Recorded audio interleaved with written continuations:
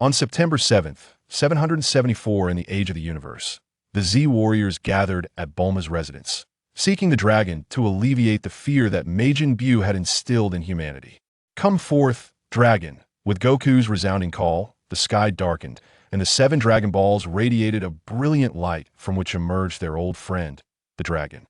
Gazing at the assembled warriors, the dragon, though familiar with them, maintained an air of grandeur. "State your wish, any wish I can grant." His commanding voice echoed with authority. Yet the Z warriors, having encountered him numerous times, remained unfazed, save for Goten and Trunks, who expressed considerable excitement. Without further ado, Goku declared, "Dragon, please rid those revived from Buu's wrath of their fear." That wish is simple. The dragon's eyes glowed red and moments later proclaimed, "Your wish has been granted. State your next wish." Goku scratched his head, beaming, "Thank you, dragon, but I have no further wishes." With that, the dragon dissipated, transforming back into the Dragon Balls. "Which sort of way did I haven't made my wish yet?" Bulma glared at the departing Dragon Balls, exclaiming fiercely at Goku. He quickly sidestepped, saying, "Bulma, I'm starving. Let's eat. Where's Vegeta?" Goku, despite his bravado, harbored a degree of trepidation towards Bulma and hastily shifted the topic. Understanding his nature, Bulma refrained from probing further, recognizing that the dragon's cooldown period would be halved if no wish was made. "Vegeta is probably off training somewhere again," he said, not to bother him with such trivial matters. "Even though we came to request the dragon's wishes, it's still a gathering," Bulma lamented as she walked. "Let's eat without him. Perhaps Goku's power has overshadowed him." Krillin chuckled, and Goku merely smiled, unperturbed. The Z warriors followed Bulma to the courtyard, where a feast awaited, and soon laughter filled the air as they enjoyed their meal together. Meanwhile, Vegeta found himself in a dire predicament. While training in the gravity chamber, an inexplicable force invaded his mind, rendering him unconscious. This force seemed intent on exiling his very soul. Sensing imminent danger, Vegeta's spirit awakened, yet he could not resist the overwhelming power. His soul screamed in defiance, striving to preserve its essence against the encroaching force, reminiscent of the time he had been controlled by Babidi, except this time he had not willingly relinquished control. Vegeta felt his soul being tugged in a chaotic void, and he emitted anguished cries as it was gradually diminished. Time became an illusion until, in his hazy consciousness, he recalled memories of his childhood, his father teaching him the battles against Kakarot, and moments with Bulma and Trunks.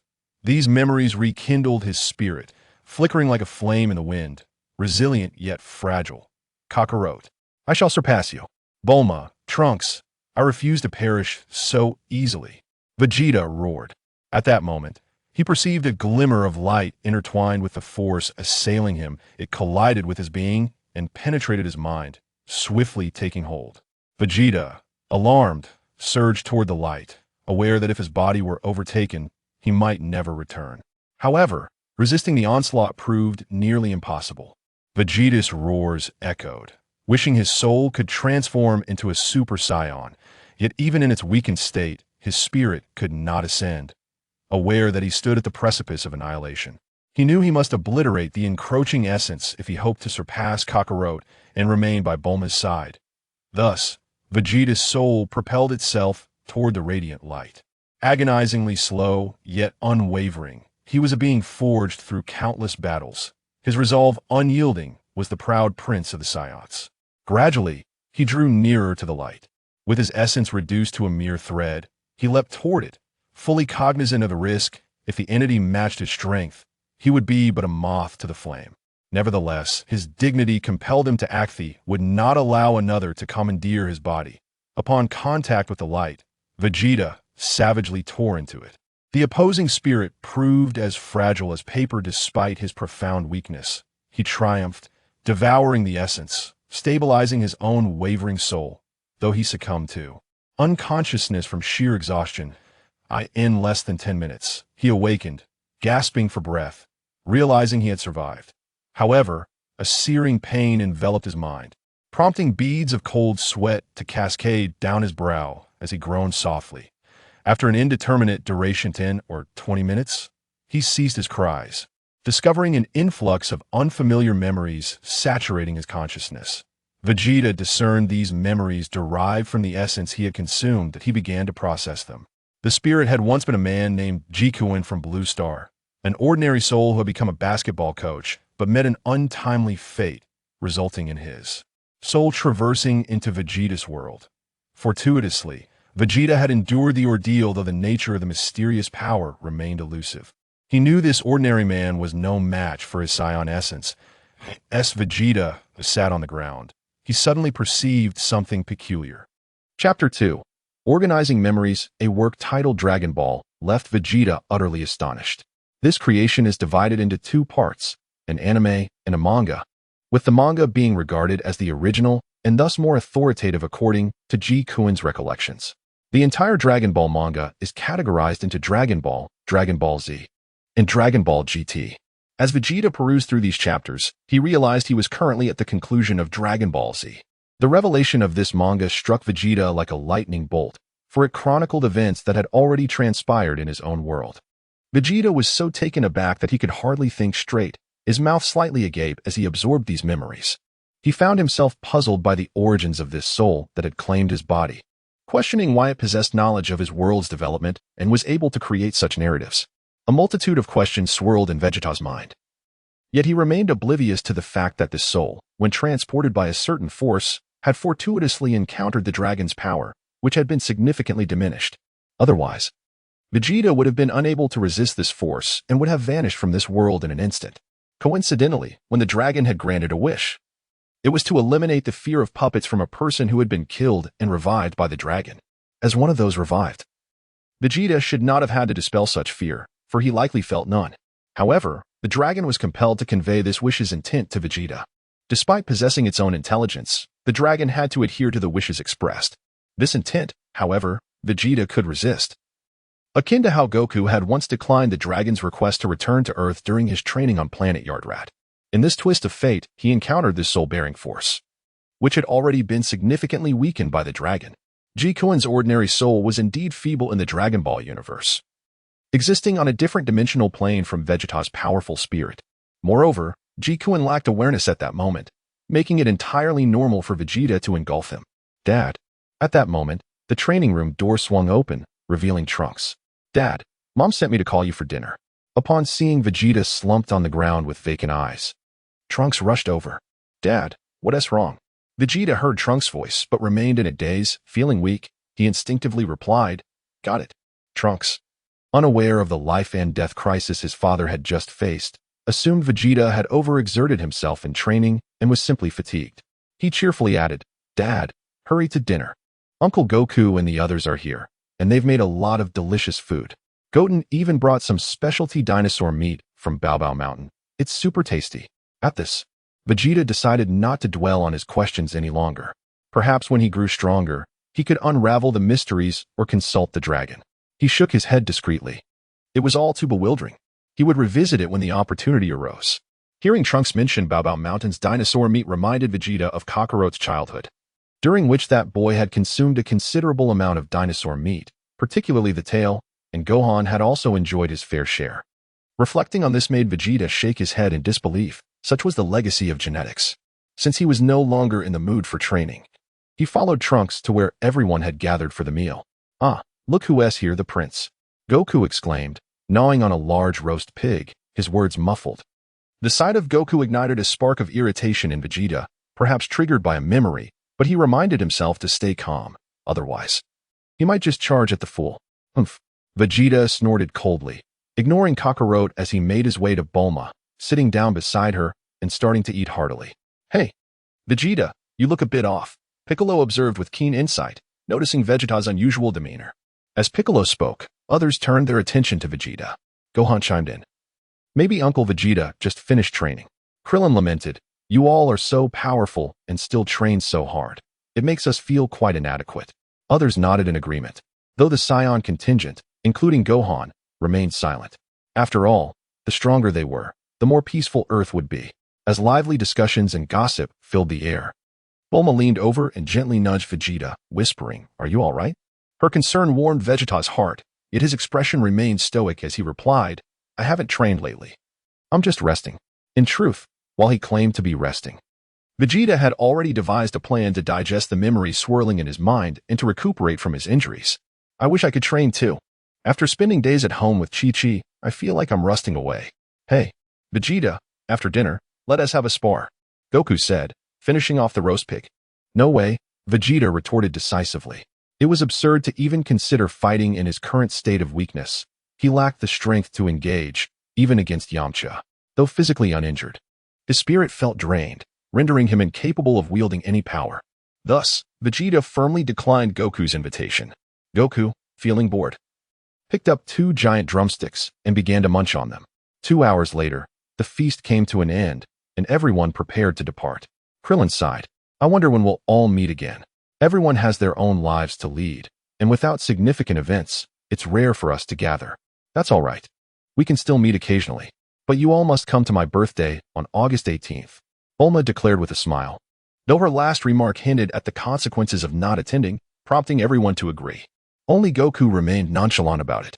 Soon, Tien and Kaiatsu were the first to leave, followed by the rest of the group.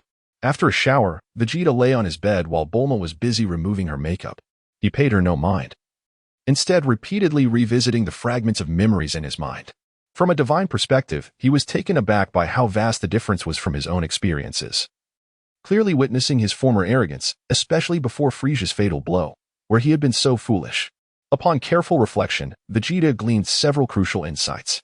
First, throughout his training, he had lacked a mentor's guidance and had relied solely on his own exploration, while Kakarot had always had esteemed teachers guiding him, even continuing his training in the afterlife. This was also reflective of his own character. Although Vegeta had no intention of changing himself, he felt a desire to seek a mentor. Second, Jikuin's world had deemed him an overly diligent genius. While it appeared as praise, it meant he had overexerted himself without balancing work and rest. Spending all day in the gravity chamber, he had indeed made progress. But it had consumed an inordinate amount of time. His Super Saiyan 2 transformation had taken 7 years of arduous training. Third, in 10 years, the 23rd World Martial Arts Tournament would take place, marking the conclusion of Dragon Ball Z and the commencement of Dragon Ball GT. He pondered whether his world followed the timeline of GT since Jikuin's memories indicated that GT existed as a parallel universe. And Akira Toriyama had yet to create new Dragon Ball works when Jikuin had crossed over. Thus, he resolved to enhance his abilities during these 10 years, especially considering that Vegeta's fate in GT was not particularly favorable. Fourth, the legitimacy of Super Saiyan 4 remained to be verified, as in GT. Vegeta could directly ascend to Super Saiyan 4, bypassing Super Saiyan 3 entirely. What could this mean? Vegeta was determined to unravel these mysteries within the decade to come. Chapter 3. The journey to Adrat Star. Lost in thought, Vegeta unknowingly drifted into slumber. He had no recollection of when Bulma had gone to bed. Upon awakening, he found himself alone, and Bulma's absence struck him as peculiar. Vegeta, who usually devoted himself diligently to training, had suddenly allowed himself this extended respite, which felt rather unusual to her. Nevertheless, she chose not to disturb him and rose early to attend to her work. As Vegeta roused himself, he noticed a significant improvement in his vitality compared to the previous evening. However, the wounds to his spirit were not so easily mended. At that moment, Trunks burst into his room and quietly inquired, "Daddy, you mentioned taking me to the amusement park." Vegeta paused, taken aback. When had he ever promised this child? Sensing his confusion, Trunks reminded him, "You said that if I hit you in the training room, you'd take me to the amusement park." Vegeta's memory returned, recalling that prior to the martial arts tournament, he had been assessing Trunks' abilities in the training room, only to be unexpectedly struck by Trunks' Super Saiyan transformation. He had indeed made that promise, but the whirlwind of events that followed had caused him to forget. Since Trunks had brought it up, Vegeta decided to fulfill this promise, reasoning that he could not train at the moment. "Call your mother. We shall go tomorrow," he declared before proceeding to wash up and have breakfast. Trunks, elated, dashed outside. And as Vegeta watched his son's retreating figure, he couldn't help but think of future Trunks, who must have endured great hardships. He resolved to provide young Trunks with a joyful childhood. Thus, a month passed. Vegeta felt his body had nearly recovered, and during this time, he had spent more moments with his family, engaging in reflection and mental training. He had made a decision. It was time to embark on new training, with his first step being a journey to Adrat Star. He had contemplated this thoroughly and recognized his lack of guidance from a master. Despite his formidable strength, he acknowledged the existence of many prodigies in the realm of training. He had no intention of consulting Master Rashi, King Kai, or the cat from the heavenly temple, perhaps due to his own nature. Having traversed the cosmos, he was aware of the peculiar abilities possessed by the inhabitants of Adrat's star. Within a year of Kakarot's arrival there, he had mastered instant transmission and the Super Saiyan transformation, growing even stronger. Vegeta had suffered greatly in his past endeavors and thus resolved to learn all the techniques of the Adrat inhabitants, allowing himself an indefinite period for this pursuit. He had discussed this plan with Bulma, who stipulated that he must return at least once a year. Vegeta, somewhat fearful of Bulma, felt fortunate that she agreed to his journey.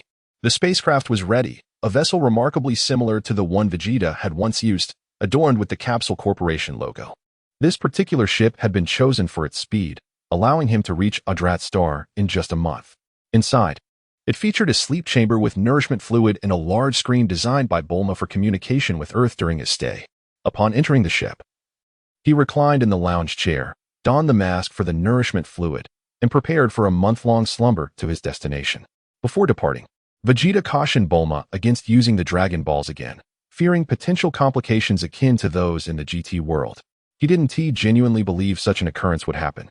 After all, the Namekians had utilized the Dragon Balls countless times without issue despite their long history.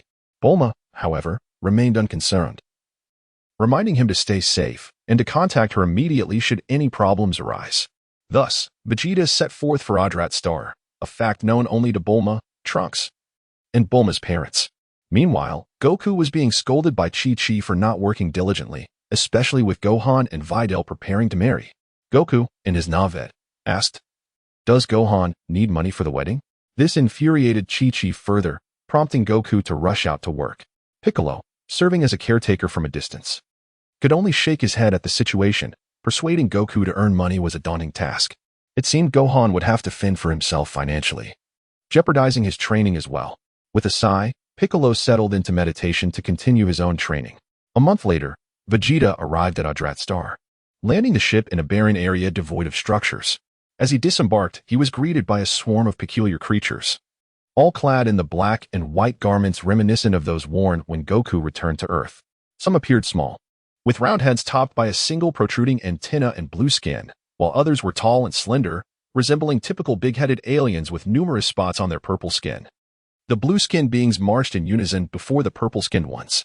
A leader among the blue beings approached, extending a hand and exclaiming, "Hey, welcome." The crowd echoed the sentiment enthusiastically. Vegeta, taken aback, responded, "Hello," and shook the leader's hand, bemused by their striking resemblance to one another. The thought of training with so many identical beings was daunting. He feared he might become visually fatigued. The leader then smiled and said, "You must be Vegeta. I've heard about you from Goku." Vegeta nodded. The leader continued, "Before Goku arrived, our planet was attacked by the Ginyu Force." Vegeta replied, "I suppose the Ginyu Force was contemplating how to conquer this place? We are immensely grateful for your and Goku's assistance in eliminating them." The leader expressed with genuine gratitude. "You're welcome," Vegeta acknowledged with a nod. The leader guided Vegeta towards their city, accompanied by a throng of curious onlookers, while behind them trailed the purple-skinned inhabitants, who primarily served as guards or attendants. Upon reaching a grand structure, Vegeta inquired, "By the way, who taught Kakarot instant transmission back then?" Chapter 4. Spirito, the leader of the small blue beings, was taken aback. "Who? I forgot to mention." The small blue one raised both hands, and all the surrounding small blues and purples vanished. "I forgot to tell you, it's just me here." The sudden disappearance of the others startled Vegeta, who looked at the leader of the small blue beings in confusion. As the leader walked, he explained, "Our strength is relatively weak, and our numbers are few. Therefore, for safety reasons, to prevent our planet from being invaded, we usually increase our numbers to create an illusion of greater safety. At first, the Ginyu Force probably hesitated to attack because they saw your large numbers and heard rumors of your strange techniques. Am I right?" Vegeta inquired. The leader of the small blue shook his head. "I don't know. The Ginyu Force arrived on Yardrat and began their destruction, but then they left abruptly. We don't know what happened specifically. As for our strange techniques, we have none. We merely comprehend certain things during our training, such as instant transmission. When you meet the Elder, he will explain it to you." Instant transmission was also taught to Goku by the Elder. "Look, ahead is where the Elder resides." The small blue pointed towards a massive structure in the distance. As they approached the entrance, the door opened automatically, towering 3 times the height of Vegeta. Upon entering, a colossal small blue appeared, resembling the previous one, but with 2 antennae on its head and 2 tendrils below its mouth, exuding a far greater aura. 2 small purples stood beside him like sentinels. "You are Vegeta, correct?" The elder, Pibra, bowed slightly, extending his hand with a smile to shake Vegeta's. Vegeta nodded and reciprocated the gesture. "This is our planet's elder, Lord Pibra," the small blue introduced. Vegeta, unfazed, directly asked, "Did you teach Kakarot instant transmission?" Elder Pibra smiled and nodded, unperturbed by Vegeta's rudeness. "What brings you to Yardrat, Mr. Vegeta? I have heard that the Yardrat people possess peculiar abilities." And Kakarot mentioned that his training here was immensely beneficial due to the numerous skills learned. "I have come to study and train, hoping to acquire all the techniques of Yardrat. Please, teach me these skills." It was the first time Vegeta had ever made such a request. And despite the words coming from his mouth, he maintained an air of indifference. "You seem to be somewhat mistaken. We do not possess a plethora of techniques." Elder Pibra gently stroked the tendrils beneath his mouth, stating, "What we know arises from the mastery of Spirito." "What is Spirito?" Vegeta asked. "Spirito is what Goku refers to as Ki. Do you know?" The leader of the small blue explained. Vegeta acknowledged with a nod. "Yes, I understand." Suddenly, the small blue appeared behind Vegeta, demonstrating instant transmission, a technique born from mastering Spirito, and multiplication as well. Numerous small blues separated from the leader, who then reverted to his original size, showcasing gigantism. Following this, the small blue demonstrated techniques such as shrinking, telekinesis, and burrowing, all for Vegeta's observation. At that moment, Elder Pibra spoke. "All of these techniques are realized through the control of Spirito, something every Yardratian can accomplish. If you grasp the structure of Spirito and learn to use it effectively, these techniques will become simple. The key lies in your ability to master your power. Training will then become much easier." "Understood. Then teach me to control Spirito," Vegeta stated solemnly. Pibra nodded. "Come, let us proceed to the training grounds." The trio arrived at a forest of needle-like peaks, aptly named for the multitude of slender white structures that resembled needles, varying in height and size, with their tips not being sharp.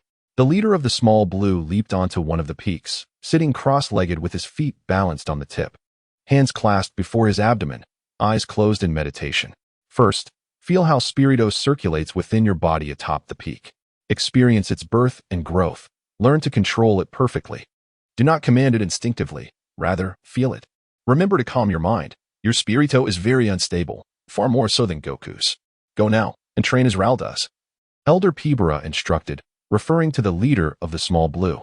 Vegeta glanced at Raul and ascended to a nearby peak, mirroring Raul's posture. Vegeta settled in a cross-legged position on another peak. This stance felt peculiar, but he did not dwell on it, following Pibra's guidance. Seeing Vegeta atop the peak, Pibra nodded and joined him on a peak, closing his eyes as well. Interestingly, in this position, Vegeta felt he could perceive the key within him. He focused on understanding his Spirito, taking his time. After all, he was determined to surpass Kakarot and sought a training path suited to him through the methods of the Yardrat people. Listening to Pibra's words, Vegeta began to comprehend that his previous training had relied solely on brute force, spending countless hours in the gravity chamber without ever pausing to contemplate the essence of Ki, the connection between Ki and body control and balance. Thus, Vegeta commenced his training. In the Dragon Ball universe, Ki consists of courage, righteousness, vitality, and bodily energy. Courage and righteousness represent pure mental strength, while bodily energy denotes pure physical strength. Vitality is unique, encompassing both physical and mental energy, arising from innate ability and acquired training. A person's physical body has limits regardless of training, making vitality a means to enhance strength and push the body's boundaries. This is the essence of training. Over the years, Vegeta had passively engaged in cultivating his vitality, primarily enhancing his bodily energy without actively training his vitality. The growth of combat power also indirectly stemmed from the enhancement of bodily strength and courage. Hence, despite rigorous training and frequent immersion in the gravity chamber, the results had been minimal, and this was the reason behind it. Chapter 5. Instant transmission. Your bodily energy is overwhelmingly vast. Yet the connection between your physical form and your chi remains insufficiently balanced. Calm your mind. Your spirit is rather unstable, First, you must master the spirit within your body. Such an immense spirit requires diligent cultivation. Time seemed to stretch on, and then Vegeta heard the voice of Pibara. Goku once meditated here for 150 days. And your spirit now surpasses Goku's in both magnitude and volatility. During your training, I shall ensure your nutritional needs are met, so do not worry about sustenance. Vegeta opened his eyes slightly and nodded before returning to a state of contemplation. As Pibara noted, both his spirit and mind were unsteady. Vegeta, prone to impatience, had become restless, prompting Pibara to intervene with timely reminders. Although his physique had grown formidable, his internal organs bore the scars of accumulated strain, the result of pressure-induced injuries. This burden necessitated nurturing through his spirit, which would better harmonize his body and breath. Pibara discerned the toll that the gravity chamber had exacted on Vegeta's body. While Saiyan physiology is robust, relentless training cannot continue indefinitely. Nurturing the body with spirit is a prudent approach. Vegeta's physical strength was already considerable. Now, he required not only mental elevation but also mastery over his chi and a sense of balance within himself. For 3 full months, Vegeta remained in meditation. Countless times he felt on the verge of abandoning the practice. Yet Pibara's brief words served to ground him once more. Some were instructive, some encouraging, and many were motivational. For instance, whenever Pibara mentioned Goku, a surge of determination coursed through Vegeta, compelling him to refocus. At last, after 3 months, Vegeta stood. Pibara and Rao stood beside him. And Pibara nodded in approval. You have made remarkable progress in controlling your spirit, surpassing Goku's pace. Now, I shall teach you the techniques of spirit manipulation. Vegeta smirked. Of course, I am far more astute than Kakarot. Though he outwardly displayed nonchalance, inwardly he felt a sense of accomplishment. Pibara took Vegeta to the palace where he had previously trained and paused momentarily before inquiring, do you require rest? Mastering spirit control can be quite taxing. A balance of work and rest is essential. Suddenly, Vegeta realized how long it had been since he had contacted Bulma and the others. He decided to visit them, informing Pibara that he would rest for the night and return in the morning. With a resounding boom, Vegeta took flight, propelling himself like a cannonball. He marveled at how his ordinary flying speed had increased several-fold. The flow of chi within him was much smoother than before. Within mere seconds, he arrived at the spot where he had initially descended. Upon entering the spacecraft and activating the communicator, Bulma's image appeared immediately on the screen. As soon as the connection was established, her voice boomed. Vegeta, where have you been? I haven't heard a word from you. Vegeta sighed. I have been training here. The Ydratans are quite amicable. He spoke little, merely assuring them of his well-being, while Bulma bombarded him with questions about the Ydratans, the planet's tourism potential, and its culinary delights. Trunks, drawn in by her enthusiasm, chimed in, pleading with his father to take him to Yadrat for a visit, his simple desire being to play. Vegeta asked, can this communicator be detached? If so, I shall remove it now and let you see Yadrat. Bulma replied, of course it can be disassembled. I anticipated this situation. How clever of me. Her smug expression mirrored Vegeta's own prideful demeanor. After Bulma explained how to detach the communicator, Vegeta sought out Rao and Pibara. A short while later, he returned to the spacecraft with some food and fell into a deep slumber. The next morning, Vegeta tidied himself and made his way to Pibara's dwelling. Upon seeing Vegeta, Pibara greeted him and stated, today, I shall teach you the fundamental techniques of enlargement and reduction. He then demonstrated these abilities, elucidating their principles and methods. Vegeta recognized their limited practical application, but patiently engaged in the learning process, understanding that they represented the simplest applications of spirit. Within half an hour, Vegeta had mastered the technique, prompting Pibara to nod in commendation. Indeed, you are the most perceptive genius I have encountered. Pibara then imparted several basic techniques to Vegeta, mostly methods employed by the Ydratans for intimidation or self-preservation, such as burrowing underground, reproduction, and evading water, all of which Vegeta swiftly assimilated. Next came the technique of instant transmission, a more complex endeavor. Instant transmission involves perceiving a medium capable of supporting one's spirit, transforming one's essence into spirit, and achieving a frequency resonance with that medium's spirit. This allows for the instantaneous relocation of one's spirit to the vicinity of the chosen medium. Goku had only grasped half of this technique, as he had to sense another's chi to capture the necessary frequency. True mastery of spirit even enables one to perceive the chi of planets and specific objects. This understanding depends on your intuition. I have shared the principles with you. Now, you must attune yourself to the spirit of Rao, attempting to teleport beside him before exploring the spirits of others. Once you comprehend this method, resonance with the frequencies of all things will become effortless. However, this is not a skill to be acquired overnight, unlike Goku, who learned only half and returned home. You must strive for complete mastery. Pibra regarded Vegeta, who nodded in response. I understand. I am not in a hurry. I shall master it fully. Chapter 6. Galactic Patrolman Mel's Pabala elucidated with clarity that the concept of instantaneous movement involves projecting an individual in the form of a spirito, subsequently locating a carrier at a distant location to intercept the spirito and reform the individual. The carrier could be another person or an object situated far away. To accurately identify this carrier, it is imperative to know its frequency. Hence, it is essential to comprehend the spirito of the object in question prior to the teleportation. Upon grasping this frequency, one must utilize their understanding of spirito to vibrate their own spirito at the appropriate frequency, allowing it to propagate.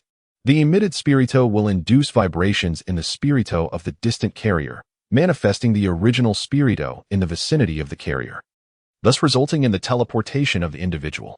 Vegeta recognized that mastering the essence of instantaneous movement hinged upon spirito, prompting him to sit upright, close his eyes, and first attune himself to the vibrations of his own spirito, gradually extending his awareness to the spirito of others. The training was invariably lengthy, and thus, Vegeta remained in deep concentration until he felt he had grasped the technique of instantaneous movement.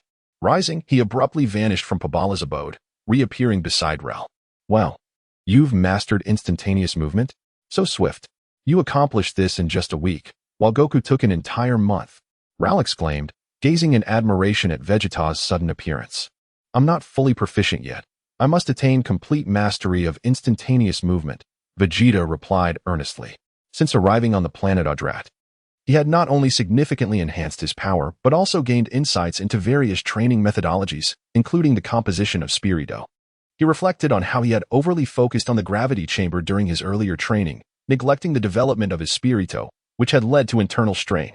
Even now, he was still using spirito to rejuvenate his body. Such realizations were far clearer than when he had trained alone, especially with the opportunity to learn numerous techniques. According to Rao, the planet Adrat was home to 4 great secrets, with instantaneous movement being merely one of them. While the sensations of instantaneous movement and simulating the spirito of humans were relatively straightforward, emulating animals or unique objects endowed with spirito, as well as planets, proved to be a more formidable challenge. It took Vegeta a full 6 months to achieve modest success, particularly in understanding the spirito of planets and animals. The true difficulty lay in the special objects possessing spirito, which he had yet to encounter. Pabala advised Vegeta not to rush. With sufficient experience, success would naturally follow. Throughout this half-year, Vegeta remained diligent in his training, feeling that he had surpassed Kakarot by a considerable margin and reached the pinnacle of his Super Saiyan 2 form. While still struggling with Super Saiyan 3, practice instantaneous movement more. Try teleporting to more distant planets. With your strength, you'll have no trouble, regardless of the environment. You can use spirito to withstand or survive in any harsh conditions. Explore various planets and encounter those special objects with spirito. We, the inhabitants of Adrat, lack the power to roam the universe, so we have never seen them. Please bring back your discoveries, Pabala encouraged. Nodding in agreement, Vegeta reflected on the numerous nearby planets he had visited over the past 6 months. Although they were not far from Adrat, he had yet to come across any special objects endowed with spirito. Thus, Pabala suggested that Vegeta venture further afield. Sensing a peculiar life force emanating from a distant planet, Vegeta decided to investigate. With keen perception, he quickly grasped the spirito of this planet and vanished from Pabala's sight. Pabala watched with a smile as Vegeta disappeared, recognizing him as a diligent genius. In the next moment, Vegeta found himself in a world engulfed in swirling sand. Hey, you bastard, where did you come from? Get lost. A throng of people rushed past Vegeta, cursing him for obstructing their path and startling them with his sudden appearance. Vegeta's gaze hardened, with a mere wave of his hand. The group fell to the ground, unable to rise. At that moment, a voice echoed from a distance. Thank you, my friend, for your assistance. These individuals are criminals.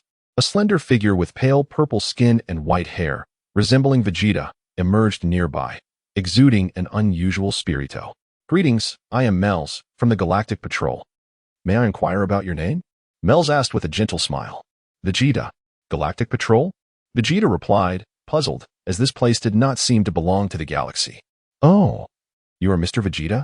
Miles gestured for his subordinates to apprehend the criminals, swiftly approaching Vegeta. The Galactic Patrol is aware of me," Vegeta pondered, having had no prior dealings with them. "We have heard of your exploits alongside Mr. Son Goku and the other warriors in defeating Majin Buu. We have long wished to pay a visit, but time has been scarce due to the overwhelming number of criminals. The current offenders have escaped from the galaxy, necessitating considerable effort to pursue them," Miles explained, noting Vegeta's confusion.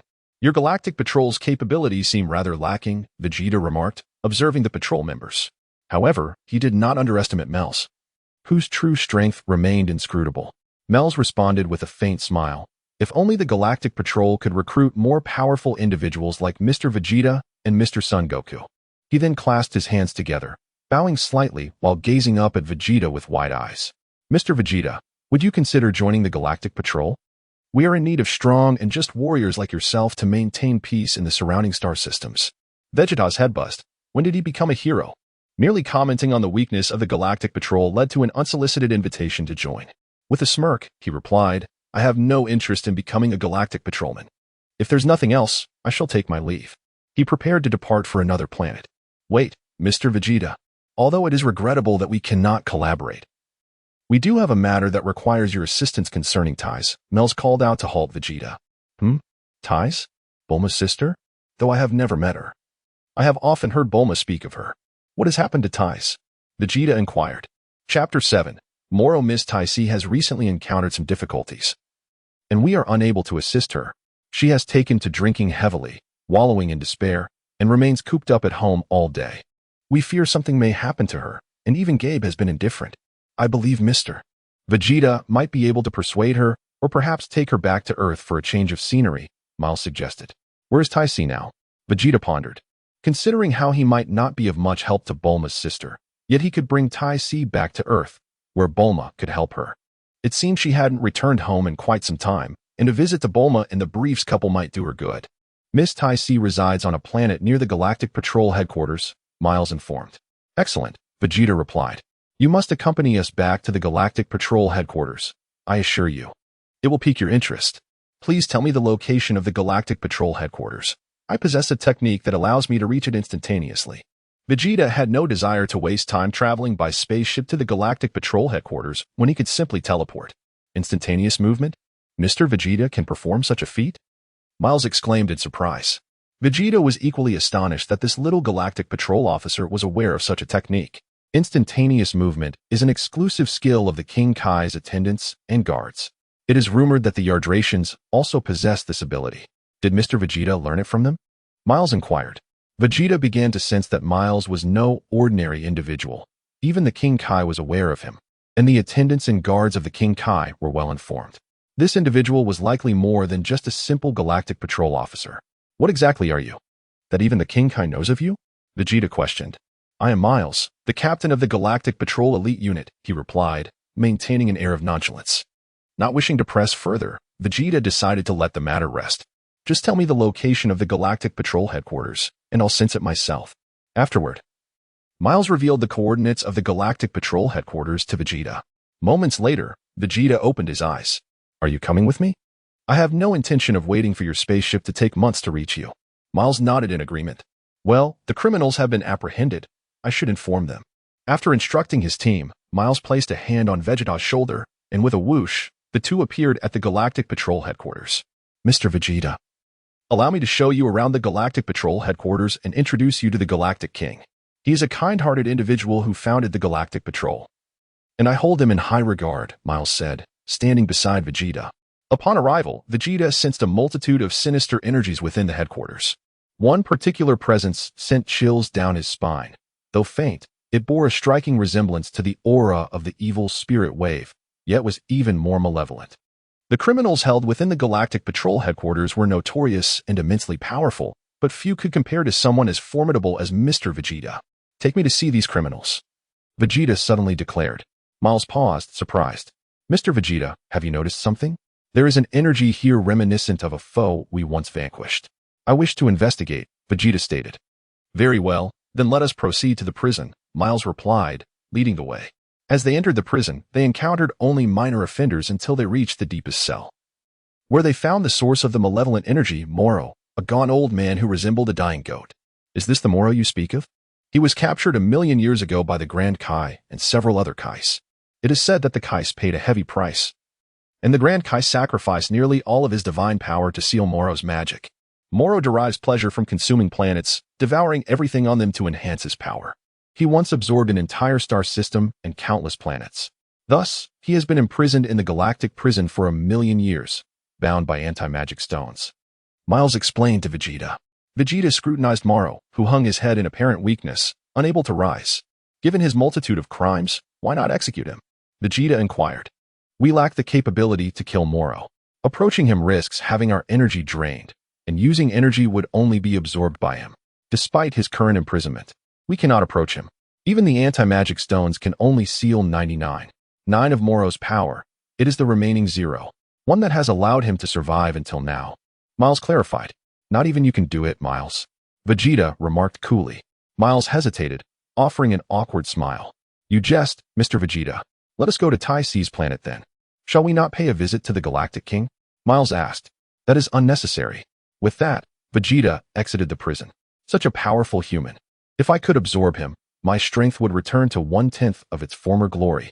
Moro mused from the dark corner of his cell. After leaving the prison, Miles informed Vegeta of Tai Si's location, and the two teleported to her planet. In a city resembling Earth, they stood before a house rich in terrestrial character, where Miles knocked on the door. Miss Tai Si, are you home? Miles called. Who is it? Came a rustling voice from within. Moments later, Tai Si opened the door. Captain Miles, what brings you here? Miss Tai Si, this is Mr. Vegeta, Miles introduced. Oh, you are my brother-in-law? Tai Si exclaimed, her lackluster demeanor brightening. Please, come in. Vegeta nodded and followed Miles and Tai Si into her abode. Tai Si prepared 3 cups of tea, and the trio sat at the table. Miles began, Miss Tai Si. I encountered Mr. Vegeta while apprehending criminals. I heard you have been facing some troubles, so I brought him along to see if he could assist you. Indeed, my novels have seen a steep decline in readership. I have no material for my next work and am nearly at my wit's end. I previously mentioned to Captain Miles my desire to witness a criminal capture to gather inspiration for a new novel, Galactic Heroes, but he declined, Tai Si lamented, casting a reproachful glance at Miles. Miles chuckled sheepishly. That is why I brought Mr. Vegeta. He and Mr. Goku recently defeated Majin Buu, a significant event indeed. They're true heroes. Vegeta quickly grasped that Miles intended for Tai Si to write about them. Sure enough, Miles continued, Mr. Vegeta is Miss Tai Si's brother-in-law. I believe she could draw inspiration from him to craft a tale of defeating Majin Buu and saving the universe. However, I hope this story features Mr. Vegeta and Mr. Goku as members of the Galactic Patrol. It turned out that Miles had ulterior motives in inviting Vegeta to promote the Galactic Patrol. Upon hearing this, Tai Si was thrilled, realizing that such a tale, given her writing prowess, could certainly become a sensation. Thus, she implored Vegeta for assistance. Vegeta, feeling a knot of reluctance in his heart, was aware that this request stemmed from Bulma's older sister. Refusing could very well lead to Bulma's wrath. Although Vegeta was unwilling, he ultimately acquiesced, agreeing to accompany Tai Si back to Earth to commence their creative endeavor. The reason for returning to Earth was that he had envisioned an exceptional candidate. However, he was caught off guard by Myers' unexpected maneuver, which left him quite displeased. He turned to Myers and inquired, What do you mean by this? His irritation was palpable. Myers, maintaining his composure, responded with a subtle smile, Mr. Vegeta, I must confess that my invitation was indeed self-serving. If I were to share with you a rare piece of information, I hope you might forgive my previous arrangements. Vegeta, intrigued, asked, Oh, what news? He understood that Myers was an enigmatic figure, and regardless of whether the information would be of use to him, he was keen to hear more. Chapter 8, Zuno Mr. Vegeta, are you familiar with Mr. Zuno? Miles inquired of Vegeta. Vegeta shook his head, indicating his unfamiliarity. Mr. Zuno is an extraordinary individual, possessing knowledge of everything in the world, even patterns and information about people he has never encountered. I believe there are matters you would wish to understand as well, Mr. Vegeta, Miles continued. Vegeta nodded. So, one merely needs to find Zuno to acquire the information they seek? Naturally, there are conditions.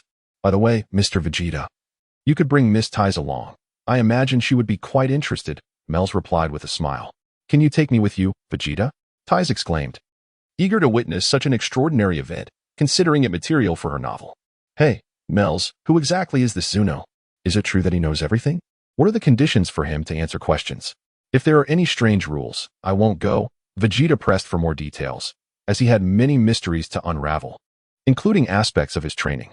To forge his own path, he needed to understand everything. Otherwise, he would remain in Kakarot's shadow. Rest assured, Mr. Vegeta, I am not deceiving you. Few in the universe are aware of this person. As for the conditions, they are quite simple. You will discover them upon your arrival. To my knowledge, there is nothing Zuno does not know. Mel's maintained his calm demeanor, exuding confidence. Will fulfilling the conditions grant answers to countless questions? Is such a miraculous person truly out there? Ties asked, her curiosity piqued. Indeed, Miss Ties, Mel's confirmed with a smile. If Captain Mel says so, then it must be true, Vegeta. Shall we head to Mr. Zuno's planet? Ties expressed her trust in Mel's, glancing at Vegeta. Vegeta decided to place his faith in Mel's. Recognizing the man's enigmatic nature but also his sense of justice, he likely had no reason to deceive him. Then please tell me the location. Ties and I will proceed. Should I find that you are lying, I will teach you a lesson, Vegeta warned. Mr. Vegeta, you jest. I would never lie. Since you are skeptical, take Miss Ties to Zuno's planet first, and then return to Earth to assist her with her work. Zuno's planet is located at. Mel's began to reveal the coordinates. Vegeta focused his senses. Zuno's planet was modest in size, but a particular life form, the Spirito, stood out prominently. After simulating the journey, Vegeta opened his eyes and said to Ties, I have located Zuno's planet. Place your hand on my shoulder. I will take you there. What? I had no idea Vegeta could teleport. Ties thought, bemused by his words. Just as Ties looked at Vegeta with a puzzled expression, Mel spoke up, Mr. Vegeta possesses a remarkable ability that allows him to transport Miss Ties to Zuno's planet in an instant. Feel free to experience it, Miss Ties. Ties stared at Vegeta in astonishment. She had heard from Bulma that her brother-in-law was formidable, but Bulma had described him as someone solely focused on training, lacking in charm and warmth. However, she had never heard that Vegeta possessed such extraordinary powers. Otherwise, she would have urged him to take her to other planets to enrich her creative inspiration. Perhaps he wasn't as difficult to approach as Bulma had suggested, Ties mused. Placing her hand on Vegeta's shoulder, unaware of Ties' inner thoughts, Vegeta's amiable demeanor stemmed from his respect for Bulma. In an instant, Vegeta and Ties vanished before Mel's. Moments later, they materialized within a magnificent, opulent wooden palace. Inside, 3 figures stood, the colossal infant seated on a throne larger than Frieza, presumably Zuno, and 2 smaller figures likely serving as guards or possibly his offspring. Where are we? Ties gasped, astonished. Did we really arrive at Zuno's planet in an instant? Wow, this is incredible. You must be Zuno, Vegeta boldly addressed the gigantic infant. Who are you? Lord Zuno does not meet impolite visitors, the 2 smaller figures interjected, angered by the sudden arrival of Vegeta and Ties. Just as Vegeta prepared to teach the impudent guards a lesson, Zuno spoke. I am Zuno, and there is nothing in this universe that I do not know. Since you are here, offer your tributes. What tributes do you desire? Vegeta asked. You do not even know the rules for visiting Zuno's planet? How did you arrive here? Speak. Before Zuno could elaborate, the 2 smaller figures displayed their prejudice against Vegeta and Ties. Vegeta, unable to tolerate their provocation, unleashed his formidable aura, shattering the wooden columns and walls, instantly reducing the palace to ruins. Zuno remained unfazed, while the smaller figures displayed fear. Zuno then remarked, I now know who informed you of Zuno's location and how you arrived. Since you are unaware of the rules, let me enlighten you. Every questioner must offer Zuno a kiss. Zuno's tone remained courteous, clearly respecting Mel's, who had facilitated Vegeta's visit. What? You want me, Lord Vegeta, to kiss you? Vegeta exclaimed, incredulous. Instantly transforming into Super Saiyan 2, his overwhelming aura sent the 2 smaller figures flying. Ties, standing beside Vegeta, remained unscathed. Yet the entire Zuno planet trembled as if facing an apocalypse. Vegeta's power now exceeded that of Kakarot's Super Saiyan form. He had undergone a remarkable transformation. And even facing the nefarious doll would not easily lead to defeat, though he might exhaust his stamina. With a wave of his hand, Zuno summoned a force that, though not overpowering, was inescapable, anchoring Vegeta in place. Since you refuse, let your companion come forth, Zuno said, casting a glance at Ties. Chapter 9, The Super Dragon Balls. What is this power? Vegeta sensed that this force was not particularly formidable, yet he found himself unable to break free from it. This Zuno appeared to exude a subtle strength, seemingly endowed with a mysterious power, which did not seem to belong to Spirito. Tais observed that Vegeta was acting strangely, as if he were struggling with great effort. The aura that Vegeta had been emanating dissipated, and the planet ceased its tremors. Tais soon realized that this was likely the doing of Lord Zuno. After all, anyone whom Meruz, the elite captain, praised with such admiration must possess extraordinary abilities. Indeed. In Tai's eyes, Captain Meruz was the epitome of strength, having remained undefeated thus far, which naturally inspired a sense of reverence. Lord Zuno, could you please release Vegeta? I shall present you with offerings, Tais said, swiftly approaching Zuno and planting a gentle kiss upon him. Zuno smiled and nodded, appreciating her demeanor. Very well.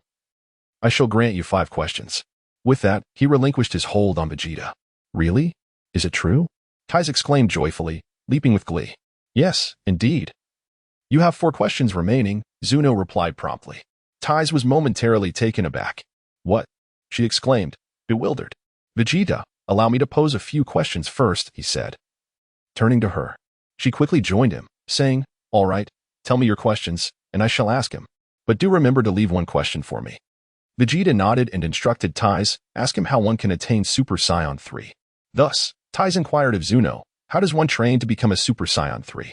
Zuno's eyes flickered momentarily before he nodded, seemingly aware of the transformation process. Super Saiyan 3 is a transformation that restores the primal nature of the Saiyan. By harnessing the Bruz wave, it influences the Saiyans, allowing them to awaken their inner savagery, transforming into a great ape, and subsequently into a Super Saiyan.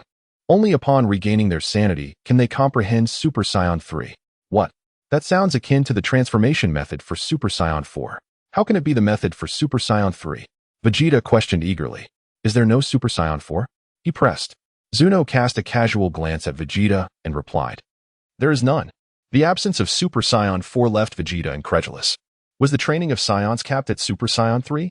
How then did Kakarot achieve Super Saiyan 3? A multitude of questions flooded Vegeta's mind. You have only 2 questions remaining, Zuno interjected.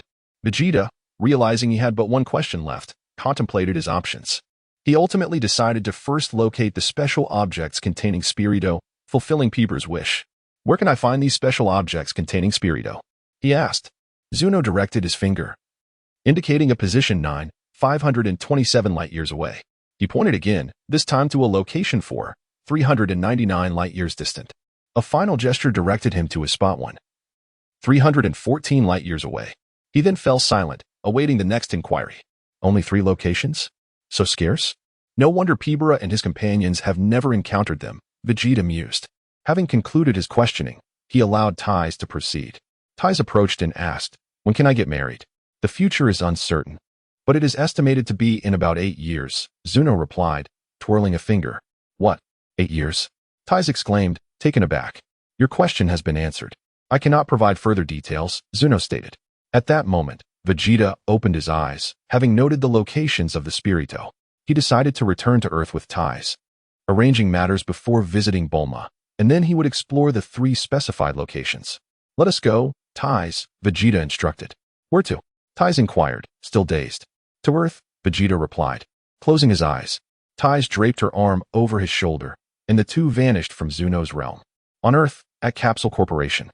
Bulma was startled when Vegeta and Tais suddenly appeared before her while she was tending to her plants. Ah, Vegeta, and you too, sister? Bulma exclaimed, wide-eyed, never expecting to see them together. Tais and Bulma quickly explained the situation, while Vegeta headed off for a shower. So, that means sister is back to write novels? Does that mean you'll be staying at home? Bulma asked excitedly. I'll go call Mom and Dad. Let us surprise them together, Tais suggested, linking arms with Bulma. Their laughter echoing as they made their way to Dr. Brief's location. Dinner that evening was a lively affair with the 6 of them gathered at the table. With both Vegeta and Trunks present, there was an abundance of food. Vegeta and Trunks silently devoured their meals, while the others engaged in cheerful conversation.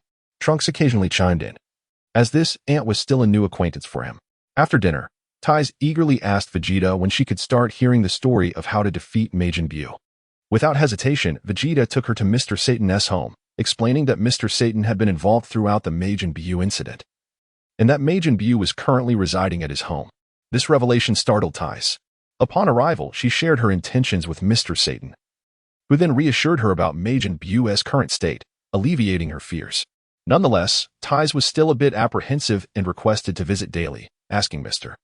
Satan to notify her when Majin Buu was absent. She then asked Vegeta to take her back to Capsule Corporation, suggesting that Bulma could accompany her to Mr. Satan's house in the future. After spending a few days at home, Vegeta set off for the locations housing the Spirito. With a flash, he found himself on a colossal orange-hued planet, its surface seemingly translucent, revealing 6 stars within. What is this? A Dragon Ball. Vegeta gasped in astonishment at the sight of such an immense Dragon Ball. Were the other 2 locations similar? With another flash, Vegeta arrived at the farthest point Zuno had indicated, and indeed, it was the 7-star ball. Another instant later, he found himself at the 5-star ball. What was happening? How could there be such gigantic Dragon Balls? Chapter 10. Contemplating the long tail, are there only these 3 Dragon Balls? What of the others? Logically, Zeno should reveal the locations of all the Dragon Balls. Why only these 3? Moreover, these 3 Super Dragon Balls cannot be taken away easily. I should return to Planet Yardrat and explain the situation to Pibra, while simultaneously honing my Super Saiyan 3 abilities. Vegeta stood upon the surface of the 5-star ball. Lost in thought, he understood that this universe was far from simple and that his own strength was insufficient. Once he completed his training, he would inform Kakarot of this matter and take him along to inquire with Zeno.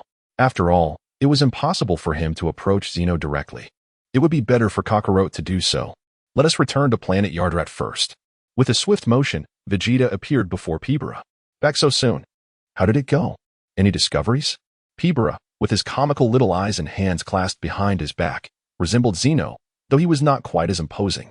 I discovered a special item containing Spilito, 3 Dragon Balls the size of planets, but I lack the ability to take them away. Vegeta nodded as he spoke to Pibra. Dragon Balls? What are those? Pibra inquired. The Dragon Balls crafted by the Namekians can grant wishes. How is it that you do not know this, Pibra? Vegeta replied. Oh, so they are wish orbs.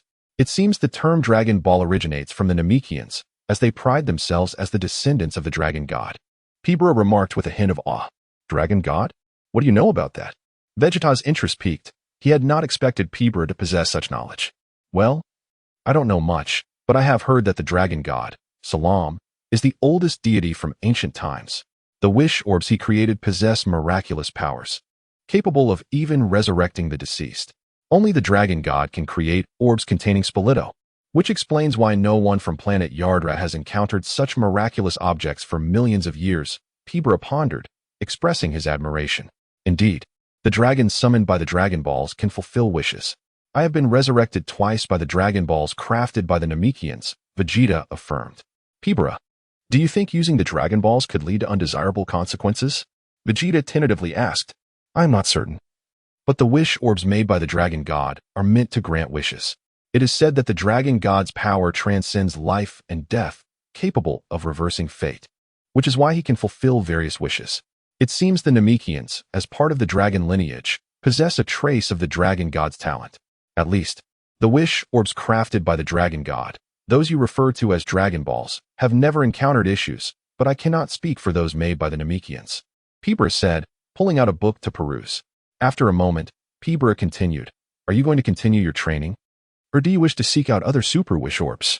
During my travels in the universe, I acquired information about a being named Zeno, who knows all things. He provided me with the locations of the Super Dragon Balls. Otherwise, I would not have found this peculiar item containing Spilito so swiftly. I find it curious that there are only 3 Super Dragon Balls when there should logically be 7. Pibra, do you know anything about this? Vegeta expressed his curiosity, believing that the Yardratians were well informed. Zeno, I have heard this title before. It is reserved for those who grasp the truths of the universe. When a new Zeno appears, the old one cannot exist. Such beings are exceedingly rare. Only deities are qualified to meet them. As for why there are only 3 wish orbs, I cannot say. Pibra replied, showcasing his extensive knowledge. Only the gods would know. By the way, Pibra, do you understand the nature of the gods? They seem rather weak, Vegeta mused. Having encountered many deities and found them lacking in strength. Not all gods are weak. The deities of the planets are merely the lowest tier, alongside those of the underworld. Above them are the Kaioshians, and then the Great Kaioshin. Generally, the Kaioshians do not intervene in earthly matters. which is why those gods possess only limited divine power and are not particularly formidable. The truly powerful ones are the gods of destruction and certain unique deities who stand at the pinnacle of the universe, Pibra explained. Gods of destruction? A purple, slender cat flashed through Vegeta's mind. Beerus. He recalled seeing Beerus visit planet Vegeta during his childhood. His father had shown great respect. Though Vegeta had not comprehended the extent of Beerus's power, only knowing that he was at least as formidable as Frieza, perhaps even stronger. It was no wonder his father had feared him. Vegeta had nearly forgotten about Beerus, as he had come to regard many gods as weak after encountering Kaioshins and others, thus not taking Beerus seriously. The god of destruction, Beerus, is it? Vegeta murmured. Pibra, do you know how strong he is? A god dedicated to destruction? I am surprised you know of Lord Beerus. The god of destruction is incredibly powerful, beyond imagination. Not long ago, he could have obliterated the Majin Buu you defeated with a single blow. As for whether the gods of destruction solely engage in destruction, I cannot say for certain. However, they do not often meddle in human affairs, though they frequently destroy planets and beings that displease them. I have heard that Lord Beerus has not made an appearance in many years, Pibra recounted thoughtfully, stroking his whiskers. Now, Vegeta had a clearer understanding of this god of destruction, a being atop the universe, acting at will, seemingly an evil deity. No wonder his father had feared him. Neglecting his duties could spell doom for planet Vegeta. By the way, Pibra, do you know about the Scions?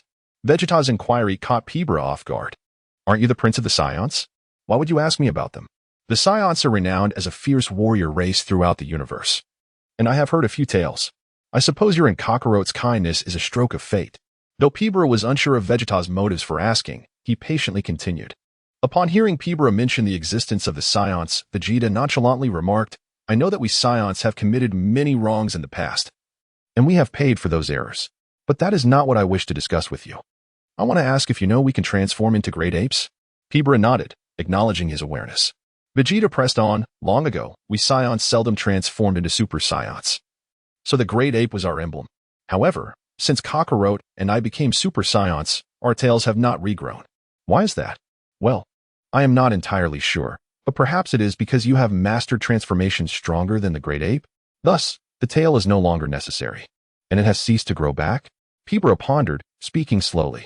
I too suspect that may be the case. Pibra, do you have any means to help me regrow my tail? Chapter 11. The 4 signature techniques of Planet Adrat. Why do I suddenly want to grow a tail? Pipala inquired. I received information from Zuno that to transform into a Super Saiyan 3, one must first become a great ape. However, it seems one must control their willpower, as transforming into a Saiyan ape form could lead to a loss of control. Once I grow a tail, I plan to try it on an uninhabited planet, Vegeta explained. His arms crossed as he leaned against a pillar. He continued slowly, Pipala, do you have any methods? Well, we have 4 signature techniques on Planet Adrat. You have already mastered instant transmission. I intended to teach you the most challenging technique, recovery, last. Although recovery might not directly cause your tail to grow, you can repeatedly use it on the tail area to stimulate its growth. I am uncertain of its efficacy, but it merits a try, Pipala suggested, stroking his antennae. For signature techniques? What about the other 2? Teach them to me as well, and once I have mastered them, I shall cultivate to become a Super Saiyan 3. Vegeta urged, stepping closer. Instant transmission, Spirito deprivation technique, recovery, and Spirito acceleration technique. These 4 are the hallmarks of our Planet Adrat. Mastering these 4 requires immense mental fortitude. Consequently, your mental strength will also amplify, and transforming into a Saiyan ape should not lead to a loss of reason, Pipala elaborated. Pipala's assessment was not unfounded. Over the past 6 months of training, Vegeta had significantly strengthened. Most importantly, his training method had transformed. It was no longer mindlessly entering the gravity chamber, which had left his body riddled with injuries and ailments he was unaware of. Now, under guidance, he was gradually nurturing himself back to health. Once he mastered recovery, he would be completely healed. Vegeta called Bulma, and then began his training with Pipala. This training lasted for 3 years. He first focused on mastering the Spirito deprivation technique, which took him 3 months to perfect. It was not overly difficult, and the remainder of the time was devoted to the Spirito acceleration and recovery techniques, both of which proved to be quite challenging. Given Vegeta's aptitude, it took him an extended period to comprehend them. The Spirito deprivation technique allows one to drain an opponent's Spirito, weakening them gradually, provided one can approach or injure the adversary. However, its effectiveness diminishes against stronger opponents. It is formidable against those of equal or lesser strength. At Vegeta's level, even a slight enhancement in combat power was a welcome gain. This technique also possesses a unique ability against those who hold Spirito that does not belong to them, such as Cell and Majin Buu. If facing Cell, Vegeta could simply approach to extract androids 17 and 18 from within him. For Buu, merely inflicting a wound would enable him to instantaneously drain all foreign Spirito. If no injury could be inflicted, the process would be slow. The Spirito acceleration technique offers a singular effect, but can be combined with countless techniques. Vegeta spent an entire year grasping it. Its purpose is to instantaneously accelerate the operation of Spirito when employed, such as when executing the ultimate flash, which ordinarily requires prolonged charging, but can be unleashed in an instant. An astonishing effect that demands profound mastery of mental power. Recovery was the most arduous technique, especially when it pertains to healing someone as formidable as Vegeta. Recovery transforms Spirito into a special form that can heal the body and can also convert it into a variant that heals the soul.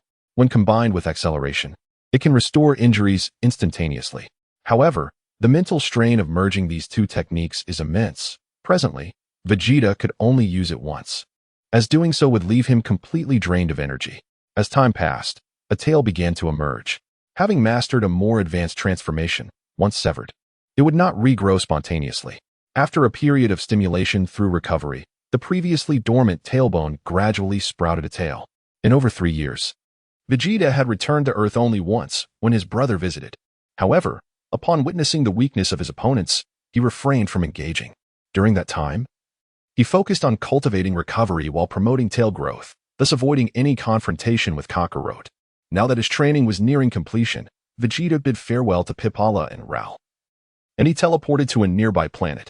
Pippala watched Vegeta disappear, marveling at his relentless diligence and talent. He felt a sense of joy in witnessing Vegeta master the techniques of Planet Adrat. Throughout their time together, Pippala had come to understand that beneath Vegeta's cold exterior lay a unique warmth and purity. Upon arriving at the desolate planet, Vegeta wasted no time. He conjured a luminous orb, a synthetic moon crafted through Spirito to replicate the Blutz waves. As the orb ascended, he felt a long-lost sensation. Warmth enveloped his tail as he gradually transformed into a great ape. The rage typically associated with this transformation did not affect him. This sensation paled in comparison to that of becoming a Super Saiyan, which he now barely felt. The key was to transform into a Super Saiyan while in great ape form, a challenge requiring a different approach to energy manipulation. Closing his eyes, he focused intently, and after a few minutes, he opened them again. With a mighty roar, the ape-form Vegeta radiated a golden aura, his fur shimmering with golden hues. A surge of ferocity surged within him, amplifying his emotions, and the Spirito within him erupted as he pounded the ground, unleashing energy waves that quickly cracked the earth around him. Suddenly, Vegeta ceased his tumultuous display. He had anticipated this reaction. His mental fortitude was already substantial. In that fleeting moment of influence, he began to regain control over his Spirito. Within seconds, he regained his rationality and closed his eyes again, preparing for the next step, reverting back to his humanoid form. Mastering the ability to control the great ape's power while in human form was crucial. This step proved to be quite simple for Vegeta. Within seconds, he grasped the technique, utilizing Spirito manipulation akin to that of his transformation. In an instant, he returned to his human form, his long hair flowing, brow raised, yet his eyebrows remained intact. The most notable difference compared to Goku was the tail, which had transformed into a golden hue, elegantly swaying behind him. Chapter 12. The arrival of the God of Destruction. Vegeta sensed a distinct difference between his Super Saiyan 3 form and that of Kakarot. His mastery over the Super Saiyan 3 power was impeccable, devoid of the leaks that characterized Kakarot's transformation, and astonishingly, it seemed not to drain his stamina at all. Vegeta realized that this was the true essence of Super Saiyan 3. Kakarot's version, achieved in the underworld, was merely a half-baked imitation. He could not help but marvel at Kakarot's genius. Having not transformed into a great ape, he nonetheless managed to grasp aspects of Super Saiyan 3. I have finally surpassed Kakarot.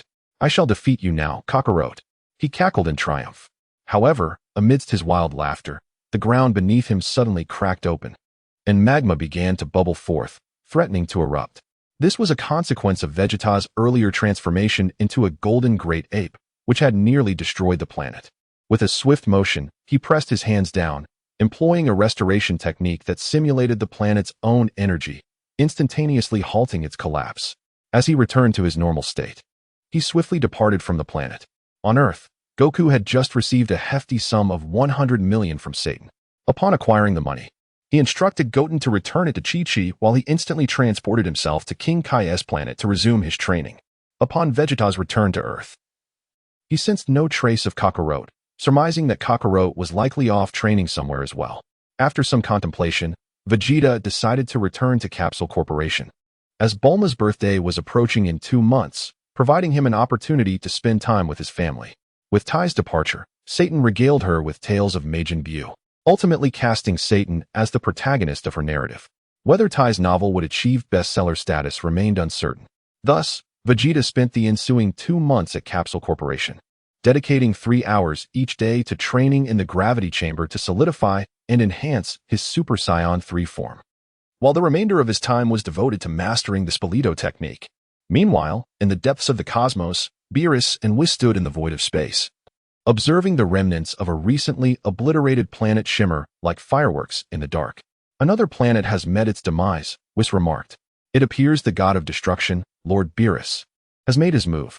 Indeed, refuse to leave refuse unattended, Beerus replied, his eyes narrowing with a peculiar glimmer.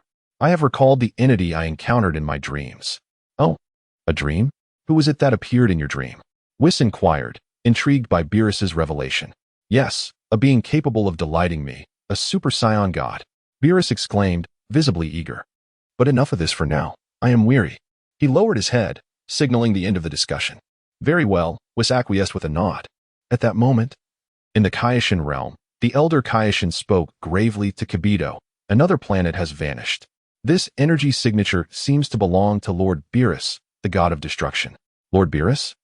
Kibito was taken aback. He was aware of Beerus's existence but had never encountered him. Following the fusion of the Grand Kaioshin and Majin Buu, the knowledge of many things had been lost. The elder Kaioshin proceeded to elucidate the symbiotic relationship between the Kaioshin and the god of destruction alongside other divine knowledge. Old ancestor, should we not intervene? Kibito asked. The elder Kaioshin delivered a light smack to Kibito's head. Go ahead and try, you brat. Kibito chuckled sheepishly, acknowledging the rebuke. Returning to the god of destruction's planet, Beerus reclined in his chair and queried, Hey, Oracle Fish, was the formidable foe from my dream a Super Saiyan god? The Oracle Fish emerged from its vessel, affirming, indeed, it is the Super Saiyan god. Whis chimed in. If the Oracle Fish has spoken, it may indeed hold truth.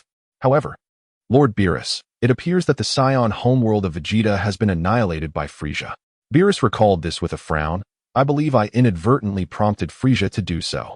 Whis glanced at his staff, noticing that a planet named Earth still harbored a few surviving Saiyans. Moreover, 2 more Saiyans were located on a distant planet named Vampa.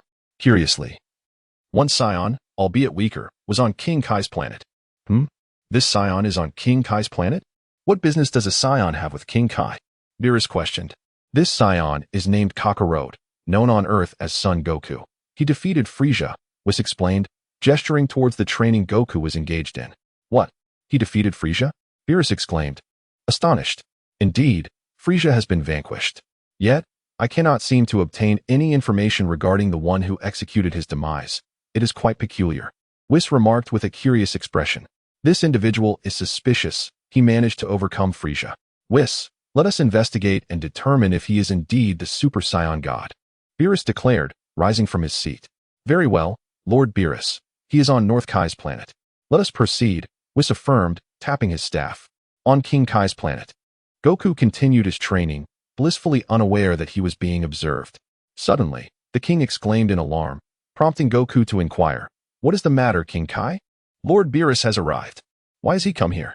The king fretted, running about in a panic. Who is Lord Beerus? Goku asked, puzzled. The king explained the nature of Beerus, the god of destruction, emphasizing his immense power. Upon hearing of Beerus's abilities, Goku's fighting spirit ignited, and he eagerly voiced his desire to battle Beerus. All right, then let us see what you've got. Beerus and Whis materialized behind Goku and King Kai. Lord Beerus. Lord Whis. The king bowed in respect. Whis smiled, replying, "It has been a while, North Kai." Thus commenced the confrontation between Goku and Beerus, the outcome of which was predictable. Goku's 3 transformations were effortlessly subdued by Beerus. Disappointed, Beerus concluded that Goku was not the Super Saiyan God and subsequently knocked him unconscious, preparing to journey to Earth in search of the remaining Saiyans. Meanwhile, Kampa and Vados also entered the 7th universe in quest of the Dragon Balls. Chapter 13. The Great Battle Against Beerus. At this moment on Earth, Bulma and her companions were celebrating a birthday party aboard Bulma's private yacht. The festivities had commenced, and both Beerus and Whis had made their appearance on the luxurious vessel. Upon seeing the lavish spread of delectable dishes laid out before them, Beerus was utterly captivated. Momentarily forgetting his quest for the Super Saiyan God, he eagerly beckoned to Whis, exclaiming, "Whis, it appears these folks are hosting a birthday celebration. The abundance of food here is more extravagant than what I, a destroyer god, am accustomed to. I must sample these delicacies. If they fail to impress, I shall destroy this planet." Whis, with a smile, replied, "Indeed, it seems the food is quite appetizing, Lord Beerus." The two immediately took their seats at the table laden with the most food, grabbing a roasted goose and indulging themselves. "Excuse me, who are you?" Krillin, ever the observant one, inquired rather bluntly. Beerus and Whis were so engrossed in their culinary delights that they failed to hear Krillin's question, which incited his frustration. He raised his voice again. "I ask again, who are you two?" This time, Whis reacted, wiping his mouth and cheerfully stating, "My apologies. We were simply overwhelmed by the exquisite flavors. We have come to Earth in search of the Super Saiyan God. Are you familiar with him?" Meanwhile, Beerus continued to gorge himself, devouring several pieces of strawberry pudding belonging to Trunks and Goten. The 2 children, incensed, promptly finished the remaining pudding. Beerus, witnessing this, was furious. If not for his fondness for the food, he might have overturned the table. In a fit of rage, Beerus unleashed a gust of energy, sending the 2 children crashing into the sea. Observing this, the others sprang into action, and from a distance, Vegeta and Bulma noticed the commotion and rushed over. "Is that the destroyer god Beerus?" Vegeta recognized him instantly. At that moment, the 2 children had fused together, transforming into Super Saiyan 3 and charged at Beerus. Vegeta contemplated intervening but decided to observe the destroyer god's prowess. Beerus, intrigued by the fusion, glanced at the 2 and, without hesitation, captured them, delivering a few sharp slaps that sent them sprawling to the ground. Looking down at the fallen Gotenks, Beerus remarked coolly, Prince Vegeta, are these 2 your sons? Pray tell, where can I find the Super Saiyan God?" Vegeta, astonished by how swiftly Beerus had subdued the fused warriors, realized the vast disparity in their strengths. Indeed, as the powerful being known as the Destroyer God, Beerus was unparalleled. The Super Saiyan God, aside from these 2 children and my dear Gohan and Kakarot behind me, it seems there are no other Saiyans of noteworthy combat capability. As for the Super Saiyan God, I have not heard of such a being, Vegeta responded, subtly alluding to his brother. "What? None of you are the Super Saiyan God?" Beerus asked, turning to Whis. "Did you not mention there were several Saiyans residing elsewhere?" "Indeed, Lord Beerus. There are 2 Saiyans still living on the distant planet of Vampa. Shall we depart immediately?" Whis replied, savoring a bone from his meal. "Listen here. I don't care who you are. Even if you are acquainted with Vegeta, you cannot disrupt my birthday party and leave unscathed." Bulma, fuming, rushed at Beerus and slapped him. She seemed poised to do the same to Whis. Vegeta, alarmed, intervened just in time. In retaliation, Beerus struck Bulma, sending her into Vegeta's arms. Upon seeing Bulma unconscious, Vegeta's fury erupted. "Bulma!" he roared, transforming into Super Saiyan 3. His golden tail swaying behind him as he laid Bulma down and charged at Beerus.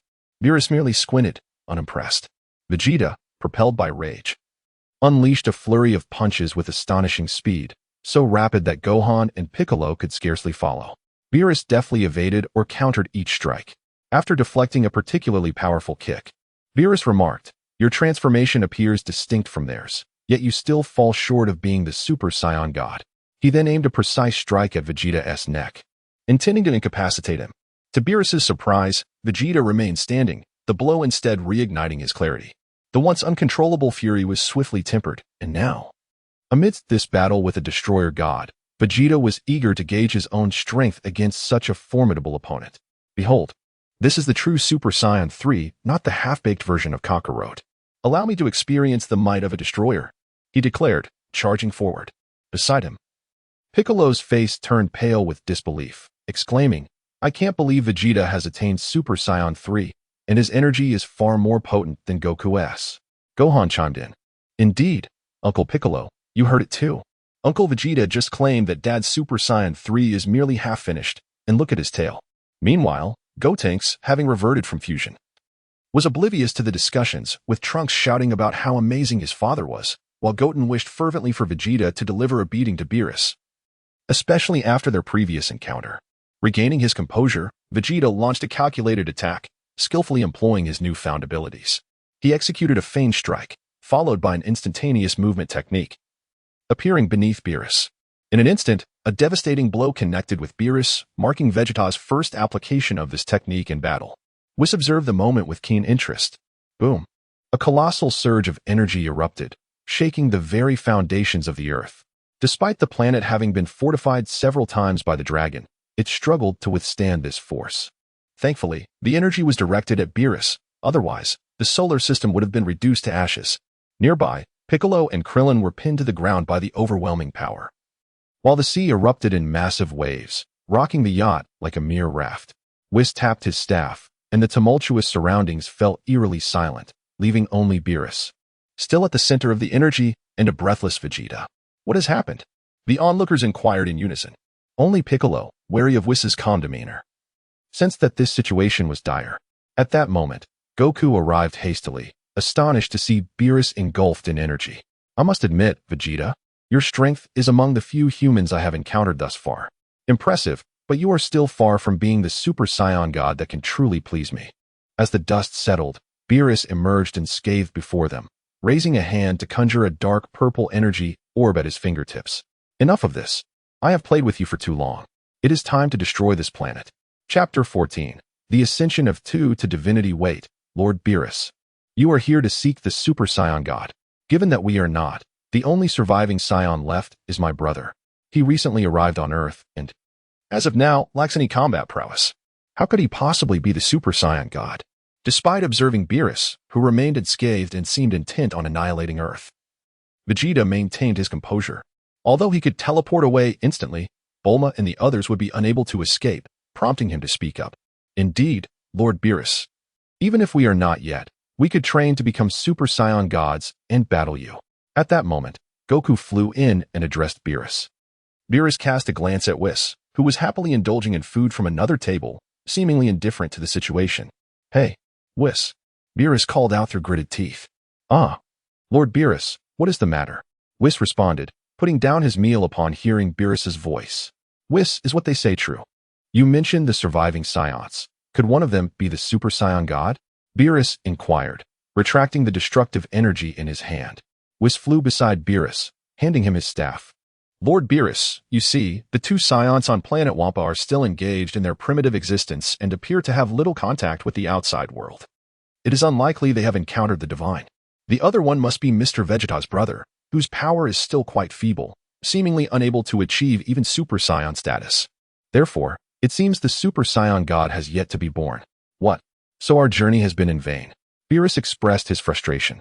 "Not at all, Lord Beerus. The food on Earth is exceptionally delicious, don't you think? Moreover, Mr. Goku and Mr. Vegeta may indeed have the potential to transform into Super Saiyan gods." Whis replied with a smile. "Perhaps we could become Super Saiyan gods immediately." Goku interjected. Beerus shot Goku a sidelong glance, noticing Goku calling out to the recently awakened Bulma. "Bulma, have the Dragon Balls been gathered?" Thus, the dragon was summoned. Goku first asked the dragon, "Does the Super Saiyan God exist?" His intention was to ascertain whether the Super Saiyan God had truly come into being.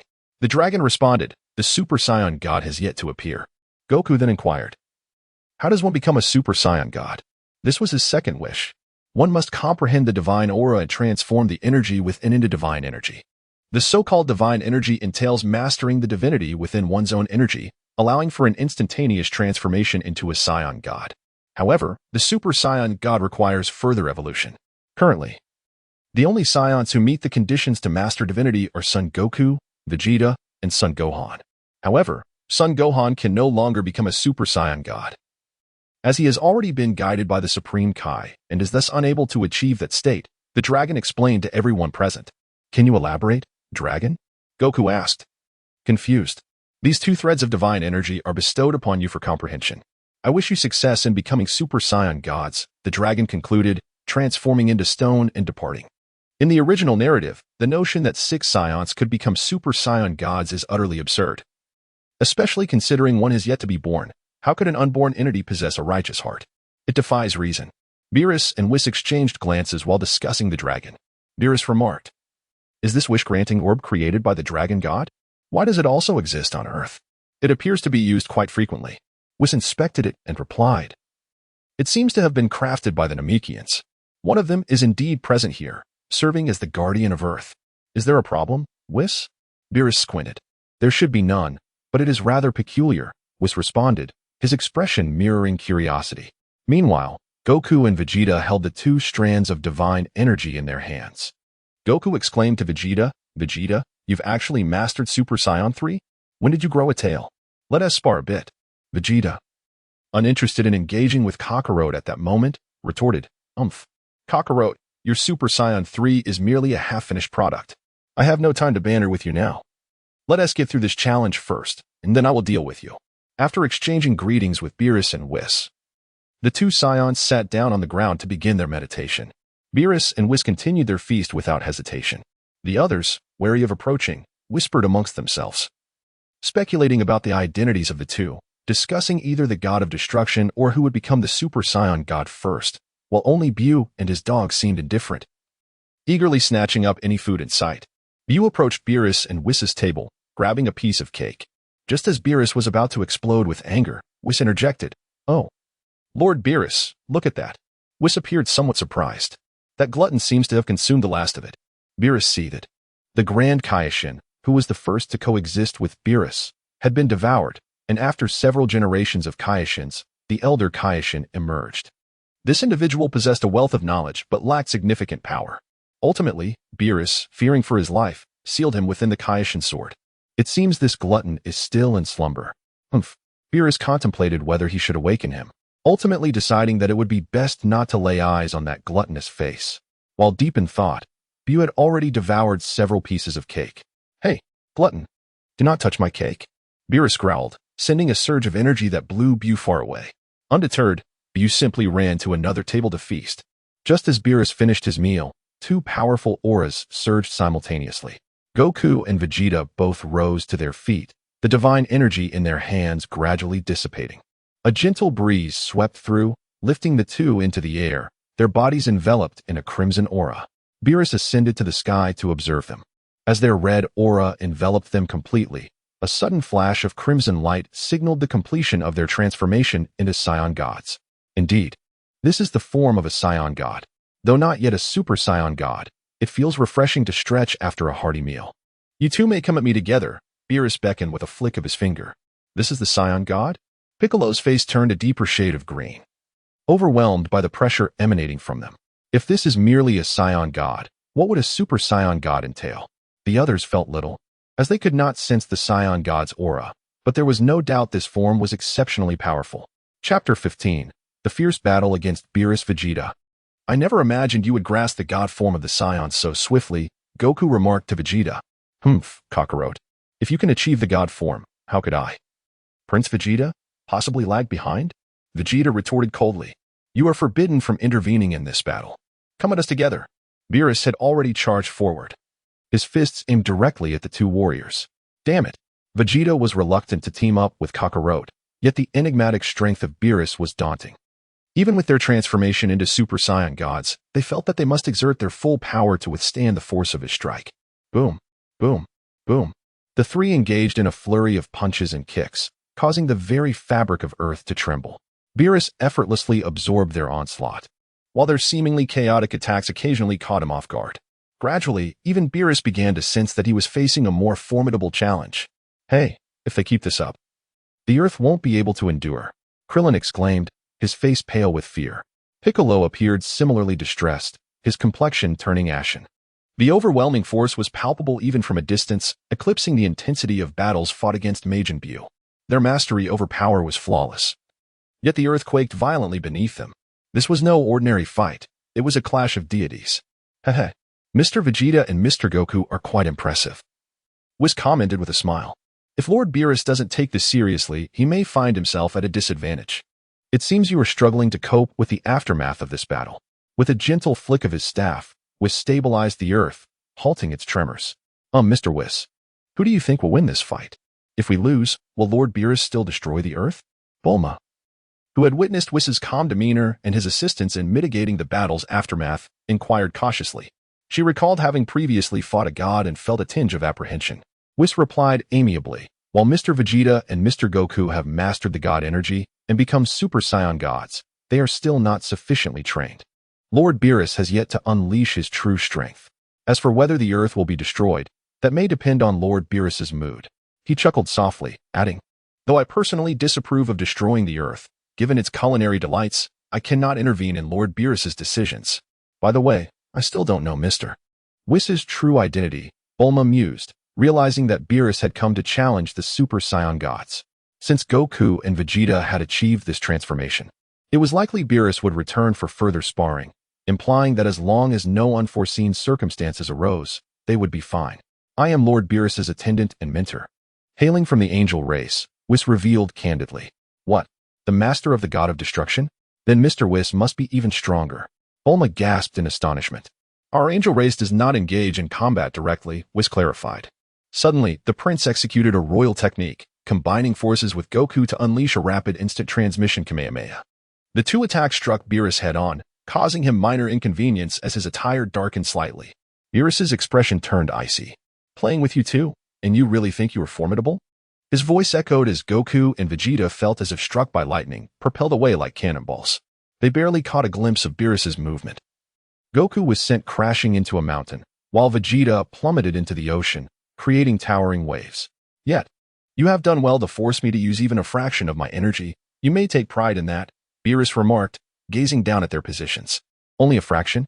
Goku reappeared in Beerus's line of sight, while Vegeta slowly ascended, wiping blood from his mouth. This is exhilarating. The Saiyan power flows endlessly. Their momentum and strength surged.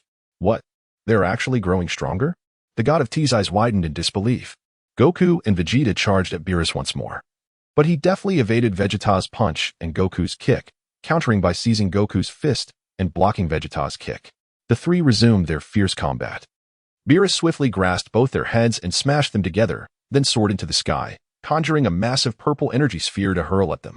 Upon seeing this energy, the two yelled in unison, simultaneously unleashing their Kamehameha and final flash. As the two beams intertwined, they surged toward the purple energy ball, creating a tremendous explosion of energy. Yet, Beerus's energy sphere advanced relentlessly, inching closer to them. Damn it! Vegeta roared, vanishing in an instant. Hey, Vegeta! Goku exclaimed anxiously, pouring on additional strength. When Vegeta reappeared behind Beerus, he unleashed a sequence of explosive attacks, executing 10 strikes in rapid succession. The speed was so great that Beerus was caught off guard. Struck directly by the explosion, while Goku pushed back the energy sphere, resulting in a double impact. Boom! A colossal energy shockwave sent both Goku and Vegeta flying far away. After completing his barrage, Vegeta felt weakened. The acceleration technique had taxed his body and spirit. Despite his efforts, he had not been able to strip even a fraction of Beerus's spirit. I hope Lord Beerus isn't too angry now, was observed with a hint of concern. Suddenly, an overwhelming force emanated from the center of the explosion, dissipating the smoke and revealing Beerus's figure. He raised a finger, his gaze cold as death. Receive this attack, and you shall be spared from death, as will the earth. His voice resonated from the heights. A concentrated purple energy sphere formed at Beerus's fingertip and hurtled toward the two warriors, enveloping them in an immense energy cocoon upon contact. Atte! They screamed in agony, their bodies twisting in torment. Oh dear, it seems Lord Beerus is genuinely angry now. Resorting to that technique, Whis remarked, feeling a sense of helplessness for the two. Beerus had not taken the battle seriously, suffering minor setbacks from their teamwork. But now he unleashed a fraction of his power in a destructive display that no ordinary being could withstand. Chapter 16. Crisis averted. A heart-wrenching scream echoed from Beerus's destructive energy, as the two were mercilessly tormented by its force.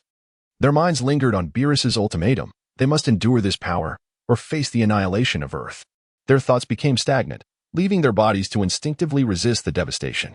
Meanwhile, The old Kaioshin and Jebet, observing from the Kaioshin realm, were deeply concerned about the battle unfolding on Earth. The old Kaioshin, with a grave expression, exclaimed, "This is bad. Beerus has unleashed destruction. Goku and Vegeta are doomed, and Earth is at risk of obliteration."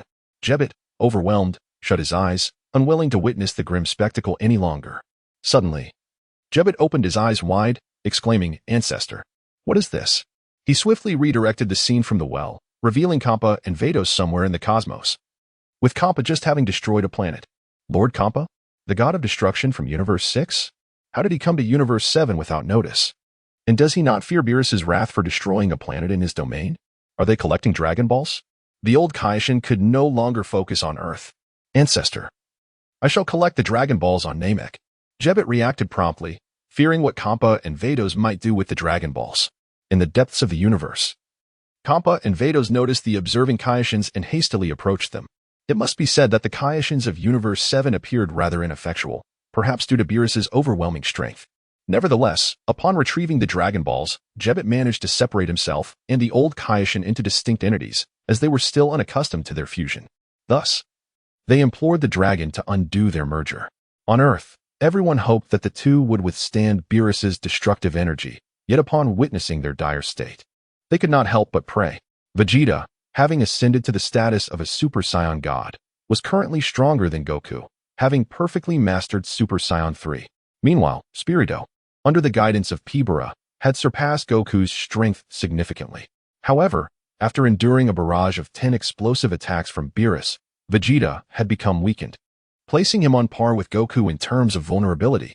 As time trickled by, their cries grew weaker until the destructive energy finally dissipated, leaving them both unconscious.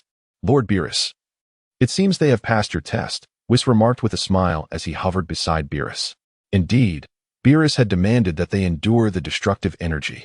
Though they had fainted, they had met his requirements.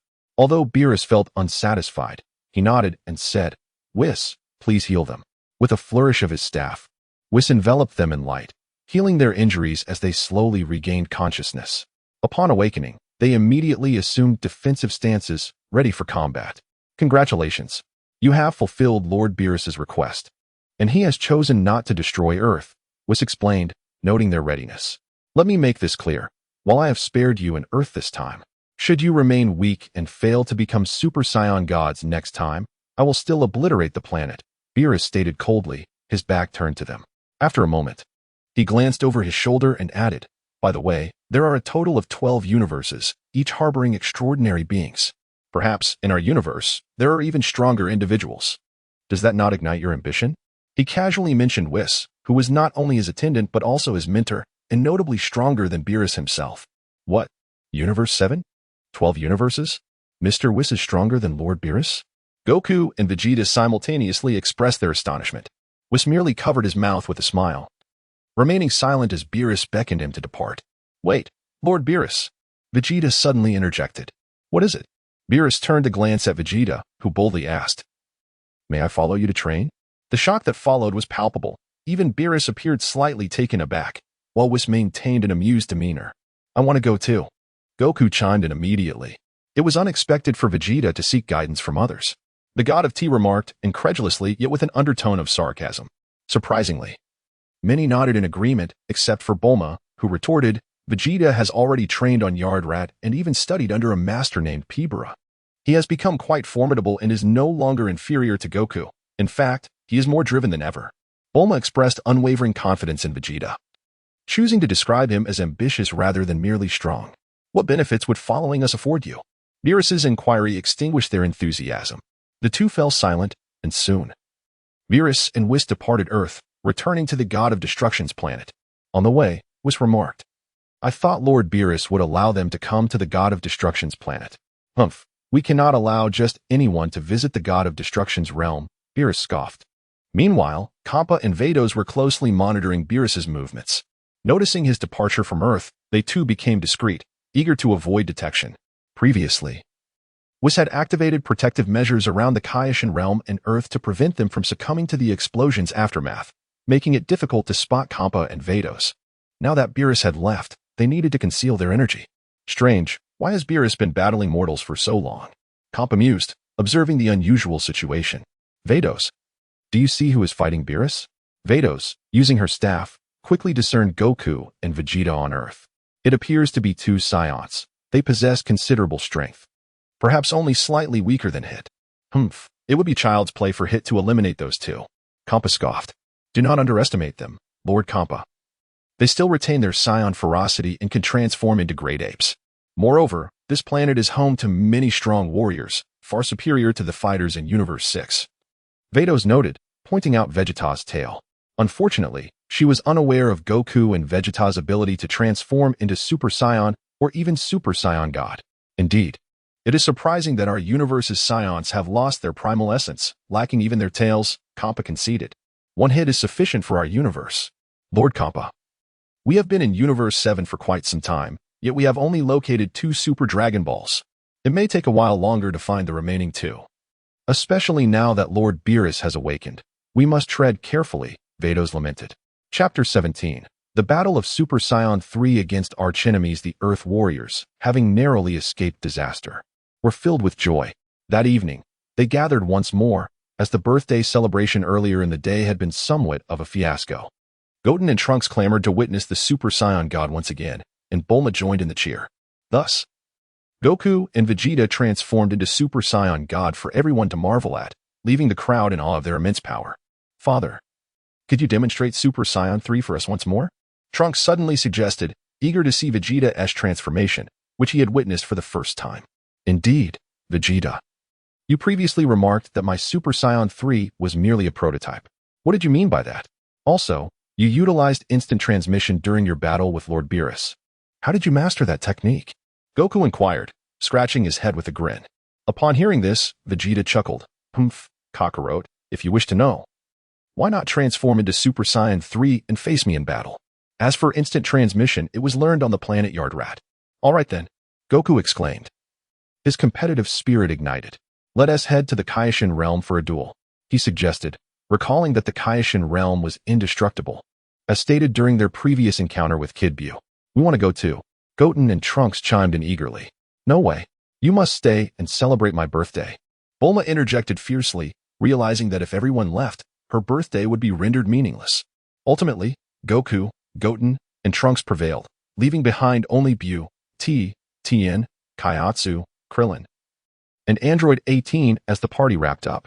Just as Goku prepared to teleport to the Kaioshin realm, he noticed that Vegeta had already taken Trunks with him. After a brief moment of sensing, Goku followed suit. Vegeta, how did you arrive so quickly? Goku inquired upon landing on a slightly lower peak beside Vegeta. Kakarot, your instant transmission still lacks refinement, Vegeta taunted. You've mastered the technique of sensing the planet Yardrat's resonance? I've struggled to comprehend that. It's exceedingly complex. Goku acknowledged, realizing that Vegeta had fully grasped instant transmission. Though Goku possessed an innate talent for martial arts, he was somewhat single-minded. And the concept of planetary resonance eluded him, leaving him unable to comprehend it. Goku, Vegeta, what brings you to the Kaioshin realm? The trio of Kaioshins approached them. Wait. Kaioshin, you and Kibito have separated? Goku asked curiously. He thought that the pot-era fusion should not be undone, although he believed separating was ultimately preferable. We used the Dragon Balls to reverse the fusion, Kaioshin explained. We've come to spar in the Kaioshin realm, Goku added, scratching his head, eager to engage. He transformed into Super Saiyan 3 with a mighty roar. Let us go, Vegeta, he called, striking his signature pose, which he reserved solely for battles with Vegeta. Vegeta responded with a fierce shout, his tail moving of its own accord. Suddenly, his tail transformed into a golden hue, and his long hair and piercing eyes emerged as he assumed a battle stance. The onlookers quickly retreated to his safe distance, recognizing the intensity of the moment. It seems Vegeta's Super Saiyan 3 is connected to his tail, Piccolo observed. Gohan nodded. Perhaps, as Uncle Vegeta mentioned, his Super Saiyan 3 is the complete version. From the intensity of their auras, it appeared Vegeta was on par with Goku, Piccolo mused. No, Uncle Piccolo, look. Although Uncle Vegeta's aura is fierce, it is controlled. Whereas Dad's is more chaotic, Gohan remarked. While the discussion continued, the battle had already commenced. Vegeta launched himself at Goku, delivering a powerful kick. Goku, quick on his feet, leapt into the air to evade the strike, which shattered the peak of the Kaioshin realm. After dodging, Goku countered with a punch aimed at Vegeta's face, But Vegeta dodged and retaliated with an elbow strike to Goku's side, which Goku blocked. They exchanged blows, grappling from the sky to the ground and back again. Their combat was fierce, causing the ground of the Kaishin realm to crack and trees to topple. The two warriors fought with remarkable synchronization, relying solely on their physical prowess without employing energy blasts. Initially, the battle seemed evenly matched, but with a dismissive grunt. Vegeta's strikes became increasingly fierce, forcing Goku into the depths of the mountain. "Vegeta, you've been hiding your strength," Goku bellowed in fury. "Humph, Kakarot. I'm done playing with you. Your power is beginning to wane," Vegeta declared, unleashing his full might. In an instant, he appeared beside Goku, relying purely on speed and eschewing any additional techniques. Goku, with his vast battle experience, quickly assessed Vegeta's attack. Just as he raised his arm to block, he was sent flying, his arm numbed from the impact. Vegeta followed, landing a kick to Goku's side and unleashing a flurry of punches and kicks. In a flash, Vegeta was sent reeling, for Goku had transformed into Super Saiyan God. Kakarot. Vegeta regained his footing, ready to retaliate against Goku in his new form, only to hear Goku's voice. "Vegeta, I never imagined the gap between our Super Saiyan 3s was so vast. I concede this round to you. Please, share your training methods with me." As Goku reverted to his normal state, nursing his injuries, he turned to Vegeta with admiration. Upon hearing Kakarot's admission of defeat, Vegeta erupted into laughter before composing himself. "Kakarot, I've awaited this day for so long. The key to truly mastering Super Saiyan 3 lies in growing a tail, transforming into a great ape, and then achieving Super Saiyan in that form while controlling the raging fury within. Otherwise, one risks losing their sanity. Finally, in human form, mastering the power of the great ape allows one to truly grasp Super Saiyan 3. Your forced training in the afterlife has too many shortcomings." Chapter 18. The bribery of Whis. Vegeta directly returned to Earth with Trunks, while Goku, having seen off Piccolo and the others, made his way back to the sacred world of the Kais, beseeching the Elder Kai to assist him in regrowing his tail. "Elder Kai, could you help me grow my tail back?" Goku inquired, scratching his head. The Elder Kai, feeling somewhat awkward, suggested, "Perhaps you should seek assistance from the old Kai?" The old Kai, exasperated, shook his head at the folly of the younger generation. Upon examining Goku's back, he realized that he could not simply regrow the tail without losing face. "Goku, your tail is sealed, hence it cannot grow back. Since you have already attained the form of a Super Saiyan God, it would be best for you to pursue that path moving forward." Yet, Goku was not so easily swayed. He yearned to perfect the Super Saiyan 3 transformation. His previous training had focused on building strength and exploring new Super Saiyan forms. Even though he had embarked on the divine path, his mindset had not transitioned swiftly. Reluctantly, the old Kai resorted to the most rudimentary yet potentially effective method. He created an opening for Goku's tail, leaving Goku in considerable discomfort for several days. After several days in the sacred world, with the Elder Kai's help, Goku successfully regrew his tail and even simulated the moon. The result was a transformation into a great ape, unlike his childhood, where rage had led him to lose control. The super great ape form caused him to completely lose his sense of self, terrifying the trio in the sacred world. They were powerless to intervene, allowing Goku to wreak havoc, leaving the sacred world in disarray, much to the old Kai's dismay. During Goku's tumultuous time in the sacred world, Vegeta contemplated his own training ahead. Having just begun to explore the divine realm, he found himself in a haze. Should he directly attempt to break through to Super Saiyan God, or focus on mastering his base form? Perhaps he should cultivate divine energy? Ultimately, Vegeta resolved to employ the old methods, maintaining the Super Saiyan form to better grasp this new transformation and enhance his understanding of subsequent forms. A month slipped by unnoticed, and one day, upon exiting the training chamber, Vegeta was surprised to see Bulma and Whis cheerfully approaching, laden with delicacies from the Capsule Corporation. "Whis, what brings you here? Has Lord Beerus arrived?" Vegeta's first thought was that Beerus had returned.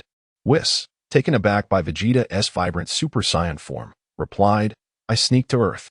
After last time's delightful feast, I simply could not resist. Ever since I returned, Lord Beerus has been napping, and I longed for some delicious food. So I came here secretly." Whis chuckled softly, covering his mouth. Bulma chimed in, "I never expected Whis would come looking for me first. He must have found the food at my last birthday party irresistible." The trio gathered around the table, enjoying the delectable spread. Seizing the opportunity, Vegeta posed the question, "Whis, how should one train after becoming a Super Saiyan God?" Mr. Vegeta truly loves training, Whis teased, to which Bulma added, "Indeed. You should spend more time with your wife." Whis remained silent, and Vegeta promptly fell silent as well. He knew better than to speak further with Bulma having already chimed in. After savoring a giant lobster, Whis exclaimed, "Miss Bulma, may I take some of this lobster back to the God of Destruction realm?" It suddenly dawned on Vegeta that Whis could indeed be bribed with food. A plan began to form in his mind, even considering the possibility of taking Whis as his mentor. "Whis, when do you plan to return?" he inquired. As Whis enjoyed a piece of shredded chicken, he replied, I will head back after this meal." "Why do you ask, Mr. Vegeta?"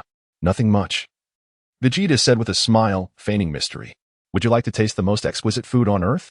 Whis perked up at this. "The most exquisite food? Mr. Vegeta, are you offering me a chance to enjoy the finest delicacies? If I stay a little longer, I wouldn't mind giving you some pointers." Seeing Whis's interest piqued, Vegeta continued, "I have many such delicacies at home, which Bulma insists we eat every few days.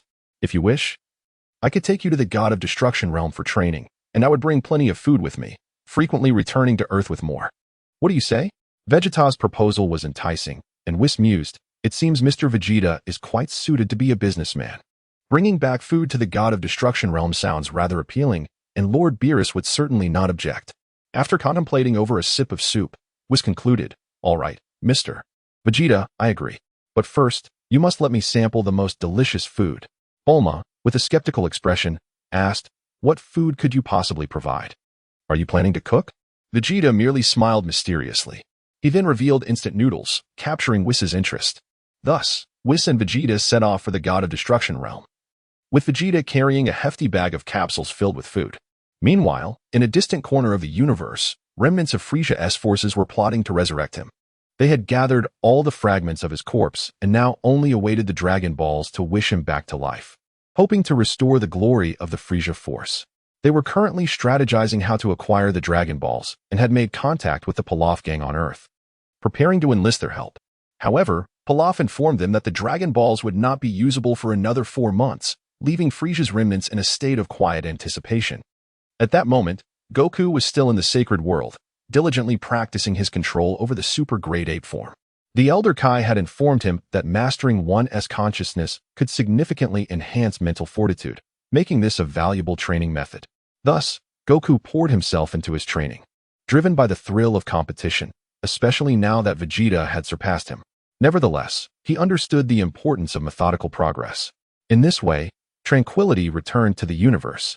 Chapter 19. The Realm of Divine Training in the vicinity of the God of Destruction tree. Whis accompanied Vegeta as they arrived. Beerus remained in slumber, yet to awaken. Thus, Vegeta entrusted the supplies to Whis and urged him to commence his training. Whis instructed Vegeta to sit cross-legged on the ground, subsequently assuming a similar position himself, his staff resting across his lap. "Vegeta, how do you believe one should cultivate after attaining divinity?" Whis inquired, refraining from imparting direct teachings, instead seeking Vegeta's perspective. After a moment of contemplation, Vegeta responded, "The essence of becoming a god of the science lies in mastering the divine nature within one's own ki, transforming all of it into divine energy. Therefore, if I maintain my divine form as the norm, it should facilitate the mastery of that state." Whis nodded in appreciation, acknowledging the merit in Vegeta's approach, though he noted its shortcomings. With a flick of his staff, a droplet of water materialized, subsequently transforming into ice. After demonstrating, he posed another question to Vegeta. "Observe this droplet of water. While its form has changed, it remains eternally in the state of ice. Do you find that conceivable?" Vegeta replied, "If it remains in a state of coldness, it will not melt. If it is not sufficiently cold, it shall indeed melt." Whis then probed, "And what do you perceive as the drawbacks of perpetually maintaining a divine state?" Vegeta acknowledged, "Sustaining a divine state imposes a strain on both body and mind, although it does facilitate my grasp of this power." "Precisely. Have you considered how one might remain in a state of cold, akin to this droplet of water, leading to a state of freezing?" Whis continued, but before Vegeta could respond, he elucidated, "In essence, Vegeta, you are not yet a deity.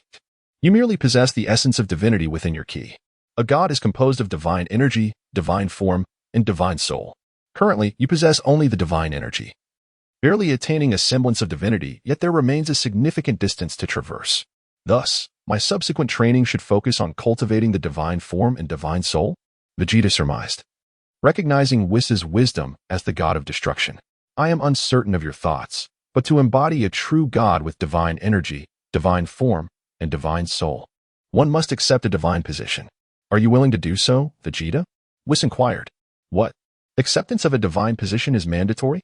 Vegeta exclaimed in astonishment. Indeed. It appears that neither you nor Goku seem inclined to embrace a divine position that subjects you to control, Whis remarked with a smile. Who bestows such divine positions? Are you also one who has been bestowed? Vegeta questioned. Vegeta, you are still far from such matters. There are 12 universes, each with its own gods of destruction and Kaioshins. To be granted a divine position is to stand as the apex among the Supreme Kai, Whis explained. Only mentioning the Supreme Kai, as the Omni King does not concern himself with such affairs. Whis added, I am not one who has been bestowed a divine position. We, the angels, are born as divine beings. We merely require the acknowledgement of the Supreme Kai to serve as attendants to the God of destruction. Vegeta fell silent. Finally grasping the truth of this universe, attaining divinity does not equate to invincibility, for there exists authority above you. After a brief pause, he inquired, what should I pursue in my training henceforth? Quite simply, Vegeta. The acceptance of a divine position necessitates divine energy, divine form, and divine soul. You must cultivate the divine form so that the divine energy possesses a vessel. As for your soul, if it is sufficiently robust, even a divine being can be controlled. Have you ever heard the saying, the larger one's heart, the larger the world? Whis elaborated. Vegeta experienced a moment of enlightenment, subsequently seeking Whis's guidance on specific training methods. Observing Vegeta's understanding, Whis generously shared his training regimen. In the span of merely a month, Goku had flawlessly mastered Super Saiyan 3. Eager to challenge Vegeta again, he hurried back to Earth, only to find that Vegeta had departed for the God of Destruction realm. This revelation caused Goku to panic, prompting him to hastily prepare a plethora of special goods before departing Earth amidst Chi-Chi's reprimands. Thus, Goku arrived in the God of Destruction realm, where both he and Vegeta embarked on divine training. Their methods diverged significantly. Goku would rest when fatigued, while Vegeta engaged in meditation followed by physical training before succumbing to slumber. They frequently sparred, initially with Vegeta overpowering Goku. Yet now it had become increasingly challenging for Vegeta to maintain that dominance. Whis would occasionally direct their training, addressing their respective shortcomings. Throughout their training, Whis highlighted several issues in their cultivation and combat. Goku's physique bore numerous hidden ailments, while Vegeta exhibited excessive tension in both body and spirit, lacking a balance of work and rest. Unbeknownst to Whis, Vegeta had already made significant adjustments. Otherwise, his training would have been perilous, yielding unfavorable results. In combat, Goku was prone to carelessness, while Vegeta tended to overthink. As 3 months slipped by unnoticed, both warriors reached the pinnacle of their divine training, mastering Super Saiyan God in its perfected form, significantly surpassing their previous strengths. They now found themselves in a friendly rivalry to see who would first attain the status of Super Saiyan God. During this period, Beerus was awakened several times by their commotion, yet he remained indifferent, pacified by the allure of delectable food. Meanwhile, on Earth, in a highland setting, a Frisia soldier named Sorb gathered with Pilaf and others. Sorb summoned the eternal dragon and wished for Frisia's resurrection. Upon granting the wish, the dragon departed. Having only been 6 months since the last wish, the Dragon Balls were once again capable of fulfilling a desire. Far away in the cosmos, a spaceship enveloped Frisia's disassembled body in a radiant glow. As the light dissipated, Frisia was resurrected. Upon opening his eyes, Frisia realized he had returned to life. Having been transported from his place of torment in the underworld, he recalled a powerful force that had whisked him away, leading to his rebirth in corporeal form. A flicker of determination sparked in Frisia's eyes as he erupted from the healing pod, now in his final form, his gaze as cold as that of a reaper. Upon witnessing Frisia's return, his subordinates fell to their knees, exclaiming, "Welcome back, the Cosmic Emperor Frisia." Frisia, observing how his former subordinates had ascended to the ranks of the Frisia force's highest leaders, recognized the current state of disarray within his army. Before Frisia could speak, his subordinates began lamenting their plight, detailing the dire circumstances of the Frisia force, the remnants of which had betrayed him. With a disdainful scoff, Frisia proclaimed, "I have just been resurrected. You must remain discreet. Once I complete my training and eliminate those scions, we shall restore the glory of the Frisia force." Chapter 20. The Frozen Demon Ancestral Land. Upon hearing Frisia's intent to eliminate the scions, Sorbet and the others hastily advised, "Lord Frisia, the scions of today are not the same as those of the past. A few years ago, they even defeated Majin Buu. Although Frieza was taken aback, he masked his surprise, determined to maintain his regal demeanor before his subordinates. He retorted, What is so remarkable about defeating Majin Buu? Just grant me the cosmic sovereign Frieza some time, and I shall surely eradicate those monkeys. With a fierce lash of his tail that nearly severed the ship. He recalled that with only one vessel remaining, it was not an easy feat for the Frieza force. Sorbet and the others quickly acquiesced and inquired about Frieza's next course of action. Frieza turned to gaze into the vastness of space and commanded, First, we shall proceed to the Frozen Star. You will remain outside its periphery during this period. The Frozen Star, the ancestral land of the Frost Demons, was where Frieza aimed to harness certain techniques originally employed by his kind during their most perilous times. Unexpectedly, both he and his father had perished in their attempt, and it was a foolish surprise to learn that Cooler had also met his demise at the hands of the Psiots. Coupled with the training Frieza underwent during his time in Hell, along with his newfound power derived from rage, he brimmed with confidence that his emergence would herald the end for the Psiots. Though dubbed the Frozen Star, its visage was not entirely white. The planet shimmered in black and gold, adorned with mountains and rivers, yet it exuded an eerie chill. In a vast plain stood a colossal palace, constructed entirely of white jade, surrounded by numerous statues. Behind the palace lay a pond emanating a faint coldness. This was the ancestral land of the Frost Demons. The Imperial Palace. Frieza strode directly into the palace, retrieved a jade-colored stone from within, and cast it into the pond. Suddenly, the statues around the palace began to tremble, and the water in the pond sank beneath the surface, revealing a massive ice coffin. Frieza reclined within the coffin and sealed its lid. As the lid closed, the base of the coffin descended like an elevator, leading Frieza into the hallowed resting place of the Frost Demons. What greeted him was a realm of extreme cold, with dozens of ice sculptures entombing the remains of Frost Demon ancestors, adhering to the tradition of ice burial. This was the very purpose of Frieza's journey. All ancestors who had once dominated the cosmos were interred here, while those who failed had perished outside. Thus, Frieza sought to absorb their essence to enhance his lineage and power, for this environment was the most conducive for cultivation, allowing him to purify his bloodline through the extraction of its energies.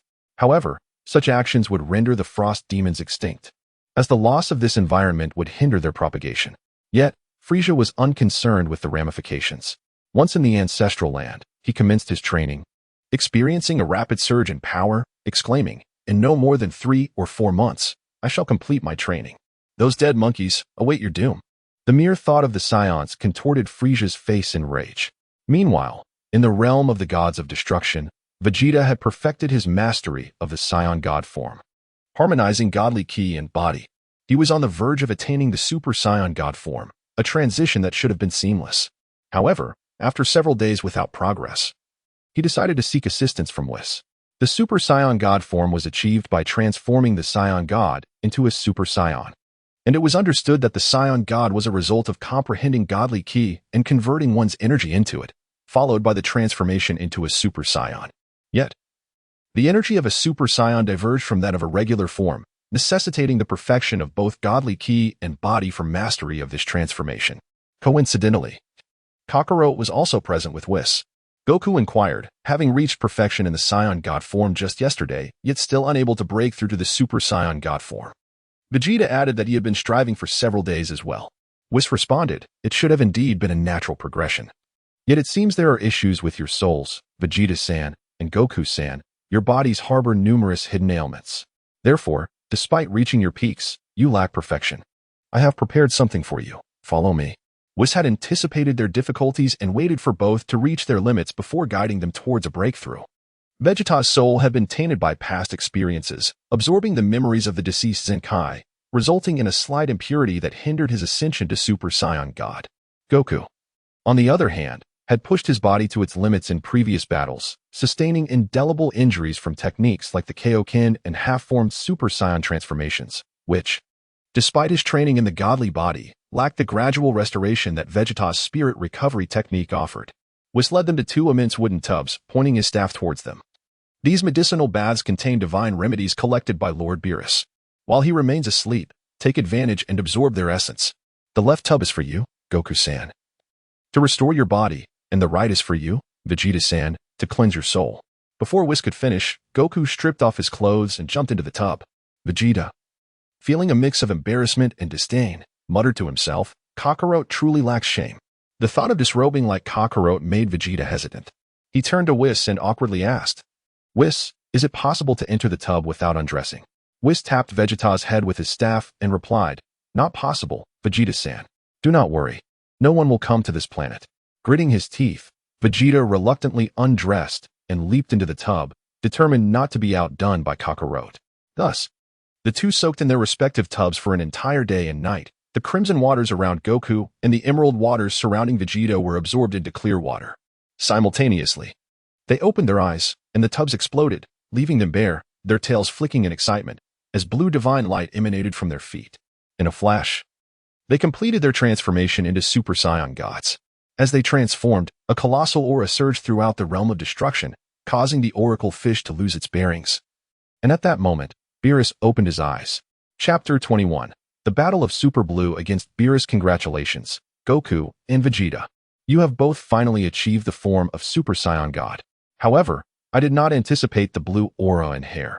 Henceforth, let us refer to it as Super Blue. Whis first offered his congratulations, then simplified the title to Super Blue. Both Goku and Vegeta agreed, and soon after, they donned their attire and regarded each other. "Let us engage in a contest, Vegeta," Goku exclaimed, brimming with fighting spirit. Vegeta, already eager to spar, swiftly distanced himself and assumed his stance. At that moment, Beerus appeared between them instantaneously. "Indeed, you two have finally attained the Super Saiyan God form. No, Whis just dubbed it Super Blue, so from now on, I shall call you that. Now, let us continue our previous battle. I wish to witness the prowess of your Super Blue form." Beerus raised his hand, unleashing two beams of energy, which Goku and Vegeta deflected with a wave of their hands. Aware that this contest was inevitable, they understood that Beerus's strength was unfathomable, placing him beyond their level. Since he had issued a challenge, they had no choice but to accept. Consequently, they charged toward Beerus. Vegeta executed a kick from above, while Goku aimed a punch at Beerus's face. Beerus allowed their attacks to land on him, and with a resounding impact, he was propelled far away, creating a massive crater. "Excellent. Your power has significantly improved since last time. Now I can afford to utilize 50% of my strength for this match." Beerus emerged from the crater with a playful grin. "Huh." With a slight utterance, a wave of destructive energy surged forth. Goku and Vegeta concentrated their energy to resist this force, their blue aura becoming more solidified. "Vegeta, let's go," Goku shouted, to which Vegeta retorted, "No need for your chatter." He had already soared into the air. As Beerus observed their approach, he too ascended, and soon the three engaged in close combat. Goku and Vegeta's attacks were deftly parried by Beerus. He extended his palm, unleashing a tremendous force that sent Vegeta flying, and then unleashed a relentless assault on Goku, who was pushed back step by step. Beerus's fist struck Goku's abdomen, followed by a kick directed at the returning Vegeta. Unfazed, Vegeta retaliated with a kick as well. Their legs collided before they swiftly separated, resuming their barrage of punches. Vegeta and Beerus engaged in a fierce melee, with Beerus's onslaught being exceptionally ferocious. Yet, Vegeta, seasoned and strategic, seized the moment when their palms met to deliver a headbutt to Beerus's face. He then unleashed a torrential flurry of strikes that rained down upon Beerus, propelling him into the ancient forest and shattering countless trees. "Well done, Vegeta, but be cautious," Goku, catching his breath, shouted while clutching his abdomen. He swiftly flew to Vegeta's side just in time to intercept a punch from Beerus, who had unexpectedly positioned himself behind Vegeta. Vegeta regained his composure and countered Beerus's strike. Now facing both warriors, Beerus no longer underestimated them. He was genuinely prepared to engage. Without granting them a moment to react, he landed two powerful punches to their abdomens, sending them sprawling far apart. However, Goku and Vegeta were no mere pushovers. As they were propelled away, they seized Beerus's fist, swinging him high into the air. Reacting swiftly, Beerus flipped mid-air to dissipate the force, and as he descended, he aimed two powerful kicks at the duo. Goku grasped Beerus's calves, while Vegeta crossed his arms defensively over his head, successfully blocking Beerus's heavy strikes. In the next instant, Goku appeared above Beerus, wrapping his arms around him and hurling him downward. Just before landing, Vegeta emerged from below, delivering a kick that sent Beerus soaring once again. Beerus, halted in midair by his own strength, swiftly regained his balance. In a split second, he appeared above Vegeta, feet together, crashing down onto Vegeta's back. Vegeta was struck hard, crashing into the ground. As Beerus descended, He delivered a kick that sent Vegeta crashing into Goku, disorienting him completely. Beerus showed no mercy.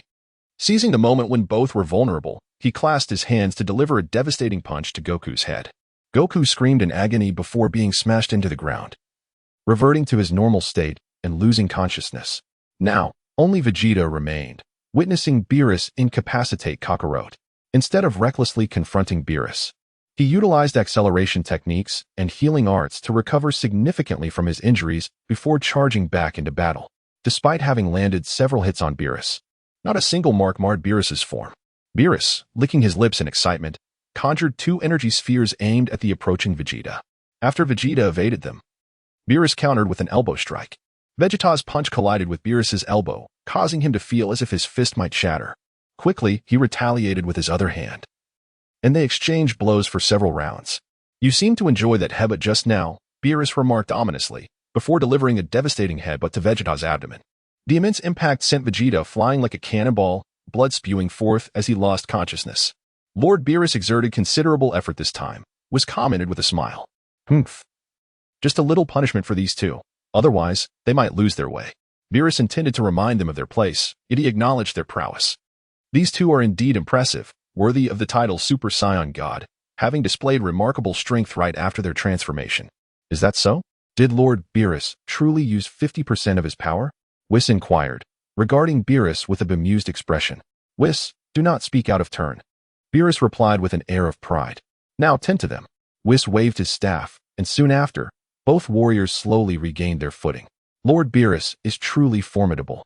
That was incredibly painful. Goku scratched his head, though relieved that his head no longer throbbed. The memory of the blow still lingered. Vegeta remained silent. Beerus then stated, "Regardless of which universe you inhabit, your strength is formidable. However, remember that there are always those stronger than you. Do not let the title of Super Saiyan God lead you to overestimate your capabilities." Chapter 22. The Cosmic Emperor Frieza strikes indeed, Vegeta. "It appears we must continue our rigorous training." Goku glanced at Vegeta, who nodded in agreement. With a wave of Whis' staff, a grand table laden with food materialized. "After your intense battle, do indulge in some nourishment. I find myself rather famished after watching you two fight," Whis remarked, swallowing hard. Without hesitation, Beerus began to feast. And soon Goku and Vegeta, like ravenous specters, joined him. Whis could not help but chuckle at the sight, which soon led to a playful scuffle as Goku and Vegeta were met with Beerus's wrath for their gluttony. The realm of the Destroyer returned to its usual tranquility, with Goku and Vegeta diligently honing their skills under Whis' tutelage. Their training, however, included frequent sparring sessions with Beerus. Initially, Beerus found this quite amusing, but as time wore on, his patience dwindled, and he eventually retreated to slumber. 3 months swiftly passed, during which Goku and Vegeta made significant strides in mastering Super Saiyan Blue. After consulting Whis, they learned the subsequent steps in their training. Whis offered 2 pieces of advice. First, that Goku and Vegeta were on the brink of perfecting Super Saiyan Blue, which would pave the way for mastering divine techniques, an essential foundation for such skills, as Beerus had once done. Whis promised to reveal the nature of these divine techniques once they reached a certain proficiency. Second, they were to continue refining Super Saiyan Blue, unlocking the full potential of Super Saiyan God, ultimately grasping its utmost power. At this juncture, Goku and Vegeta had yet to choose a path, for they had not fully mastered Super Saiyan Blue, rendering their control over its power insufficient and their bodies overwhelmed by its demands. Meanwhile, on the frozen planet, Frieza emerged from his icy tomb, the coffin exploding into fragments. With an expressionless visage suddenly twisted into a sinister grin, he soared towards a spaceship hovering nearby. "Your Majesty, you have finally returned," Frieza's subordinates exclaimed, kneeling in excitement. "Set course for Earth," Frieza commanded as he entered the command chamber, conjuring a goblet of red wine with a flick of his wrist. After savoring a sip, a satisfied smile graced his lips. Observing Frieza's confidence, Sorbet interjected, "Congratulations, Your Majesty, on completing your training.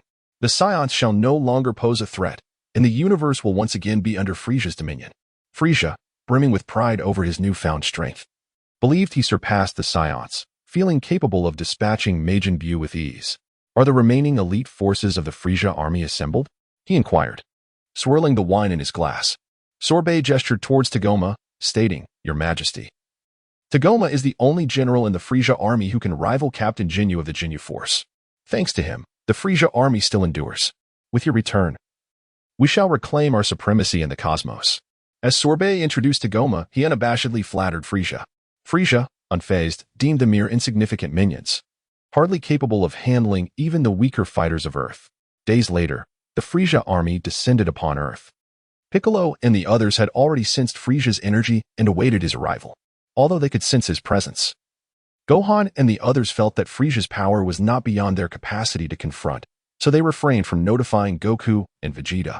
As Frieza's ship unleashed a horde of minions, he emerged from the window atop the vessel, casting a fiery glare upon the Earthlings, yet maintaining a veneer of polite composure. Frieza, how have you returned? What brings you to Earth? Gohan shouted defiantly. Ho ho ho! To celebrate my triumphant return to Earth, I have decided to bestow upon you a grand gift. Frieza cackled, gathering a massive energy sphere upon his fingertip, clearly recognizing Gohan. In response, Gohan transformed into Super Saiyan 2 and declared, Frieza, if you leave now, we will overlook your arrival on Earth. Otherwise, I shall defeat you and expel you from our planet. Gohan undeniably inherited some of his father's traits. Frieza hurled the colossal energy sphere towards Gohan, who countered with a Kamehameha wave, obliterating Frieza's destructive energy blast. Frieza, though I know not how you returned, our strength has multiplied exponentially since your last defeat. Even without my father or Uncle Vegeta, I can still vanquish you, Gohan proclaimed, removing his glasses. Who would have thought you've grown so much? Capable of transforming into a Super Saiyan? And who is this little one? Frieza seethed, as narrowing at Trunks. Although puzzled by Trunks' youthful appearance, he dismissed it, for he himself had returned from the dead. In a fit of rage, Frieza unleashed a laser towards Trunks, but Gohan swiftly intervened, deflecting the blast. Amused yet furious, Frieza ordered, Frieza Army, eliminate these nuisances. Yes, my lord, came the unified response as the Frieza Army surged forward. Within 3 minutes, all the minions lay defeated on the ground. Tagoma, initially brimming with confidence, attempted to confront Gohan, but fell unconscious after a single blow. The Frieza Army's weaklings proved no match for Earth's warriors. Even the god of Tea could single-handedly overpower them. Frieza, take your subordinates and leave Earth, Gohan asserted with righteous fervor. It seems you remain oblivious to the situation. Would I, Frieza, dare seek revenge without assurance of victory? I am aware that you filthy monkeys recently defeated Majin Buu. So what? With Goku and Vegeta absent, I offer you a chance. Surrender to the Frieza army and deliver that child to me. I shall spare your lives, Frieza said, pointing at Trunks. In the distance, Bulma realized that Frieza might indeed possess a trump card and decided it prudent to summon Goku and Vegeta back. She retrieved the communicator Whis had provided. Humph. It appears you remain unrepentant, Frieza.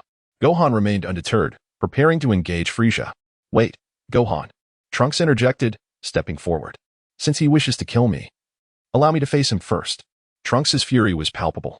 Chapter 23. The defeated Frieza. Trunks, let's go together. Goten chimed in enthusiastically. No way. It's too dangerous for both of you, Gohan swiftly interjected. However, Goten and Trunks fused into Gotenks and charged towards Frieza. As Gotenks advanced, Bulma contacted Whis, who immediately relayed the information to Goku and Vegeta. They prepared to return, but Whis cautioned that it would take considerable time. Unfazed, Vegeta decided to utilize instant transmission to return alongside Kakarot. Upon hearing the news of Frieza's resurrection, Beerus also expressed a desire to witness the event, and thus, the quartet instantaneously transported back to Earth. At that moment, Gotenks had transformed into Super Saiyan 3, engaged in a fierce battle with Frieza. Despite having undergone rigorous training, Frieza found himself overmatched by the might of Super Saiyan 3 Gotenks, suffering continuous setbacks. Frieza, seething with rage, was prepared to unleash his ultimate technique without even confronting Goku. Just as he was about to transform, he was taken aback to see the young warrior revert back to his original form. Hey, Frieza. Frieza felt a sudden urge to retort. Waiting to die, are we? Turning around, he was met with the sight of Goku, Vegeta, and Beerus. What? Lord Beerus? Frieza exclaimed in astonishment, just as the two young warriors took refuge behind Goku and Vegeta. Long time no see, Frieza. I heard you were dead, Beerus remarked casually, picking his teeth with a toothpick, utterly unceremonious.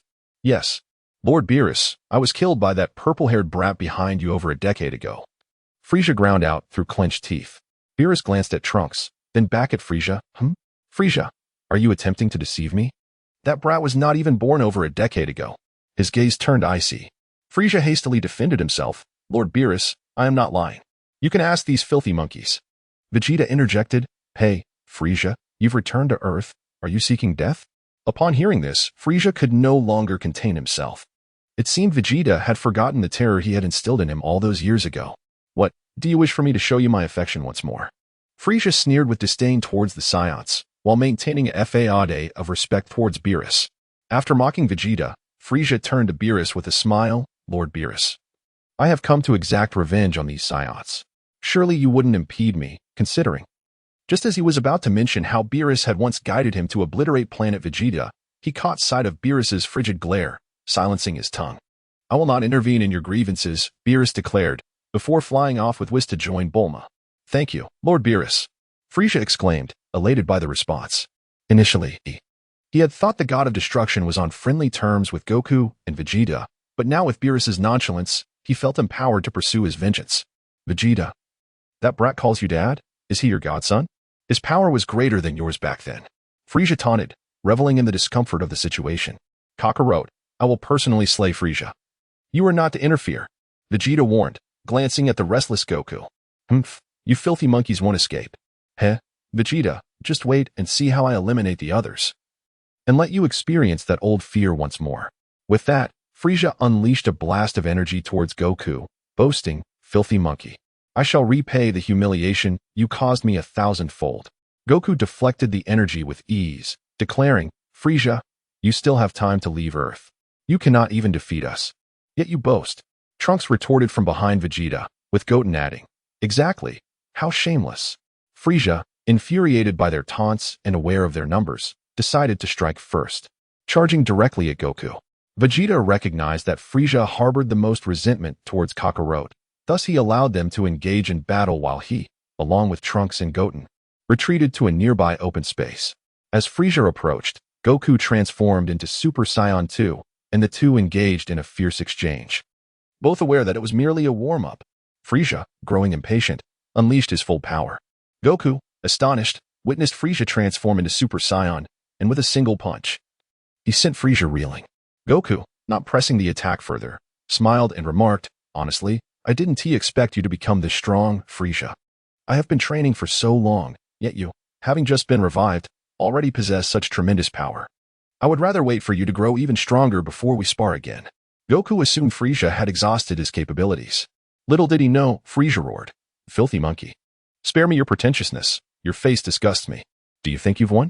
With that, Frieza unleashed a terrifying surge of energy. Goku's expression shifted to one of surprise. Realizing that this battle was far from over. In the distance, Whis nodded his staff, stabilizing the earth, which had begun to tremble from Frieza's aura. Whis. I never imagined Frieza could become this powerful, Beerus marveled. Whis responded, indeed, Frieza has grown formidable since his resurrection. However, I find it perplexing that he claimed to have been killed by Vegeta's son. From my observations, he was slain by an unknown entity. Why attribute his demise to Vegeta's offspring? This raised suspicions in Beerus's mind. At this moment, Bulma interjected, are you referring to the one who killed Frieza? Yes. It was my son and Vegeta's, Trunks, but he came from the future. Bulma spoke with pride about Trunks. What? From the future? Beerus exclaimed, leaping in surprise. Miss Bulma. Could you elaborate? Whis maintained his composure, inquiring further. Bulma recounted the entire sequence of events in detail. Is there an issue? She asked, observing Beerus's darkening expression. Manipulating time is a grave offense, warranting immediate eradication. You dare to meddle with time? Beerus chastised furiously. Do you not realize that even a slight alteration creates parallel universes? Lord Beerus, this is somewhat your fault too. You never intervene, leading to such circumstances, was pointed out. Bulma, unaware that her time machine would result in such dire consequences, attempted to defuse the situation, saying, come now, Lord Beerus, it has been so long. Besides, we were unaware. Though Beerus was angry, he recognized that he too bore some responsibility, thus he issued a stern warning to Bulma prohibiting any further development of time machines. Chapter 24. Golden Frieza's ultimate technique. With those words spoken, Frieza completed his transformation, a resplendent golden Frieza, radiating an aura of elegance while concealing immense power. Goku, nearby, was visibly thrilled, astonished that Frieza had managed to cultivate such formidable strength. What do you think? I've christened this form Golden Frieza. How does it strike you? The tyrant's face was once again illuminated by a confident gleam. Goku nodded, conceding, Frieza, you truly are a prodigy. It's incredible that we've toiled for so long to reach our current level, while you've attained it with such apparent ease. In that case, I shall also unleash my full power and give you a taste of it. Ha! Ha! An cerulean aura enveloped Goku's body, and then, unexpectedly, his long hair receded. As the light dissipated, the Super Saiyan blue form was revealed. This is. Piccolo's face remained its characteristic verdant hue. So powerful, Father. This power feels like it exists on a different plane than us. I feel like one glare from Father would render me immobile. Gohan exclaimed, awestruck. How much stronger will Goku get before he's satisfied? It's terrifying, Yamcha muttered, trembling. So, this is Super Saiyan God. This level of power is truly frightening. Krillin's voice wavered. Observing Frieza's grim expression, Goku chuckled and inquired, well, Frieza, are you still intent on fighting? You insolent monkey. Don't you dare look down on me. Frieza hissed, his voice sharp and piercing. As if provoked, Frieza unleashed a barrage of energy blasts at Goku, adopting a tactic reminiscent of Vegeta's. Soon, a cloud of smoke billowed from the area where Goku stood. When the smoke cleared, Goku remained unscathed, standing before Golden Frieza. Goku's power at this moment was not inferior to Frieza's. In fact, it might have been slightly superior. As Frieza's assault concluded, Goku suddenly appeared less than 30 centimeters from Frieza, delivering a direct punch to his abdomen. Frieza reacted, focusing his energy on his stomach. Although in pain, this spurred his ferocity, and he retaliated with a kick to Goku's waist. The two combatants, seemingly impervious to pain, exchanged blows. Both soon bore visible wounds. Frieza kicked Goku away, then swiftly moved beside him, delivering another kick to Goku's abdomen. A cruel expression etched across Frieza's face. He moved above Goku, seized his hair, and attempted to slam a flying knee into Goku's waist. However, Goku caught the attack with both hands and unleashed a burst of energy, attempting to repel Frieza. But Frieza swiftly ensnared Goku's arms with his tail, immobilizing them. Goku found himself in a precarious situation, struggling to break free. Frieza's physical strength was unexpectedly formidable. Goku, ever astute, realized that Frieza intended to pull him closer with his tail.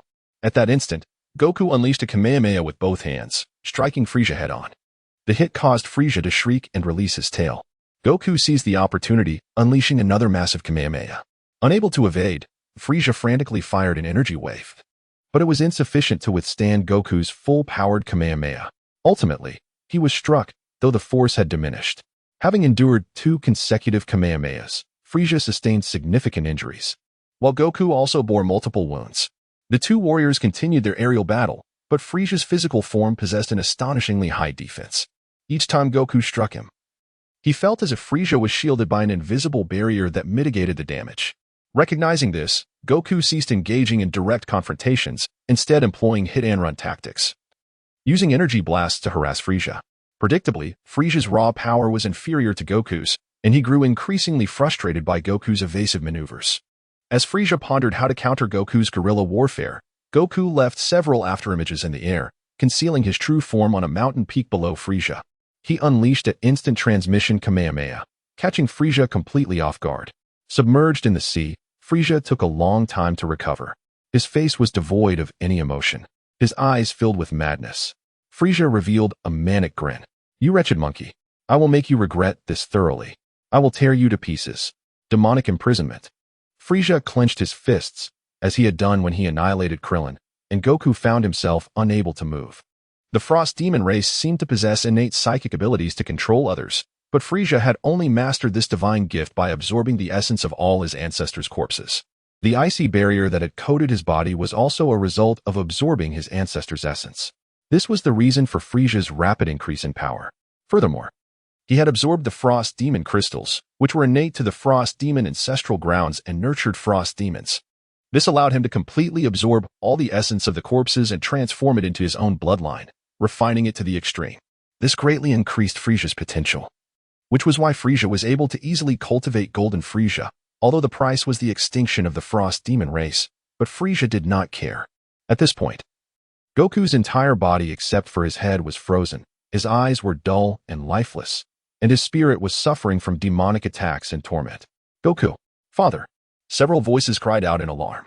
Frieza laughed heartily, arrogantly proclaiming, "Don't worry, he'll be tormented to death soon. Then it will be your turn. Isn't that right, Vegeta-san?" Vegeta, observing the imprisoned Kakarot, hesitated whether to rescue him. Unexpectedly, Frieza chose to taunt him. Vegeta clapped his hands and cheered. Frieza-sama is indeed as powerful and invincible as ever. "Oh, Vegeta-san seems to be sending me a signal? I seem to recall you saying you would kill me." Frieza, believing Vegeta was afraid, began to mock him again. However, I, Frieza, am magnanimous. If you were willing to kneel down and kowtow to me twice, I might spare your life. Frieza looked at Vegeta with amusement. "I think Frieza-sama's idea is excellent. In that case, if you kowtow to me twice, I will spare your life," Vegeta said with a smile, narrowing his eyes. "What? You're courting death?" Frieza's eyes turned cold, and two beams of light shot out from his fingers towards Vegeta. Vegeta instantly transformed into Super Saiyan Blue, teleported behind Frieza, and kicked him into the air. He then clasped his hands together into a hammer and struck Frieza's abdomen from above, shattering the icy membrane on the surface and severely injuring Frieza, who almost fainted. Vegeta then teleported to Kakarot, cast a healing spell on Kakarot's body, which restored his body. But his eyes were still dull. Vegeta then simulated the spirit bomb and cleansed the demon from Kakarot's soul, and Goku woke up. Frieza, lying on the ground, spat out a mouthful of blood at the sight of this. Frieza knew that he might be defeated today. Even Vegeta had such great power. Frieza's heart was filled with despair. So Frieza, emboldened by desperation, prepared to die with these guys. Chapter 25. Letting Frieza go. Frieza was consumed with thoughts of taking these wild monkeys down with him. Even Vegeta, with his formidable strength, could not ensure their victory against the group. Now, severely injured, escape was out of the question. Even if the Sun family were willing to spare him, Vegeta would never let him go. "Kakarot, to think you could be defeated by Frieza is truly disappointing," Vegeta scoffed. In response, Goku chuckled innocently. "I never anticipated Frieza would be this powerful, nor that he possessed such bizarre abilities. Thank you for your help, Vegeta." "Humph, Frieza dares to mock me. I merely assisted you out of convenience," Vegeta retorted with his characteristic pride. "Vegeta, how did you help me recover?" "After being struck by Frieza's attack, I felt as though my body was frozen and my soul plunged into an abyss of darkness, with demons swirling around in my mind. Frieza's move is truly terrifying." Goku marveled. Frieza, having learned this peculiar technique from an unknown source, could not be allowed to escape. Otherwise, he would pose a significant threat. After expressing his thoughts, Vegeta prepared to deliver a fatal blow to Frieza. At that moment, Frieza had just begun to recuperate. Vegeta's strike had been devastating, causing his golden form to falter. Frieza considered the best course of action to annihilate the planet.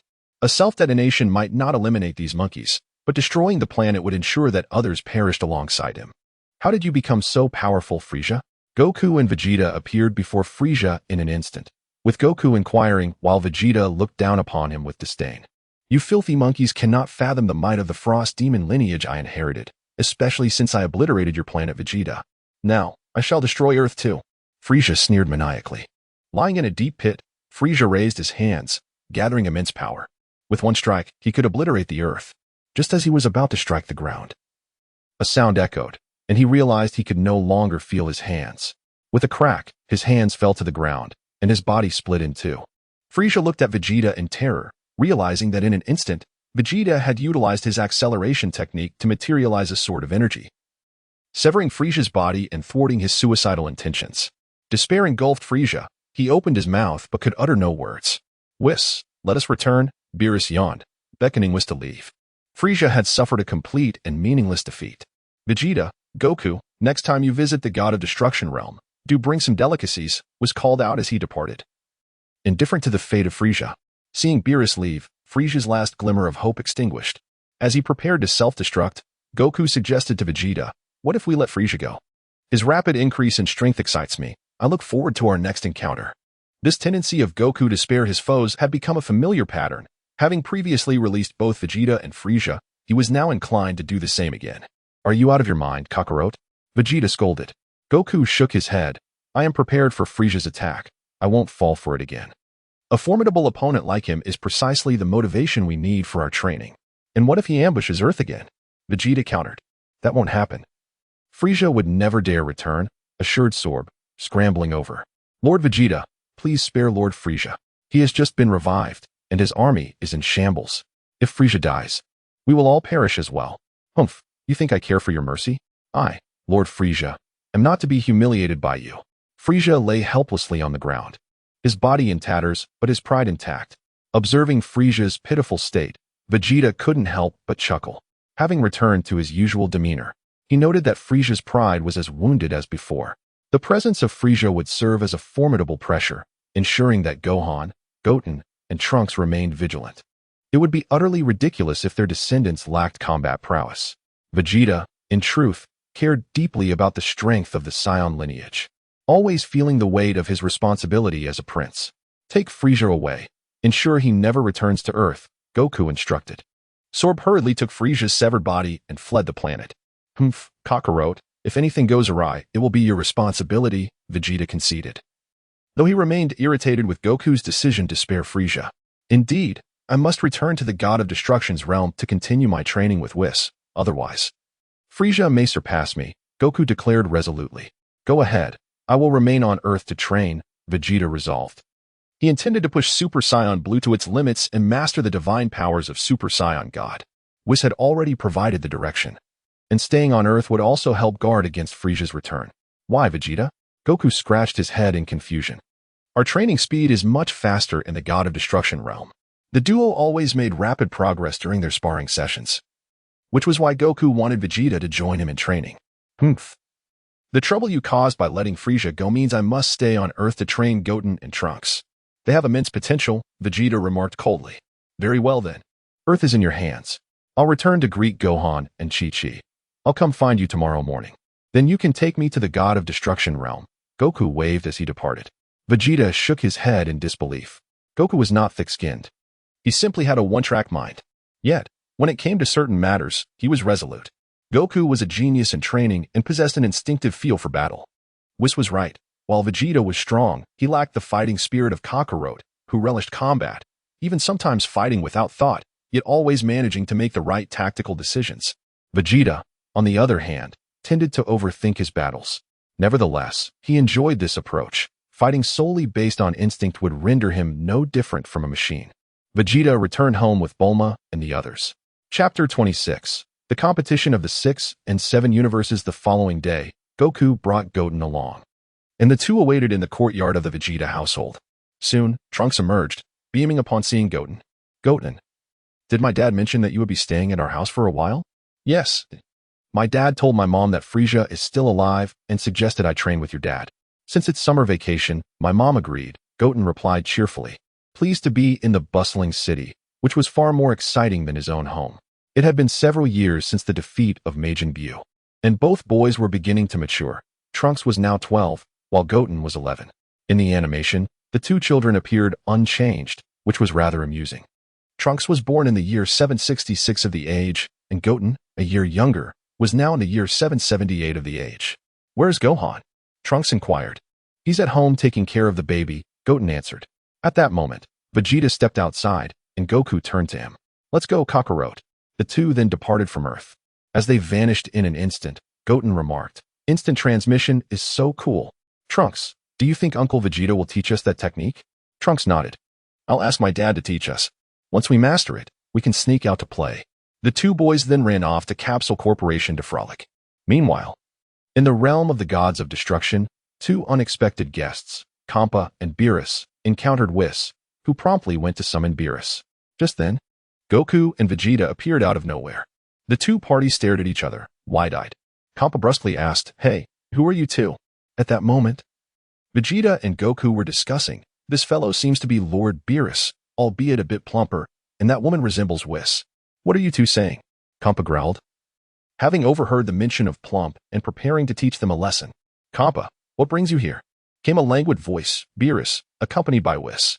Humph, Beerus. Who are these two? When did your realm become a place for mortals? Kampa retorted with a mocking grin. When did the affairs of my 7th universe become your concern? Beerus dismissed Kampa nonchalantly. Lord Beerus, who are these two? They seem like a fatter version of you. Goku leaned in to whisper. What? You dare call me fat? Kampa shouted, ready to retaliate. Beerus shot him a piercing glare. Kampa, do you wish to fight? If my universe's scions say you are fat, isn't that a fact? When can your 6th universe take action in my 7th universe? It seems you wish to challenge me. The god of destruction from the sixth universe.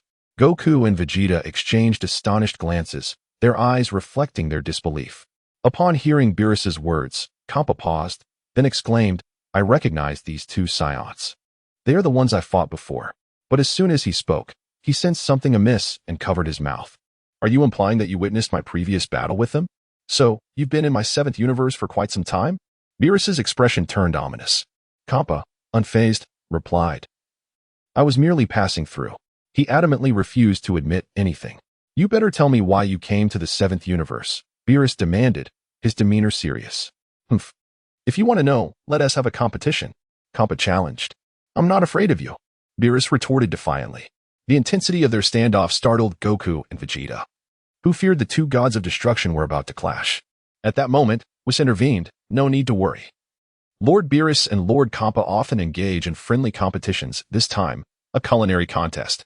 Beerus and Kappa produced their dishes and began their contest. Ultimately, Kappa lost. And he revealed the existence of the Super Dragon Balls, shocking Vegeta. Upon further reflection, he realized that the Super Dragon Balls, which had previously floated in space, had vanished. You came to my seventh universe to search for the Super Dragon Balls. Don't you have some in your own universe? Beerus inquired. Of course. There are purposes for searching for Dragon Balls.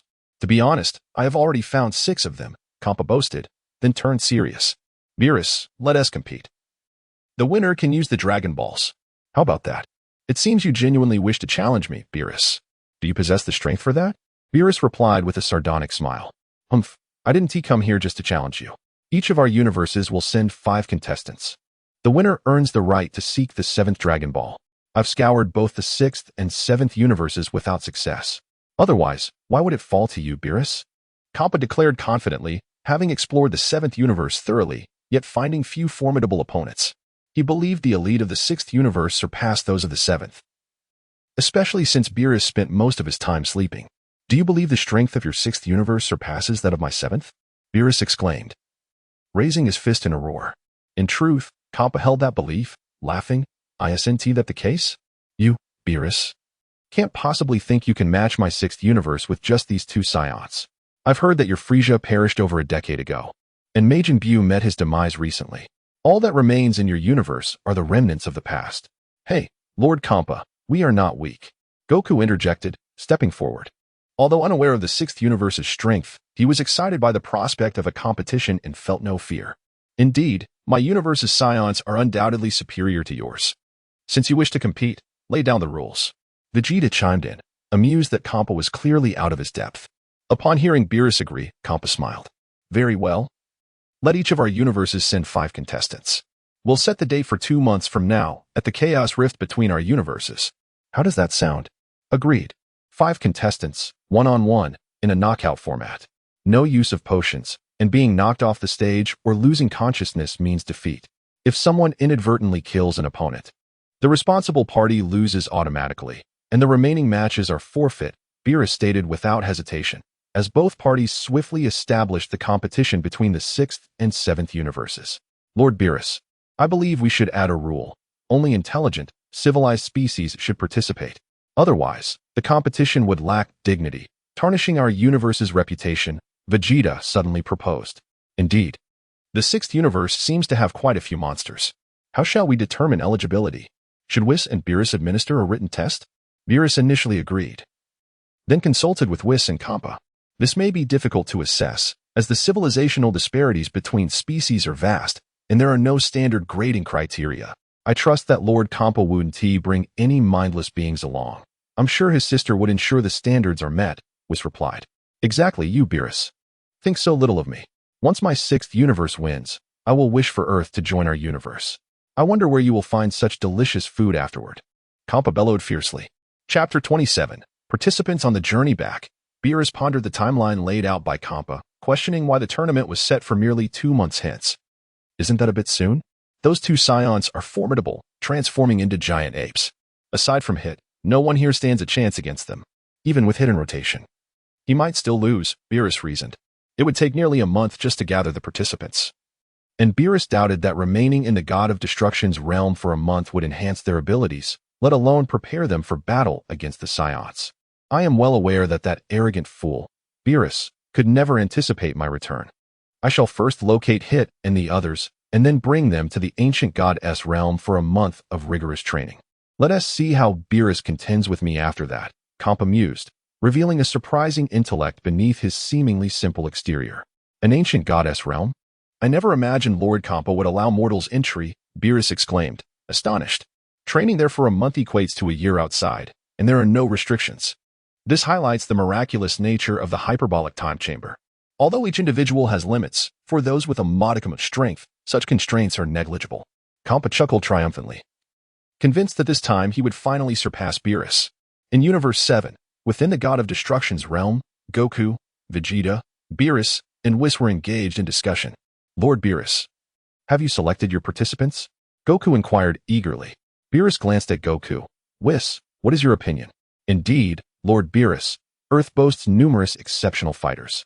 Frieza is still alive. You know, Whis noted. You let Frieza go? Beerus expressed his surprise. Vegeta scoffed. It's all Kakarot's doing. Goku chuckled. Well, with Frieza participating, our chances of victory have increased, and Majin Buu is formidable too. That makes 4 participants. I have someone in mind as well. Let us finalize it. Beerus nodded in agreement. Who is it, Lord Beerus? He must be incredibly powerful. May I challenge him? Goku asked with excitement. Absolutely not. Although Compa may not know why he has suddenly issued a challenge, there could very well be a powerful new contender from their universe. Use these 2 months wisely for training, or I will have no choice but to obliterate you all, including Earth. Beerus warned. Understood. Vegeta, are you returning? Goku suggested.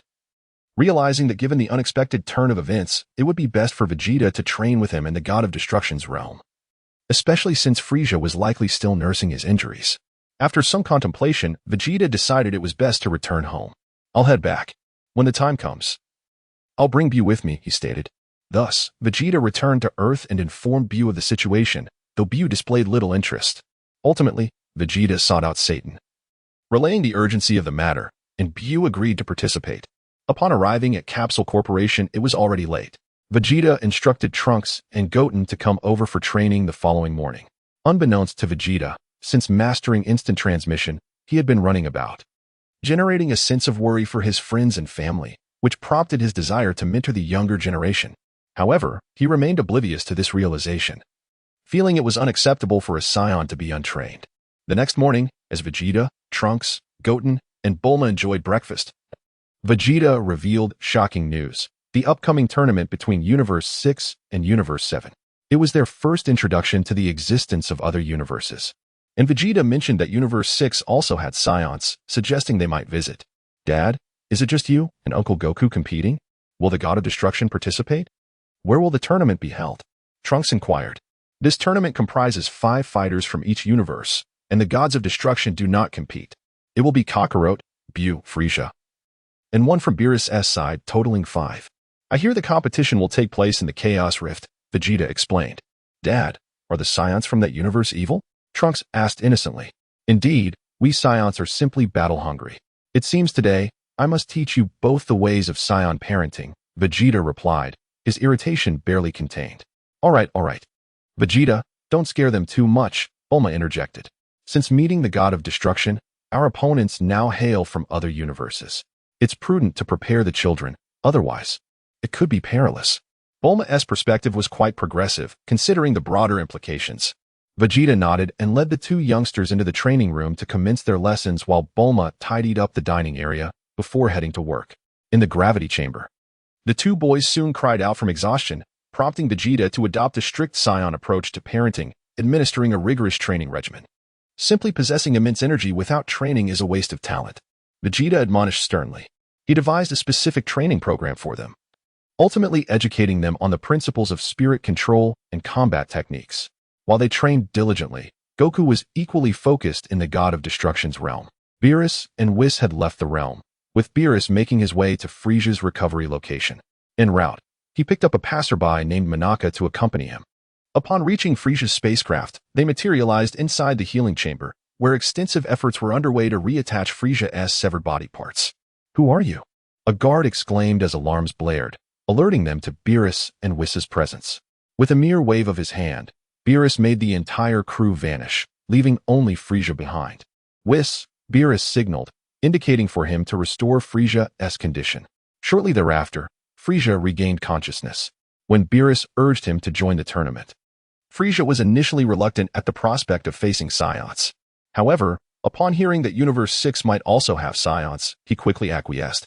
As 2 months swiftly passed, Vegeta diligently trained the children, particularly instructing them on the use of spirit control. He himself gained a deeper understanding of the technique, mastering the Super Blue form with significantly reduced strain on his body. Chapter 28. The competition begins. Vegeta felt that what he currently lacked was the profound mastery of Super Saiyan Blue. This realm was indeed unfathomable, and he believed there was still considerable room for his advancement. With unwavering determination, he faced the impending competition, confident that even if Kakarot had trained for 2 months in the realm of the Destroyers, he likely had not made as significant progress in this past month as Vegeta had. His mastery of spirit control had allowed his divine energy to flow more smoothly. Let us proceed to the Destroyer realm, Vegeta declared, leading Goten, Trunks, Bulma, and Buu directly to the realm of destruction. At that moment, Beerus and Whis were enjoying tea while observing Goku as he practiced his punches, seemingly unconcerned about the upcoming contest between the 6th and 7th universes. In a flash, Vegeta and his companions appeared in the Destroyer realm. "Hey, Vegeta, you all have arrived." Goku greeted cheerfully upon noticing them. Vegeta nodded, while the others gazed in awe at the splendor of the Destroyer realm, marveling at its grandeur. "Is this really the Destroyer realm? It's magnificent," the 2 young boys exclaimed excitedly, while Buu curiously looked around, taking in the sights. "Vegeta, please summon Frisia," Beerus instructed. Whis nodded in agreement. "Vegeta-san, we will require your instant transmission." "Not a problem," Vegeta replied. Following Whis' guidance, Vegeta instantly materialized on planet Cold, where Frisia was currently meditating. Frisia harbored a deep-seated hatred for the 2 Scions, but found himself powerless against them at the moment. He was contemplating how to torment the Scions of the 6th universe in the upcoming match, hoping to mend his wounded spirit. In an instant, Vegeta and Whis appeared beside Frisia, who glared at Vegeta with animosity. "Ah, isn't this the esteemed Lord Frisia, hiding away in such a grand palace to nurse his wounds?" Vegeta taunted before Frisia could utter a word. Frisia's expression shifted as he prepared to lash out, but then, with a calculated glance, he composed himself, adopting his usual courteous demeanor, his tone as calm as still water. "Vegeta-san, if you wish, I could use an extra servant to serve tea in my palace," Frisia offered with a disingenuous smile, concealing his malice. Sensing the tension between the two, was quickly intervened. All right, Vegeta-san, Frisia-san, let us head to the Destroyer realm and not keep Lord Beerus waiting. Frisia-san, please place your hand on my shoulder. Vegeta-san, let us depart." Vegeta felt a twinge of regret for having come to fetch Frisia. Merely being in his presence made him feel nauseous. They hastily departed, barely suppressing the urge to retch. In the next moment, the 3 of them reappeared in the Destroyer realm. Beerus stood up, subtly signaling to Whis. Just then, Monaka followed closely behind Whis. Monaka had spent the last 2 months in the Destroyer realm, intentionally avoided by Beerus and Goku. Beerus waved his hand, and everyone gathered around him. "Now that we are all here, let us proceed." They then boarded Whis' flying carpet. An unusual atmosphere enveloped them. Vegeta glared at Frisia with evident displeasure. Frisia directed a hateful gaze at Goku, while Goku looked at Monaka with excitement. Monaka, however, was left dumbfounded by Buu, who had just transformed an object into chocolate cookies in front of the 2 boys, leaving Monaka utterly astonished. Before long, they entered the chaotic turbulence. With a flick of his staff, was conjured a protective barrier around them. The chaotic currents were lethal to anyone lacking immense power, and even Goku and Vegeta in their Super Saiyan Blue forms had to tread carefully. Within the chaos, there were a few planets, though more numerous were the meteorites. After approximately 2 minutes of flight, a planet emerged in front of them, surprisingly intact within the tumultuous flow, its surface marred by numerous scratches revealing an orange ground beneath. "What is this? Super Dragon Balls?" Vegeta immediately sensed it and voiced his realization. He had only encountered such a planet, possessing spirit control, once before, the Super Dragon Balls. No wonder Zuno only pointed out 3 Super Dragon Balls, and Kappa could only find 6. It turned out one was hidden within the chaotic currents. It was no wonder Kappa had failed to locate this Dragon Ball. Typically, they traversed to other universes through spatial channels opened by angels, who would venture into chaotic turbulence without necessity. "What? Super Dragon Balls? Are you certain, Vegeta?" Beerus inquired, astonished. "Indeed, this is undoubtedly a Super Dragon Ball." Only the Super Dragon Balls possess spirit control, Vegeta affirmed. Excellent. Whis, let us descend onto this planet and await Kappa and his group, Beerus commanded. Thus, they waited on the planet for about 10 minutes until Kappa and his entourage flew in. The planet had already been shielded by Whis, so everyone felt completely at ease. Upon Kappa's arrival, Beerus gestured, Whis. Vados. Kappa mirrored the gesture.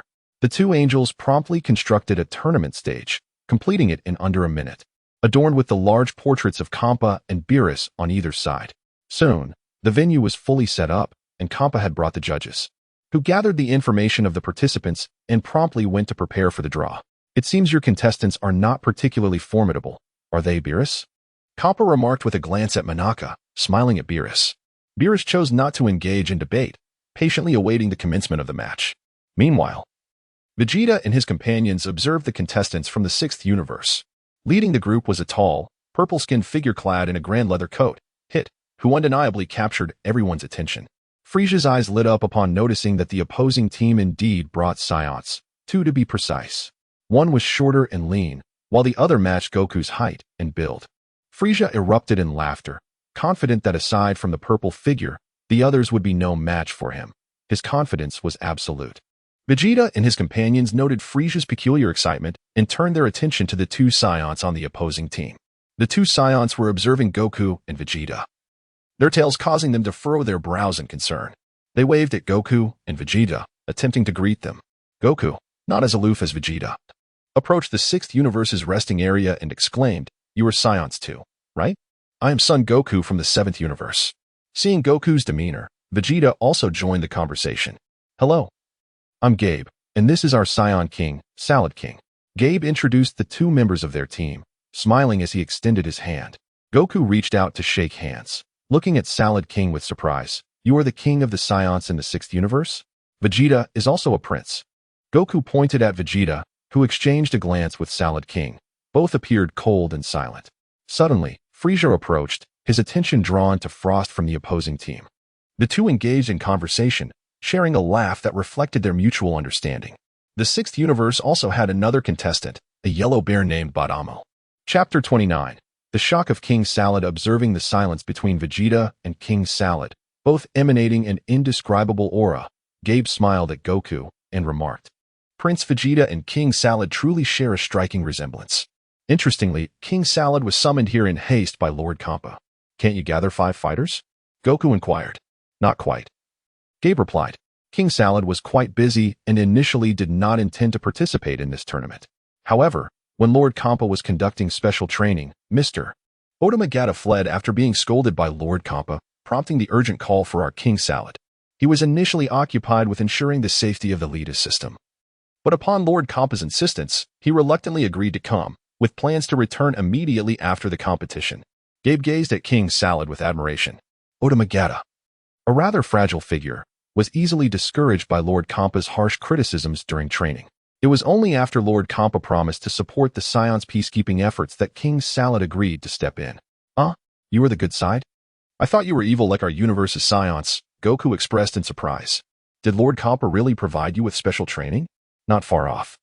Lord Kappa overheard Gabe's mention of the special training and bellowed, Hey, the match has begun. No more idle chatter. His face turned a shade of green with anger, fearing a reprimand from Beerus for unprofessional conduct. Indeed, Beerus erupted in fury. Kappa, how dare you provide special training to your universe's contestants? He flew directly in front of Kappa. How shameless of you. Are you intimidated by the strength of my universe? Kappa, flustered and enraged, retorted. You can train your universe's contestants as well. There is no rule against it. Beerus, incensed, was on the verge of confronting Kappa in a fierce battle when a ringing sound interrupted, announcing, Contestants from each universe, please come forward to draw lots. Beerus shot a furious glare at Kappa, muttering, We'll settle this later. Despite his anger, he still held confidence in Goku and Vegeta's abilities. The rules for the draw dictated that the number drawn would indicate the order of appearance in the match. Goku drew number 1, Vegeta number 2, Frieza number 3, Yu number 4, and Monaka number 5. For Universe 6, Badamo was first, Frost second, Gabe third, King Salad fourth, and Hit fifth. Goku was thrilled to be the first to compete against the elite of other universes, hoping they would not disappoint him.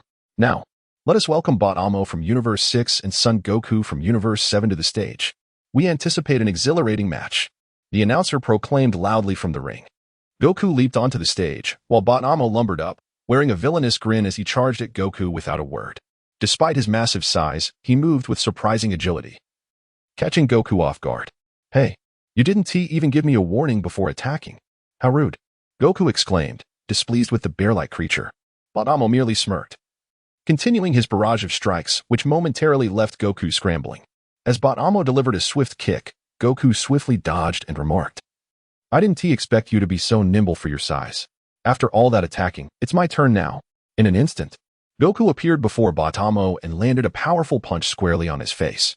Bot Amo recoiled, covering his face as he staggered back.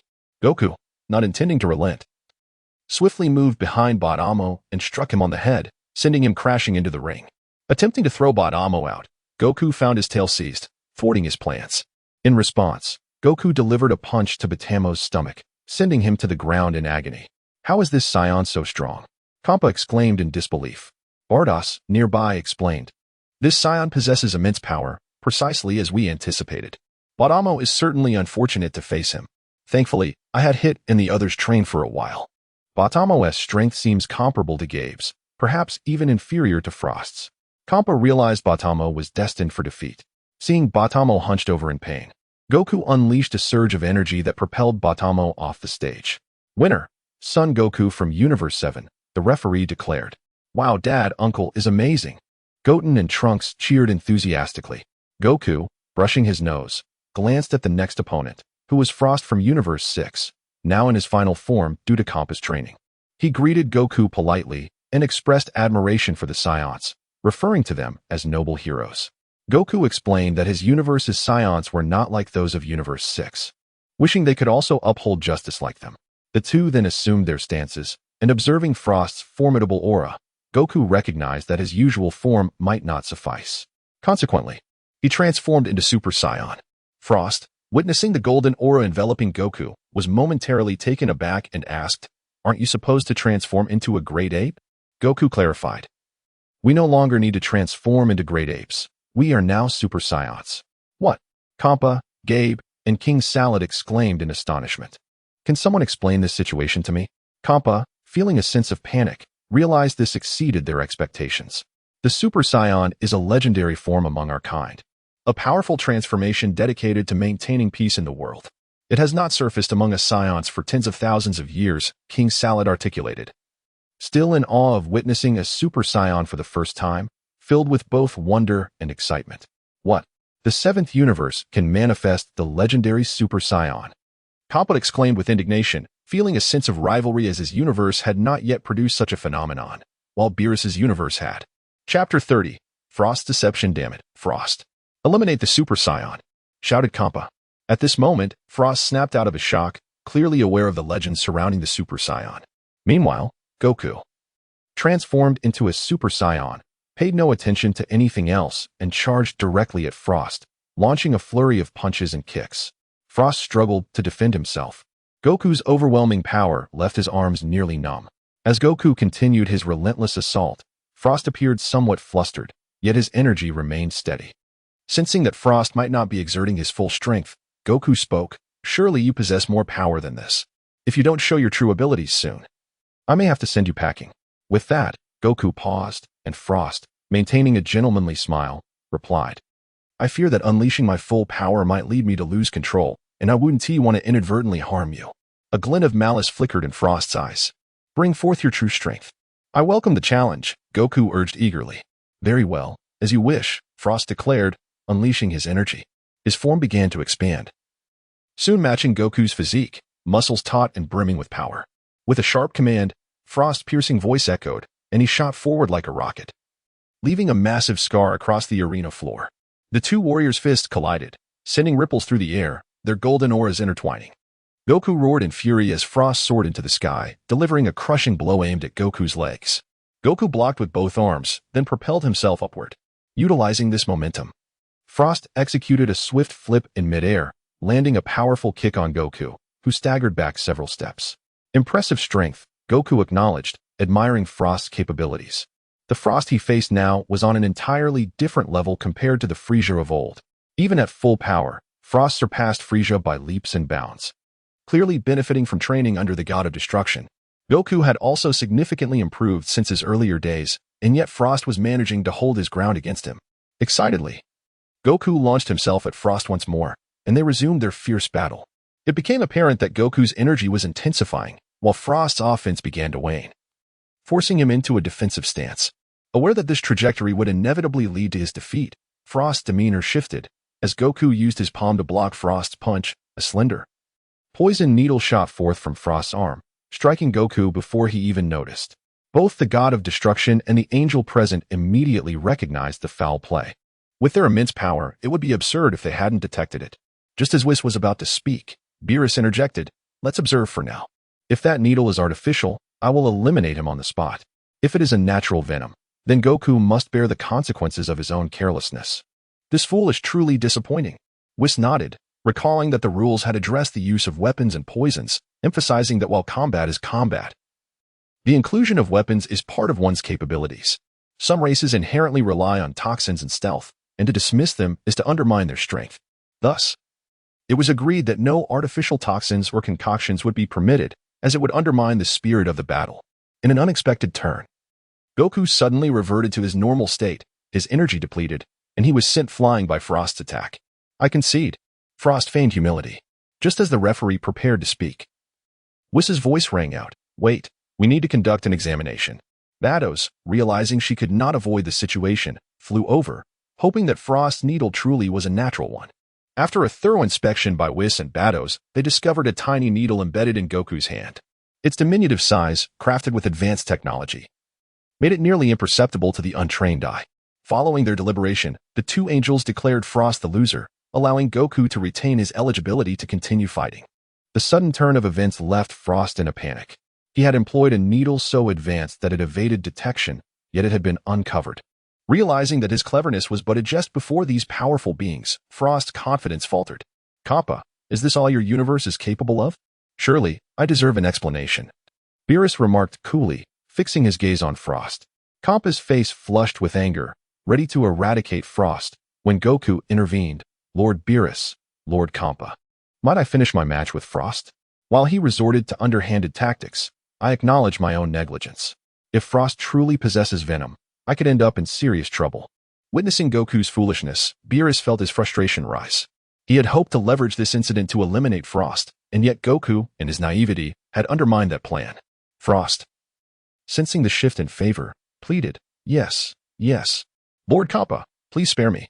I didn't use poison, it was merely a substance that temporarily incapacitated my opponent. Grant me another chance." Vados nodded in agreement, addressing Kappa. "Mr. Frost has cultivated a positive image in Universe 6. Executing him without due cause could have repercussions." After some contemplation, Kappa replied, "Fine, but Frost, if you fail to win this match, I will not be lenient." Though Frost realized he had temporarily escaped death, he also understood that he was up against a scion he could not defeat. The legends held true. The Super Saiyan was a formidable entity, and he would have to summon every ounce of his strength. I once believed you to be a noble warrior, unlike our universe's Frieza. Yet now I see you are even beneath him. In that case, I shall show no mercy." Goku, fueled by rage, transformed into Super Saiyan 2, unleashing a powerful wave of energy that prevented Frost from lifting his head. In an instant, Frost felt as though he had been struck by a planet, losing consciousness and hurtling thousands of meters before coming to a halt. "What? How did he grow stronger again?" Kappa exclaimed in shock. Hearing Kappa's astonishment, Goku explained. "Lord Kappa, this is Super Saiyan 2. What is that?" Not only Kappa but also the Scions of Universe 6 were left in utter disbelief. Vegeta remarked, unimpressed by Kakarot's display of bravado. Chapter 31. Wukong and the Scions of the 6th Universe with a mere wave of his hand. Whis restored the arena to its original state. Wukong stood upon the platform, eagerly awaiting the next contestant from the 6th Universe. Kappa wore a grim expression. He knew that the remaining two Scions on his side were no match for the formidable opponent before them. Despite having trained them and imparted a technique to sever a Scion's tail to prevent their transformation into a great ape, it seemed utterly futile now. For the strength of the opposing Scion was far beyond anyone's expectations. Yet, thoughts of Hit reassured Kappa. Next up was the contestant from the 6th universe, Kaba. As the referee's voice rang out, Kaba stepped onto the stage. I know I am not your match, but I will fight with all my might. Please. Be kind to me, Kaba said, gazing at the golden-haired, blue-eyed Wukong. Very well, let me witness the prowess of a scion from the 6th universe. Wukong replied with a smile, respecting the scions of the 6th universe, whom he regarded as noble. With a fierce shout, Kaba charged towards Wukong, who effortlessly blocked the incoming strike. Wukong, surprised, asked, Aren't you going to transform into a Super Saiyan? I cannot. I have only heard tales of the Super Saiyan, but have never found the means to transform, Kaba admitted, lowering his gaze. Ah, so you have yet to learn. No wonder you appeared so astonished earlier, Wukong remarked, scratching his head. I believe your strength already surpasses the requirements to become a Super Saiyan. You simply have not discovered the method. The key to transformation lies in rage, an anger so profound that it leads to the release of immense power, shattering the chains that bind you, thus allowing you to transcend into a Super Saiyan. Suddenly reverting to his base form, Wukong continued, How about this? After our match, come find me, and I shall teach you the art of transformation. Excited by the prospect of learning, Kaba nodded eagerly. All right, let us complete this contest. Kaba clasped his fists in respect before assuming a fighting stance. In a swift motion, he appeared behind Wukong and delivered a knife hand strike. Wukong reacted with incredible speed, slightly shifting to the side and raising his right arm to deflect the blow. Kaba, unfazed, performed a somersault and reappeared before Wukong, executing a sweeping kick aimed at Wukong's legs. Caught off guard, Wukong stumbled, and as he teetered, Kaba unleashed a flurry of punches to Wukong's abdomen, knocking him to the ground. Gasping, Wukong waved his hand to push Kaba back. As he rose, he noticed Kaba gathering energy to unleash an energy wave directed at him. Wukong crossed his arms and braced himself against the oncoming blast, gradually being pushed back. Just as he neared the edge of the arena, he caught a glimpse behind him and unleashed a powerful shout, sending Kaba's energy wave soaring into the sky. As soon as he pushed the wave aside, Kaba lunged forward. Enveloped in a fierce aura clearly, he was channeling all his energy into this one strike, the energy wave merely a ruse. Come at me, Wukong shouted, exhilarated. With a clash of fists, one larger than the other, their energies collided, both warriors roaring as they exerted their utmost strength in a fierce standoff. Neither was willing to relent, and their combined ferocity created a massive crater in the arena. Eventually, they separated, both panting heavily. Gazing at Wukong, Kaba clasped his fists in respect. Mr. Wukong, you have triumphed. Acknowledging his defeat, Kaba recognized that even in his base form, Wukong had bested him, and thus, he could only imagine the disparity in power should Wukong transform into a Super Saiyan. In a certain sense, we are evenly matched, Wukong replied, offering a courteous remark. With Kaba conceding, the referee declared, in this round, the winner is Mr. Sun Wukong of the 7th universe. Well done, Wukong. Show the 6th universe no mercy. Beerus cheered with delight. Come on, let's continue, Wukong exclaimed, his fighting spirit reignited. Next to enter the arena was the contestant from the 6th universe, King Sadala. The referee gestured, inviting him to the stage. King Sadala soared onto the platform, and Wukong observed him closely. Unlike the typical slender scion of the 6th universe, King Sadala bore a striking resemblance to Wukong in height and physique, sporting a hairstyle reminiscent of Broly S and a well-built frame adorned with a prominent beard, exuding an air of authority. Instead of immediately launching an attack, King Sadala inquired, Could you enlighten me about the science of your universe? How did your universe's Super Scions come into existence? It was evident that the emergence of the Super Saiyan had stirred a deep curiosity within him. Despite his resemblance to Vegeta, proud and aloof, his heart was inherently kind and filled with a sense of justice, harboring a profound love for the Saiyan race. Wukong, aware of King Sadala's noble lineage, found it difficult to speak on behalf of his own Scions. To be honest, I don't know much about my universe's Scions.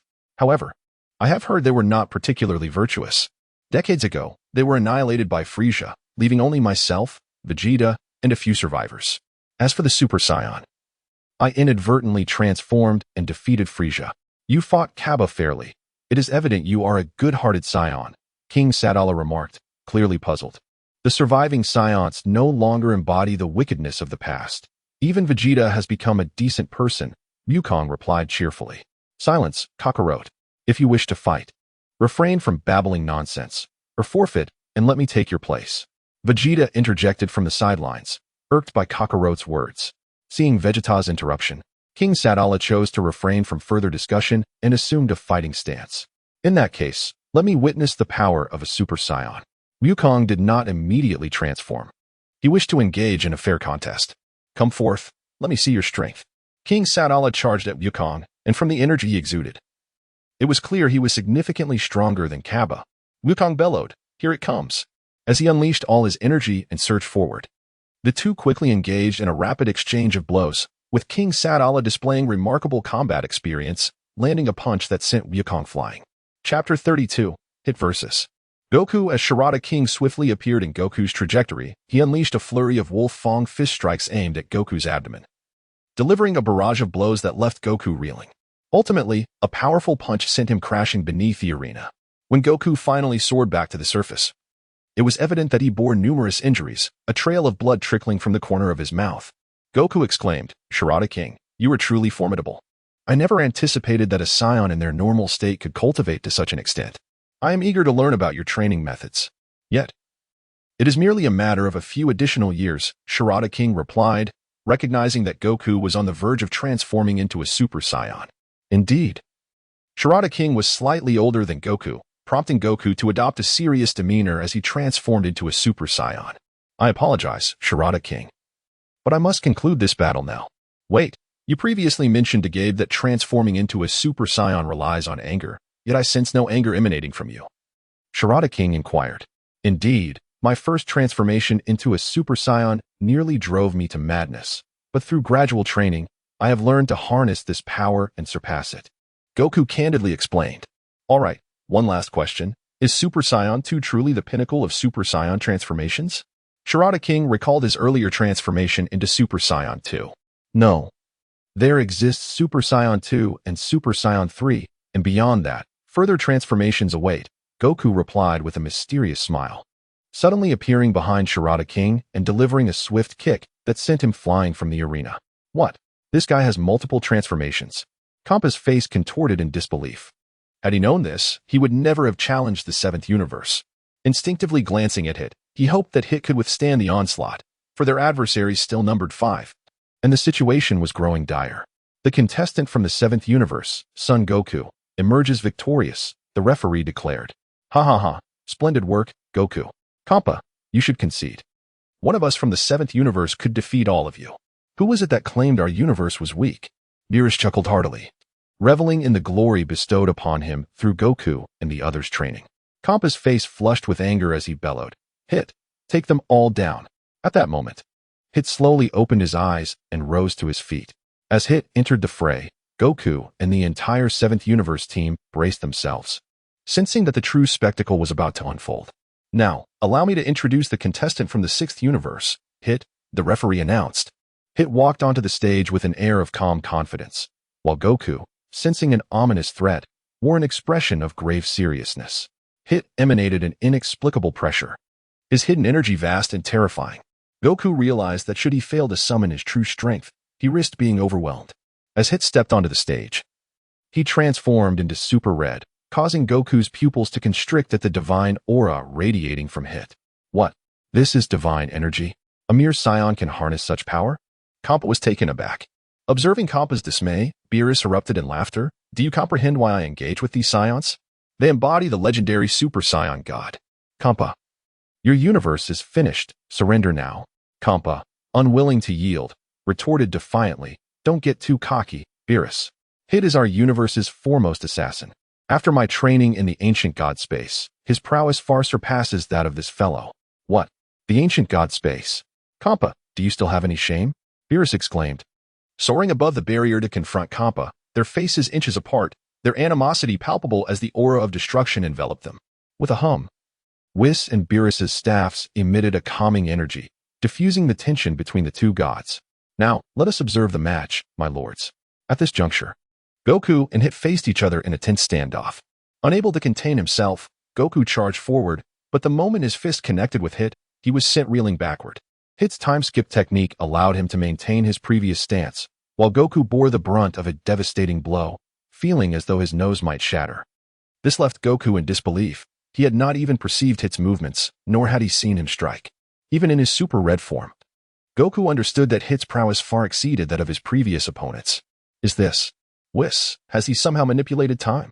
Beerus asked gravely. Indeed, Lord Beerus. It appears he can alter the flow of time within a small sphere around him, effectively slowing it down, while others are unaware of this change.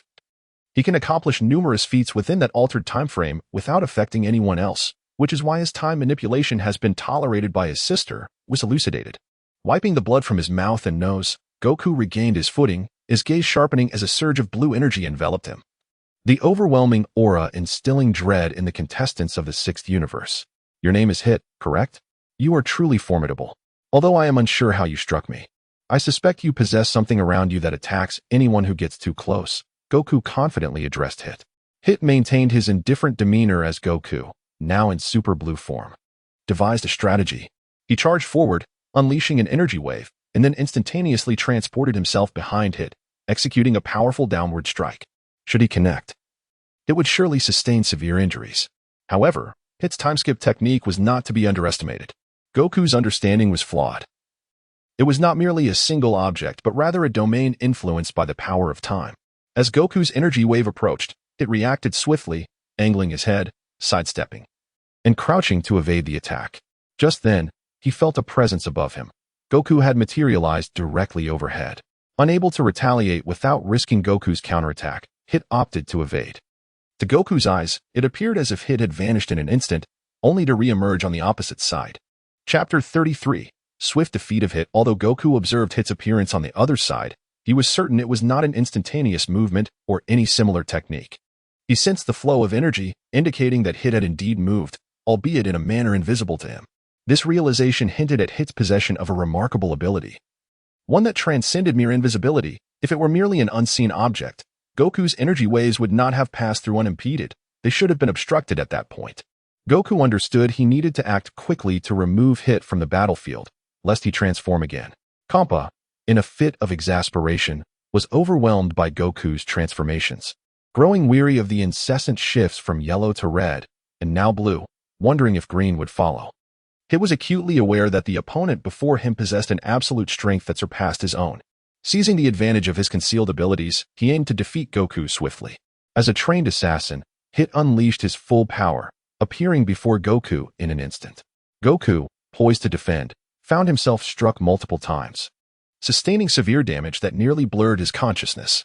At that moment, Hit, having undergone training with Kampa, had reached the pinnacle of his true power, and his physical form remained intact. The weight of the blows was too much for Goku to withstand, especially targeting vital areas. Under normal circumstances, such attacks would have been ineffective, as Goku's super blue defense was formidable. Goku quickly retreated to a safe distance. Gasping for breath while wiping the blood that gushed from his mouth, his body racked with agony. What happened? What did that man do? Goten and Trunks were in a state of confusion, completely unaware of the events unfolding, only knowing that Goku had inexplicably sustained injuries without any visible attack from his opponent. Bulma, having failed to grasp the nature of the contest, noticed Goku vomiting blood after transforming into Super Blue and urgently poked Vegeta, demanding an explanation. Vegeta elucidated. That individual appears to possess a mysterious power that allows him to accelerate to astonishing speeds in an instant, rendering even me unable to perceive his movements. Kakarot has been struck multiple times without realizing it. At that juncture, Whis elaborated, it wields the ability to accelerate a small area around himself, thus Mr. Goku was unable to react in time. What? A master of time? Such individuals truly exist? The crowd was taken aback. Humph. I could dispatch that fellow with a single move, Frieza retorted defiantly, expressing confidence in his ability to swiftly eliminate Hit.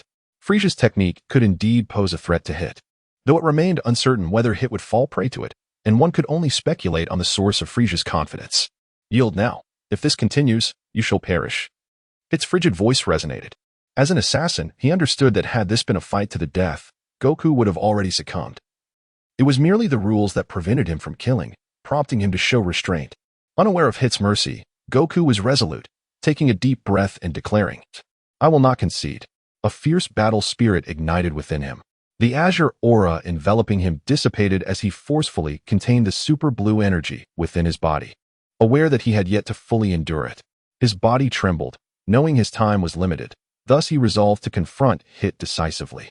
With a furious roar, Goku charged forward, appearing to stake everything on this attack. However, it was a ruse. As Goku neared Hit, he prepared his defenses, feigning an assault. Hit, falling for the deception, managed to land a punch, but Goku expertly intercepted the remaining strike, gripping Hit's fist tightly, rendering him unable to withdraw. In that fleeting moment, Goku unleashed all his strength, executing a Kamehameha wave, the overwhelming power surging from his other hand, striking Hit directly. The colossal energy shattered the barriers set by the two angels. To Goku's surprise, Hit possessed a protective shield that, while quickly shattered, absorbed a significant portion of the damage. Leaving Hit wounded, his cloak tattered. After a violent bout of coughing, Hit realized Goku had collapsed on the ground, silently relieved that had the encounter continued, he would not have withstood another blow. The sixth universe's Hit has emerged victorious, the referee announced. Well done, Hit. You finally brought him down. Can you still hold on? Kappa was torn between elation for Goku's defeat and concern over the remaining 4 opponents. Observing the expressions of the other 7th universe fighters, Hit noted their indifference.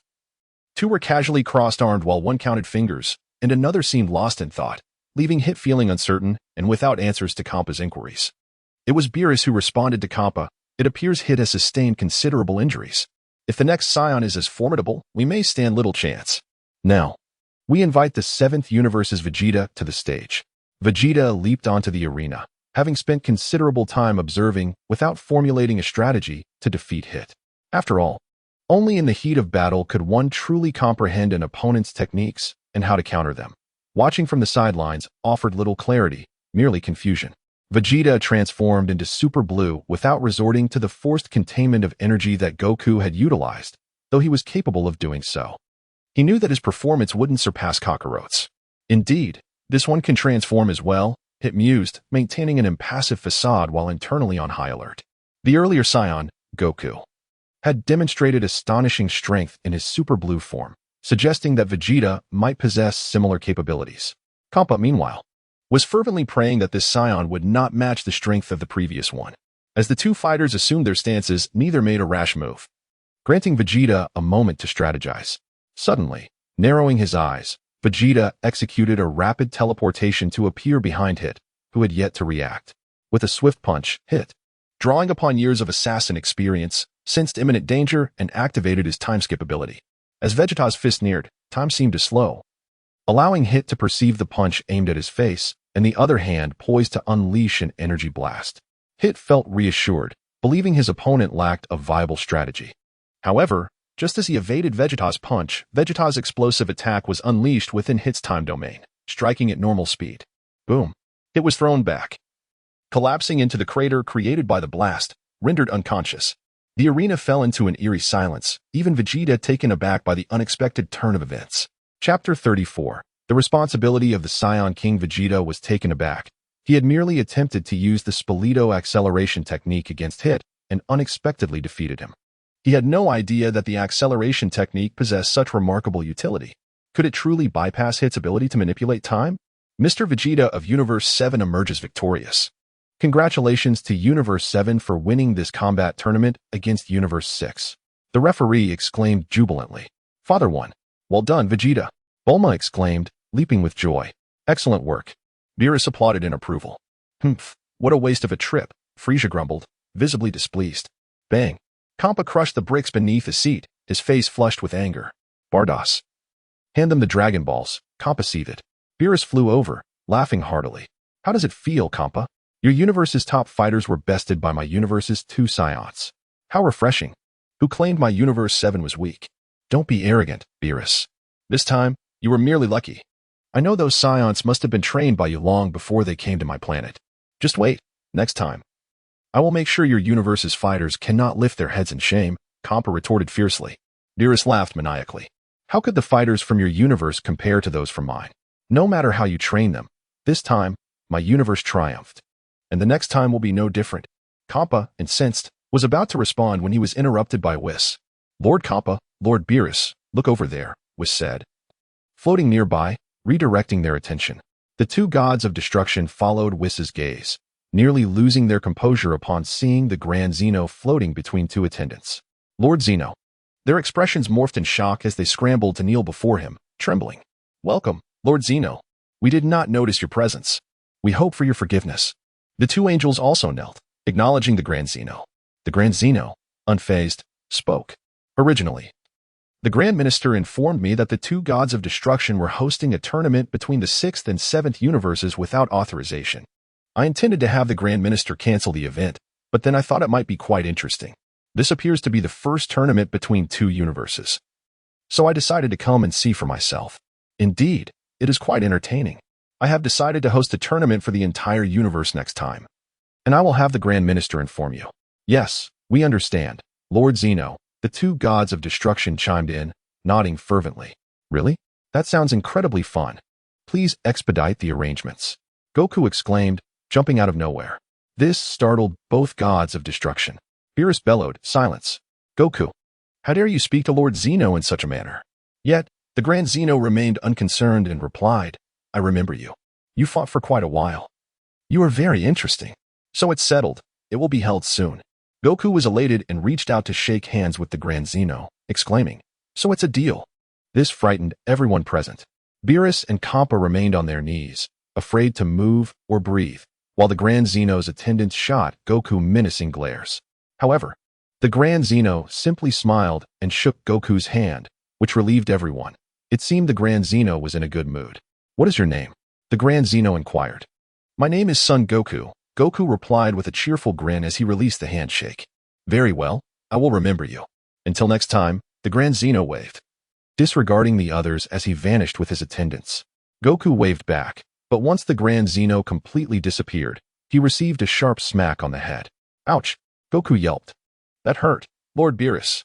Why did you do that? Do you understand that Lord Zeno stands at the pinnacle of the 12 universes? If he so wished, he could erase this universe along with all its inhabitants in an instant. Beerus roared, still attempting to educate Goku. If you had angered Lord Zeno just now, not only would my Universe 7 suffer, but Universe 6 could also face dire consequences. You imbecile! Beerus continued to shout. Goku began to grasp the gravity of Lord Zeno's status, but still felt there was nothing to fear. He appeared amicable enough. I don't think Lord Zeno is as terrifying as you say, Lord Beerus. At least he seems quite approachable, Goku replied, attempting to lighten the mood. Beerus did not share his amusement and warned Goku sternly, let me remind you, there were once 18 universes in this world. But 6 of them were erased by Lord Zeno's mere thought after provoking his wrath. Always maintain a sense of reverence towards Lord Zeno, and avoid any further interactions with him. Otherwise, your actions could bring devastation upon the entire universe. Realizing Beerus' seriousness, Goku quickly promised to heed his advice, prompting a nod from Beerus. At that moment, Kaba and King Salad approached. Beerus and Kampa were deep in discussion about the implications of the Grand Zeno's visit, walking away with the two angels, distancing themselves from the crowd. Goku greeted Kaba and King Salad, who congratulated him. Congratulations on winning this tournament, Kaba said. I never expected it to be so formidable. I couldn't defeat him this time. But I will train harder to reclaim my honor next time, Goku responded, always brimming with fighting spirit and confidence. By the way, let us find Vegeta. Goku began walking towards Vegeta. Kaba and King Salad acknowledged that Vegeta was the prince of the Scions from Universe 7, who had achieved great strength by winning the tournament, and greeted him. Kaba spoke up directly, while King Salad exchanged a nod with Vegeta before speaking. Noticing this, Vegeta also nodded in return and asked, do the Scions of your universe still reside on Salad Star? It was King Salad who answered, yes, we live on Salad Star. I am Salad the 96th. I am Vegeta the 4th. Vegeta introduced himself. Is Salad Star the planet you now inhabit? King Salad inquired. No, it has been destroyed. Our Salad Star was annihilated due to internal conflicts, and we later relocated to planet Vegeta, but it too was destroyed by Frieza during my father's generation. May I ask how many Scions remain? Only 8 of us remain. Does King Vegeta have any intentions of reviving the Scions? I would be willing to arrange a union between the women of my universe's Scions and those of Universe 7 to aid in repopulating your Scion lineage, King Salad proposed, astonishing everyone present. Chapter 35, The Wavering Vegeta. A single statement from King Salad startled Vegeta and his companions, leaving them momentarily speechless. At that moment, Bulma spoke fiercely, Hey, Vegeta, I warn you. Regardless of whether you intend to rebuild the Scions or whatever, you are absolutely forbidden from seeking out other Scion women. With her hands firmly on her hips, it was evident that she did not oppose Vegeta's aspirations to restore the Scion race. Yet she was adamant that he should not spread his lineage in the process. "Is this your consort, King Vegeta?" inquired King Salad. Yes," Vegeta replied, slightly embarrassed. Hee. "Yes, I am Vegeta's wife. This is our child." Bulma grinned broadly as she gestured towards Trunks. "Hey, Vegeta, if you wish to restore the Scions, why not simply use the Dragon Balls to resurrect them?" Goku asked, puzzled. "That won't be necessary.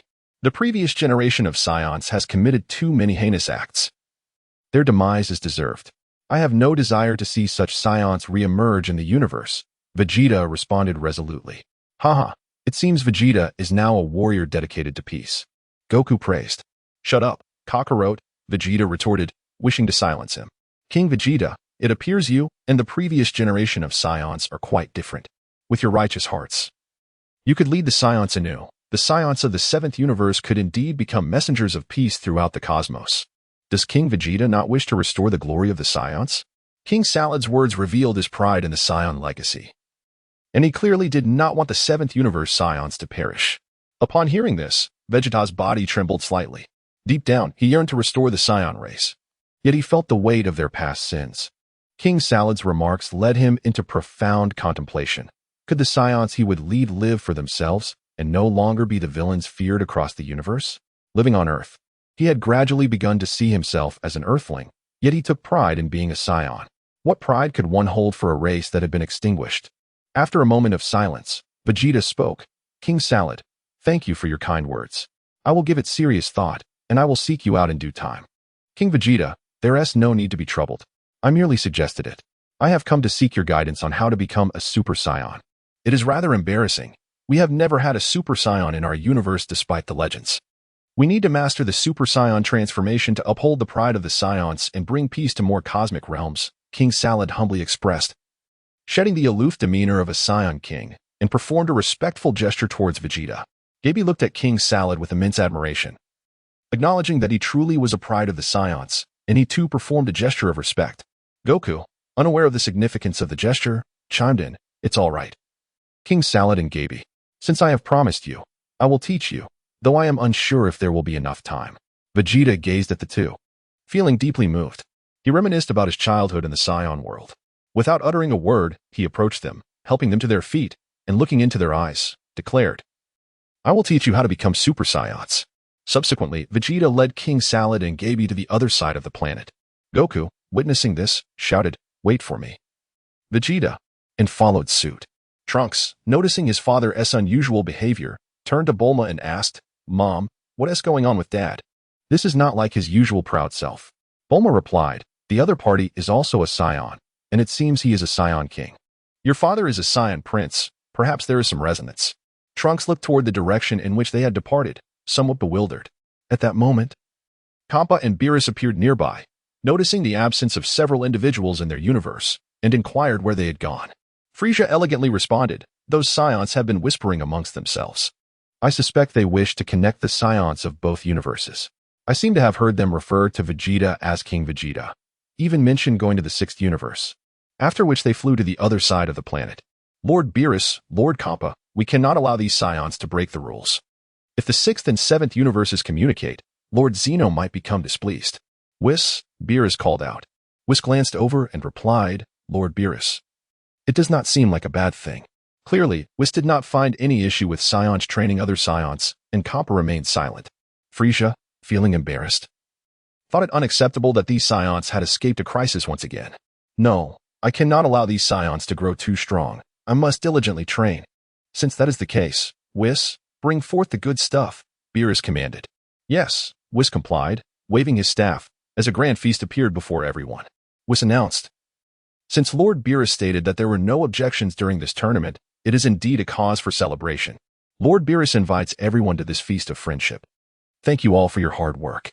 In truth, Beerus simply wished to showcase his culinary delights, coupled with his own hunger. "Are you trying to insult me, you rascal?" Kappa's expression shifted, but his gaze became greedy as he eyed the delectable food.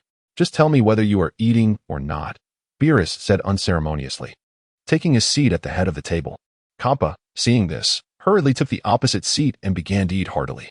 "Everyone, come and eat," Whis beckoned, subsequently introducing various delicacies to Badatz, clearly reveling in his display. Wow, this is delicious. Amo, the large bear, exclaimed, having never tasted such exquisite food.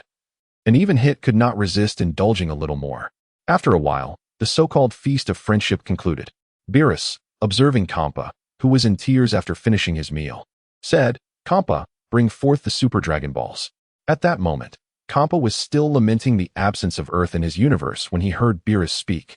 Casting a sullen glance at Beerus and Badats wiped his mouth and waved his staff, causing 6 enormous spheres to materialize around them, which were the Super Dragon Balls.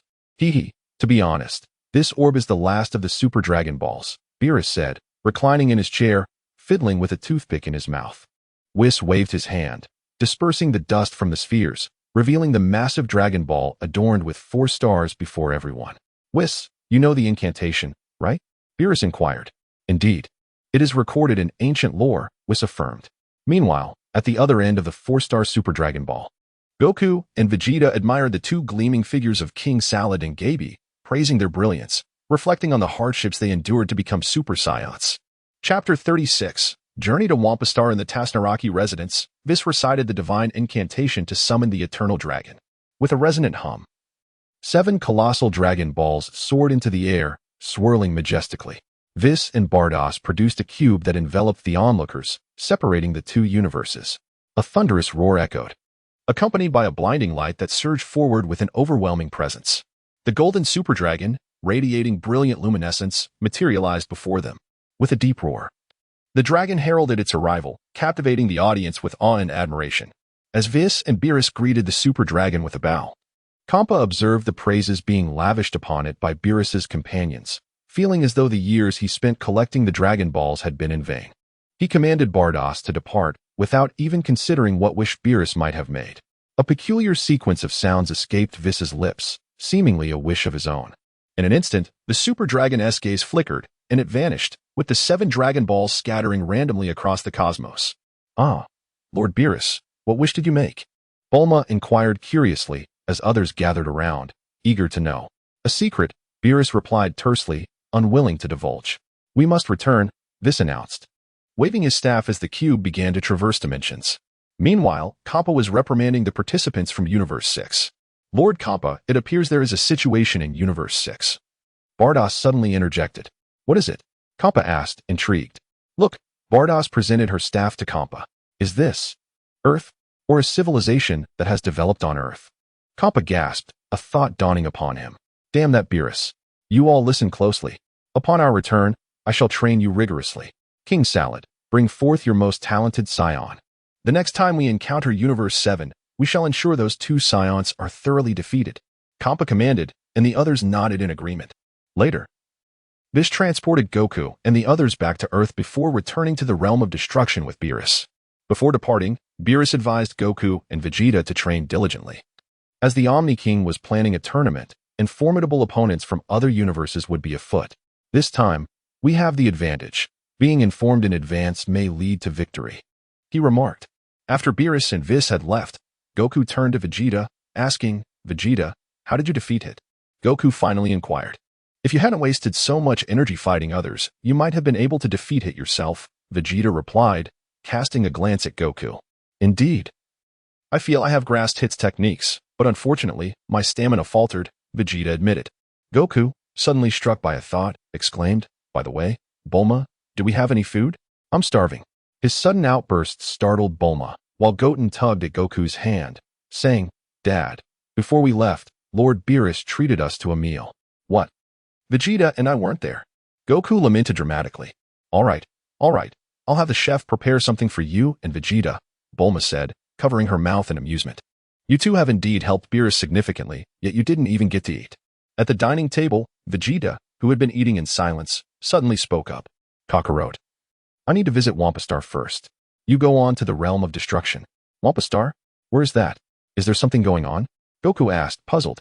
It's none of your concern, Vegeta curtly replied. Previously, Vis had mentioned that apart from the scions on Earth and Vegeta's brother, 2 other scions survived on Wampa Star, igniting Vegeta's desire to explore this planet. Is there a powerful warrior on Wampa Star? Or are you going there to train? Goku speculated.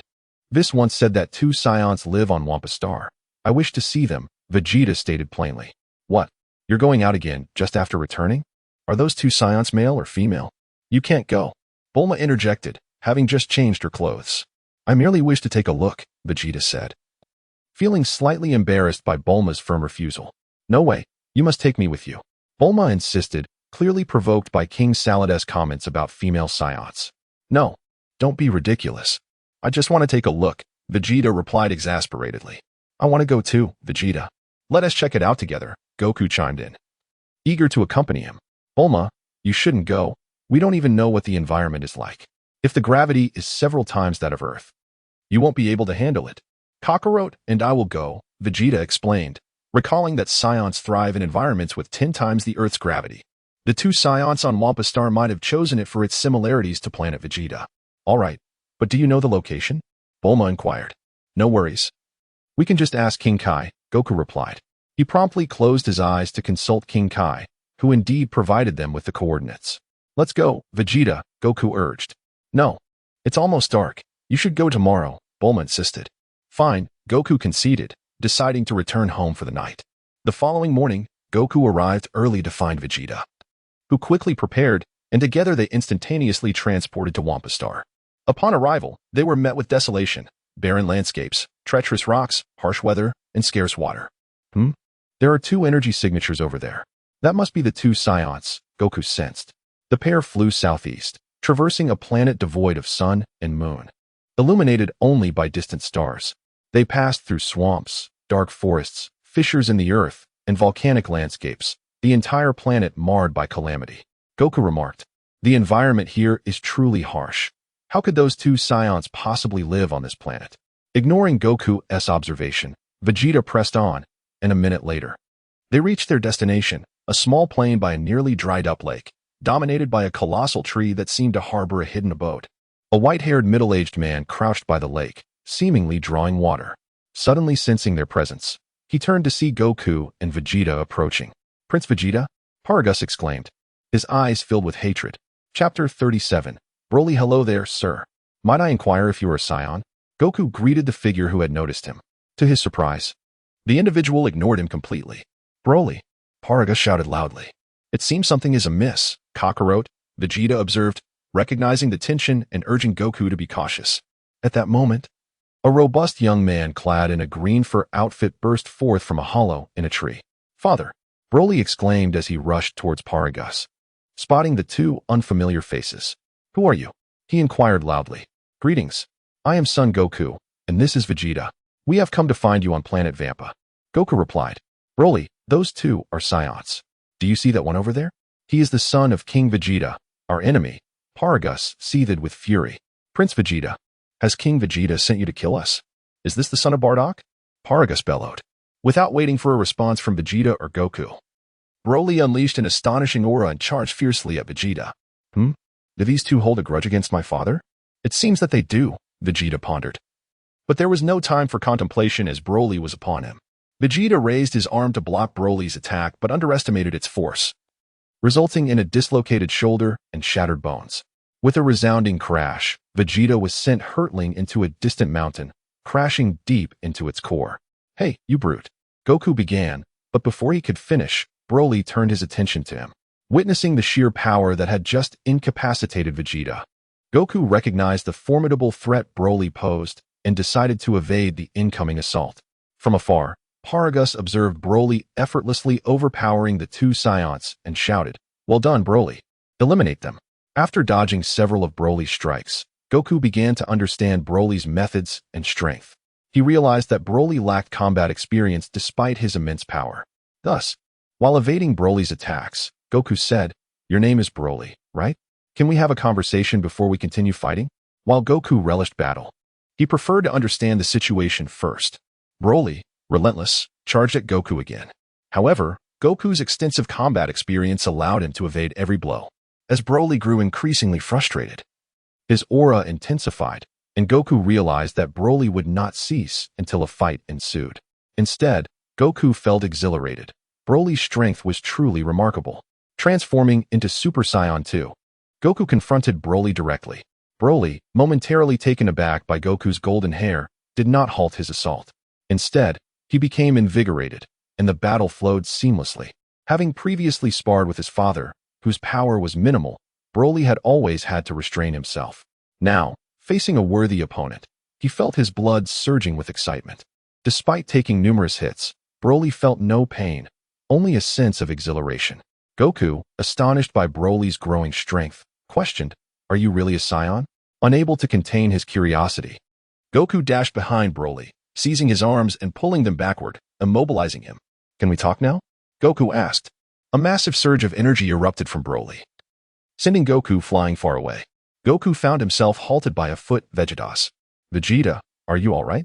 Is this guy really a Saiyan? This is beyond belief."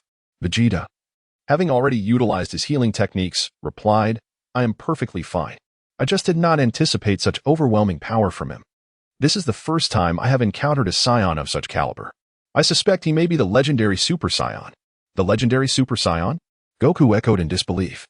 Vegeta elaborated. "The legendary Super Saiyan is a mythical warrior said to emerge only once every 1,000 years, renowned for possessing immense strength from birth, with bloodlines tracing back to the original Saiyans. If he can master his power and control his mind, he can transform into a Super Saiyan at will. To possess such power without even transforming into a Super Saiyan, what would happen if he did?" Goku exclaimed in astonishment. "Moreover, he has not undergone systematic training and appears to have never faced life and death battles. If he were to train as we once did, I fear that even together, we would not stand a chance against him," Vegeta said with a grave expression. "What shall we do?" Goku asked, turning to Vegeta for guidance. As it was Vegeta who had sought this confrontation. As the two conversed, Broly roared in fury, seeking their locations. Lacking the ability to sense energy, he unleashed blasts in the direction he believed Goku had flown. Realizing they needed to defeat Broly before they could have a proper conversation, Goku and Vegeta prepared to evade his attacks. "Who will confront him?" Goku asked. "You go ahead. I will seek out his father to ascertain the situation," Vegeta replied. "All right," Goku said, transforming into Super Saiyan 3. At that moment, Broly, in his Oozaru-like form, was at his peak power. Goku flew directly in front of Broly, drawing his attention, and they engaged in an intense melee. Even with Super Saiyan 3 strength, Goku could only suppress Broly momentarily. As Broly grew fiercer with each blow, his bloodlust ignited, quickly breaking free from Goku's restraint. Meanwhile, Vegeta appeared behind Paragus, confronting him directly. What are your intentions, old man?" Paragus, unaware of Vegeta's presence, turned around and was startled to see him, falling to the ground in terror. "Prince Vegeta, what do you intend to do?" Chapter 38. The Destruction of Planet Vampa. "Why did you let him attack us right away?" Vegeta glared coldly at Paragus, observing that Vegeta seemed unwilling to strike. Paragus halted his attempt to summon Broly with his device, which not only restrained Broly, but could also call him if necessary. "Prince Vegeta, spare me your pretense. You have come to kill both my son and me, haven't you? Unfortunately, Broly's power will annihilate you here." Paragus retorted fiercely, his face flushed with rage. "I believe you are mistaken. Planet Vegeta was destroyed decades ago, and my father has long since perished," Vegeta replied, glancing at the ongoing battle between Broly and Goku. "What? Planet Vegeta was destroyed? Who would dare to obliterate it? How are you still alive?" Paragus exclaimed incredulously. Frieza summoned all the Saiyans from afar and annihilated Planet Vegeta. "Now, only Kakarot, the son of Bardock, and I remain," Vegeta continued, omitting any mention of his brother. "Frieza could not have destroyed Planet Vegeta. You must be lying," Paragus shouted, suddenly agitated. "Broly," he called out, desperate for Broly to return and protect him. However, there was no response. The battle raged on, as Broly had lost his sanity, and Goku struggled to withstand his overwhelming strength. "Unbelievable! Broly's power is truly extraordinary," Goku roared, transforming into Super Saiyan God and delivering a fierce blow that sent Broly flying. Broly, resembling a bloody beast, emitted a terrifying roar, completely out of control. The already disastrous planet Vampa was now engulfed in chaos, with fire, water, and wind converging as if heralding the apocalypse. "No, Broly, this cannot continue," Paragus shouted, frantically pressing buttons on the controller. Broly had lost all reason, clutching his head and attacking indiscriminately. "What's wrong with this guy?" Vegeta inquired, narrowly dodging an energy blast. Broly's innate combat power surpasses all Saiyans. King Vegeta feared he would bring calamity to Planet Vegeta and resolved to kill him. However, not everyone supported this decision. So King Vegeta ultimately chose to exile Broly and meet to planet Vampa. Broly is exceptionally gifted. He can harness the great ape's power without the moon. But prolonged anger can cause him to lose control, Paragus explained, desperately continuing to press the controller as Broly continued his erratic behavior. Is this machine meant to control him? If this continues, the planet will be destroyed. Vegeta remarked, observing Broly and a struggling Kakarot. That won't happen. Broly cannot destroy this planet. Nor could he ever obliterate planet Vegeta. Paragus seemed deluded, attributing all blame to King Vegeta. He knew Broly was out of control, but had created the controller in hopes of managing him. Now, with Vegeta stating that the planet was on the brink of destruction, Paragus became frantic, shouting Broly. After several desperate calls, Paragus realized Broly remained unresponsive. A stray energy blast struck nearby, sending him tumbling. He muttered to himself, "It's not Broly's fault. He wouldn't bring disaster to planet Vegeta." Seeing Paragus seemingly losing his mind, Vegeta flew to Kakarot's side and said, "Kakarot, let us knock him out and then discuss this. Otherwise, this planet will soon be obliterated." All right. Vegeta transformed into Super Saiyan God, and together they launched at Broly. With a mighty roar, Broly's collar shattered, unleashing a tremendous force akin to a savage beast. Goku struck Broly squarely, sending him flying over a meter. And Vegeta followed up with a kick that propelled Broly skyward. The two alternated their assault on Broly, who, despite withstanding their relentless blows, still managed to spit blood from the corners of his mouth. With a furious roar, Broly sent both fighters sprawling, seizing Goku's head and tossing them skyward. In a frenzied state, he unleashed energy blasts at them, lacking any coherent strategy. Goku and Vegeta found themselves narrowly avoiding what could have been devastating hits. In midair, they regained their composure, evading the projectiles and leveraging their combat experience and speed to increase their power. After a protracted struggle, they finally managed to knock Broly unconscious. Phew.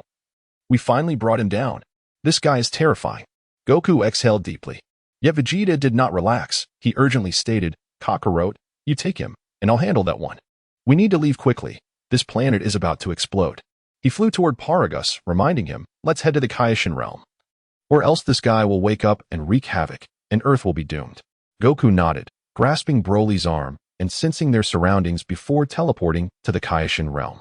Vegeta instantly appeared beside Paragus, disregarding his condition, and knocked him out before disappearing from planet Vampa. Indeed, within 30 seconds, planet Vampa shattered like a watermelon, its core exploding and vanishing into the cosmic dust. In a flash, Goku and Vegeta, carrying Broly and Paragus, materialized in the Kaioshin realm. "Goku-san, Vegeta-san," the Kaioshin exclaimed, rushing over to the tattered clothing of both fighters and the two unfamiliar individuals they had brought. What happened?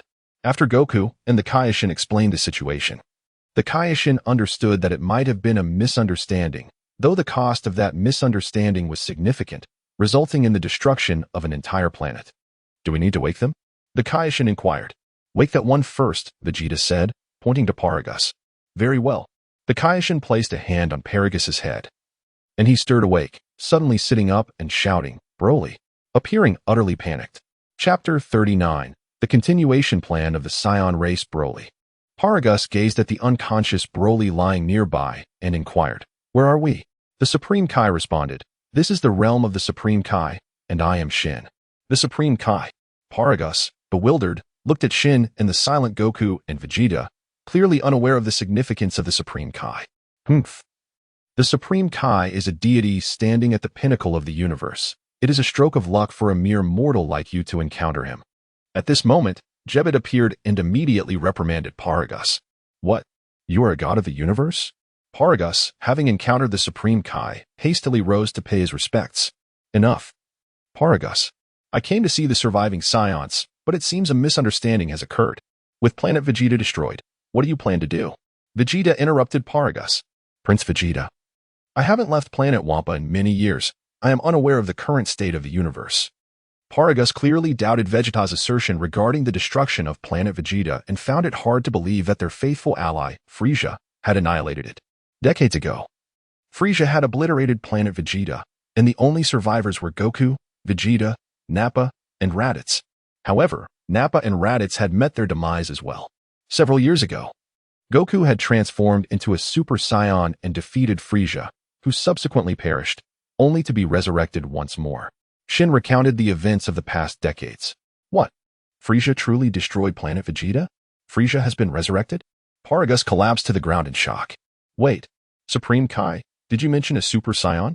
Paragus suddenly realized something. Indeed. This is a Super Saiyan, and it appears you were unaware. Goku transformed into a Super Saiyan before their eyes. So the legend is true. Only a Super Saiyan can defeat Frieza's race. Paragus murmured, now convinced of the truth in Vegeta and Goku's words. The Supreme Kai was no fraud. And the existence of Super Saiyans was genuine. My apologies, Prince Vegeta. I misjudged you, which led to the conflict between you and Broly, resulting in the destruction of planet Wampa. Broly and I are now without a home. I implore you, Prince Vegeta, to help us find a place to reside. My purpose here is not solely to witness the surviving Saiyans. I initially believed you two settled on planet Wampa because it resembled planet Vegeta. Since planet Wampa is not a suitable planet and has been destroyed, I will search for a more suitable planet for the Saiyans to inhabit, Vegeta remarked. Crossing his arms and turning slightly, Prince Vegeta intends to recreate planet Vegeta, but with just a few of us? Paragus realized Vegeta's intentions, and at that moment, he no longer harbored animosity towards him. He understood that it was the fault of the former King Vegeta, who was also merely a newborn at the time. Now, they were among the few survivors, and with Frieza resurrected, Prince Vegeta aspired to rebuild planet Vegeta. Paragus had never forgotten that he was a Saiyan, often dreaming of returning to planet Vegeta. Naturally, he had to eliminate King Vegeta first, but with King Vegeta deceased and former Saiyan comrades also gone, Paragus felt a wave of sorrow. Rebuilding planet Vegeta is not an endeavor that can be accomplished overnight. I have resolved that the Saiyans of this new era shall not repeat the same cycle of pillage and slaughter. At the very least, they shall maintain decorum, Vegeta declared. By the way, Vegeta, you haven't mentioned why you suddenly wish to restore planet Vegeta. You never showed any inclination towards this before. Is this new perspective a result of meeting King Salad and the others? Goku inquired from the side. Planet Vegeta has long been a burden on my heart. It was only after meeting King Salad and the others that I realized this unresolved issue had lingered within me. I used to think that the Saiyans, including my father, deserved their fate for their foolish conflicts that led to the destruction of planet Vegeta. Now, as a Saiyan Prince, I feel it is my duty to ensure that the Saiyans do not fade into obscurity within the universe, Vegeta said, turning to gaze into the distance. Well said, Vegeta. I support you, Goku exclaimed, patting Vegeta on the back, only to be brushed aside with a cold huff. Indeed, Vegeta is correct. If the Saiyans can transform into a peaceful race, I would endorse it. The pressing question remains, can we resurrect the Saiyans? Will the resurrected Saiyans change their nature? Shin interjected. Resurrect? Supreme Kai, can you truly bring back the deceased? Was Frieza also resurrected by you? Paragus, perplexed, asked. Before the Supreme Kai could respond, Vegeta spoke first. I do not intend to resurrect the Saiyans. Instead, I plan to seek orphans or wandering Saiyans from Universe 6 to bring to Universe 7. Wow, Vegeta. You genuinely wish to recruit Saiyans from Universe 6? Aren't you afraid of Bulma? Goku exclaimed, taken aback. Then displaying a look of admiration and giving a thumbs up. Hey, Kakarot. Vegeta was about to lose his temper, but Goku quickly waved his hands in a conciliatory gesture. Universe 6? Paragus felt overwhelmed. He had learned too much today, far beyond what he could comprehend. Vegeta offered no further explanation, while Shin commented. This could be a viable plan, but won't it risk diluting the Saiyan bloodline in Universe 7? This concern also troubled Vegeta. Paragus was deeply moved by Vegeta's words and the events of the day. He immediately knelt, saying, Prince Vegeta, I am willing to devote myself to the cause of rebuilding the Saiyan race. I hope you can restore the Saiyan identity of Broly and me. Very well. Broly has great potential. I hope you and Broly can remain in the Supreme Kai's realm for the time being, where he can be trained under the Supreme Kai's guidance. You must explain everything to Broly.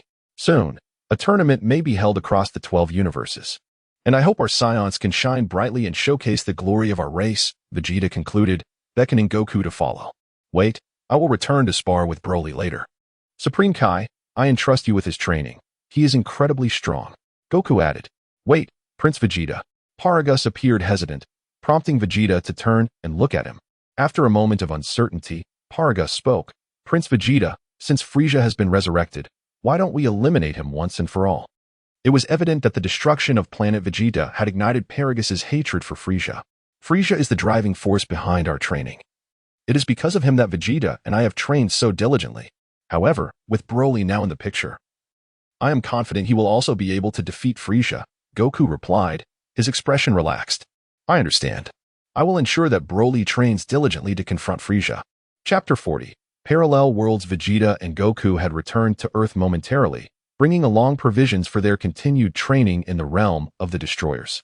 However, they were unexpectedly compelled to stay the night. As noon approached the following day, just as they were about to dine, Whis and Beerus suddenly descended upon them, having come to partake in the feast. Meanwhile, in a different dimension, Trunks, covered in mud and dust, navigated through the ruins of a desolate city. Behind him trailed several energy blasts, leisurely pursuing him. As Trunks rounded a corner of a factory, he, like a startled bird, hastily unleashed a massive energy blast, obliterating the pursuing attacks. The tremendous explosion reduced the factory and several nearby structures to mere ashes, creating a vast semicircular crater that billowed thick, black smoke. In that moment, Trunks let out a cry, for he beheld a figure both familiar and feared. Without hesitation, Trunks fled the scene, reappearing atop a mountain several kilometers away from the city's devastation. Gazing at the smoke rising from the ruins, he cursed, "Damn it, another city has been annihilated. I must find a detour." He leaped from the peak and raced toward the horizon. In an abandoned underground factory, Trunks cautiously observed his surroundings for some time before slipping inside. Upon opening a door to the subterranean chamber, he was greeted by Mai, who hurriedly approached him with concern. After pouring him a glass of water, she inquired, "What did Bulma say? Are you prepared?" At the mention of Bulma, Trunks' eyes welled with tears, and he broke down, lamenting. Mom was seen while she was clearing the solar panels. "Woe is me." Mai's expression turned to one of horror, retreating instinctively. "Bulma," she murmured, her face filled with sorrow as she embraced Trunks. They held each other for a long while before Mai stood up, saying, "Trunks, we must persevere. You are our last hope." Trunks silently nodded in agreement. Noticing Trunks' dejected demeanor, Mai produced a tin can and handed it to him. Trunks, astonished, asked, "Is this canned food? Where did you find it?" Mai urged him not to ask and to eat quickly. After consuming half, he offered the remainder to her. Standing up, Trunks declared, "There is but one piece of good news. The time machine's energy has been sufficiently stored, albeit at the cost of my mother's life. I must personally bring that fiend to justice." "Stored sufficiently? When shall we depart?" Mai queried while eating. "We shall leave at nightfall. Heading 17 years into the past, the world I once knew, where my father and the others still live." "Why must it be 17 years ago?" Mai asked, puzzled. "I have previously operated that machine, and its settings can only align with this specific time.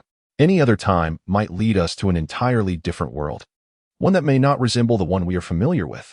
Trunks explained, having adjusted the notion that Whis could rewind time by 3 minutes, thereby creating a parallel world within those 3 minutes, which would prevent Trunks from traversing to the main timeline. Simultaneously, in the normal world, the festivities continued. In the backyard, Bulma, hosting Gak and Ties, raised an eyebrow. "What brings you here?" Clearly, they were well acquainted. "I heard from Ties that you are researching time machines?" Gak inquired. "Indeed." "Why?" Bulma responded. "That is inadvisable. Manipulating time is a grave offense. It can easily give rise to parallel worlds. The Supreme Kai personally visited our Galactic Patrol headquarters to caution the Galactic King about this matter. Hence I'm here to warn you," Gak stated solemnly. Calm down, calm down. I was merely expressing an interest. Any serious research would take considerable time. Besides, what harm is there in creating parallel worlds?" Bulma retorted. "I don't know. It seems the Supreme Kai frowns upon the birth of parallel worlds." "I'm just following protocol," Gak replied. Little Trunks and Pilaf were attending class. At this moment, they were both 12 years old, having worked at Bulma's home for some time. Seeing their similar ages, Bulma had decided to let Trunks have companions. "Wow, is this the fresh meat bun? It is delicious," Beerus exclaimed, savoring the delicacies. Bulma approached, asking, "Whis, why does the Supreme Kai disallow the creation of parallel worlds?" "Eh? Why would Bulma suddenly ask such a question?" Whis inquired, surprised at Bulma's query. "This fellow mentioned it." Bulma pointed to Gak. At this moment, Bulma's question captured everyone's attention. Even Beerus glanced at Gak. Originally, this matter was not under the Supreme Kai's jurisdiction. However, someone delegated it to him. Thus, he cannot permit the arbitrary emergence of parallel worlds, as their creation could lead to numerous complications. Let me pose a question. The Omni King is the highest deity in the universe. If parallel worlds were to emerge, do you think another Omni King would be born? Whis explained, then turned to the others for their thoughts. Perhaps, Bulma replied uncertainly. To be honest, the Omni King transcends time and space. Regardless of how parallel worlds may shift, there can only ever be one Omni King. Unless the Omni King chooses otherwise, a second Omni King will not come into existence. Should another arise, it would fundamentally still be the same being, Whis elucidated. Then how could the Omni King agree to the birth of another? The group pondered. As long as the Omni King wishes, he can obliterate all universes in an instant. Therefore, it is within his prerogative to consent to the emergence of another Omni King, Whis clarified. Can the new Omni King also eradicate all universes? Wouldn't they become two distinct entities? Someone queried. That delves into another aspect, which I cannot disclose. However, I can tell you that the creation of parallel worlds could lead to chaos, hence the prohibition, Whis concluded. All right, Whis, no need to elaborate further. Why did you suddenly mention parallel worlds in front of Bulma? Beerus gestured for Whis to stop, pointing at Gak. I heard Bulma was researching time machines. So I came to investigate, Gak replied, lowering his head cautiously upon realizing he was speaking to a destroyer. Upon hearing this, Beerus' gaze turned icy as he directed it at Bulma. Hey, Bulma, do you intend for me to destroy you? How could that be? I was unaware. Besides, I currently lack the capability to construct a time machine. Even if I wanted to, I couldn't manage it now, Bulma hastily explained. Suddenly, a machine emblazoned with the Capsule Corporation logo appeared out of thin air. Chapter 41. A great urgent call for help. Upon its emergence, the machine plummeted to the ground, devoid of any response, drawing the gaze of the onlookers. Young Trunks, positioned closest, soared towards it. Beerus's gaze sharpened, while Whis remained composed. What is this? Bulma exclaimed, recognizing the time machine. Hey, Kakarot. Vegeta became immediately agitated, rushing forward, followed closely by Goku and Bulma. There's someone inside. He has fainted, young Trunks announced after glancing at the occupant. Trunks, bring him out, Bulma urged. Young Trunks extracted Trunks from within, and Bulma rushed forward to embrace him, saying, Goku, could you fetch me a Senzu bean? No need, Vegeta interjected, a flash of light emanating from his hand as Trunks' injuries were swiftly healed. Moments later, Trunks awoke. Upon regaining consciousness, Trunks instinctively attacked Goku, but after being blocked, he realized his mistake and apologized, inquiring, Goku-san, I thought you were dead? Are you referring to the time when Cell self-destructed? For some reason, I came back to life, Goku scratched his head. At this moment, Vegeta questioned, Hey, Trunks, what transpired? Is it Majin Buu? His expression darkened. Dad, Mom. I'm sorry, it's not Majin Buu. Trunks lowered his head. Eh? Young Trunks gazed incredulously at his counterpart. What? Dad and Mom. Is this guy the illegitimate child of Mr. and Mrs.? The trio of Peebra speculated nearby. He's so handsome, I noted. Hey, this fellow must be the future version of this little brat. Beerus could no longer contain himself, stepping forward to point at young Trunks and Trunks. Mrs. Bulma, you just claimed you didn't create a time machine. Was also approached at this moment. It wasn't me. It was the future me who built the time machine. Trunks arrived here over a decade ago, and we were unaware at that time. Bulma revealed that Trunks had come 15 years prior. What? He arrived 15 years ago. Beerus bellowed. Lord Beerus seems to have been napping, Whis reminded him, prompting Beerus to regain his composure. Trunks, what is the nature of the enemy? Vegeta disregarded the ongoing argument and directed his inquiry at Trunks. He claims to eradicate all humanity in the name of justice. He has annihilated countless inhabitants across various planets. By the time he reached Earth, we were powerless to resist. Within just a year, only a few remained, not even my mother.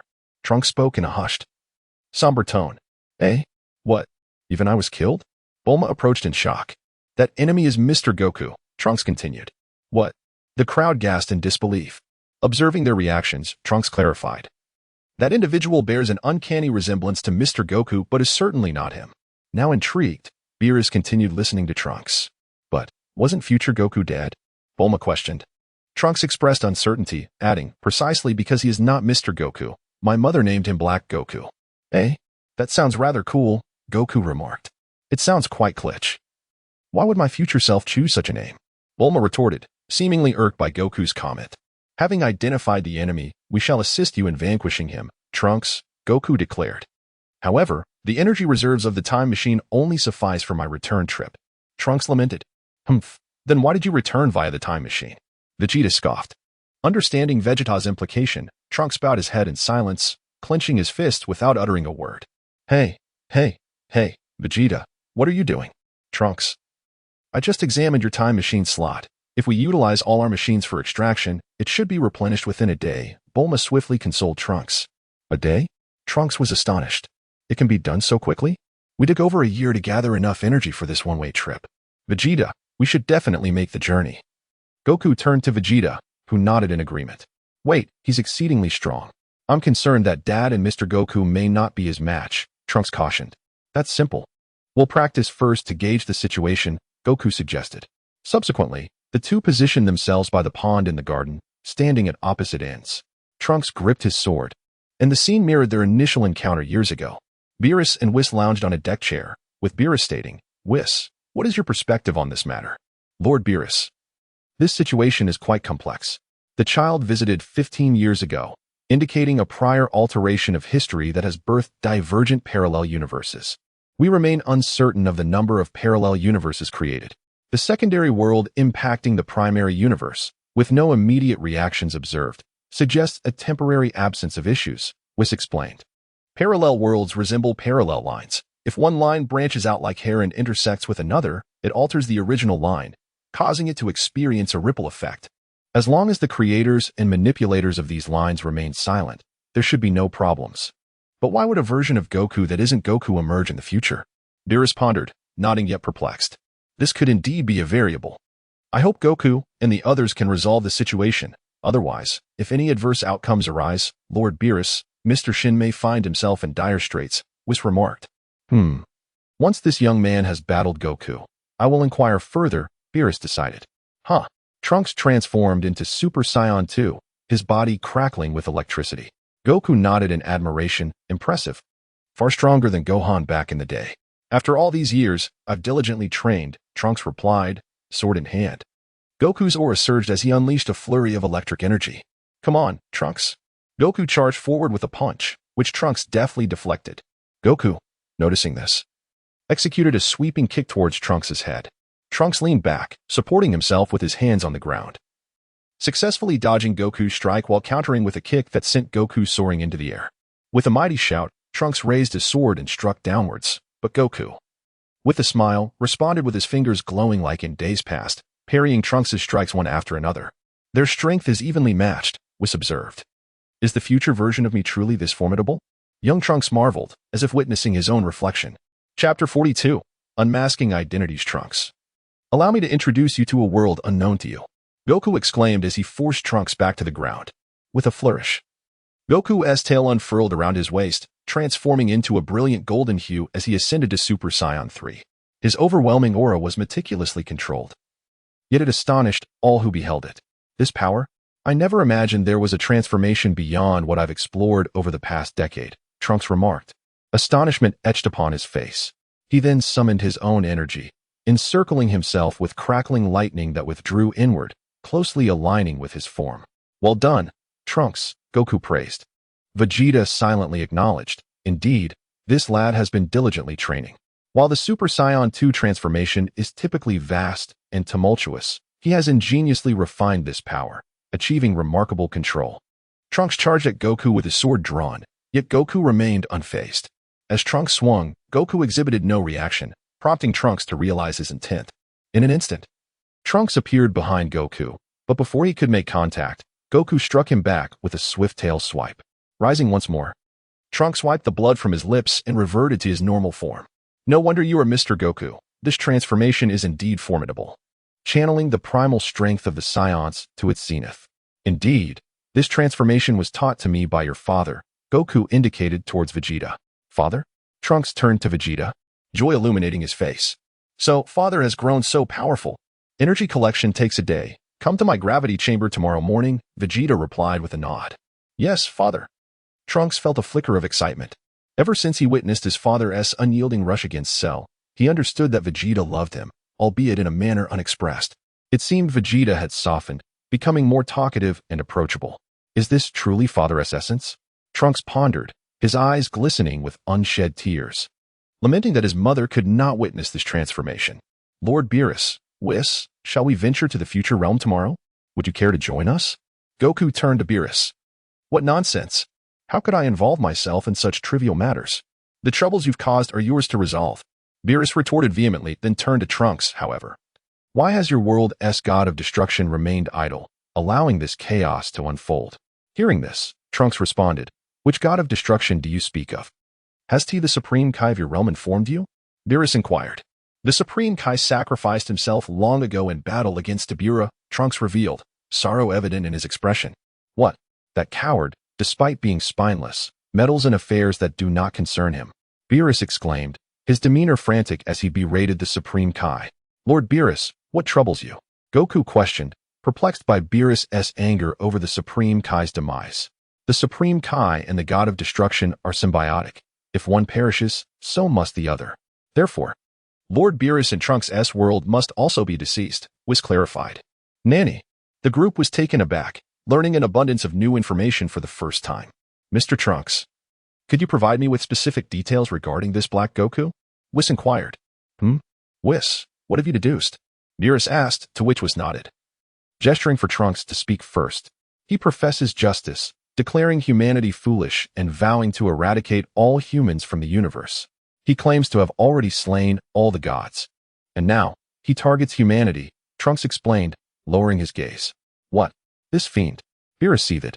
It appears he is aware of the interdependence of the gods of destruction and Supreme Kais, eliminating the latter to eliminate the former, thereby facilitating his plans. I suspect this individual is a deity, for only one of considerable rank would possess such knowledge, was speculated. This is dire. It is possible he may appear in our world as well. Whis, we must take action. Beerus' expression shifted, recognizing the gravity of the situation. Let us first consult the Supreme Kai, Whis suggested. As dawn broke the following day, Vegeta and Trunks trained in the gravity chamber while Goku meditated beside the pool. Suddenly, the Supreme Kai materialized, seeking Beerus. Lord Beerus, is there something you require of me? Do you have any gods who harbor an extreme disdain for humanity? Beerus remained silent as Whis inquired of the Supreme Kai. The Supreme Kai pondered for a moment before naming Jebet. Before Beerus and Whis could respond, Whis' staff chimed with a message from the Grand Minister. Lord Beerus, a message from the Grand Minister, Whis announced. What? The Grand Minister? What is it? Beerus asked. Taken aback. Lord Zeno wishes to see Goku. He requests Goku to visit him immediately, Whis relayed. Beerus, having just taken a sip of his drink, accidentally sprayed it across the Supreme Kai's face, rushing over in a fluster. What? Lord Zeno wishes to see me? But I have matters to attend to. Perhaps another time? Goku expressed his dilemma. You must go at once. Whis, take him immediately. Beerus urged, urgency in his tone. I can escort Mr. Goku. I can teleport us to Lord Zeno's palace, the Supreme Kai offered. Indeed, make haste and return quickly, Mr. Goku. Let us go? Whis insisted as the three vanished in an instant. In a heartbeat, they arrived at Lord Zeno's palace, where the Grand Minister awaited their arrival. After Whis and the Supreme Kai performed their greetings, the Grand Minister led them to meet Lord Zeno, during which Whis informed Goku that the Grand Minister was among the top 5 strongest beings in the universe. Subsequently, Goku met Lord Zeno, who handed him a button before Goku and the others returned to Earth. Upon their return, Jebet reappeared, and as the group prepared to confront him, he delivered crucial news. The Supreme Kai of Universe 10, Zamasu, had inquired with Zuno about the Super Dragon Balls and the affairs concerning Goku and Vegeta, even questioning whether Zuno could facilitate body swapping. This revelation left everyone in shock, as it became clear that Zamasu was indeed Black Goku, confirming his divine status. The identity of Black Goku was finally unveiled, leading to Vegeta and Goku's journey to the future, while Beerus and Whis set out to eliminate Zamasu. Chapter 43, The Ally of Black Goku Vegeta. Let us depart swiftly, Goku urged. Just emerging from the gravity chamber, Vegeta and Trunks were taken aback by Goku's insistence to leave, prompting them to inquire about the unfolding events. Dad, Goku-san, I too wish to engage in battle. I long to slay that fiend with my own hands, Trunks declared fervently. Go ask your mother if the energy is prepared. Once it is, we shall set forth, Vegeta replied. Wait a moment, did not Kakarot perish in the future timeline? How has he exchanged bodies? Vegeta suddenly questioned. I surmise he utilized the time ring, which the Kaishin can employ to traverse parallel worlds, Whis responded, before inquiring further, Trunks-san. Does Black Goku possess an earring akin to the Kaishins? Does he wear a ring upon his finger? Indeed, though he adorns only one earring, which is green. Unlike that of the Kaishin. He also bears a ring on his finger, Trunks answered. That confirms it. Lord Beerus, we must hasten to Universe 10. The Kaioshin there may be in peril, Whis advised Beerus. Nodding in agreement, Beerus instructed the Kaioshin to undertake a task before departing with Whis. Shortly thereafter, Bulma approached the group to inform them that the energy had reached full capacity. The 3 Scions were prepared as well, having brought along a few Senzu beans just in case. With a swift motion, the trio arrived in the realm of the Daikishin. Upon their arrival, Black Goku sensed their presence from afar and soared towards them. As they landed and surveyed the ravaged world, they could feel Black Goku approaching. So they decided to wait for him. Suddenly, a cat dashed out and leaped near Trunks. It was Bulma's former pet. Trunks attempted to embrace the feline, only to find it guiding him to a particular location. Indeed, Trunks discovered the barely conscious Mai. Quickly, they administered Senzu beans, and as Trunks fed one to Mai, she gradually regained consciousness, and they embraced. Goku, observing the heartfelt reunion, felt joy for Trunks, who had swiftly found a girlfriend. Meanwhile, Vegeta experienced a different sentiment. Watching as Trunks recounted the circumstances to Mai and introduced Goku and himself, Mai's expression was one of surprise, and Vegeta, momentarily at a loss for words, finally instructed, Trunks, we shall engage in battle at a distance. Should danger arise, you both must return to the past, understood? Before Trunks could respond, Vegeta and Goku took to the skies, intending to intercept Black Goku. As fate would have it, they soon confronted him, halting in their tracks. Black Goku, astonished, questioned, how did you two come to be here? We are aware that you have exchanged bodies with me using the Super Dragon Balls. You are Zamasu from Universe 10, are you not? Goku accused with fervor. You know such details and can identify me? Which parallel world do you hail from? Black Goku exclaimed, surprised by the extent of his identity's exposure. He then smirked confidently. Even if you know, what of it? I shall bury you here, and then no one shall be the wiser. Kakarot, I shall deal with this scoundrel myself. You are not to interfere, Vegeta declared coldly, foregoing further dialogue as he charged forward to engage. Black Goku was undeterred. Although I recognize your strength, Vegeta, you are merely a fortunate fool. Kakarot does not choose to fight personally? I shall slay you. With that, Black Goku transformed into Super Saiyan 2 and charged at Vegeta. Confused by Black Goku's claim of his luck, Vegeta transformed into Super Saiyan 2 mid-flight. Opting to withstand the onslaught, Vegeta caught Black Goku's fist, his excitement palpable as he gazed upon that familiar visage. He was determined to pummel this foe into submission before finishing him off. He retaliated with a swift kick, which Black Goku blocked. But Vegeta executed a quick spin and landed a kick to Black Goku's head, sending him flying, following up with a relentless barrage of attacks. Vegeta relished in the familiar cries that echoed those of Kakarot, taunting, is this truly your full strength? Hurry and reveal your true power. Hearing this, Black Goku opened his eyes mid-assault, twisting his body to evade Vegeta's strikes. In an instant, he unleashed a far greater power, moving faster than sound to appear beside Vegeta. Attacking with ferocity, Vegeta, unhurried, countered the blows. When Black Goku launched a fist at him, Vegeta leaped into the air. Black Goku, glancing up, fired an energy wave. But Vegeta, with a derisive smile, accelerated directly toward the attack, deftly maneuvering around it. He reached Black Goku in an instant, delivering a powerful punch. The blow sent Black Goku crashing into the ruins of a city, emerging battered and breathless, yet grinning. You, Vegeta, possess such power. How delightful. You dare to laugh after such a beating? If that is the case, I shall send you on your way, Vegeta retorted, transforming into Super Saiyan Blue without further ado. Initiating a massive explosive attack, Black Goku, astonished and still reeling from Vegeta's transformation, found himself unable to react in time, and just as he was about to be struck, a shadow intervened, whisking Black Goku away. What? Goku and Vegeta exclaimed in shock. That individual! Vegeta's eyes blazed with fury, recognizing another version of himself clad in a purple robe. Is this Father? What is happening? Trunks, arriving on the scene, questioned in disbelief. I am Zamasu of this world. Vegeta, your body should contribute to our human eradication plan. You should feel honored, the purple-clad Vegeta proclaimed.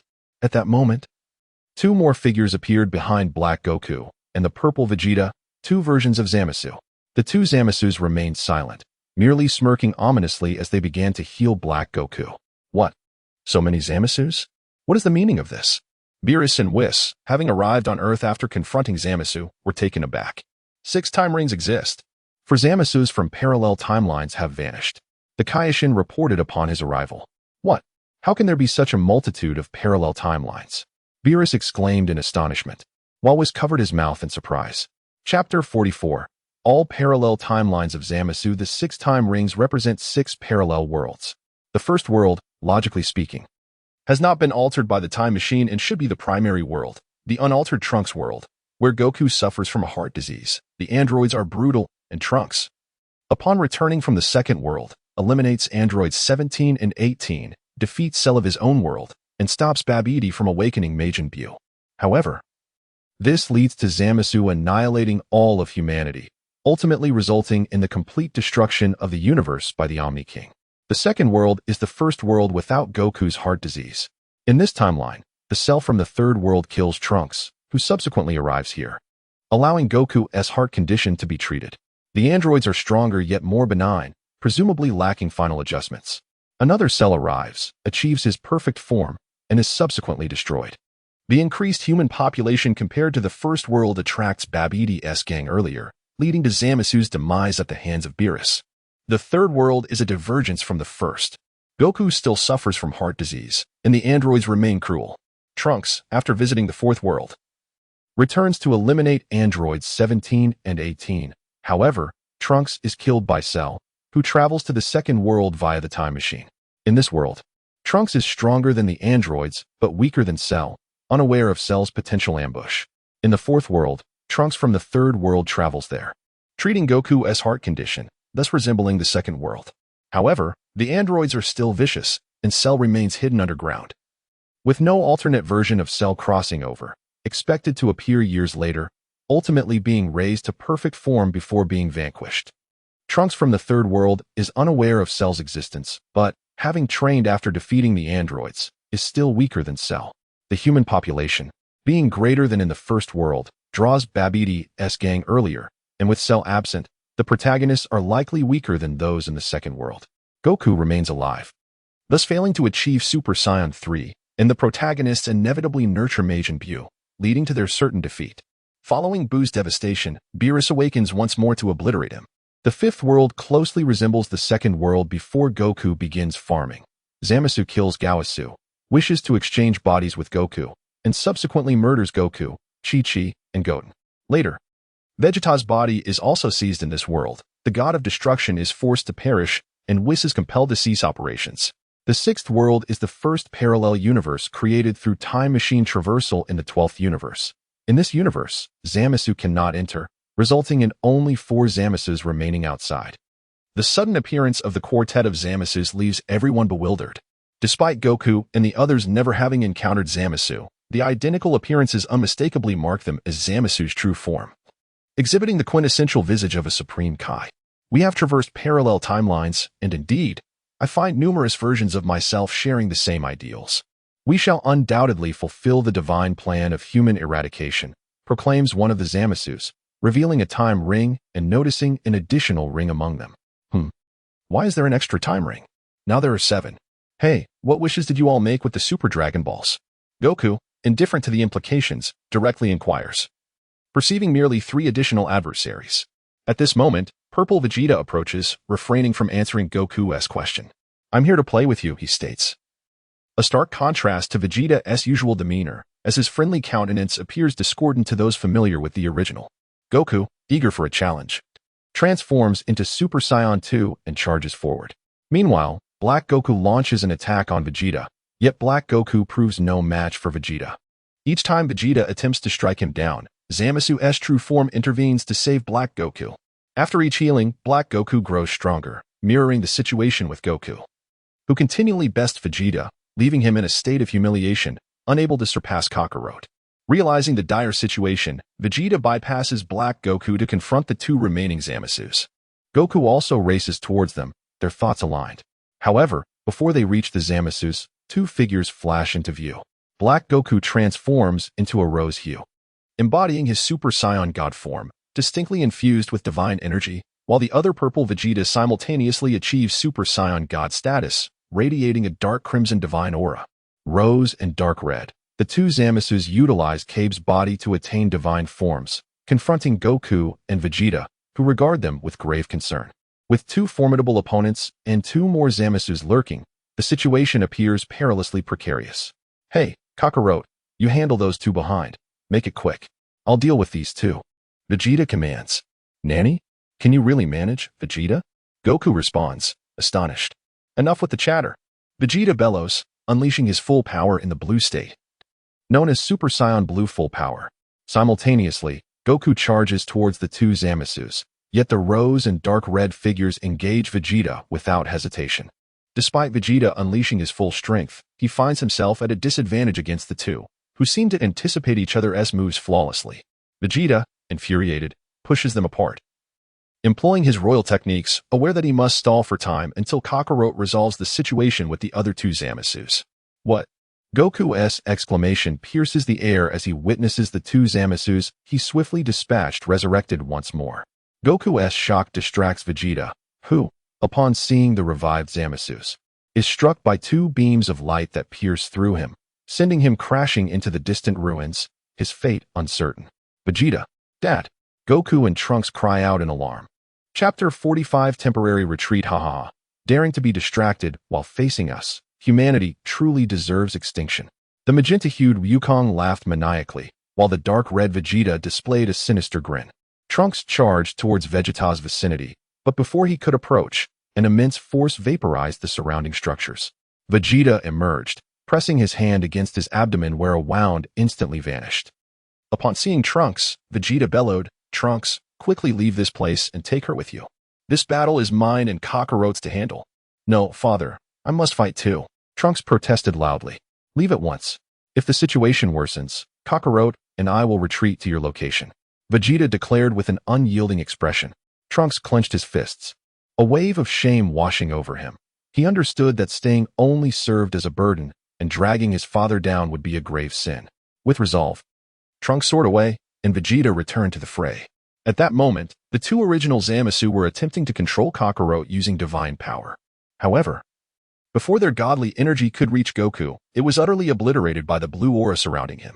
The two Zamasu expressed their terror, angrily exclaiming, "The power of the gods cannot even approach a mortal's body. What a pitiful world this is. Humanity deserves annihilation." The magenta and dark red figures resolved to launch a direct assault. The original Zamasu were immortal but pitifully weak in combat, perhaps requiring years to cultivate their strength. Yet they could not afford to wait that long. Kakarot, by any means necessary, take those two away. They must not interfere. I will deal with them. Vegeta charged forward, intending to intercept the magenta and dark red warriors, but Goku halted him, asserting, "You handle those two. I will manage this. Take the Senzu beans and recover your strength." Goku tossed the beans to him. Goku understood that the best course of action was to eliminate one of the original Zamasu, allowing the remaining two to be dealt with gradually. However, how to eliminate these seemingly immortal Zamasu was a dilemma. The spirit bomb was ineffective against them, as it only harmed pure evil.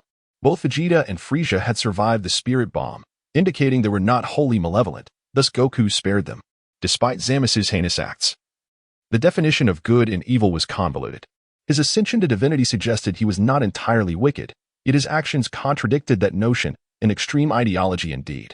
Goku realized he was at a loss and left it to Vegeta to devise a plan. As the Senzu beans detonated in the air, Goku confronted the two Zamasu, declaring, "You have violated the divine authority. Do you truly believe you can survive?"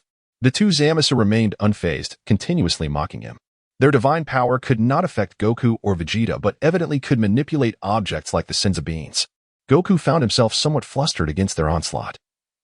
The magenta and dark red Zamasu were far more formidable than the original's fused form. The weakness of the original Zamasu led to only a slight increase in combat strength. And even at full power in Super Saiyan Blue, Goku struggled against both simultaneously. While battling the two Zamasu, Vegeta pondered how to prevent them from impacting the fight. Suddenly, Goku dodged their key swords using instant transmission, his expression grave. "Vegeta, do you have a solution?" A wicked smile crept across Vegeta's lips. "Not before, but now I do." He floated before Goku, declaring, "I'll take care of these two. You keep those others occupied." Pointing at the magenta and dark red figures, he prepared to engage them anew. "All right, what is your plan?" Goku inquired. "Kakarot, just hold them off and watch closely." With a powerful kick, Vegeta leaped between the two foes, seizing them without a care for their attacks, and in an instant, executed instant transmission, vanishing from sight. What? The two original Zamasu exclaimed, panic-stricken, only to quickly retort. You cannot kill us. Once they return to this planet, you will meet your doom. In truth, they merely feigned confidence while secretly seeking the locations of the magenta and dark red figures, as they too possess the ability to instant transmission, being trainee Supreme Kai. However, Goku would not grant them the opportunity. You two won't be going anywhere. Goku admired Vegeta's prowess. The two Zamasu had exchanged bodies and could no longer use instant transmission. Goku unleashed a series of powerful strikes, leaving the two Zamasu in disarray, utterly unable to withstand his Super Saiyan Blue form. Meanwhile, Vegeta, along with the magenta and dark red figures, found themselves in the God of Destruction's realm, far removed from Earth. Unless the magenta and dark red figures learned instant transmission, they would be unable to return swiftly. Upon realizing they had been transported to the realm of the gods, the magenta and dark red figures surveyed their surroundings, apprehensive about the potential dangers they might face.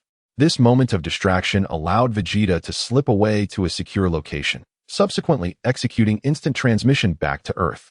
Upon his return, Vegeta was drenched in blood, a grievous gash running from his shoulder to abdomen, blood pouring uncontrollably. Kneeling on the ground, Vegeta pressed his hand against the wound. His energy was nearly depleted. He managed a shallow recovery, merely slowing the bleeding. Goku, witnessing Vegeta's return and his dire state, rushed to support him. Vegeta, are you all right? Can you hold on? Before Goku could finish his inquiry, Vegeta collapsed, unconscious. They needed to retreat swiftly. Goku recognized the gravity of their predicament. Facing for Zamasu had caught them off guard. He executed instant transmission to Trunks' side. Upon seeing the unconscious Vegeta, Trunks realized the situation was dire and retrieved the time machine.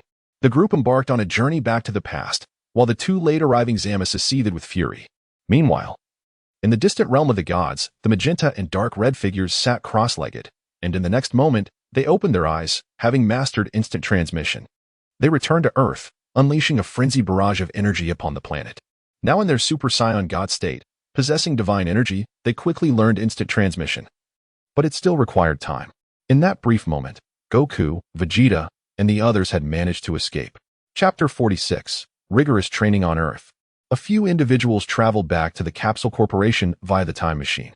Bulma, along with others who had gathered upon hearing the news, administered the senzu beans to Goku and Vegeta. As they regained their strength, the atmosphere grew tense. Only Bulma continued to inquire about the situation, while Daz and Mai kept their heads down in silence.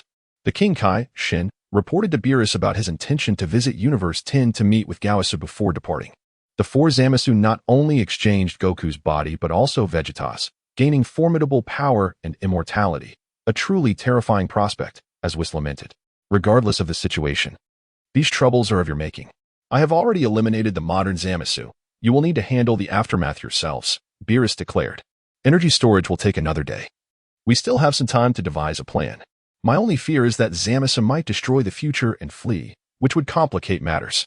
Even if they separate, the situation will become precarious, Bulma fretted. No need for that, Mom.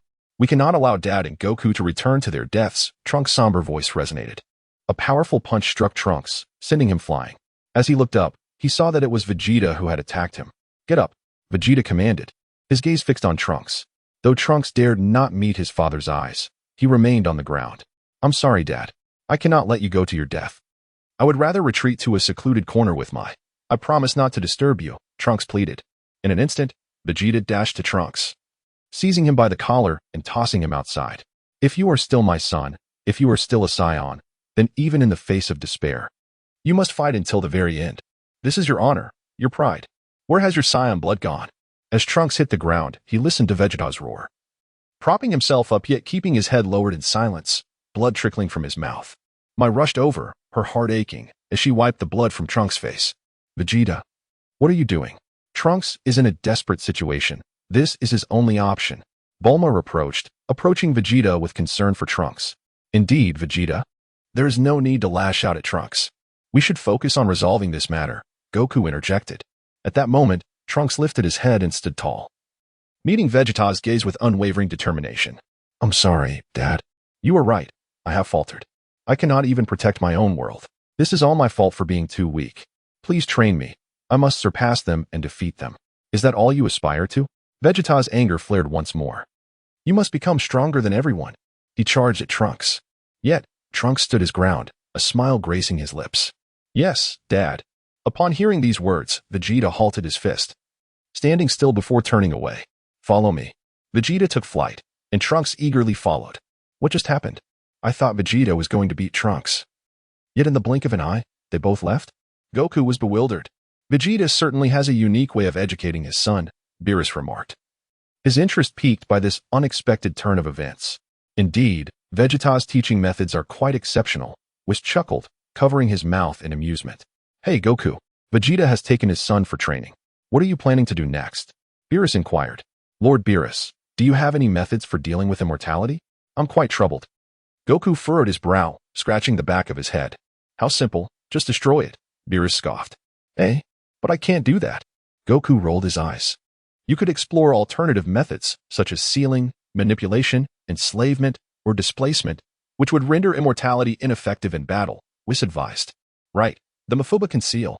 I need to learn the Mafuba. However, it seems it can only seal one person. What should I do? Goku pondered, feeling troubled. Oh, I could use 2 jars. Goku exclaimed, realizing the solution. Bulma, please gather the energy. We will return to the future in a day, Goku said before taking off. Wait, how can you be sure those 4 Zamasu will be waiting for you in the future? Bulma asked urgently, but Goku had already flown away. They will undoubtedly be there.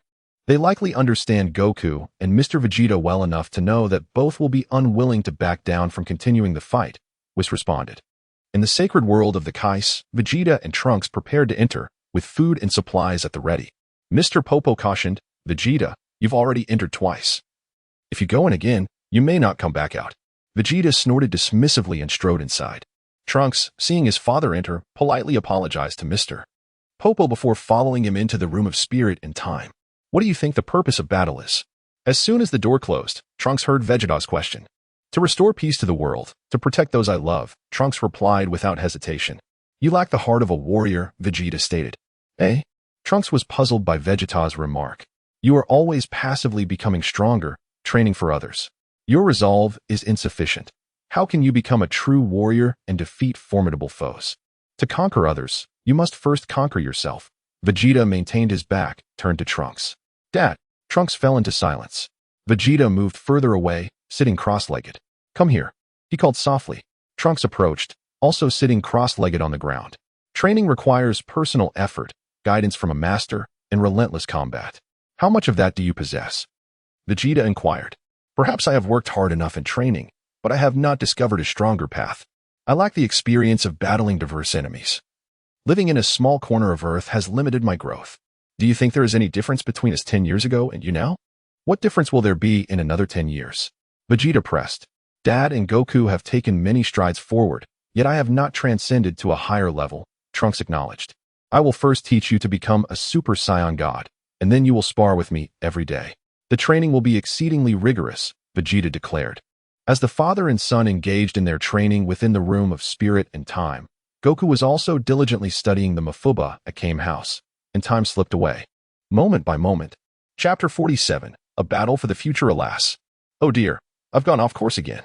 Under Master Roshi's guidance, Goku practiced the Mafuba technique repeatedly, struggling with the precise control required to seal the entity into the jar.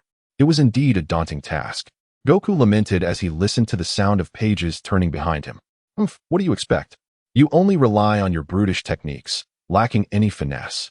Master Roshi admonished sternly.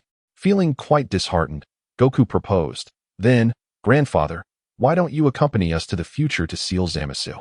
He wished for Master Roshi to join him on this perilous journey. Master Roshi felt a pang of frustration. How ungrateful this child was. Did he wish to lead them both to their doom?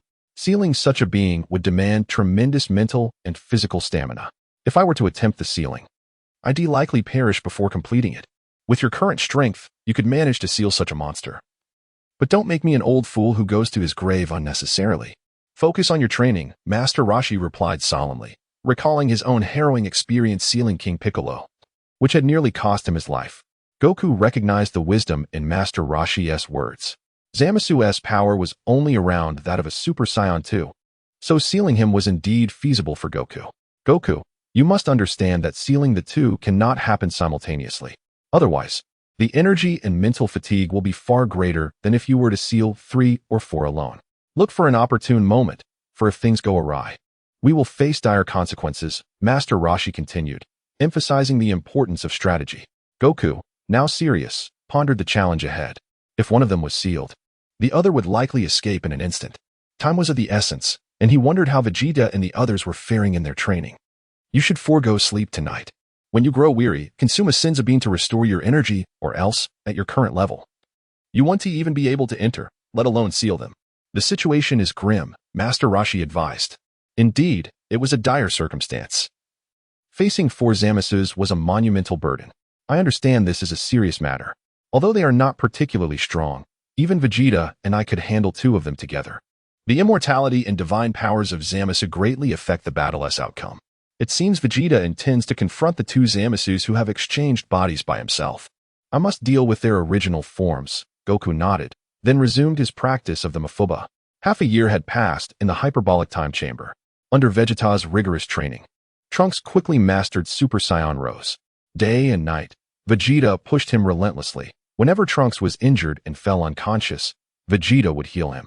It was only when Trunks could no longer bear the strain that Vegeta would allow him rest. Yet every time Trunks awoke, he found his father still training, motivating him to strive even harder. At last, dawn broke. Goku yawned, and Master Roshi stood behind him, pointing to the only 2 jars of pickles left in the house. The most crucial element is the final sealing talisman. I will draw it for you now, he declared before retreating indoors. Goku waited outside, nearly falling asleep, until Master Roshi emerged with 2 talismans, his face pale from the exertion of drawing them. Grandfather, are you all right? Goku rushed to support Master Roshi and take the talismans. Hurry, don't delay, Master Roshi urged, encouraging Goku to leave. After expressing his gratitude, Goku departed, while Master Roshi collapsed in the turtle house, regretting the toll the talismans had taken on his vitality. Bang! The door of the hyperbolic time chamber was violently kicked open by Vegeta, who emerged in tattered clothing alongside Trunks. They immediately took flight towards Capsule Corporation. Upon arriving, Goku saw Vegeta and Trunks land and produce 3 Senzu beans. The trio consumed them, and Goku, brimming with excitement, remarked, "It seems we've gained quite a lot this time." Indeed, Father, Trunks began, but was cut off by Vegeta, who motioned for him to freshen up. After a brief interlude, the 3 boarded the time machine to journey into the future. My wish to join, but was dissuaded, as Trunks was confident in his abilities, prompting Mai to place her trust in him. Let us eliminate them and leave immediately, Trunks commanded. As the 4 Zamasus conferred among themselves, they had intended to depart, believing they could handle the Earthlings and fearing that if Trunks and the others resorted to seeking the assistance of a destroyer, they would be in grave danger. The Zamasus exchanged sinister smiles, sensing only 3 powerful presences, implying that only Trunks, Goku, and Vegeta had arrived. It was clear that in just one day, their adversaries could not have devised a strategy to confront all 4 of them, which indicated their stubborn determination. In an instant, the 4 Zamasus appeared before the trio. Goku, cradling 2 jars, wore an inscrutable expression. The original Zamasus erupted into laughter. Ha ha ha, son Goku, have you come to atone for your sins with gifts? They sneered, their expressions menacing. Goku remained unfazed, smiling as he replied, my jars contain something truly remarkable. He soared to the rooftop of a nearby building, with black Goku and purple Vegeta signaling the original Zamasus to follow. Vegeta, are you preparing to meet your demise again? Have you forgotten the wounds I inflicted upon you last time? Black Goku taunted, having personally wounded Vegeta, who was clearly still recovering. Vegeta coldly retorted, you 2 worthless beings do not deserve the title of gods. This provoked the Zamasus, who transformed into their rose and dark red forms, preparing to attack. Meanwhile, Trunks transformed into Super Saiyan Blue and intercepted Dark Red. Leave the rest to me, father. I will hold him off, he declared. Just you? Don't think that merely transforming gives you the power to contend with me. Dark Red raged, underestimating Trunks. Vegeta, now at full power in Super Saiyan Blue, had made significant progress over the past year. He understood that breaking through his limits could be a matter of mere moments. With a resounding clash, Vegeta met Rose in a fierce showdown, delivering a powerful punch that left Rose reeling, stunned by the sheer force. What's wrong? Is the god so weak in a one-on-one battle? Vegeta taunted, provoking Rose into a furious rampage, his eyes bloodshot with rage. Unfazed, Vegeta retaliated with a flurry of blows, quickly putting Rose on the defensive. On the other side, Trunks engaged Dark Red in a fierce duel, wielding a sword crackling with blue lightning. In rapid succession, he unleashed a barrage of strikes, forcing Dark Red to evade. Initially underestimating Trunks, Dark Red was caught off guard by a blade that sliced his arm, drawing blood and shocking him into a more cautious approach as he fought. Mafuba. At that moment, as Goku severely injured both Zamasus and awaited their recovery, he unleashed the Mafuba. One of the Zamasus was immediately sealed within the jar. With remarkable swiftness, Goku affixed the talisman, then turned his attention to the other Zamasu. The latter's gaze was filled with fury as he witnessed his comrade being trapped inside the vessel, leaving him momentarily stunned. Panic surged within him as he prepared to flee. Yet Goku's Mafuba exerted an unyielding control over him. He struggled fiercely, only to realize that resistance was futile, and he was on the brink of being confined within the jar. "Save me!" Zamasu cried out in a desperate plea at the last moment. Chapter 48. The Maroon Vegeta. At this moment, Rose looked at the smile at the corner of Vegeta's mouth and shouted, "Do not smile." A peach-colored energy wave surged towards Vegeta, who merely turned slightly aside to evade it effortlessly, his disdainful grin growing even more pronounced. Rage began to consume Rose Zamasu, who continuously unleashed energy blasts at Vegeta, gritting his teeth and bellowing, "I told you to stop showing that expression." A rapidly condensing energy sphere hurtled towards Vegeta. Yet he leapt gracefully aside, evading the attack with ease. Upon landing, he propelled himself forward, charging directly at Rose Zamasu. In a panic, Rose Zamasu raised his hands in defense, only to be struck squarely in the palm by Vegeta's fist. The expression on Rose Zamasu's face twisted into a snarl as Vegeta unleashed a flurry of relentless strikes, leaving Rose Zamasu struggling to defend himself. Suddenly, a cry for help drew the attention of both Vegeta and the dark red Trunks Zamasu. "What?" the two Zamasus exclaimed, realizing that while the two individuals were not formidable fighters, they served as excellent support, and Zamasu required allies. With a shared glance, the two Zamasus hastily withdrew from the battle, appearing atop a ruined tower. "What? Can't you hold your ground and are attempting to flee? Is this the extent of a god's prowess? To abandon the fight at the first sign of trouble? I expected more from you," Vegeta mocked, standing atop the tower. The two Zamasus glared at Vegeta and the others with murderous intent, their teeth clenched as they declared, "The greatness of the divine is not something mere mortals can desecrate. Nor can your feeble minds comprehend the methods of a god. Humanity deserves annihilation. You shall all perish and witness the birth of the perfect god." The two Zamasus donned Patera earrings, and a radiant light enveloped the arena as they cackled maniacally, beginning their fusion. Observing this, Vegeta launched two energy blasts, but they dissipated before reaching their target. "Dad!" Trunks, sensing the dire situation, rushed toward Vegeta. "Vegeta, this is serious. If they fuse, could it be Vegeta?" Goku feared the consequences of the fusion, knowing full well the formidable strength of Vegeta. With this knowledge weighing heavily on him, Goku approached Vegeta with the two containers, hoping their collective might still offer a chance of resistance. "Trunks, take those two containers and leave quickly, if those Zamasus unleash their fusion. None of us will escape today," Vegeta decisively instructed, recognizing the gravity of the situation.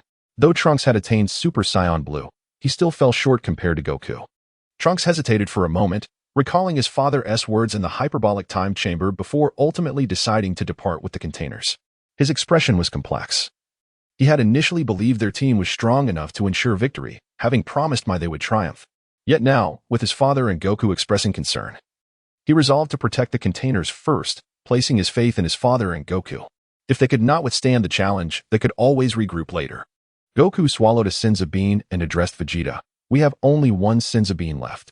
Should we use it to prepare for the upcoming battle?" "No. I haven't exerted much energy yet, but Vegeta will undoubtedly be a formidable opponent. You and I must fight together."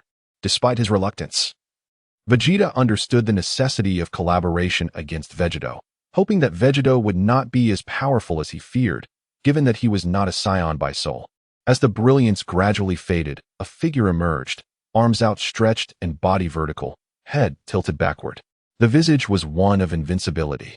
With maroon hair and an aura of overwhelming power, clad in a black and red divine robe, Zamasu's version of Vegeta had appeared. What should we call him? Zamato? Behold the birth of the supreme god of the universe, the Super Zamasu. It is your honor to witness my existence. You should atone for your past transgressions against the divine by ending your own lives.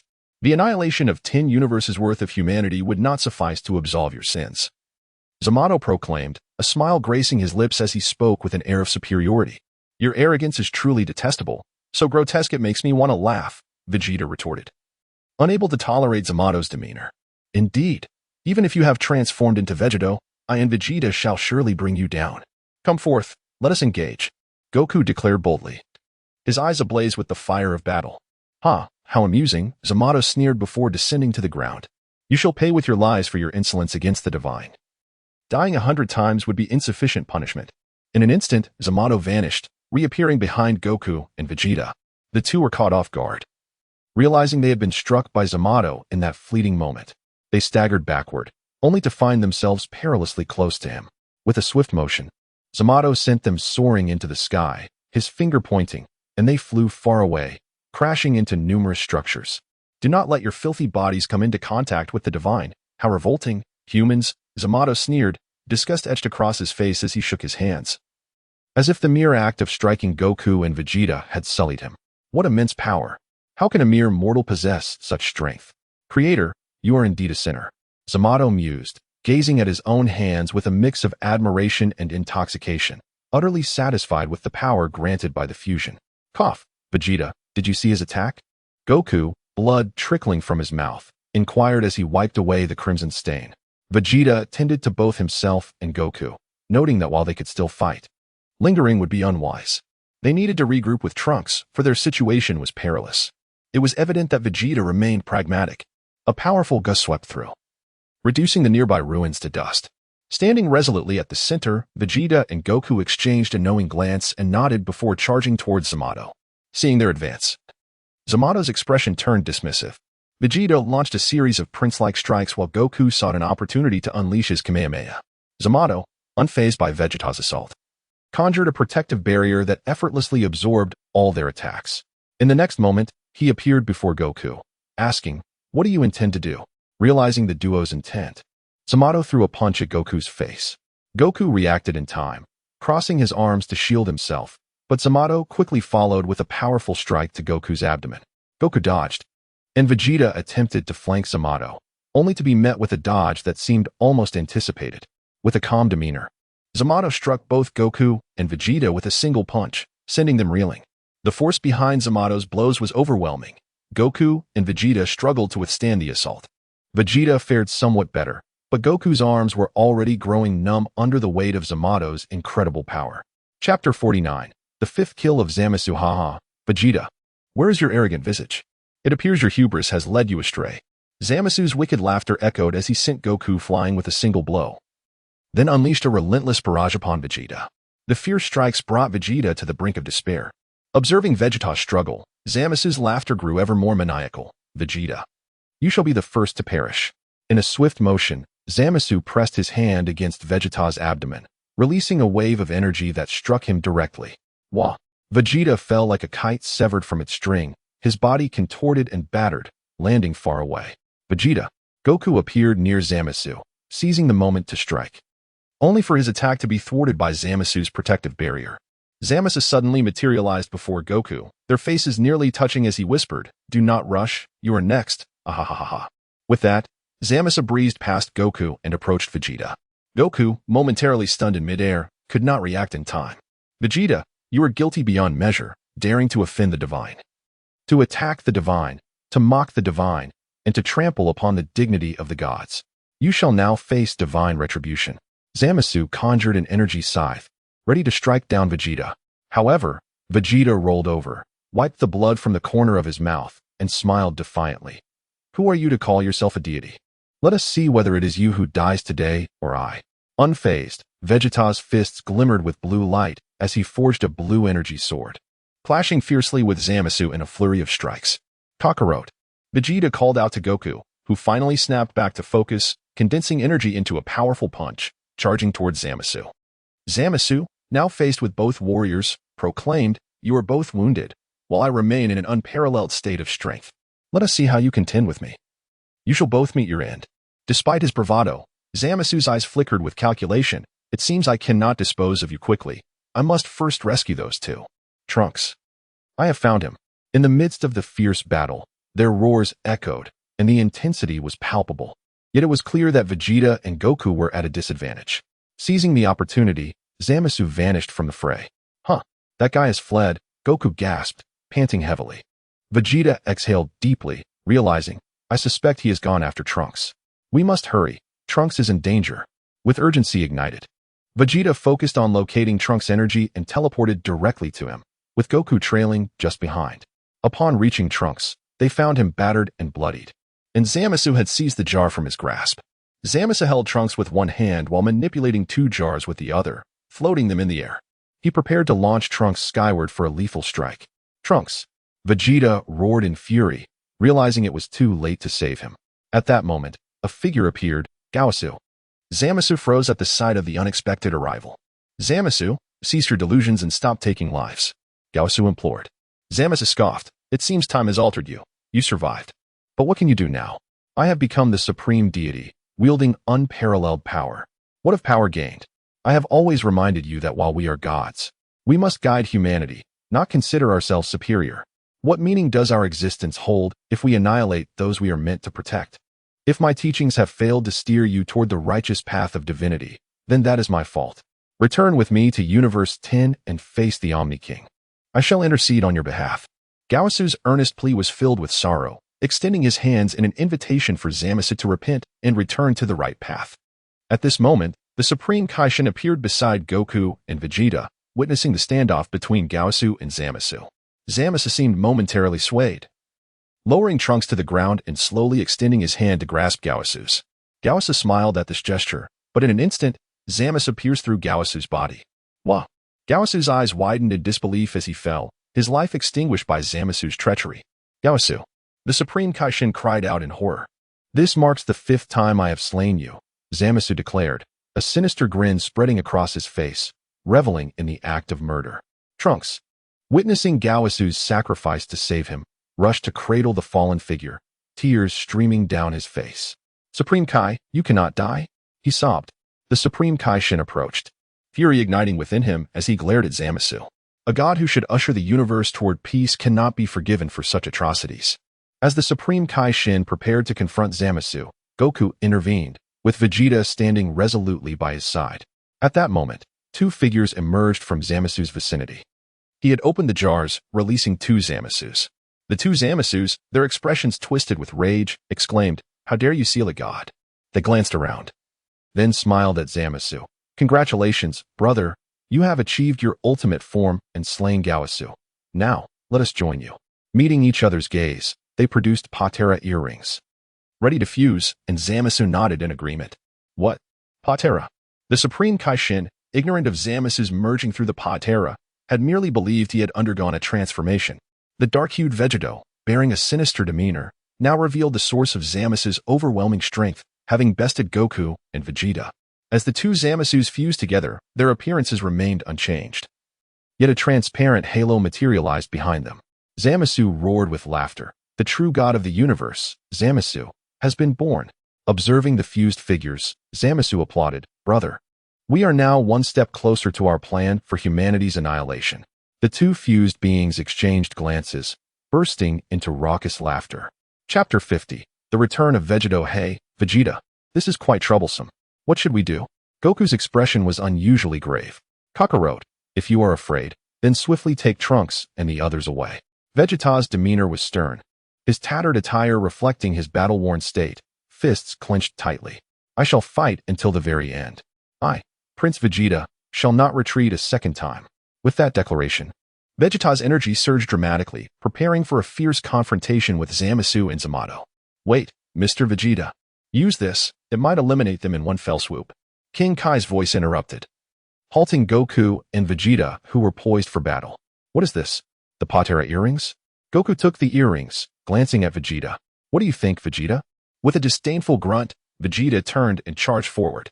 Upon witnessing this, Goku shouted, "Vegeta," and followed suit. Zamasu and Zamato exchanged glances, smirking before Zamasu stepped back, allowing Zamato to engage. Vegeta reached Zamato first, launching a fierce assault, but Zamato countered by immobilizing him with a commanding shout, binding him with two crimson rings. Vegeta found himself suspended in midair, powerless to move. Zamato laughed maniacally, unleashing a barrage of punches and kicks upon Vegeta, who cried out in pain. The final blow, a devastating kick, sent him flying, reverting him to his normal state. Goku, arriving just in time, caught Vegeta. At that moment, a tremendous energy surged skyward. Zamasu. I will kill you. Zamasu had circled around to Trunks, intent on eliminating both him and King Kai. Trunks, who had been near Guas, realized that Zamasu had no intention of sparing even Guas's lifeless body, prompting him to retaliate. With a radiant halo behind him, Zamasu caused Trunks' body to feel heavy and rusted. As if burdened, gritting his teeth, Trunks charged at Zamasu, who smirked wickedly and summoned countless Kaizen steel shards to rain down upon him. What? Trunks exclaimed, gazing at the incoming barrage of Kaizen steel, preparing to shatter them. However, Zamasu seized the opportunity to strike, catching Trunks off guard with a punch.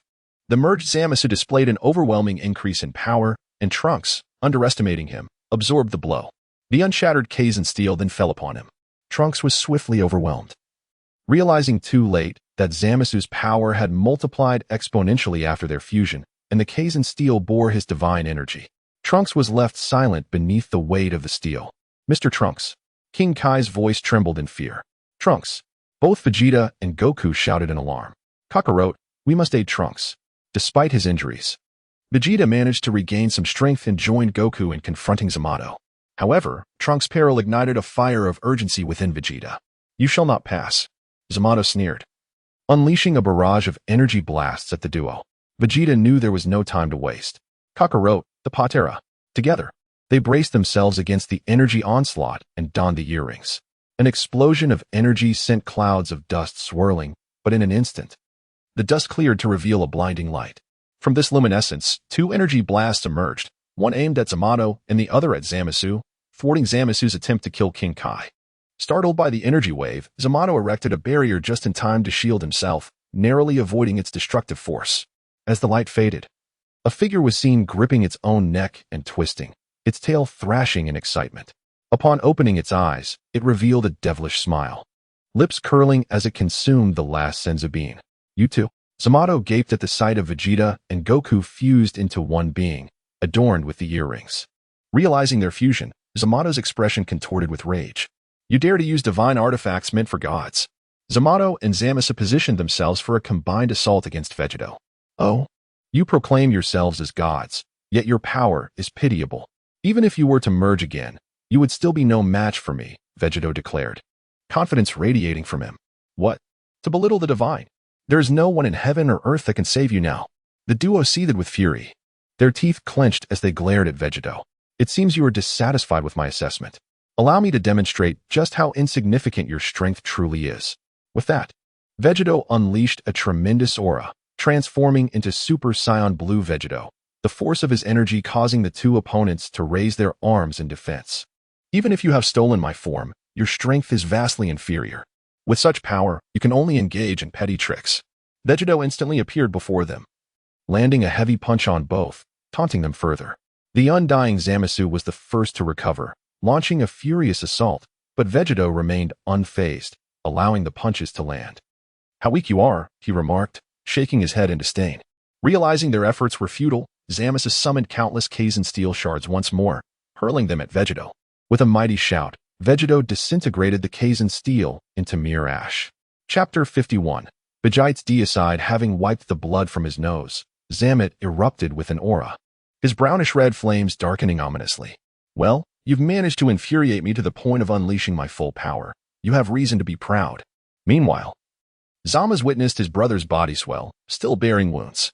He channeled all his divine energy into healing, restoring Zamet's injuries and tempering his darkening power. Yet, Zamet's strength did not diminish. Instead, it became more formidable. Vegeta observed the two with a cold gaze, unperturbed. Are you prepared? Come forth. I await your attempts to slay me. You shall soon pay the price for your arrogance, foolish mortals. Zamet charged at Vegeta, while Zama's followed closely behind, bestowing various enhancements upon him. In the midst of their advance, Zama's unleashed a gust of energy, aiming to send Vegeta flying. However, Vegeta stood resolute, like a steadfast pine. And as Zamet neared, Vegeta moved swiftly, appearing behind Zamet and delivering a flying kick that sent him sprawling. What? Zama's gasped, taken aback as he realized he could not keep pace with Vegeta's speed. How could he apply a debuff now? Zamet, now in a massive crater, clutched his bleeding mouth and nose, veins bulging on his forehead. "This is impossible," he exclaimed before soaring into the sky. He spotted Vegeta, arms crossed, expressionless, observing him. With a primal roar, Zamet unleashed a flurry of energy blasts, his visage wild with fury, expertly employing the prince's fighting techniques. Countless energy spheres rained down upon Vegeta. Kicking up clouds of dust, Zama's hurried to his brother's side, aware that he could do little in this battle aside from offering healing. Revitalized by the healing, Zamet's assault intensified, immense energy erupting from him, causing the very earth to fracture around Vegeta's previous position. Zamet cackled madly, envisioning the devastation of the planet and the fury it would invoke in his adversaries. "Let them be buried alongside the earth that dares to humiliate me." As if sensing the earth's lament, a radiant light erupted at the explosion's epicenter. Vegeta surrounded himself with a thin barrier of energy. Zamet's blasts collided with it, leaving no mark. With a simple gesture, Vegeta enveloped the planet in a blue shield, stabilizing it in an instant. This was an application of Vegeta's Spiritito, a transformation that required considerable effort, yet he felt no strain. What? Zamet barely had time to react before Vegeta charged forth, sweeping aside Zamet's defenses and unleashing a barrage of punches into his abdomen. Overwhelmed by the pain, Zamet shut his eyes, suffering intensely, until an elbow strike bent his arm at an unnatural angle. "Ah!" Zamet screamed, plummeting to the ground. "Brother!" Zama's rushed to assist, sensing the dire situation. After a minute of relentless healing, Zamet regained his strength, only for both to hear a voice from above. "Hey, let me offer you something nice." Vegeta held aloft a concentrated sphere of blue energy and hurled it downwards. As they looked up, terror washed over their faces, witnessing the orb descend and engulf them. "What is this?" From a distance, Trunks and Shin, the Supreme Kai, observed the scene. Having recently awakened, an excited Trunks was startled. "Lord Gavas, you're alive?" Shin exclaimed with surprise, to which Gavas nodded in confusion. "I have no idea how I revived. I distinctly remember dying. Could it be?" Shin's thoughts turned to Trunks, inquiring whether he had completed the ritual the Supreme Kai had taught him. Trunks affirmed, leading Shin to reveal that Trunks had become a disciple of the Supreme Kai, granting him the power of resurrection. Trunks then realized he had saved both Xiaowu and Gavas. "What is the current situation?" Gavas asked. "The battle continues," Shin replied. "Look over there. Those two scions have fused using the Patera earrings." Gavas quickly identified Vegeta's form. Indeed, with their combined strength, Zamas cannot withstand them. This is troublesome. The fusion of mortals lasts only an hour, and that is under the condition they do not exceed the Potara's limits. If they surpass that time, it will shorten significantly. Gavas remarked anxiously. "What? I was unaware of this. We must inform them to conclude the battle swiftly, otherwise they risk disbanding." Shin displayed his own concern. "I shall go. My strength should suffice for self-preservation. You two remain here and protect yourselves," Trunks declared before taking off. Meanwhile, Zamet and Zamas, struck by Vegeta's attack, found the blue sphere erupting into a massive beam of energy. Their bodies twisted within, their anguished cries echoing through the air. Just as Trunks arrived, he shouted, "Father, defeat them quickly. The fusion lasts only 1 hour, and your power is too great. The earrings cannot hold. We must end this swiftly." Having endured Vegeta's strike, the two emerged from the energy column, Zamas appearing as if he had melted into a puddle, while Zamet had shrunk significantly, his flesh sagging. Zamet's gaze dimmed as Zamas, now a pool, began to reform, but he looked gravely ill. In a panic, Zamas rushed to heal Zamet. Suddenly, a blue energy sword pierced Zamet's heart, ending his life instantly. "No, brother." Zamas desperately channeled healing energy, but each attempt dissipated against Vegeta's sword. Across multiple parallel realms, Zamas met his end within the fused body of Zamet. Zamet's earrings shattered, reverting him to the regular forms of Goku and Vegeta, both of their eyes dimming, indicating their demise. The remaining fused Zamas trembled in fear as Vegeta brandished his energy sword, cleaving through the remnants of both the living Zamas and the deceased Goku and Vegeta, reducing them to a grotesque amalgamation of flesh, prepared to obliterate the remnants. Vegeta suddenly flashed with light from within, and Goku and Vegeta reappeared, their fusion undone. Chapter 52. The new Zamasu, eh? Has it disintegrated so quickly? Goku observed his hands, evidently taken aback. TCH, it hasn't even been 3 minutes. Next time, it might not even take a minute. For I shall surpass the Super Saiyan God and grow even stronger. Thus, I vow never to fuse with you again. Vegeta crossed his arms and scoffed. "Dad, Goku-san, your fusion is incredibly powerful, I reckon it's even stronger than Lord Beerus, Trunks interjected at that moment. Not at all. Lord Beerus never fights with full strength. We have no idea how formidable he truly is. We only know that when he gets angry, it's terrifying. Goku chuckled, scratching the back of his head. Hey, we should deal with Zamasu first. Vegeta pointed towards the puddle of Zamasu's remains. Upon hearing this, Trunks turned to face the remnants, ready to obliterate them. Suddenly, a look of horror crossed his face. Ugh, well? Trunks seemed unable to make a sound. Vegeta and Goku followed Trunks' gaze and were astonished to see Zamasu's remains writhing, beginning to coalesce. To their shock, the remnants of Goku and Vegeta were being absorbed as well. In an instant, the mass took shape. However, it continued to writhe, appearing humanoid, yet not fully formed. What? It absorbed the corpses of those two? Can it really come back to life like this? Goku expressed disbelief. We must stop it. Quickly, Trunks reacted, preparing to intervene, but Vegeta, quicker on the uptake, transformed into Super Saiyan Blue and unleashed a colossal explosion attack. A massive energy sphere was launched. Right behind him, Trunks executed his ultimate flash, and Goku followed suit with his Kamehameha. The three energy blasts converged towards the coalescing Zamasu, and though the outcome was uncertain, they knew they had to stop it. The three beams collided with the mass of Zamasu, resulting in a tremendous explosion that sent shockwaves through the battlefield. Ha ha ha, indeed.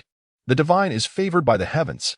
The true god Zamasu shall never fall. Zamasu will become the greatest god in the universe. And all beings shall sing praises of the divine Zamasu. The booming explosion could not drown out this proclamation.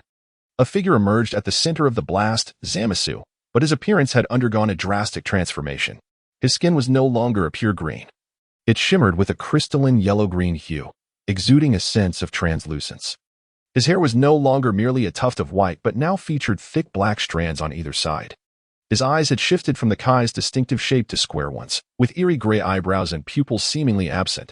He donned a purple-black divine robe, complemented by striking white boots, and a golden halo flickered behind him, radiating a holy aura. Thank you for your contributions to the divine. We four Zamasus are now one. Henceforth, there exists but a single true God Zamasu, the most perfect deity in the entire universe. As a gift, I shall send you to hell. Upon his rebirth, Zamasu extinguished the explosion's energy entirely, and with a flash of his halo, countless golden raindrops began to fall from the space above the three warriors. Danger! Goku shouted. The trio raised an energy shield to defend against the deluge of golden rain, which sizzled upon contact, swiftly penetrating their defenses. What incredible penetrating power! We must evade! Vegeta exclaimed, his surprise evident as they fought to dodge. Trying to escape? Zamasu cackled maniacally, raising his finger as the space beneath the trio suddenly collapsed, plunging them into a quagmire, rendering their movements sluggish, while the golden raindrops fell upon them like arrows. Ah! The three screamed in agony, with Goku's voice ringing the loudest due to his naturally booming tone. In the distance, the Kaishin sensed the dire situation and rushed over. Lord Gawasu, we must join forces to break Zamasu's divine power so that Goku and the others can fight. Otherwise, they are in grave danger. The Kaishin's expression was grave. Agreed. Zamasu's divine power has grown exceedingly potent. Only together can we disrupt it. In an instant, Gawasu and the Kaishin entered the fray, unleashing their divine energy. The golden rain ceased, and the quagmire beneath the three vanished. Goku-san, Vegeta-san, Trunks-san, we will hold off Zamasu's divine power. You must engage him in close combat, otherwise victory will be elusive. The Kaishin shouted. You two Kaishin are courting death. I have long desired to eliminate you. Since you have come to me, I shall be ungracious. Zamasu's expression turned grim as he eyed the two Kaishin. Zamasu's halo blazed with golden light, and an inexplicable radiance appeared before Gawasu and the Kaishin. Hold steady. Lord Gawasu. They thrust their hands forward, unleashing white light to clash with the golden brilliance. Kakarot, do you feel it? Vegeta rose, noting that while the golden rain was indeed painful, it was merely due to its overwhelming numbers. Both he and Goku were managing fine, but Trunks, already injured and slightly weaker, was suffering more severely. Indeed, that being fights with divine power, but it does not seem to inflict substantial harm. In close combat, I'm uncertain, but there should be an opportunity, Goku concurred, aware that Vegeta was perceptive. Dad, Goku-san, we must act swiftly, or the Kaishin will be overwhelmed. Trunks urged. Vegeta, Trunks, let's go. Quit your prattling. The three charged forward, prepared to confront Zamasu head-on.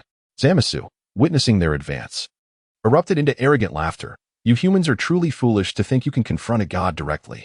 The perfect god Zamasu possesses far more than mere divine power. Zamasu's hair bristled, surrounded by a white aura, crackling with black lightning, his presence magnifying exponentially. The trio halted in astonishment. This being's energy rivaled that of the former Zamasu.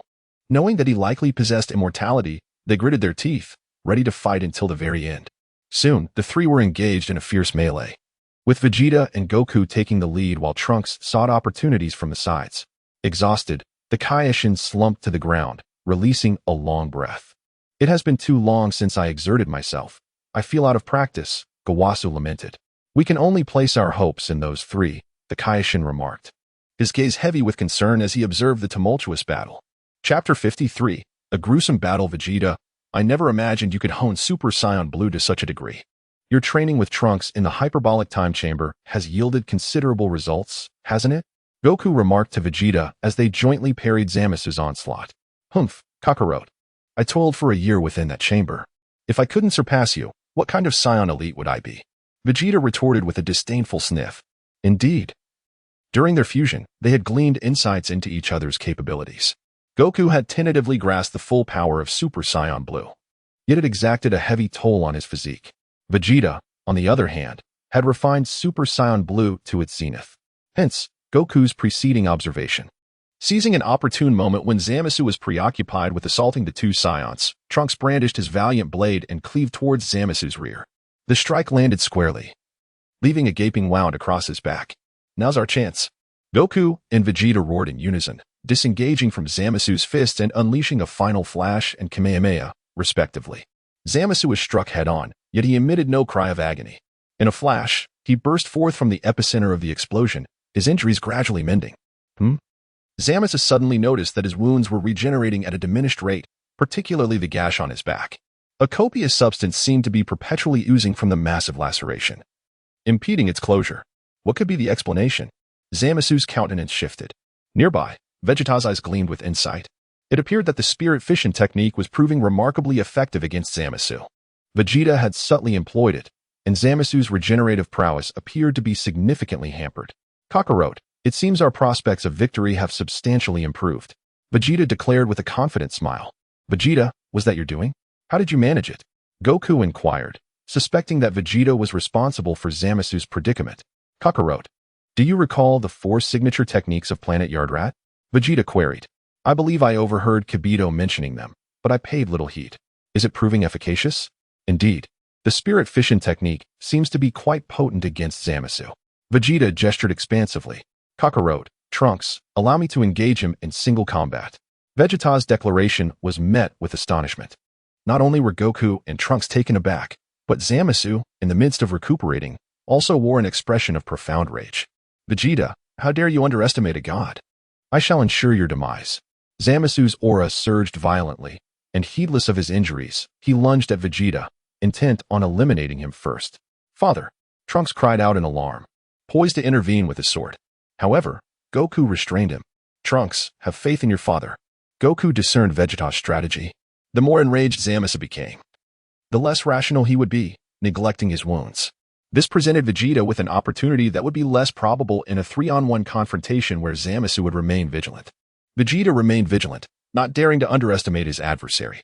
As Zamasu charged, Vegeta eschewed a direct confrontation, instead engaging in a protracted dance of evasion. Both warriors exchanged blows, with Vegeta sustaining several hits, fortunately none fatal. Zamasu's back, meanwhile, grew increasingly irritated. Granulation tissue sprouted from the wound, yet its healing progressed at a snail's pace. Suddenly, Vegeta's fist connected with Zamasu's nose. Ugh! Zamasu reeled, caught off guard.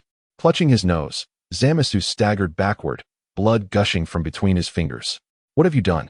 How did your speed suddenly increase? Have you grown stronger? Zamasu roared, his brow furrowed in anger as blood trickled to a stop.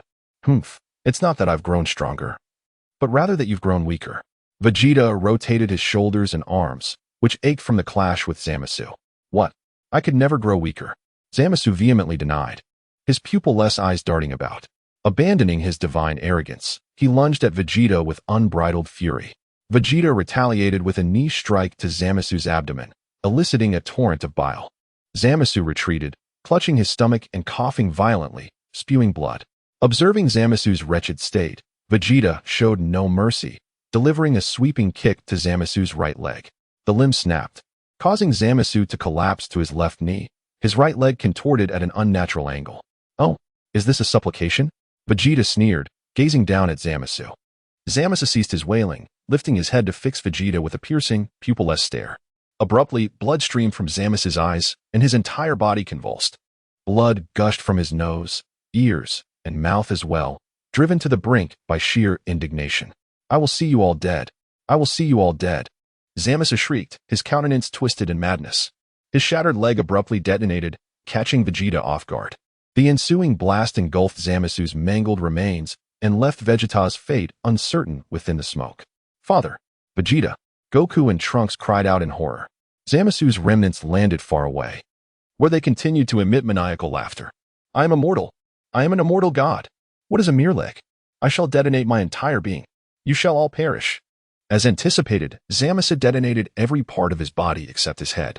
The resulting explosion obliterated the spirit fission field Vegeta had painstakingly established across the planet, and its aftershocks rent the earth asunder. Goku, Vegeta, and Trunks were not spared. Only the two Supreme Kais, sensing impending doom, fled to Jupiter to observe Earth's demise. "Ha! You are all dead now. How dare you defy Zamasu, the god? Immortality! Restore me!" Zamasu's skull, barely clinging to shreds of flesh, continued to shriek. As expected, Zamasu's immortality began to take effect, gradually restoring his form. However, in an instant, the regeneration ceased, even before the flesh on his head could fully reform. Only the skeletal structure had been restored, and then it abruptly halted. Zamasu was seized by panic. Could it be that consuming those two mortals' flesh has compromised my immortality? Zamasu raged inwardly. "Zamasu, you shall have no further opportunities." Vegeta, nearly nude and covered in blood, materialized near Zamasu, brandishing a single arm. Final flash. Vegeta was now exceedingly frail, and even his final flash was dim and feeble. The skeletal Zamasu struggled to resist, and Vegeta's final flash failed to completely engulf him. "Ka. Me. Ha me ha." Goku, prostrate amidst the rubble, feebly mustered a Kamehameha with a single arm. Goku's intervention caught Zamasu off guard, and he was instantly consumed by the twin blast of energy. Chapter 54, The Arrival of the Omni King Zamasu. Struggling amidst two streams of energy, found himself in a dire predicament. At that moment, the Supreme Kais descended to the battlefield. The two of them quickly moved the gravely injured and unconscious Trunks to a place of safety. They gazed at the faintly visible Zamasu, fervently praying for his complete annihilation this time. Zamasu resisted tenaciously for a considerable duration. However, he ultimately succumbed to the energy onslaught from the two Kais, reducing him to ashes that gradually dissipated into white light, vanishing into the cosmos. Witnessing this, the two Supreme Kais erupted in joyous cheers, having finally vanquished Zamasu. "Goku, Vegeta, are you all right?" Xian exclaimed with uncontainable excitement, rushing to support Goku. Meanwhile, Vegeta, overwhelmed by the burden, collapsed to the ground, prompting Govas to assist him as well. "Well done, Vegeta." Goku, with the aid of the Supreme Kai, approached Vegeta, giving him a thumbs up. Uncharacteristically, Vegeta did not scowl at Goku but instead displayed a look of relief and said, "What about Trunks?" indicating that he could still stand. Vegeta slowly made his way toward Trunks. "Trunks is gravely injured, but should be fine," Govas remarked. The group gathered around Trunks, and Vegeta gently extended his hands to administer a light healing touch before collapsing himself. "Vegeta?" Goku gasped in surprise. "It's nothing. He must have overexerted himself. We need to leave quickly. This has been far too arduous," Xian suggested. Nodding in agreement, the group prepared to depart. "Leave? You shall not escape. I demand your company in death." A voice thundered from the heavens, echoing from every direction. "Zamasu." The group's expression shifted dramatically. How could he still be alive? "You have caused me to merge with the Earth, yet this planet is incredibly frail and on the brink of destruction. I will ensure you join me in my demise." Zamasu's voice reverberated ominously, striking the group with a heavy dread. "This is bad, Lord Govas. We must return to the past immediately," Xian decisively declared, attempting to leave. The two Supreme Kai shimmered with white light, preparing to depart, but the radiance flickered without effect. "I told you, you cannot leave. In this realm, I am a god, and you will all perish." Zamasu's voice boomed again. As the earth trembled, the seas roiled, ferocious winds howled, and torrents of mud surged forth, relentlessly attacking the group.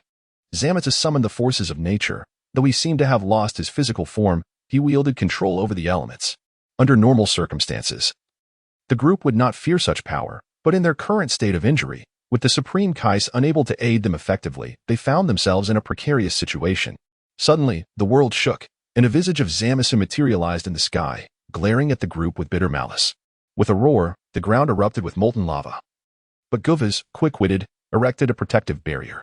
Within the shield, Guvas continually reinforced their defenses, while the Supreme Kai, with a sudden inspiration, retrieved a universal capsule from Trunks' belongings, instantly conjuring a time machine. The group prepared to escape, yet even the time machine seemed unable to break free, as if Zamasu had truly sealed this realm. Damn it! This troublesome foe. If only we had some Senzu beans, our situation would be less dire. Goku lamented, feeling around his waist. Huh, what's this? The Omni King's summon. Without hesitation, Goku pressed the button, and suddenly, the barriers of the world appeared to dissolve, revealing a diminutive figure. The Omni King himself descended. Ah, Goku! Goku greeted the Omni King, while the two Supreme Kais immediately knelt in reverence. Omni King, how did you come to be here? Zamasu's voice echoed with palpable fear. Hey, Goku, did you summon me? What are you doing here? The Omni King inquired, visibly puzzled.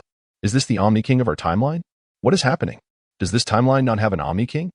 Before Goku could respond, the Omni King interjected, why does this world look so dreadful? Such a world should not exist. He raised a small hand. Oh no. Goku and the Supreme Kais exclaimed in alarm, hastily leaping into the time machine as they fled. With a simple clench of his hand, the Omni King rendered the world still, silencing Zamasu's screams and causing the entire timeline to dissipate. Goku and the others returned to the present, with the Supreme Kai hurriedly pulling Goku away, disregarding the astonished gazes of the Capsule Company employees, and in the next instant, they were transported back to the future. Initially dazed, Goku soon found clarity, as the Supreme Kai employed an unknown method to awaken him. Hey, Goku, where did you just go? The Omni King, surrounded by chaos, questioned the reappearing Goku. Goku replied with a smile, I cannot exist in the cosmic void, so I had the Supreme Kai assist me. I can only remain by his side. He gestured toward the barrier established by the Supreme Kai. Oh, I see. Go play in my palace. Apologies, Omni King, but as you can see, I am quite injured. Could we possibly wait until I recover before I visit you? Goku pointed to the various wounds covering his body. Very well, I shall await your visit in my palace. Do recover swiftly, the Omni King remarked before vanishing, seemingly returning to his palace. Only then did the Supreme Kai dare to reveal his fearful expression, saying, the Omni King is terrifying. This timeline has been reduced to chaos. We may have lost one of the time rings. Lord Supreme Kai, we must return quickly. Otherwise, they will worry, Goku urged. And the two returned to the modern timeline. What on earth is happening? Beerus was questioning Guvas, who recounted the events to him. Meanwhile, Vegeta and Trunks consumed Senzu beans and gradually regained consciousness, and Goku and the Supreme Kai returned to the Capsule Company. What? You summoned the Omni King? Beerus exclaimed in shock, shouting at Goku, you fool, stay away from me in the future. You called the Omni King over for such a trivial matter. If he takes offense, I wouldn't have enough lives to spare. Hey, Lord Beerus, everything is fine now. The Omni King didn't he express any discontent? Goku chuckled nervously. Did the future timeline get erased by the Omni King? Whis inquired. Indeed, the Omni King is truly formidable. The entire timeline turned to chaos. It was quite frightening. By the way, Mr. Whis, why is the Omni King I summoned the same as our timelines? Goku posed a question. I have mentioned before, the Omni King transcends the boundaries of time and life. There is but one Omni King. The birth of parallel worlds replicates all beings and objects. Yet those who transcend time and life exist singularly. This is a state of being known as true. In other words, those who have not transcended may manifest countless duplicates with the emergence of parallel timelines, but those who have transcended remain unchanged regardless of temporal fluctuations. Such beings are exceedingly rare, Whis elucidated. Huh, so you're saying the Omni King I just summoned isn't from our timeline? How then does he know me? Goku appeared perplexed, struggling to grasp Whis' explanation. Correct, he is indeed the Omni King from that parallel world, yet each Omni King's identity does not conflict, Whis clarified. Chapter 55, Arale? It seems quite formidable, but Lord Zeno does not appear to possess a strong aura, Goku inquired. At the level of Lord Zeno, an aura is no longer necessary. Beerus interjected. So, who else exists at that level? Vegeta, having listened intently, finally spoke up. Indeed, I am curious as well. Goku, ever the warrior, could not help but ask about the powerful. Why bother with so many inquiries? Beerus snapped. Whis, however, remained composed and said, this is indeed far beyond your reach. Lord Beerus and I are also quite distant from it. However, I can tell you that Lord Dragon God Salamander and the Grand Minister are at this level. What? The group was taken aback. While it was understandable for Zeno and the Grand Minister to possess such power, it was surprising to learn that Dragon God Salamander also shared this status. Piccolo, visibly shaken, asked in a grave tone. I've heard that the Dragon God is our ancestor, but we know very little about him. Mr. Whis, what do you know? Whis shook his head and replied, I'm afraid I cannot divulge that. The Dragon God is exceedingly unique. Unbelievable, we are still so far from these powerful beings. Goku exclaimed, filled with excitement. Vegeta, did you hear that? I'm more motivated than ever to train. Vegeta, dismissing Goku's enthusiasm, turned his head away but secretly thought, I must reach this level before Kakarot. Lord Beerus, Mr. Whis, Lord Shin, I shall return to Universe 10 now. Goodbye. Guavas bid farewell and departed. I will prepare dinner to celebrate. Bulma exclaimed joyfully. During dinner, Beerus asked Trunks, Kid, your timeline has been destroyed. What do you plan to do next? Though my world was obliterated due to the defeat of Zamasu, I helped resolve issues in other universes, so I bear no grievances regarding my fate. As for my whereabouts, Trunks began, but Bulma interrupted. No. You should stay here. No way. Beerus immediately countered.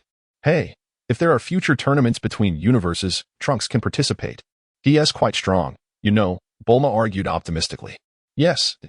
Trunks staying here won't cause any issues, Goku mumbled through his food. Yet, Beerus seemed apprehensive, stating, if the Trunks from the future and the present were to interact, it could lead to dire consequences. At that moment, a little girl unexpectedly dashed out and collided with Beerus's waist, causing him to wince in pain. Hey, whose child are you? Where are your manners? Beerus yelled, clutching his side. If nobody claims her, I might have to discipline this little girl. I don't think we've ever seen this child before. Where did she come from? Bulma stifled a laugh. Bulma, you truly don't recognize her? Beerus fumed.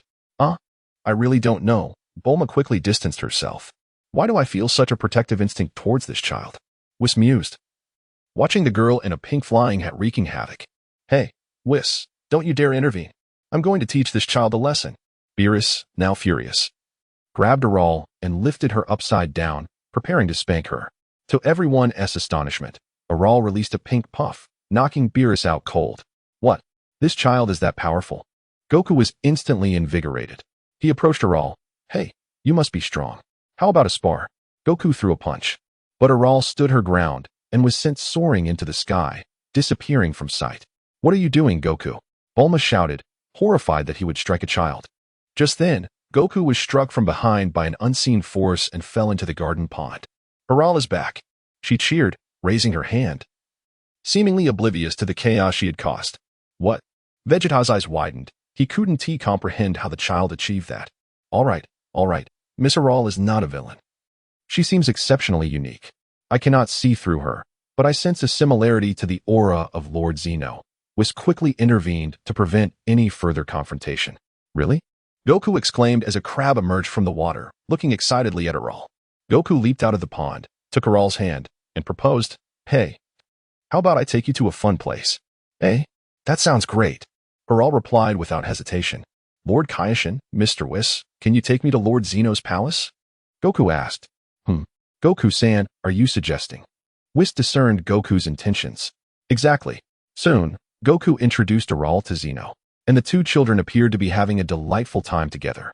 The next morning, Bulma found Trunks and Mai waiting for her at the door. Trunks declared, Mom, Mai and I have decided. We want to return to the future. What? Another parallel universe? No way. Beerus, approaching from the distance, interjected. I apologize, Lord Beerus. Please allow me and Mai this wish. No need, Trunks-san. Lord Beerus and I checked last night, and there are still 2 parallel universes available for you.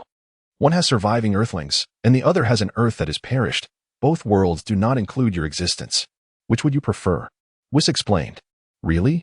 There's a world where Earthlings still exist, and I'm not there? Trunks was intrigued. Indeed, that world aligns with your original timeline. It was created due to an individual named Cell, who ambushed you and killed you before using a time machine to escape to another world. Whis elaborated, showing a vision captured by his staff. All right, Mai and I will head to that world. Trunks and Mai exchanged determined glances and nodded. We'll go say our farewells. They set off to find those they wished to bid goodbye. Finally, in the last moments before their departure, Vegeta and Trunks exchanged an unspoken gesture.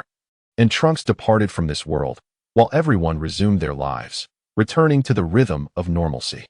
Chapter 56. Paragus seeks an audience in the year 780 of the Age of the Gods. After the events with future Zamasu, life continued as usual. Everyone engaged in their training, work, and studies, with the notable exception of Bulma, who was with child. After 2 months of training with Whis, Vegeta hurried back upon receiving the news of Bulma's pregnancy. His swift return caught Goku's attention, leading him to discover that Vegeta had been training in the God of Destruction's realm for quite some time. This revelation stirred Goku's restless spirit, prompting him to seize an opportunity to slip away to the God of Destruction's domain.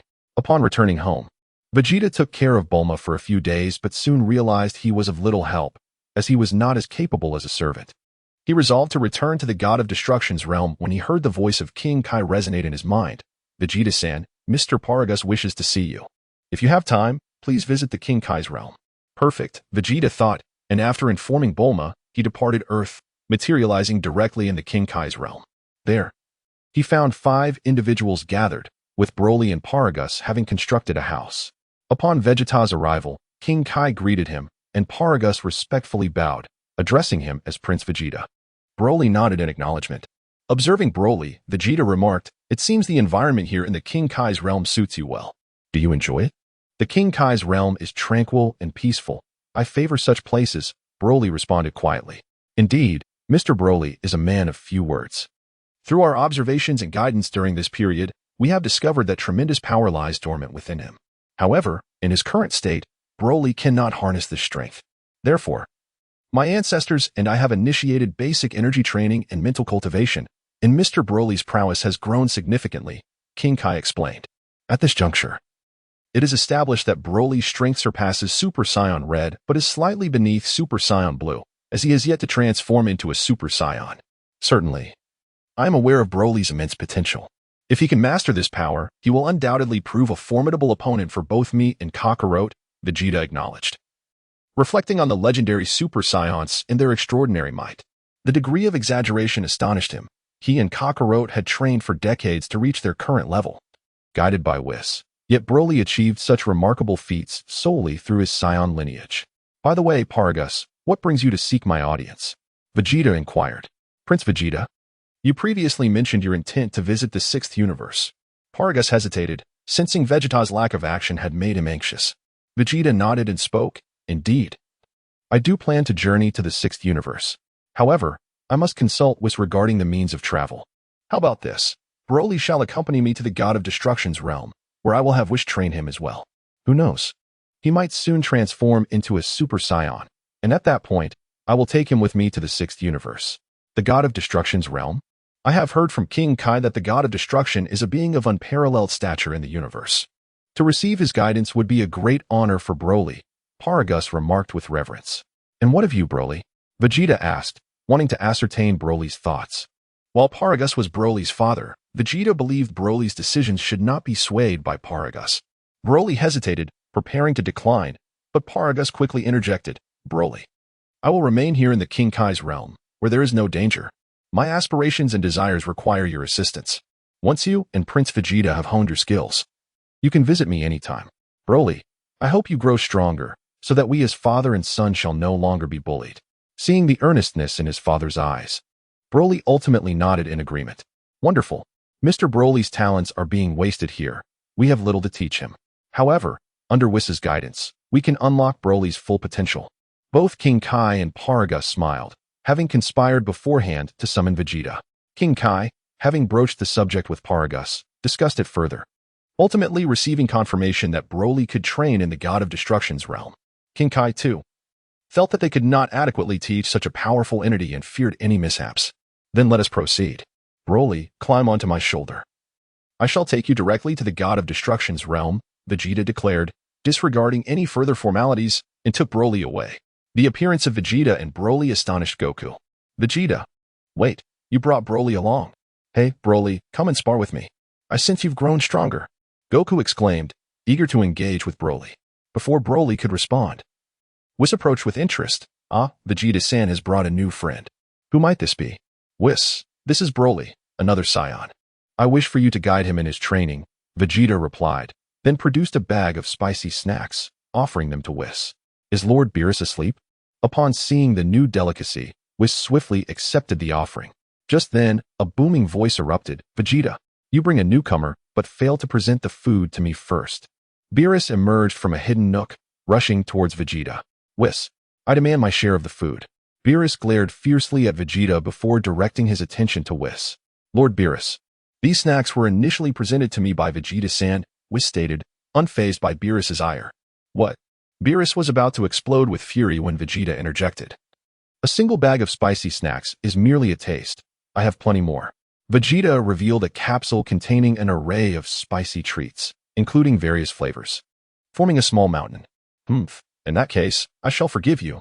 Beerus relented, evidently succumbing to the allure of the snacks.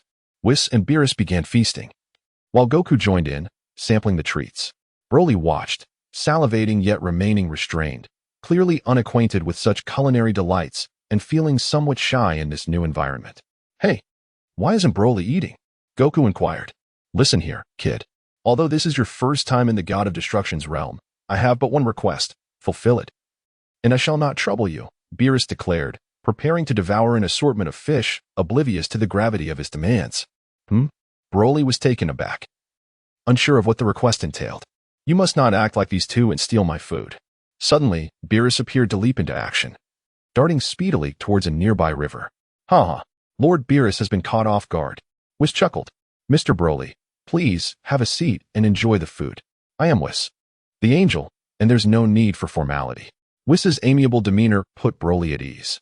After receiving a nod from Vegeta, Broly sat down and began to partake in the feast. Chapter 57. The Divine Techniques and Laws During a Meal. Vegeta inquired of Whis. Whis, how can one travel to the 6th universe? Whis replied, do you wish to visit the 6th universe? Would you like me to accompany you? Vegeta responded, I wish to go to the 6th universe on my own. Whis glanced at him and nodded, saying, given your current strength, you are now capable of grasping certain concepts. Setting down his food, Whis continued, as I mentioned before, you are at the initial phase of cultivating divine power. There are two paths ahead. One is to directly practice divine techniques, and the other is to reach the pinnacle of divine realm by mastering divine techniques. You and Goku are quite close to that realm. Although divine techniques are challenging to perfect, they significantly enhance your power. The pinnacle of divine realm, however, is a steadier path that may require more time. Both paths ultimately aim to comprehend the laws.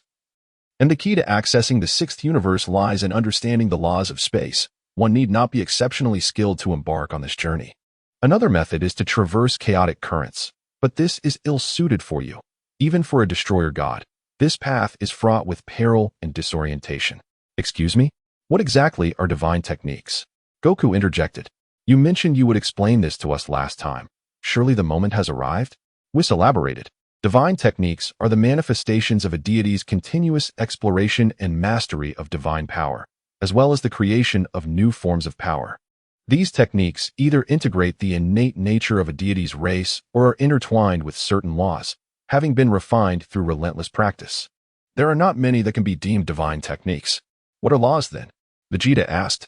Laws are the essence of existence. It is through various laws that the world operates and species diversify. The cultivation of divine beings is aimed at mastering these laws. As for the Kaioshians, their ability to employ unique techniques stems from their divine status. I see. Both you and Lord Beerus are cultivating these laws, correct? Have you mastered them? Vegeta queried. Mastering laws is no simple feat. Even Lord Beerus and I have not fully grasped them, Whis replied patiently. What? You and Lord Beerus are so powerful, yet have not completely mastered the laws. Goku exclaimed, astonished. Indeed, grasping certain laws is a prerequisite for becoming a destroyer god. Whis affirmed. After finishing their meal, Broly eventually succumbed to Goku's enthusiasm and agreed to spar. Whis noted that this would provide an opportunity to observe Broly's training and offer guidance. Vegeta and Beerus stood at a distance, watching the match unfold. Whis positioned himself closer to the combatants. Goku activated his Super Saiyan Blue form, and Broly unleashed his full power as they engaged in a fierce confrontation in the sky. Have you gathered the scions with aspirations to become their king? Beerus, arms crossed, coldly questioned Vegeta from afar. No, I have no interest in being the Scion King, however.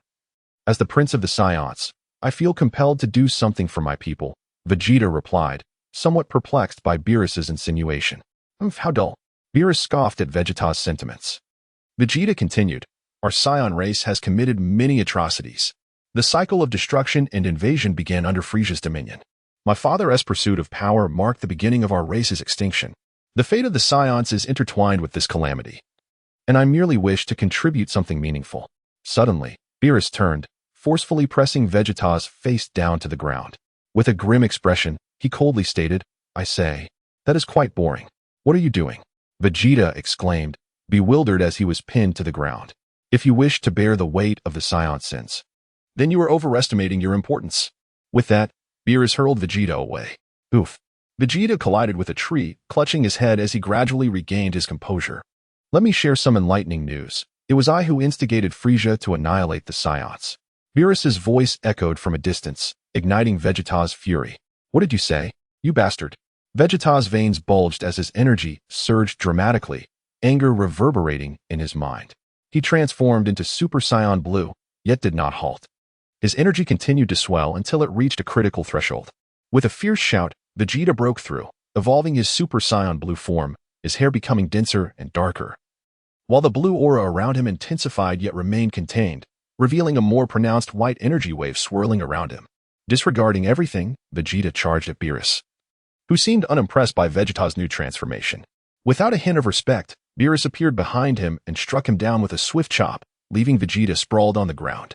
The explosive energy had drawn the attention of Goku and the others. Hey, what's Vegeta doing? It seems he's sparring with Lord Beerus. Goku paused his bout with Broly and inquired of Whis, who merely smiled and replied, oh, it's nothing serious. From above, Beerus looked down at the fallen Vegeta and coldly remarked, what relevance do past events hold for your present self? If you remain burdened by such matters, your growth shall cease here. With that, he pressed his hand against Vegeta's abdomen, unleashing a destructive force that shredded Vegeta's clothing. The tremendous energy from the destruction sent Vegeta crashing back to his normal state, his abdomen mangled and bloodied, as he lay on the ground, howling in agony. Is this truly Lord Beerus's divine technique? Goku gasped in astonishment. Indeed, such immense power can be wielded simply to destroy a piece of clothing. What? Do you wish to learn? Whis inquired. No. I have no desire to become a destroyer god, Goku replied, shaking his head vigorously. Beerus continued addressing Vegeta.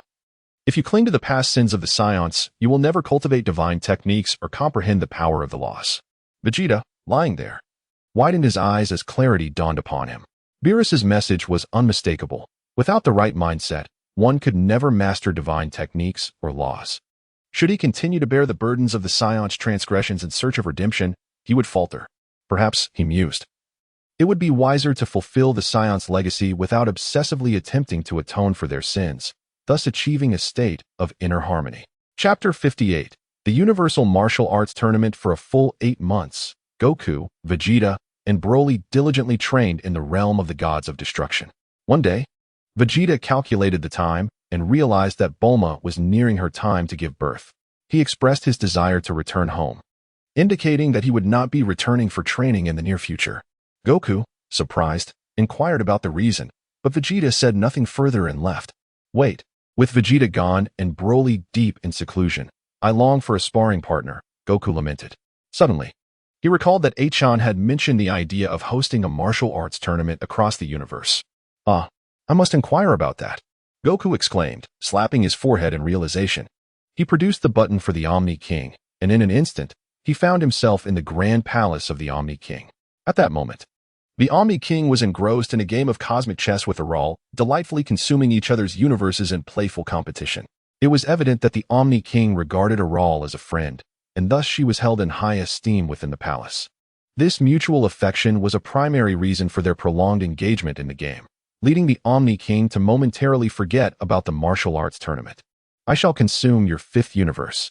The Omni King seized the opportunity to take Aral's 5th universe. He glanced at the game board, noting, we still have 2 universes left. Yes, so many universes. How long will this take? Aral pondered aloud. The Omni King, hearing her words, was about to suggest eliminating some universes when Goku made his entrance. Goku, the Omni King joyfully approached him. You've finally come to play with me. Hi, Achan. How are you? Are you enjoying yourselves? Goku inquired. We're playing cosmic chess. It seems there are too many universes. Perhaps we should eliminate a few? The Omni King innocently suggested, utterly unaware that his words could determine the fate of countless beings. Wait, Goku exclaimed, taken aback. Achan, you mentioned that the Universal Martial Arts Tournament hasn't been held yet. It's going to be quite entertaining. Surely, we need not eliminate any universes. I want to watch too. I want to see. Oral chimed in, eagerly expressing her desire to witness the event. Seeing that both of his friends were enthusiastic about the tournament, the Omni King acquiesced. He summoned the Grand Minister, saying, Hey, Grand Minister, please arrange for the Universal Martial Arts Tournament. Yes, I will gather the representatives from the respective universes to discuss the event, the Grand Minister replied, brandishing his staff. In a flash of light, the message was dispatched. Indeed, within moments, all the Supreme Kai, gods of destruction, and angels arrived, filling the Omni King's palace with a throng of divine beings. Greetings, Omni King. Greetings, Grand Minister. They all bowed in unison. At that moment, Goku stood out conspicuously, catching the attention of Beerus, who scowled in irritation, mentally cursing, that rascal Goku must have stirred up more trouble. This brat is going to be the end of me. Once this is over, I will teach him a lesson. Everyone, please rise. The Omni King and his friend, Misral, are eager to witness the Universal Tournament. What are your thoughts? The Grand Minister announced. Grand Minister, is this akin to the recent tournament between the 6th and 7th universes? Inquired Ewan, the god of destruction from Universe 1, who bore a visage shrouded in dark fur and was among the oldest of the gods of destruction. Will we gods of destruction be participating? Questioned Arak, the god of destruction from Universe 5. Will our numerous universes compete in a knockout format? Or will it be a free-for-all? Asked Zatara, the god of destruction from Universe 9. In an instant, the palace buzzed with lively discussions. Ahem, the Grand Minister interjected, raising his hands to signal silence. The cacophony of voices subsided, and he continued, considering the Omni King's eagerness, the tournament will commence in 40 hours. The victorious universe or individual will receive a wish from the Super Dragon Balls, while the defeated universe will face consequences. How does that sound, Grand Minister? If we gods of destruction participate, the nature of the tournament will devolve into a chaotic clash among gods. This would strip the event of much suspense, spoke the clownish god of destruction from Universe 11, Vermeude. Hearing this, Goku chimed in. Indeed, the gods of destruction are far too powerful. The rest of us would have no chance to compete. He addressed the Grand Minister earnestly. Mr. Vermeude and Mr. Goku raise valid points. In that case, let us first organize a contest among the gods of destruction, and after that, we can devise the specifics of the tournament, the Grand Minister decided. Swayed by Goku's input. May I inquire, Grand Minister, what are the penalties for failure? The god of destruction from Universe 6, Kampa, interjected. The defeated universe will be erased. The Grand Minister declared, unflinching. Quickly, the Omni King urged, oblivious to the gravity of the situation. Understood. The gods of destruction gasped in shock, swiftly responding. With a flourish of his hands, the Grand Minister conjured a massive arena. A warning was issued.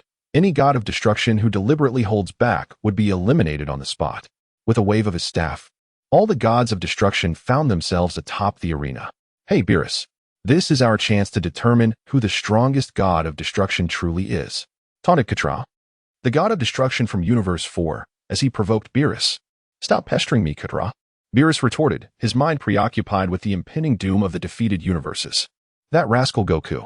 At that moment, Goku's voice rang out from behind Beerus. Come on, Lord Beerus, you can do it. Upon hearing Goku's cheer, Beerus lost his composure. Goku, do you know who caused this predicament? How dare you cheer for me after everything you've done? He scolded, leaving Goku feeling awkward. Hey, what did I do?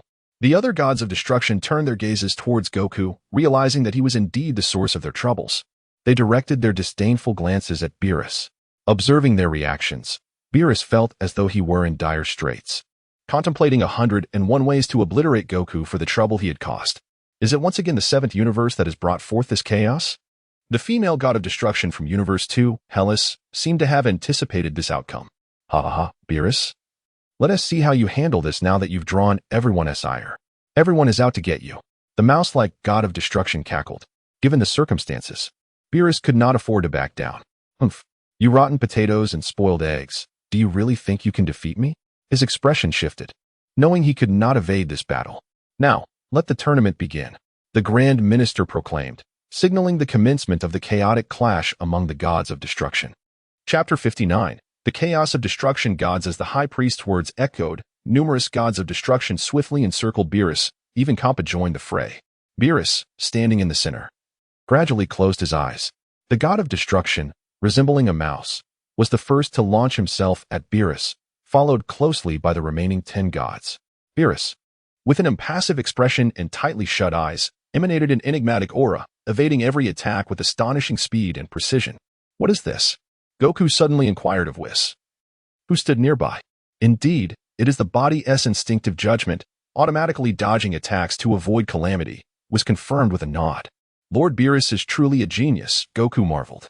Yet, Whis shook his head, indicating this technique was not easily mastered, and even Beerus had yet to fully comprehend it. As the struggle continued, Beerus suddenly sank, and the steel machine god of destruction, Mosca, clamped down on him with both hands, immobilizing him. Excellent. The mouse and elephant gods of destruction rushed forth, the mouse gathering a dark azure energy in his fist while the elephant charged with his tusks. Unable to escape from the machine god's grasp, Beerus' expression turned grave. Veins bulged on his forehead as he forcefully broke free from Mosca's hold, narrowly evading the impending strikes. The mouse's dark azure energy collided with the machine god's massive palm, causing him to yelp in pain, rust forming in the impact's wake. Yet, Mosca reacted swiftly, conjuring a burst of earthy yellow light that restored his hand to its former state. Seeing their attacks miss Beerus, the mouse and elephant quickly glanced to the right, where Beerus had reappeared near the god of destruction of Universe 1, Ewan. Ewan, quick to react, enveloped Beerus in a pure black light, creating a domain that ensnared him. Simultaneously, the female god of destruction from Universe 2 rushed in, conjuring a bow and arrow aimed directly at Beerus. How troublesome, Beerus cursed, his purple aura flaring as the arrow disintegrated into dust before it could reach him, shattering the black domain surrounding him. In an instant, the other gods of destruction converged. The elephant god unleashed a thunderous roar, sending shockwaves that affected all present, causing them to tremble as if their very souls were shaken. The elephant charged towards Beerus, who was in a weakened state, and took a direct punch. Lam-Z, you scoundrel! The other gods of destruction seethed as they felt the impact. This attack even knocked the Kaioshins outside the arena unconscious, and Goku found himself immobilized on the ground. What is happening? Goku wondered, unable to move even a finger. Whis, with a gentle tap, restored Goku's mobility. This is Lord Lam-Z's ultimate technique. Being struck by it has considerable repercussions, even for the gods of destruction, Whis explained. Goku's eyes widened in realization of the true terror of the gods of destruction. If I were to be hit directly, I might perish on the spot. The battlefield began to shift dramatically, as if the gods had all succumbed to an AoE attack, each feeling the loss of dignity. Indeed, the clown god of destruction showed no mercy, propping himself up, causing all the gods to feel an inexplicable force lifting them off the ground. Devil's card. A playing card depicting a devilish clown appeared above the heads of the gods, and they were suddenly pulled upward by the card, which then plunged into each god's body, resulting in massive explosions. The explosions generated immense smoke, creating a momentary calm on the battlefield. Suddenly, an unusual pink mist emerged from the smoke. Not good. This is Hellas' illusionary power. A voice warned amidst the chaos. Humph. A god of destruction from Universe 12. The merman emerged from the smoke, coldly proclaiming, swallow. All the mist was consumed by an enigmatic space surrounding him, pulling even the other gods toward him. Curse it. Annihilation. The god of destruction from Universe 5, Arak, clapped his hands against the ground, causing the void in that area to collapse. What? Is Arak desperate? The other gods realized that the battle had devolved into utter chaos. They could no longer focus solely on Beerus and had to unleash their true abilities. Arak's annihilation shattered a vast area, prompting the other gods to activate their defensive measures. The merman's devouring space began to collapse, revealing a look of distress on his face. The god of destruction from Universe 1, being the weakest among them, enveloped himself in a dark domain, forming a black cocoon that emitted dark energy in all directions. The machine god of destruction, unwilling to be outdone, donned a yellow armor for protection before slamming his palm down, exerting immense gravitational force that caused all the gods to plummet to the ground. Kampa, overwhelmed by the machine god's gravity, gritted his teeth in frustration. He clenched his fist towards the machine god, unleashing a blast of transparent energy that shattered the machine god's armor, leaving numerous dents on his form. In an instant, the arena was a kaleidoscope of colors, with energy surging everywhere and colossal explosions reverberating. The figures of the combatants darted around, and soon enough, they realized Beerus had vanished from sight. Where's Beerus? All the gods of destruction halted, their bodies bruised but still formidable. In the chaos of 12 gods battling, the pressure was immense. And despite the brief duration of the match, they had all sustained injuries. Yet, it was clear that they would not succumb easily. With their attacks paused, the gods began to search for Beerus's presence, while Kampa and the others, who were more gravely injured, took a moment to catch their breath. Destruction. Suddenly, Beerus reappeared in the center of the arena. From him radiated a translucent purple wave, enveloping the entire stage and ensnaring all the gods of destruction within it. The purple energy erupted, overwhelming the oval protective shield set by the high priest, engulfing the entire arena in a torrent of purple-black energy, seemingly erasing all essence within, including the stage, the air, and the great gods of destruction themselves. Nothing is visible. How dull. At this moment, Aral remarked to the Omni King, who had initially found the spectacle quite pleasing due to its vibrant colors, seemingly uninterested in the battle itself. Is it not enjoyable? Then I shall look away. The Omni King said, considerate of Aral's feelings. They're fighting so fiercely, yet I cannot see anything, Aral lamented, recalling that the battle had initially been visible, but had soon descended into chaos. Oh, should we halt the match? The High Priest inquired, seeking the Omni King's opinion. Let us stop, the Omni King decided. Upon hearing the words, the High Priest soared towards the arena, entering the purplish-black energy field conjured by Beerus. Before the violet energy could even graze his form, it receded like a retreating tide. In an instant, the High Priest materialized at the center of the arena. With a mere flick of his finger, all the emerging gods of destruction appeared as if frozen within the energy barrier, leaving only 3 standing: Beerus, the Mouse, and the Jester. Chapter 60, Wukong vs. Topo. The 3 gods of destruction bore numerous wounds, with Beerus and the Mouse god glaring at each other, while the clown retreated to the sidelines, seemingly opting out of the battle. The other gods of destruction appeared quite miserable, each one battered and lying unconscious on the ground, clearly suffering greatly from Beerus's final strike. Well, this match comes to a close. Your combat has displeased Lord Zeno and Miss Aral, so the gods of destruction must withdraw from this contest. With a wave of his staff, the Grand Priest allowed the gods of destruction to move again. The match is over. You may leave. The gods exchanged glances, realizing that they had failed to determine who was the strongest among them. The 12 angels rushed in to heal their respective universes' gods of destruction, and soon they all stood up and retreated. Wukong, I wish to see you fight. I found your previous battle most entertaining, spoke Zeno from his elevated seat. With Aral chiming in, I want to watch too. The Grand Priest looked surprised, but quickly addressed Zeno. Very well, I shall make the arrangements. Mr. Wukong, if that is the case, please come to the stage. With a wave of the Grand Priest's hand, a new arena materialized, enveloped in a protective barrier. Wukong scratched his head, perplexed. Me? Who will I be fighting? The battles between the gods of destruction were too intense. I am not their match. No worries, Mr. Topo. The candidate from Universe 11 is also here. This match will be arranged for you to battle him, as Miss Aral seems not to fully grasp the level of combat exhibited by the gods of destruction. The Grand Priest's intentions were clear, as Zeno. These matches were mere trifles, and since Aral was a favorite friend of Zeno, he deemed it necessary for Wukong and Topo to face off. Me, exclaimed Topo from Universe 11, surprised that he would have to fight despite merely coming to observe. If it's him, I might be able to handle it. Wukong confidently stated, leaping off the platform, which caused Topo to frown slightly. Topo, this match was likely proposed by that kid. Make sure to defeat him thoroughly and bring glory to our Universe 11, urged the clown god. Vermoud. Understood, Vermoud, Topo replied, leaping onto the arena. As Wukong and Topo stood on the stage, the atmosphere crackled with powerful energy even before the match commenced. The other gods of destruction and supreme kais from various universes began speculating.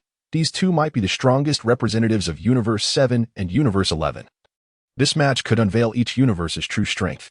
I have seen the Scion from Universe 7 battle with the fighters of Universe 6. His prowess qualifies him as a candidate for the God of Destruction, remarked one. Humph, Erlak, your universe is filled with mediocre fighters. Even if they are candidates for God of Destruction, they are nothing to brag about, countered Erlak, the God of Destruction of Universe 5. To which the rebuttal came from the God of Destruction of Universe 8, Ligil. What? Ligil, what did you say? It seems our battle has yet to reach a conclusion. Just wait. Erlak shouted in frustration. In light of the recent battles, the rules were revised. Flying was prohibited, killing opponents was forbidden, and being knocked off the stage would result in a loss. With the Grand Priest's command, the match between Wukong and Topo officially commenced. Before the battle began, Topo addressed Wukong. I have also witnessed your battle against Universe 6. You possess some strength. But at most, you are on par with me. You must be the strongest in your universe, yet our universe has someone even stronger. Evidently, other universes that had seen the previous matches believed Wukong was the strongest, attributing Vegeta's victory over Hit to Wukong's earlier injury inflicted on Hit. Is there someone in your universe stronger than you? The candidate for God of Destruction? Wukong asked, astonished, before smiling. Very well, I look forward to facing him. Humph. First defeat me, Topo retorted, realizing verbal jabs were futile. He unleashed his energy, preparing to knock Wukong off the stage. Feeling Topo's energy, Wukong recognized that he too had mastered divine energy, making him a formidable opponent. No wonder he had become a candidate for God of Destruction. Wukong, not daring to underestimate him, transformed into Super Saiyan Blue. The two immense forces collided, creating a magnificent aura on the stage. The blue flames of Wukong clashed with Topo's gold and red flames, manifesting two enormous light screens that pushed against each other, as neither side was willing to concede, continuously escalating their energies. Topo's gaze sharpened, and the two light screens exploded. Topo's seemingly awkward body surged forward toward Wukong. Come at me. Wukong laughed heartily. Topo's palm struck out, and Wukong raised his arm to block, responding with a kick. Topo's massive form twisted at an impossible angle, executing a 720-degree spin before delivering a powerful kick aimed at Wukong. Wukong crossed his arms to shield his head, bracing for the impact. The force drove him down, sinking a meter into the arena. Wukong let out a grunt, pushing off with his arms to launch Topo away. He soared out of the pit, charging at Topo, who skillfully blocked Wukong's relentless assaults. Seizing an opportunity, Topo landed a kick on Wukong, sending him soaring into the sky. In an instant, Topo appeared above Wukong, bringing both hands together in a devastating slam onto Wukong's waist, sending him crashing deep into the arena. Topo pressed the advantage, unleashing a barrage of gold-red energy blasts into the gaping hole he had created, rapidly enlarging it. For several seconds, Topo bombarded the pit with countless energy blasts, ultimately breaking through the arena constructed by the Grand Priest before finally ceasing his assault. Wow, how intense! Did Wukong lose? Aral exclaimed, her excitement palpable as she observed the thunderous arena. No wonder Zeno and the Grand Priest held her in such high regard. Zeno remarked, Wukong's fight is far more entertaining than the previous one. He truly is remarkable. Topo surveyed the massive pit he had created, his expression unchanging. Suddenly, a voice called from behind him, Hey, big guy, are you worn out? Now it's my turn. What? When did you dash? Topo began to turn, but before he could finish, he received a powerful blow to the face. Chapter 61. The Great Defeat of Torpo. With a single punch, Goku struck Torpo, who was caught off guard and sent flying. Goku roared fiercely, his aura surging dramatically, and in an instant, he closed the distance to Torpo once more, landing another powerful blow to Torpo's ample belly, causing him to spit out a mouthful of blood. Without pausing for breath, Goku unleashed a barrage of relentless attacks on Torpo, culminating in a heavy kick that sent Torpo tumbling toward the edge of the arena, utterly defenseless. In a moment of desperation, Torpo regained his composure and managed to grasp the edge of the arena with his massive hand, flipping himself back onto the platform. Wiping the blood from the corner of his mouth, he looked at Goku and said, Your strength exceeds my expectations. I truly underestimated you. However, if you think this means I will concede, you are gravely mistaken. With a thunderous roar, Torpo's fury shook the arena, and Goku, responding with an intensifying battle spirit, felt exhilarated. I didn't anticipate your strength. It's thrilling to think there are even stronger warriors out there, he admitted, excitement coursing through him. Goku channeled his super blue aura, clearly prepared to engage Torpo with all his might. In a flash, Goku darted toward Torpo, who stood resolute, ready to defend, employing both fists and feet. Goku unleashed a flurry of strikes, while Torpo, focused and determined, deflected blow after blow with his hardened resolve. He no longer dodged but retaliated with his own fists. And the intensity of their clash left the gods of destruction below in awe. This level of combat transcends our universe by leaps and bounds. How can this tournament continue? The gods of destruction and Supreme Kai from Universe 10 exclaimed, their blood boiling with frustration at their own universe's inadequacies. This is a battle of divine caliber. I never imagined the fighters from Universes 7 and 11 possess such formidable strength. We cannot rely solely on brute force. We must employ special strategies, one god remarked. The god of destruction from Universe 6, Kappa, sighed with relief. Thankfully, after returning from the last tournament, I made sure to train my team. Though the competition is fierce, they are prepared for battle. The clown god of destruction, with a carefree demeanor, responded to his angel, regardless of the other universes, Jiren will undoubtedly prevail in this tournament. There is no doubt about it. His angel, a strikingly beautiful woman named Margarita, smiled sweetly and replied, indeed, my lord, while this scion from Universe 7 is impressive, he will be swiftly defeated by Jiren. However, Torpo's situation appears dire. As if to validate Margarita's words, Torpo continued to absorb Goku's punches on the arena, demonstrating that while his strength was significant, it paled in comparison to Goku's full power. After enduring a series of blows, Torpo began to falter. Seizing the opportunity, Goku launched a decisive assault, quickly overwhelming Torpo, who was left battered and bruised, unable to mount any defense. In a final act of desperation, Goku unleashed a Kamehameha wave, rendering Torpo unconscious. Mr. Goku from Universe 7 emerges victorious. Observing the devastated arena, the Grand Priest nodded and announced Goku's triumph, subsequently deactivating the protective barrier. With a flick of his staff, Torpo was returned to the stands of Universe 11. Goku is truly impressive, the Omni King exclaimed, waving his small hands in excitement. So remarkable. Aral echoed enthusiastically. Goku soared into the sky, nodding at the Omni King and Aral before returning to the stands of Universe 7. Well done, remarked Beerus, clearly pleased, though his expression remained stern due to the trouble Goku had caused. Hee. Goku rubbed his nose sheepishly, offering an awkward smile. The Grand Priest flew over to the Omni King, providing a report. Upon receiving the Omni King's approval, he addressed the 12 platforms, announcing, following 2 rounds of matches, we have agreed to hold the Tournament of Power in 40 hours. Considering the lengthy duration of battles, 8 universes will participate, while 4 with higher overall human levels will be exempt, thereby reducing the number of contenders and the time required for the tournament. This declaration stirred unrest among the gods of destruction and Supreme Kai, who clamored to know which universes would be excluded. The Grand Priest raised his hand for silence, stating, Universes 1, 5, 8, and 12 will not participate. Their higher human levels signify that their gods of destruction and Supreme Kai have diligently governed their realms, earning this reward from the Omni King. An uproar ensued, filled with murmurs of jealousy, sighs, and expressions of joy, which eventually subsided. The Grand Priest continued, each universe will send forth 10 representatives for a free-for-all battle lasting 48 minutes. Killing, the use of poison, and flight are strictly prohibited. The last universe standing will be crowned champion and granted a wish from the Super Dragon. Universes that fail will face erasure. Now, disperse and seek your participants. With that, the Grand Priest signaled for their departure. As everyone bowed and exited the Omni King's palace, Beerus turned to Goku, scolding, you fool. You risked the annihilation of other universes just so you can fight. Are you pleased with yourself? My apologies, Lord Beerus. I had no idea the Omni King would actually erase universes, Goku quickly replied. If we lose this tournament, I will obliterate you before disappearing. Beerus snapped angrily. Come now. Lord Beerus, I can't guarantee victory, Goku protested. You dare come to the Omni King's palace without confidence? I don't care. You must win, Beerus exclaimed, exasperated. At that moment, Whis interjected, Lord Beerus, our immediate priority should be finding 10 participants.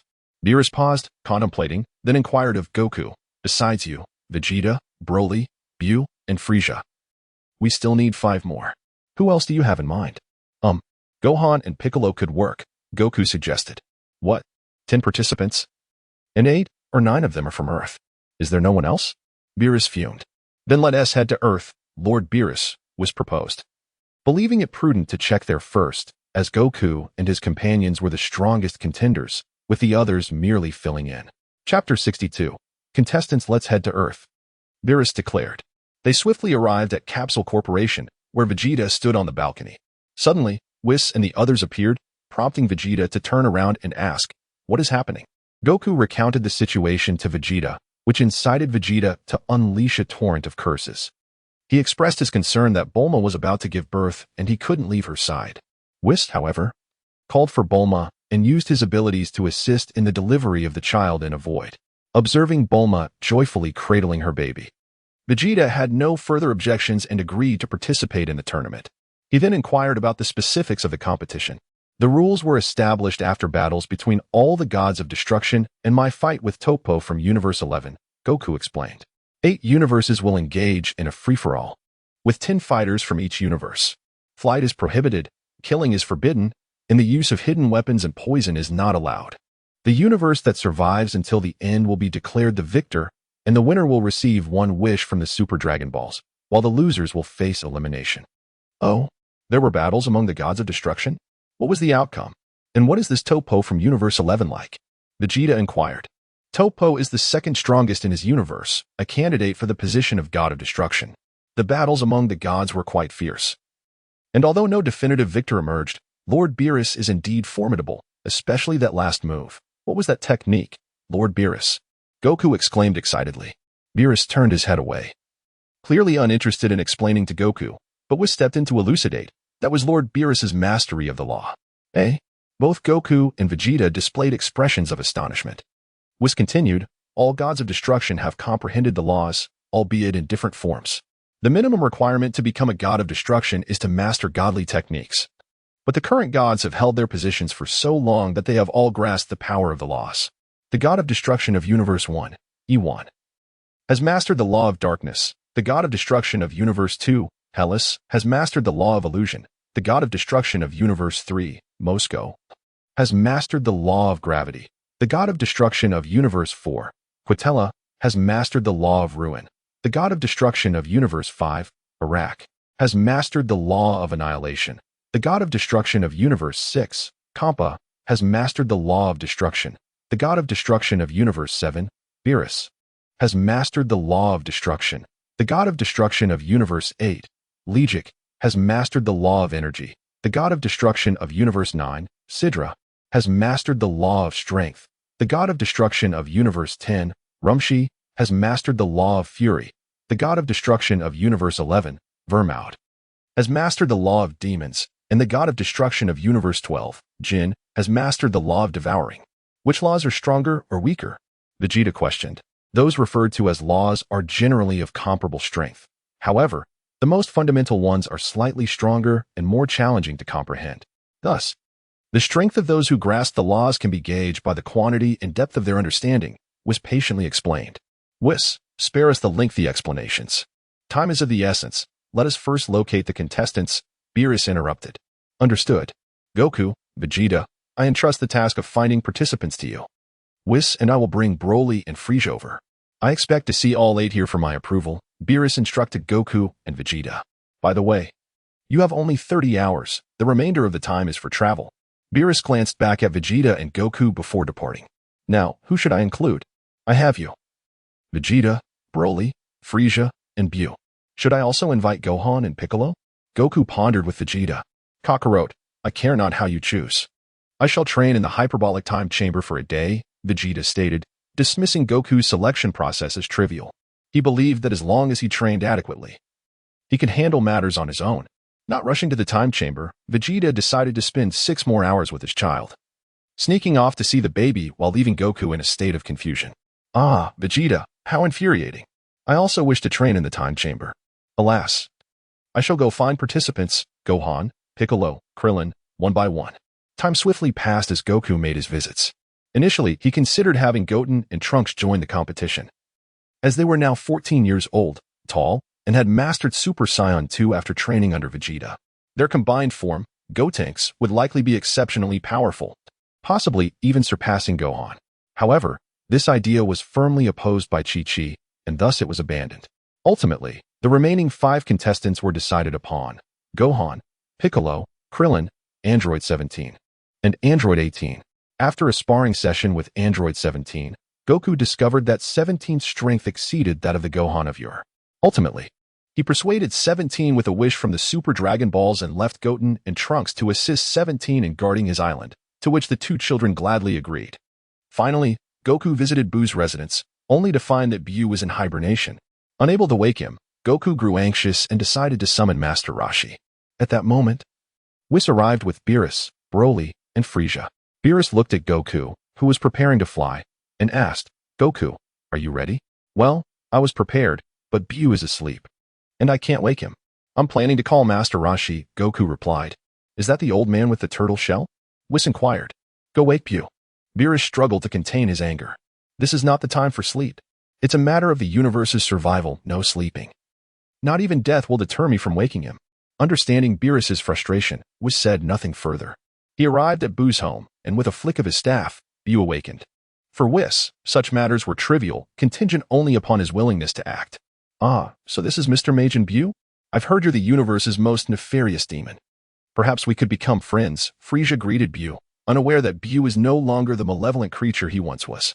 Buu, however, did not reciprocate, leaving Frieza feeling rather awkward. Thus, having just emerged from the hyperbolic time chamber, Vegeta arrived, and the 10 participants for the tournament were finally assembled. Under Whis' guidance, they made their way to the palace of the Omni King. Chapter 63. The conference commences as time gradually passed. The assembly finally arrived at the palace of the Omni King. The Grand Priest appeared to have meticulously arranged the venue. 12 viewing platforms encircled a vast arena, adorned with a myriad of landscapes, mountains, lakes, rivers, ice fields, and lava flows, creating a veritable microcosm. This setting was designed to honor the diversity of the universe, injecting vitality into the competition. A mere arena would have rendered the fierce clashes among such a multitude pointless, especially for those with formidable survival skills, thus diminishing the spectacle of the event. Whis guided the group to the viewing platform of Universe 7, surveying their surroundings. At this moment, no other universes had yet arrived. The 10 participants from Universe 7 had gathered promptly, hence their early arrival. Suddenly, several figures appeared on the platform of Universe 11, led by the god of destruction, Vermaud, accompanied by the angel, Margarita, and the Supreme Kai. Trailing behind them was a group clad in red uniforms, headed by the quintessentially alien-faced Jiren. What is this? Sensing the unfathomable power emanating from Jiren, coupled with his imposing aura, everyone realized they were in the presence of a formidable opponent. Goku's face lit up with excitement. Surely, this must be the strongest warrior of Universe 11 as mentioned by Toppo. His power is truly beyond comprehension. I am trembling with anticipation. Goku shivered with exhilaration. Jiren's strength was monumental, like an insurmountable peak, leaving everyone breathless under his overwhelming presence. The god of destruction, Vermaud, glanced at the participants from Universe 7, betraying no expression. Utterly confident in Jiren's prowess. One by one, other gods of destruction began to arrive, with those from Universes 1, 5, 8, and 12 joining the audience. The last to arrive was Kampa's universe, accompanied by 4 Scions, 3 Namekians, and the likes of Hit, Frost, and the bear-like Badamo. 8 universes assembled. Universe 2 appeared to be a blend of monsters and women. Universe 3 comprised advanced technological warriors. Universe 4 was filled with a group of superpowered beings. Universe 6 showcased a combination of Scions and Namekians. Universe 7 represented the main cast. Universe 9 consisted of beasts. Universe 10 was filled with muscular men. And Universe 11 boasted the Pride Troopers. King Vegeta called out the monarch of Universe 6, Salad, as he greeted Vegeta from the adjacent platform. Vegeta nodded in acknowledgement. Arms crossed, recognizing the gesture. Goku, spotting Hit, shouted, "Hit, I look forward to battling you again." Goku was now significantly stronger than before. Eager to avenge his earlier defeat at Hit's hands, he had devised a strategy to counter Hit's time-skip technique, convinced of his ability to triumph. It remained aloof, hands in his pockets, casting a brief glance at Goku and Vegeta without uttering a word. At that moment, 2 enormous thrones descended from above, where the Omni King and Aral took their seats.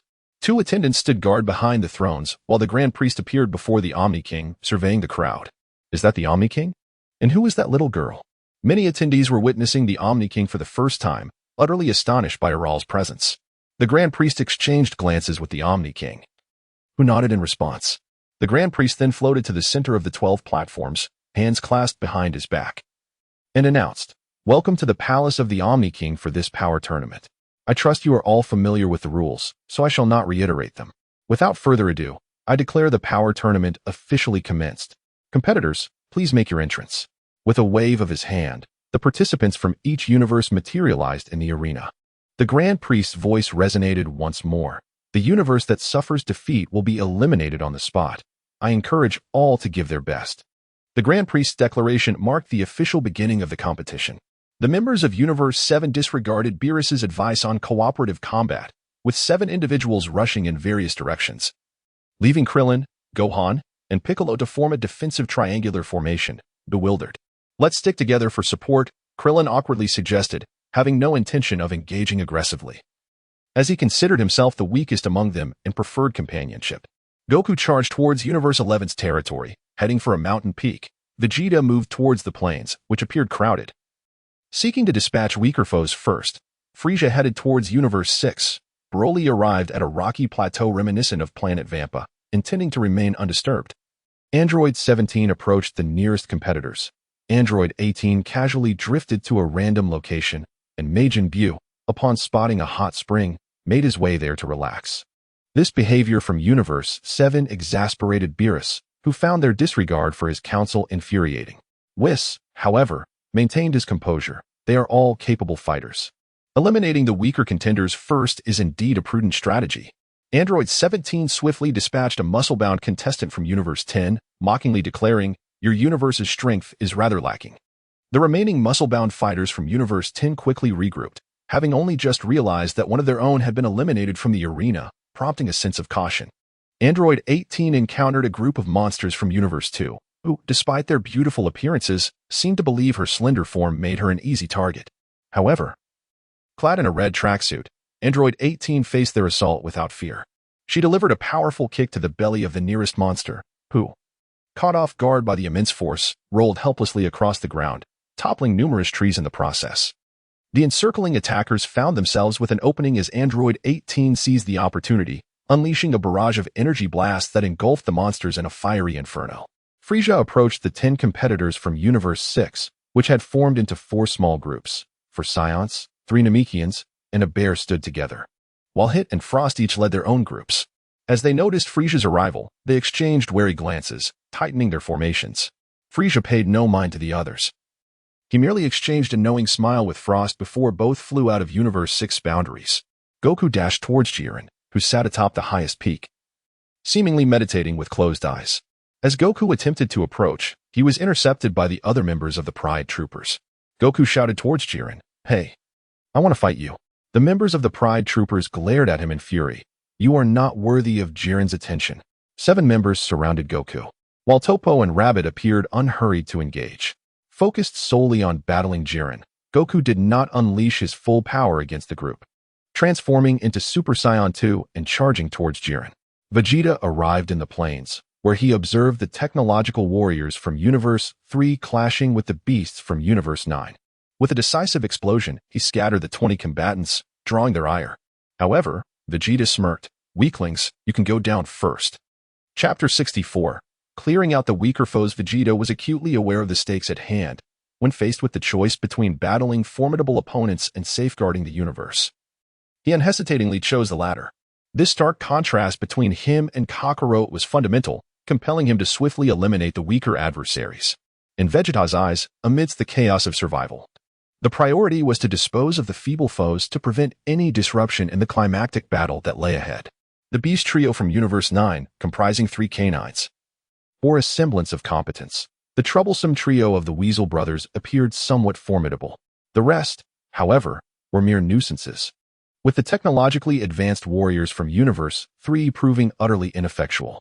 As a throng of opponents surged towards him, Vegeta transformed into his Super Saiyan form, a state that conserved his energy.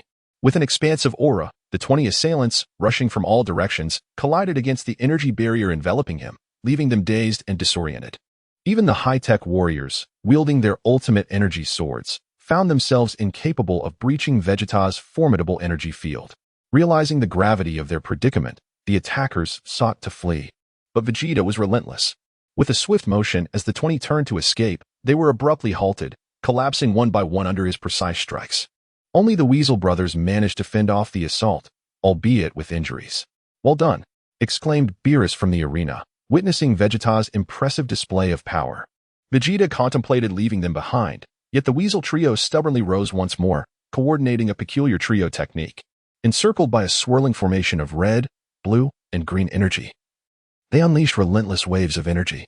However, Vegeta remained unperturbed, deftly countering each attack with blinding speed, deflecting energy blasts with ease.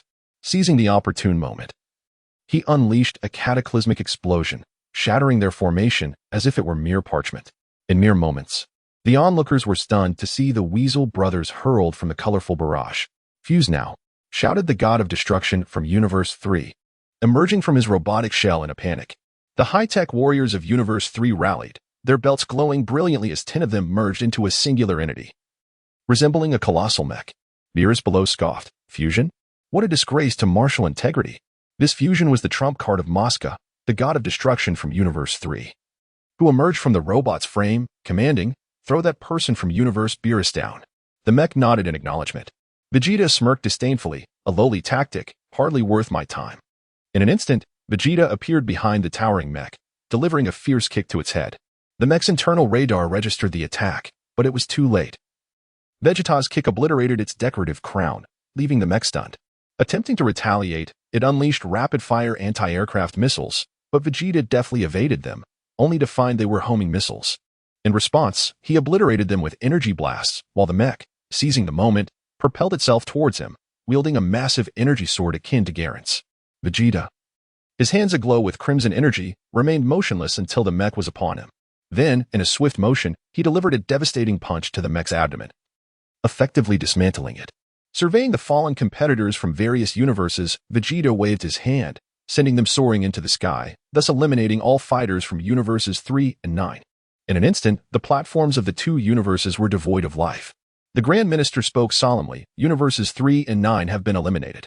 With a gesture, the Omni King erased the two universes from existence, leaving only the angels unscathed. The deities from other universes, sensing the absence of their competitors, were taken aback, fervently urging their remaining fighters to hold their ground.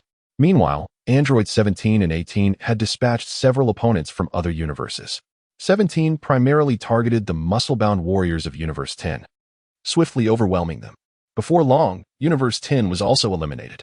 After defeating a few monsters, 18 found herself ambushed by a group of peculiar, unattractive women who derided her, branding her as the Ugly One, proclaiming their intent to cast her off the stage.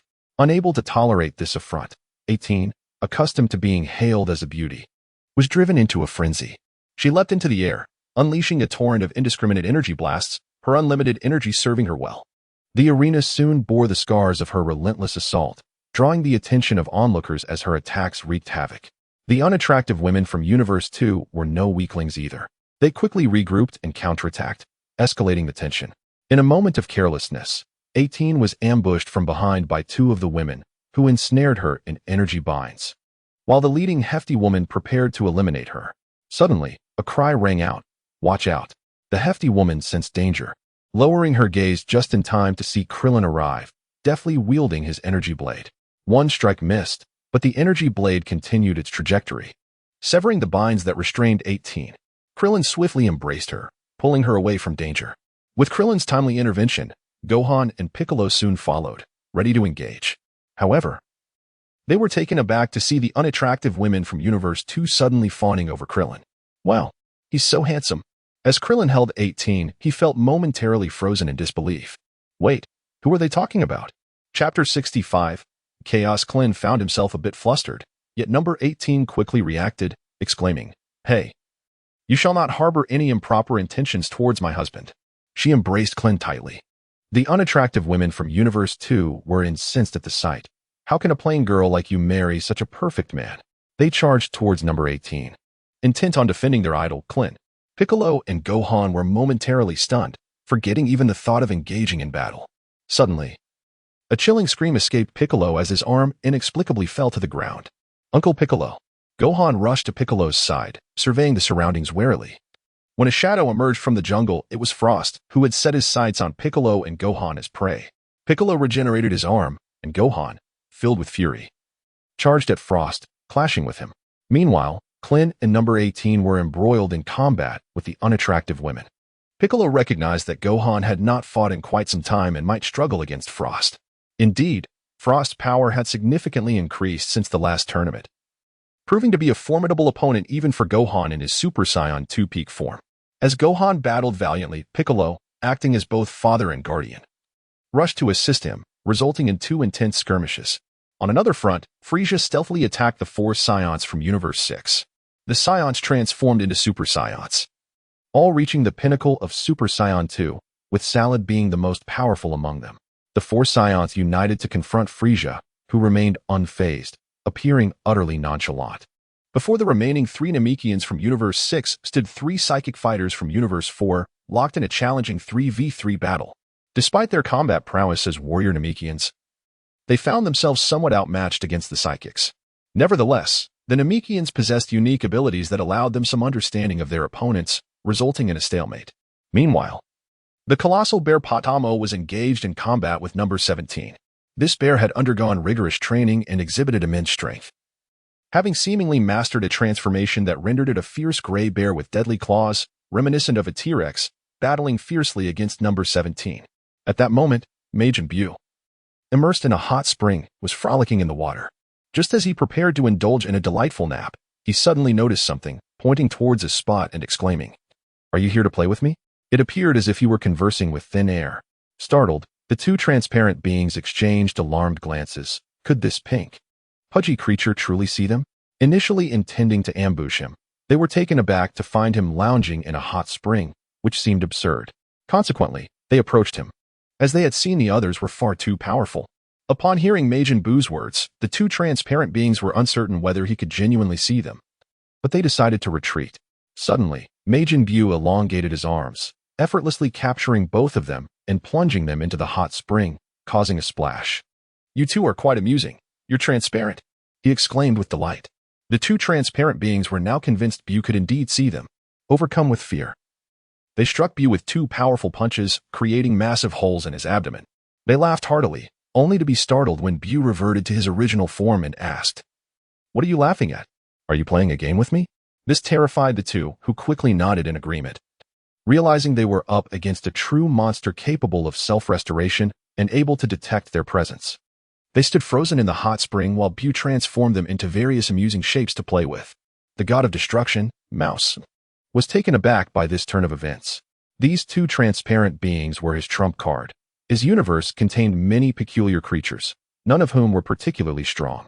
He had not expected them to defeat anyone, merely to remain hidden until the end. Regardless of which universe emerged victorious, he hoped to have someone left in the arena. However, the ill-fated encounter with Buu proved disastrous. At this moment, Goku had been defeated by Jiren multiple times. With a furious shout, he transformed into Ultra Instinct Blue and charged at Jiren with all his might. Although this form allowed Goku to finally pose a challenge to Jiren, it still proved insufficient. Jiren, unfazed, blocked all of Goku's attacks and landed a powerful punch to Goku's abdomen, causing him to kneel on the ground, clutching his stomach. Jiren, with a cold gaze, addressed Goku, "Do not engage in meaningless actions next time." He prepared to send Goku off the stage.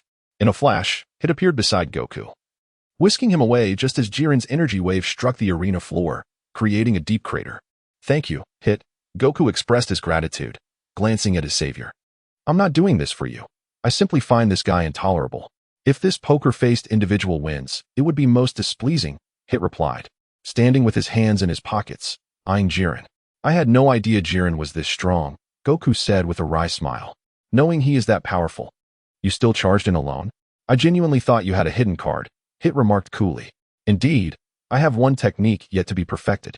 Jiren is a formidable opponent.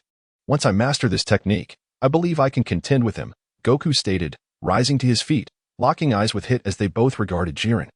"It seems you may not have much chance left. I will defeat this guy." Hit suddenly turned to Goku, a mysterious smile gracing his face. "Huh, Hit. Your power seems significantly enhanced since last time. Perhaps there is a genuine opportunity," Goku conceded, not disputing Hit's assertion. Hit approached Jiren, both warriors exchanging unwavering gazes. Jiren's eyes betrayed no emotion, and after a long pause, he finally spoke. "Come on, let us not waste time." It was evident that Jiren did not regard Hit as a threat. In the next instant, Hit vanished, reappearing before Jiren and landing a powerful punch to his face. Jiren staggered back slightly, his head tilting from the impact, but quickly regained his composure, glaring at Hit, who was forced to retreat several steps. Impressive speed. But your strength is lacking, Jiren commented, arms crossed. As soon as Jiren finished speaking, he charged at Hit. Hit, noticing Jiren's advance, activated his time skip technique. Within his time-accelerated domain, he watched helplessly as Jiren's fist connected with his face, unable to respond in time. With a resounding thud, it was sent flying 8 yards. Clutching his nose as he regained his footing. You must be able to accelerate the time in your surroundings, making others' movements appear sluggish to you. However, if my speed exceeds your reaction time, your technique becomes ineffective, Jiren stated, his arms still crossed, a hint of disdain in his voice. With a mere exchange of words, Jiren had pinpointed Hit's vulnerability, having unraveled the intricacies of Hit's time skip technique after just one encounter. Indeed, Jiren was a formidable foe. Chapter 66. The battle intensifies. Blood continuously flowed from Hit's nose as he inhaled sharply, unleashing a fierce aura that surged around him in a wild, pale purple flame. His furious roars echoed, and his presence grew increasingly formidable. Goku, observing Hit, couldn't help but murmur, had Hit displayed such power earlier, our universe would undoubtedly have been unable to withstand him. At this moment, Hit's physical prowess rivaled that of Super Saiyan Blue. Despite not having cultivated God Ki, Hit's strength had ascended to such heights, a remarkable feat indeed, albeit the result of a millennium of accumulated power. Suddenly, a menacing aura enveloped Hit, filled with lethal intent. As the supreme assassin of the sixth universe, Hit's agitation was evidently rooted in his apprehension of Jiren's might. Although the tournament forbade killing, Hit knew he had to give his all. After all, Jiren was not easily vanquished. Without warning, Hit's aura vanished, and he disappeared from sight. Unfazed, Jiren remained vigilant. Sensing the shift in the atmosphere, abruptly, he struck at a seemingly empty space above, causing ripples to cascade through the air, but Hit was nowhere to be found. In an instant, Hit materialized behind Jiren, as if time itself had bent, and he faced Jiren directly. Just as Jiren sensed Hit's presence at his back and prepared to turn, Hit's palm converged, forming a pale purple blade aimed at Jiren's abdomen. In a split second, Jiren caught Hit's strike with both hands, as if he were catching a bare blade with bare hands. Hit's attack penetrated Jiren's skin but could advance no further. Realizing his initial assault had failed, Hit unleashed another fist towards Jiren. Jiren leaped into the air, executing a 720-degree spin, his immense strength forcing Hit to rotate uncontrollably. Although Hit's punch missed, his hand blade broke free, and he prepared to retreat. This was the hallmark of an assassin. A missed strike meant seeking another opportunity, never engaging directly. Hit's form flickered, ready to vanish into the void, but Jiren's keen eyes caught sight of Hit's concealed position and appeared right behind him. Hit, reacting swiftly, attempted to flee once more, but Jiren seized Hit by the neck, lifting him effortlessly. Hit struggled, but Jiren's grip was like a vice, unyielding. The assassin is the most disgraceful, Jiren's cold voice whispered in Hit's ear, with one hand constricting Hit's throat and the other gathering crimson energy. Jiren unleashed a devastating blast at Hit's waist, sending him hurtling away like a kite severed from its string, plummeting towards the arena below. Hit! Goku exclaimed, alarmed at the sight of his comrade falling.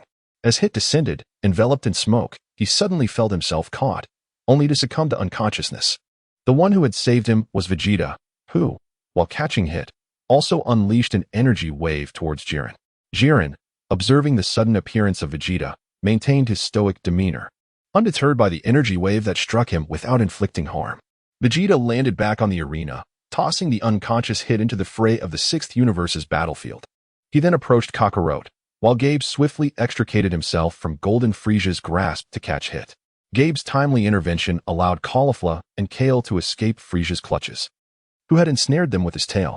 At that moment, Kale, in her Super Saiyan form, had mastered her transformation through training under Kappa. Yet her potential only reached the pinnacle of Super Saiyan 2, reminiscent of the old Broly's power level. Caulifla Kale! King Salad exclaimed upon witnessing the two ensnared by Golden Frieza, preparing to assist them. However, Frieza fled, igniting King Salad's fury as he attempted to pursue. Gabe halted King Salad, advising him to attend to Hit first, as Caulifla and Kale still had their secret weapon. Hearing this, King Salad's expression softened slightly. King Salad, how fares your cultivation of God Ki? Gabe inquired, carrying the unconscious Hit beside King Salad. King Salad replied, I feel as though something is amiss. What about you? Since their arrival in the 6th universe, Kappa had been training them in the ancient god space, enabling them to swiftly master and reach the pinnacle of Super Saiyan 2 while also beginning their journey into God Ki. Look at King Vegeta. Gabe suddenly pointed towards Vegeta, who remained in his Super Saiyan red form from a distance. Gabe, sensing something profound, laughed heartily. I understand now, King Salad. I have comprehended. With a flash of red energy, Gabe transformed into Super Saiyan Red. King Salad, witnessing Gabe's transformation, paid close attention and soon achieved the same form. The two exchanged joyous glances, their combined strength swiftly dispatching 3 powerful opponents, liberating 3 Namekians who had been reduced to mere caretakers, a traditional fate. As King Salad and Gabe prepared to charge towards Frisia's location, a sudden green glow appeared from afar. Caulifla and Kale chose to fuse, recognizing that Frisia's intentions were to torment them, akin to a sadistic game. Unable to endure being treated like a football, they opted for fusion. Emerging as Kefla with remarkable poise. Hey? The Grand Priest was about to speak when he heard Zeno and Aral excitedly exclaiming about the duo merging into one, praising their appearance. The Grand Priest acquiesced to their enthusiasm. Frisia, witnessing fusion for the first time, was taken aback, though he concealed any signs of fear. He had conserved his strength until now, and even with the 2 Scions fused, he deemed them no threat. Kefla, brimming with confidence, boldly declared that she would reduce Frisia to a mere pig's head before allowing him to escape, then transformed into Super Saiyan 2 at its zenith. She believed her strength rivaled Hit's, unaware that Hit had yet to unleash his full potential. Otherwise, his complete power would surpass even Super Saiyan Blue. A realization Kefla's overconfidence masked. Gabe and King Salad, noticing Kefla was unharmed, rushed to support Badamo, the colossal bear. However, by the time they arrived, Badamo had already been eliminated by Android 17, who seemed unscathed. Gabe and King Salad engaged with Android 17, but as they began, Kefla was sent flying by Frisia's might, scattering the battlefield. Seeing the disheveled Kefla and the approaching Frisia, Android 17 praised Frisia's strength, but Frisia remained unfazed, reveling in the opportunity to torment these Scions. Frisia's triumphant laughter filled the air as he mercilessly assaulted Kefla, while Gabe and King Salad attempted to intervene but were blocked by Android 17. Meanwhile, Vegeta, ready to confront Jiren, found his path obstructed by Toppo and Dispo. Vegeta, irked, wondered why any common fighter thought themselves worthy of challenging him. In truth, Toppo believed Vegeta's power to be inferior to Goku's, viewing him as the second strongest of the 7th universe, thus seeking a battle with him. With Dispo following suit to assist, Goku, reinvigorated, prepared to continue his duel with Jiren. In the distance, Clino 18 has perished alongside the unattractive beings of the 2nd universe. Additionally, Piccolo has fallen victim to Frost's opportunistic assault. With his father cast down, Gohan is engulfed in rage and self-reproach, transforming into his divine form once more. After years of inactivity, Gohan has re-emerged as a being of divine prowess, even more formidable than the god Gohan of yesteryears. Chapter 67. Broly goes berserk as Gohan witnessed Frost abandon Piccolo, his fury ignited, transforming him into the divine Gohan. He launched a surprise attack on Frost, catching him off guard. This sudden eruption of power drew the attention of the onlookers, leaving Frost in shock as he hastily retreated towards Frisia's position. However, the divine Gohan was not inclined to show mercy and relentlessly pursued and battered Frost, leaving him in a state of utter despair. Meanwhile, Vegeta was engaged in combat with Toppo and Dispo. Toppo's strength was only slightly inferior to that of Super Saiyan Blue at full power, and with Dispo's assistance, they were able to challenge Vegeta's might. Unable to secure a swift victory, Vegeta transformed into his evolved Super Saiyan Blue form, also known as Super Saiyan Blue 2, capturing the attention of Goku and Jiren, who were locked in their own battle. Vegeta's formidable strength sent Toppo and Dispo teetering on the brink of the arena, while Goku found himself in a precarious situation, unable to counter Jiren's relentless assaults. As Toppo and Dispo neared the crumbling edge of the stage, Vegeta prepared to unleash a finishing energy wave, prompting Toppo and Dispo to plead for Jiren's assistance. Upon hearing their cries, Jiren abandoned his fight with Goku and swiftly intervened, dispersing Vegeta's energy wave. He instructed Toppo and Dispo to watch from the sidelines, declaring that he would handle the battle alone. Just then, the arena beneath Toppo and Dispo cracked open, sending them plummeting off the stage. With this, Universe 11 was left with only Jiren. As Vegeta readied himself to confront Jiren, A violent green beam of light erupted in the distance, shaking the entire arena. It was Broly, ascending slowly from the green light. His tattered clothing fluttering as his green hair billowed with energy. He emitted a monstrous roar, transforming into a Super Saiyan. Unbeknownst to many, Broly had been savoring the essence of Planet Vampa when several psychics from Universe 4 intruded upon his solitude. Rather than resorting to violence, Broly opted to expel them. However, the combined efforts of these psychics ensnared Broly in an illusion. In this nightmarish vision, both his father and his previously unknown mother were brutally slain, shattering the mental fortitude he had painstakingly developed over the years. Enraged, Broly lost all rationality and transformed into a Super Saiyan. His furious roar reverberated throughout the arena, and his volatile energy cascaded downwards, knocking several psychics off the stage. Broly rampaged, unleashing energy blasts that ravaged the arena, leaving it in ruins. The other fighters, witnessing Broly's rampage, ceased their battles in alarm. The chaos of the energy blast disrupted the ongoing combat among Gohan, Frost, Frieza, Android 17, and the Scions from Universe 6, sowing further unpredictability into the fray. Most critically, Hit, alongside the Namekians, was knocked off the stage due to the turmoil. Goku, Jiren, and Vegeta also faced the onslaught of the energy blasts. In the face of such overwhelming force, Goku wisely chose not to endure the assault directly, while Vegeta and Jiren braced themselves against the impact, showcasing their formidable strengths. Seeing Vegeta and Jiren withstand the attack, Broly charged directly at them, with Jiren becoming the immediate target. Undeterred, Jiren faced Broly head-on, and the two titans engaged in a fierce clash. The intensity of their battle was palpable, each strike reverberating through the arena. Broly, seemingly impervious to pain, absorbed Jiren's punches, countering with a grip that threatened to crush Jiren's skull. Jiren, however, was resolute and retaliated fiercely. His aura flared, radiating an intense heat as he fought back against Broly's overwhelming strength. With a surge of power, Jiren managed to break free from Broly's grasp, delivering a devastating kick that sent Broly sprawling. Yet, much to Jiren's surprise, Broly appeared unfazed, quickly recovering and lunging at him once more. The urgency of the situation escalated as the members of Universe 11 grew increasingly alarmed. Even the god of destruction, Beerus, found amusement in Broly's display of might, while Kappa expressed his irritation at the Scions of Universe 7, noting their immense power compared to his own universe's warriors. As the battle raged on, Broly continued to tighten his grip on Jiren's neck, leaving Jiren gasping for breath. The weight of his fury bore down upon him. Yet Jiren summoned the strength to retaliate, unleashing a torrent of energy that momentarily staggered Broly. With a final surge, Jiren propelled Broly away from him, sending him hurtling beyond the boundaries of the arena. Goku, ever vigilant, swiftly caught Broly mid-fall, preventing his elimination.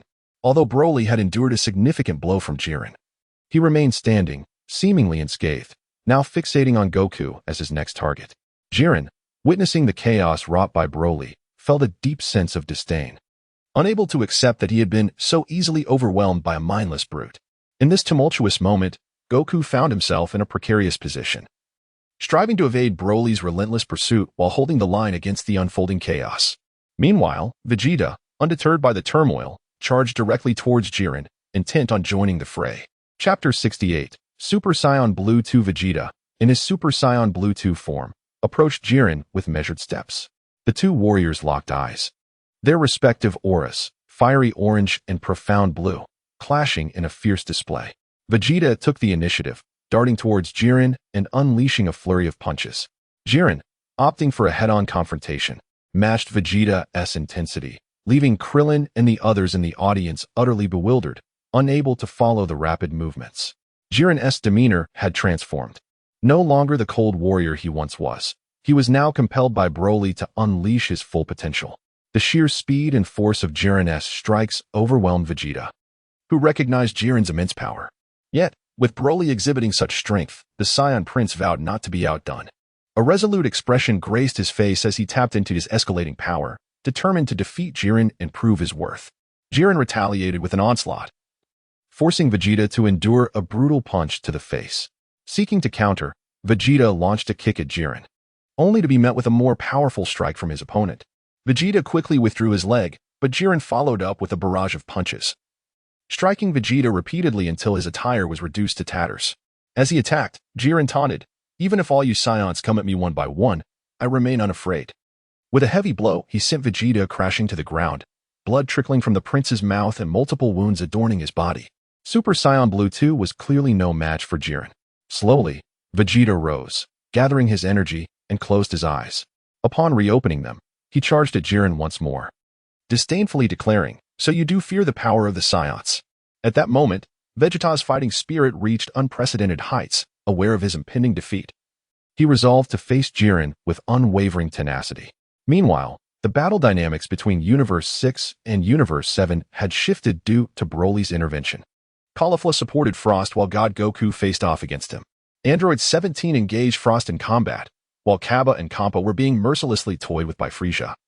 Trapped precariously on a fragment of the arena, Frieza shattered a piece of the arena in no time, causing Cabba and Kampa to look pale with fear.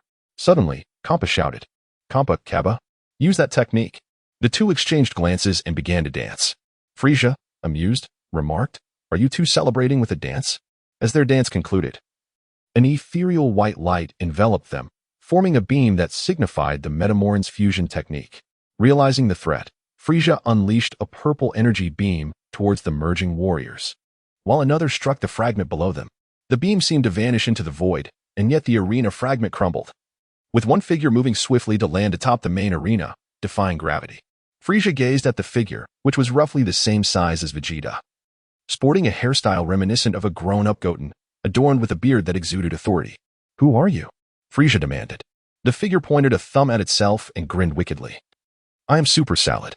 "Oh, another pathetic fusion technique?" Frieza scoffed, dismissing the fusion of Cabba and Kampa as inconsequential, having experienced their weakness firsthand. However, Salad paid little heed to Frieza's derision. Scanning the battlefield, he noted that only he, Caulifla, and Frost remained from Universe 7. The battle between Caulifla and God Goku had escalated to a fever pitch, both fighters exhibiting their true might, seemingly evenly matched. Android 17 was also engaged with Frost, who appeared to be on the verge of defeat, yet had not succumbed. On the other side, Vegeta continued to struggle against Jiren, who maintained the upper hand. Goku was entangled with Broly, while Buu seemed to be enjoying a relaxing soak in a hot spring, blissfully unaware of the chaos. "It appears you are the only one left to face me," Salad remarked, seemingly unperturbed by Frieza's presence. Frieza paused, realizing that Salad had been assessing the battlefield out of disdain for him, while the others were preoccupied with their own battles. Enraged, Frieza declared, "Do you know the fate of those who provoke the Cosmic Emperor, Lord Frieza?" With a tremendous strike of his tail, the ground cracked under the weight of his fury. "Oh, do you know the consequences of inciting Super Salad's wrath?" Salad retorted, exuding confidence as he transformed into Super Red Salad, facing Golden Frieza without a hint of trepidation. Frieza let out a shriek and charged at Salad, channeling all his power to unleash a torturous assault, desperate to vent his anger. Salad remained unfazed, brimming with confidence in his abilities. As Frieza approached, Salad met him head-on, their palms colliding with a force that sent shockwaves through the air. Neither warrior yielded an inch. They clutched each other's arms and pushed against one another. Frieza, astonished to find Salad's super red power rivaling his own, felt his face contort in frustration. It seemed that the Saiyans were determined to humiliate him. As Frieza screeched in indignation, Salad exerted his strength, neither side willing to relent. Ultimately, Frieza could not contain his rage, swinging his tail at Salad. In response, Salad abandoned the contest of strength, swiftly retreating while conjuring 5 energy spheres that hurled toward Frieza.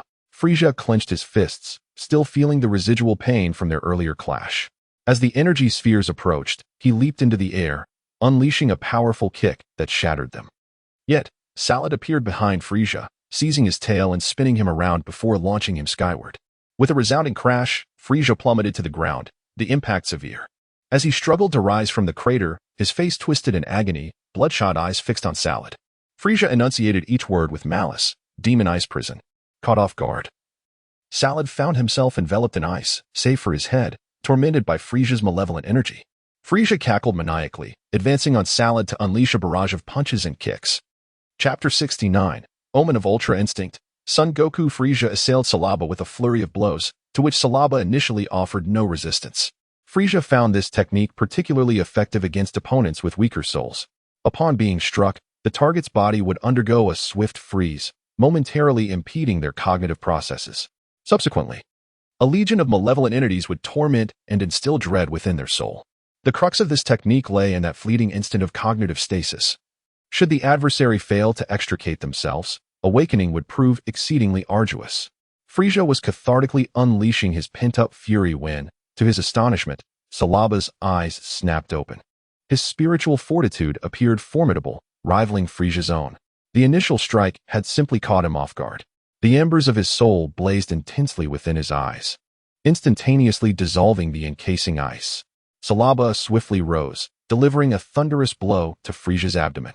Caught completely off guard, Frieza sputtered, a torrent of bile cascading down his chin. Salaba raised his arm, bringing his elbow down with devastating force upon Frieza's crown. The impact was cataclysmic, causing violet blood to erupt from Frieza's nostrils. Without pause, Salaba unleashed a resounding slap across Frieza's visage, sending him hurtling through the air. Salaba lunged forward, poised to deliver the final blow, when a figure interjected. None other than Android 17, who had just dispatched Frost. Android 17 unleashed a barrage of energy blasts, impeding Salaba's advance and preventing Frieza's elimination. Suddenly, a cry of alarm echoed from Lord Beerus in the stands. Goku. Broly, consumed by irrationality, had seized Goku, lifting him high above his head. Broly threatened to snap Goku in two across his thigh. Already battered and bruised, such an attack would undoubtedly result in severe or fatal injuries for Goku. Ha ha ha ha, Lord Beerus. Your universe is imploding from within. What could be more delightful? Sneered the god of destruction, Rat, as Goku teetered on the precipice of despair. The tranquil voice of Whis resonated in his mind. Unfettered progress and retreat, a heart detached from worldly concerns, profound enlightenment, egolessness, selfless action, immaculate purity. Upon hearing these words, Goku closed his eyes. It was as if he were impervious to Broly's grasp. Broly viciously slammed Goku against his thigh. In that moment, Goku's mind coalesced all the teachings imparted by his mentors into a singular concept. Master Roshi. Life is about freedom. Attachments will only hold you back. Korin, you waste too much energy on superfluous movements, leaving you breathless. Mr. Popo, in defense, be as serene as the sky. In offense, be as swift as lightning. King Kai, to become a true warrior, you must cultivate not only your body, but also your spirit. When your heart is as still as a pond, your body will transcend its limitations. Whis, conscious action breeds doubt. Instinctive action embodies true spirituality. I understand now. Just as he was about to be struck, Goku's eyes snapped open. Broly's savage descent revealed only empty space. For a fleeting moment, a flicker of confusion registered in Broly's otherwise vacant gaze. Goku materialized before Broly. His iris is now a silvery white, pupils a silvery black. An inexplicable aura emanated from him as a blue-white energy surged around his form. His once raven locks were now tinged with a faint silver sheen, and his hair levitated slightly, completing his transformation. What is this? Lord Beerus exclaimed, leaping to his feet, his eyes wide with disbelief. Ultra Instinct. The other gods of destruction echoed in astonishment. Infused with this newfound power, Goku gazed serenely at Broly, his mere presence causing Broly's mind to reel. Broly clutched his head, writhing on the ground in agony. Goku remained unmoved, his mind utterly devoid of thought. Save for the concept of perfect freedom. Boom. A surge of translucent blue-white energy erupted, drawing the attention of all present, who stared in utter disbelief. Even Jiren and Vegeta paused their battle. Vegeta, cradling his injured left arm, watched Goku with labored breaths, blood trickling from his wounds. Jiren's power had proven too overwhelming, and Vegeta was rapidly reaching his limit. Ignoring Broly's anguished cries, Goku transformed into a beam of light, materializing between Vegeta and Jiren. Without a word, Goku unleashed a lightning-fast blow to Jiren's abdomen. The attack landed with devastating force, causing Jiren to cough up a substantial amount of blood, marking the most significant injury he had sustained thus far in the tournament. Jiren's eyes bulged, veins throbbing on his smooth cranium. His bloodshot eyes blazed with fury as he launched a furious counterattack. Goku, however, remained composed, effortlessly dodging Jiren's relentless onslaught with subtle shifts of his head and body. Jiren, his eyes narrowed, unleashed another punch. Goku countered with a blow of his own. The impact sent the injured Vegeta staggering backward. Insolent mortal. So, you finally ceased your evasions. Jiren spat, his frustration evident. He had grown increasingly irritated by Goku's constant dodging. I have no intention of evading. My body simply moves on its own, Goku replied calmly. He inhaled deeply, closing his eyes. I feel no distractions. My heart is as tranquil as a still lake, as if I am one with the universe. That cockroach. Vegeta snarled, grinding his teeth. Although he knew of the power of Ultra Instinct, he had not anticipated Kakarot mastering it so swiftly. Once again, Kakarot had surpassed him. However, Vegeta's resolve remained unshaken. He would not allow Kakarot's achievement to deter him from his own path. Oof, a mere dodger. Dare you face me head-on? Jiren challenged. His pride wounded, Goku opened his eyes, his expression unchanged. Very well, he responded. Goku charged, and Jiren struck, but Goku dodged. Goku landed a blow on Jiren.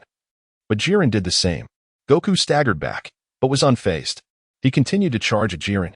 Jiren unleashed a flurry of blows, all of which Goku deftly avoided.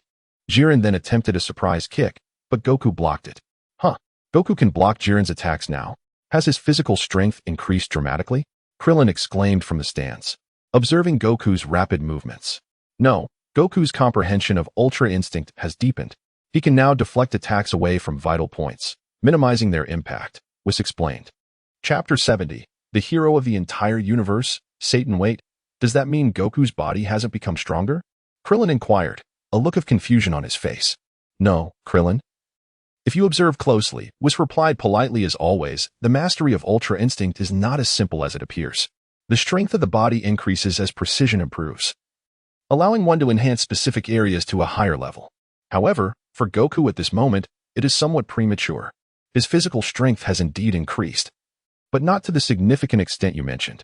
After Goku deflected Jiren's kick, he instantaneously appeared behind him. Jiren, having anticipated this move, unleashed a powerful gust of wind that sent Goku flying. Jiren followed up with a relentless assault, but Goku expertly blocked every strike with precision, his hands crossed in defense. Seizing an opening, Goku delivered a kick to Jiren's neck, sending him hurtling away. Suddenly, Goku leaped into the air, closing his eyes. Jiren, now back on his feet, was determined not to allow himself to fail. His fierce aura erupted as he charged at Goku. He had his own aspirations yet to be fulfilled. If he couldn't surpass this challenge, how could he prove himself? As Goku began his descent, Jiren advanced, but Goku abruptly opened his eyes. In an instant, Jiren was propelled away before he could even make contact. Goku's form had transformed dramatically. He had attained perfect Ultra Instinct. What is happening? How did that kid Goku master perfect Ultra Instinct so quickly? Beerus asked incredulously. Goku had fully comprehended Ultra Instinct, and at this moment, his state was perfectly aligned with it. Thus, perfect Ultra Instinct might be a fleeting occurrence. It was possible that Goku would never reach this state again. Whis held significant insight regarding Ultra Instinct. I see. It appears the outcome is already determined, Beerus asserted with confidence. No matter how strong Jiren is, he cannot possibly overcome perfect Ultra Instinct. That remains to be seen, Lord Beerus was cautioned. Perhaps Goku can only enter this state for a fleeting moment. Given Goku's current condition, he might faint the moment he exits this state. We can only hope he can defeat Jiren before that happens. Goku observed Jiren, who had been forced back by his attack, and without a moment's hesitation, unleashed a Kamehameha wave. A brilliant blue-white light radiated from his hands, akin to the first light of dawn, illuminating the arena as Jiren was engulfed by the azure ocean of energy. Silence fell over the arena, a profound stillness enveloping the spectators. Upon completing the Kamehameha, Goku collapsed, as the arena had vanished, leaving his fate apparent. Did Jiren lose? Troop and the other team members lay sprawled on the ground, the image of defeat haunting their minds. In an instant, a few individuals appeared in the remaining seats of the universe, all severely injured and unconscious. Jiren, once mighty, was left with not a single unscathed part of his body. Mere moments from death. Wait, is there no one left on the stage? How will we determine the outcome of this match? Aral expressed her confusion. Grand Priest. What does it mean that everyone has been eliminated? The Omni King often sought the Grand Priest's judgment on matters he found complex. Your Majesty, the battle is not over yet. Though both the 6th and 11th universes have been eliminated, the Grand Priest stated, his focus unwavering. With a wave of the Omni King's hand, the 6th and 11th universes vanished. Beerus wore an expression of shock, realizing that one of their own had not been eliminated. Buu. Moreover, there was still another contestant from the 4th universe who remained unknown. Buu. Satan, who had come to watch, shouted loudly. Indeed, amidst the rubble on the stage, a small piece of pink flesh began to wriggle. As it moved, it expanded. And soon Buu restored himself to his original form. The debris beneath him seemed inadequate to support his weight. Yet he had been cautioned by Mr. Satan to avoid falling from the stage, allowing him to control his weight, defying the laws of physics. Beerus, you've cheated. Bringing such a contestant is utterly disgraceful. The mouse, the god of destruction, spat at Beerus upon seeing Buu's revival. Humph, Tekla, I never anticipated that anyone from your universe would survive. Who could it be? Beerus dismissed the insult, focused on the imminent victory.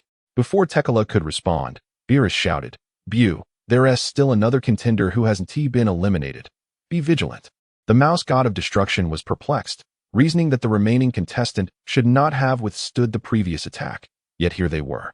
Buu scratched his head, looking around, then reached into a small hole atop his head. Is this it? He asked, revealing a tiny creature resembling a nanobot.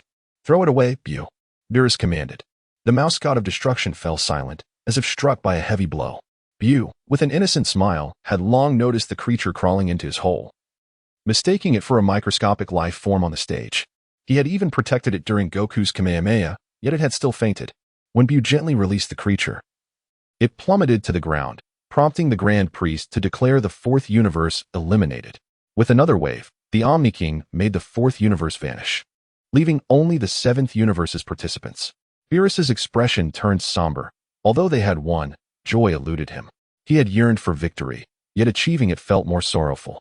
Congratulations to the seventh universe on their victory, the Grand Priest proclaimed, fully aware of the outcome. Buu, realizing they had won, leaped down and returned to the seventh universe's platform. The Grand Priest floated above the seventh universe, observing the numerous injured and unconscious participants, and said, discuss your wishes. I will summon the dragon to grant them, to prevent two survivors from the winning universe from arguing over their wish. It had been established from the beginning that the victorious universe would collectively decide their desire. Buu, I hope you can revive the other universes. Is that possible? Satan approached the Grand Priest eagerly. Beerus glanced curiously at Satan, even raised an eyebrow. Seeing that the god of destruction, the supreme Kai, and the angel offered no objections, Buu nodded. Thus, Buu wished for the revival of all the universes that had been eliminated in this tournament, making Satan the hero of the entire universe, as it was he who proposed the wish. Chapter 71. Reading after the conclusion of the Tournament of Power. The seventh universe once again fell into tranquility. Beerus and Whis let out a sigh of relief, indulging themselves in feasting back on Earth. For the unpredictable Goku could always stir trouble. As they returned to the realm of destruction, Beerus inquired of Whis, to prevent Goku from causing further disturbances. Should they not assign him a long-term task to divert his attention?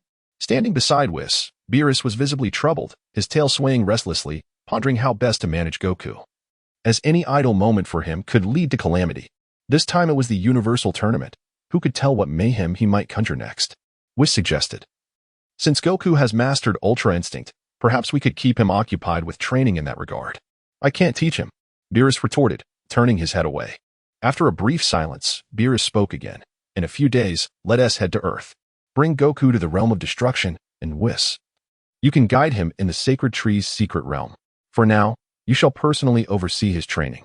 Make sure he understands that he must succeed in his training to leave.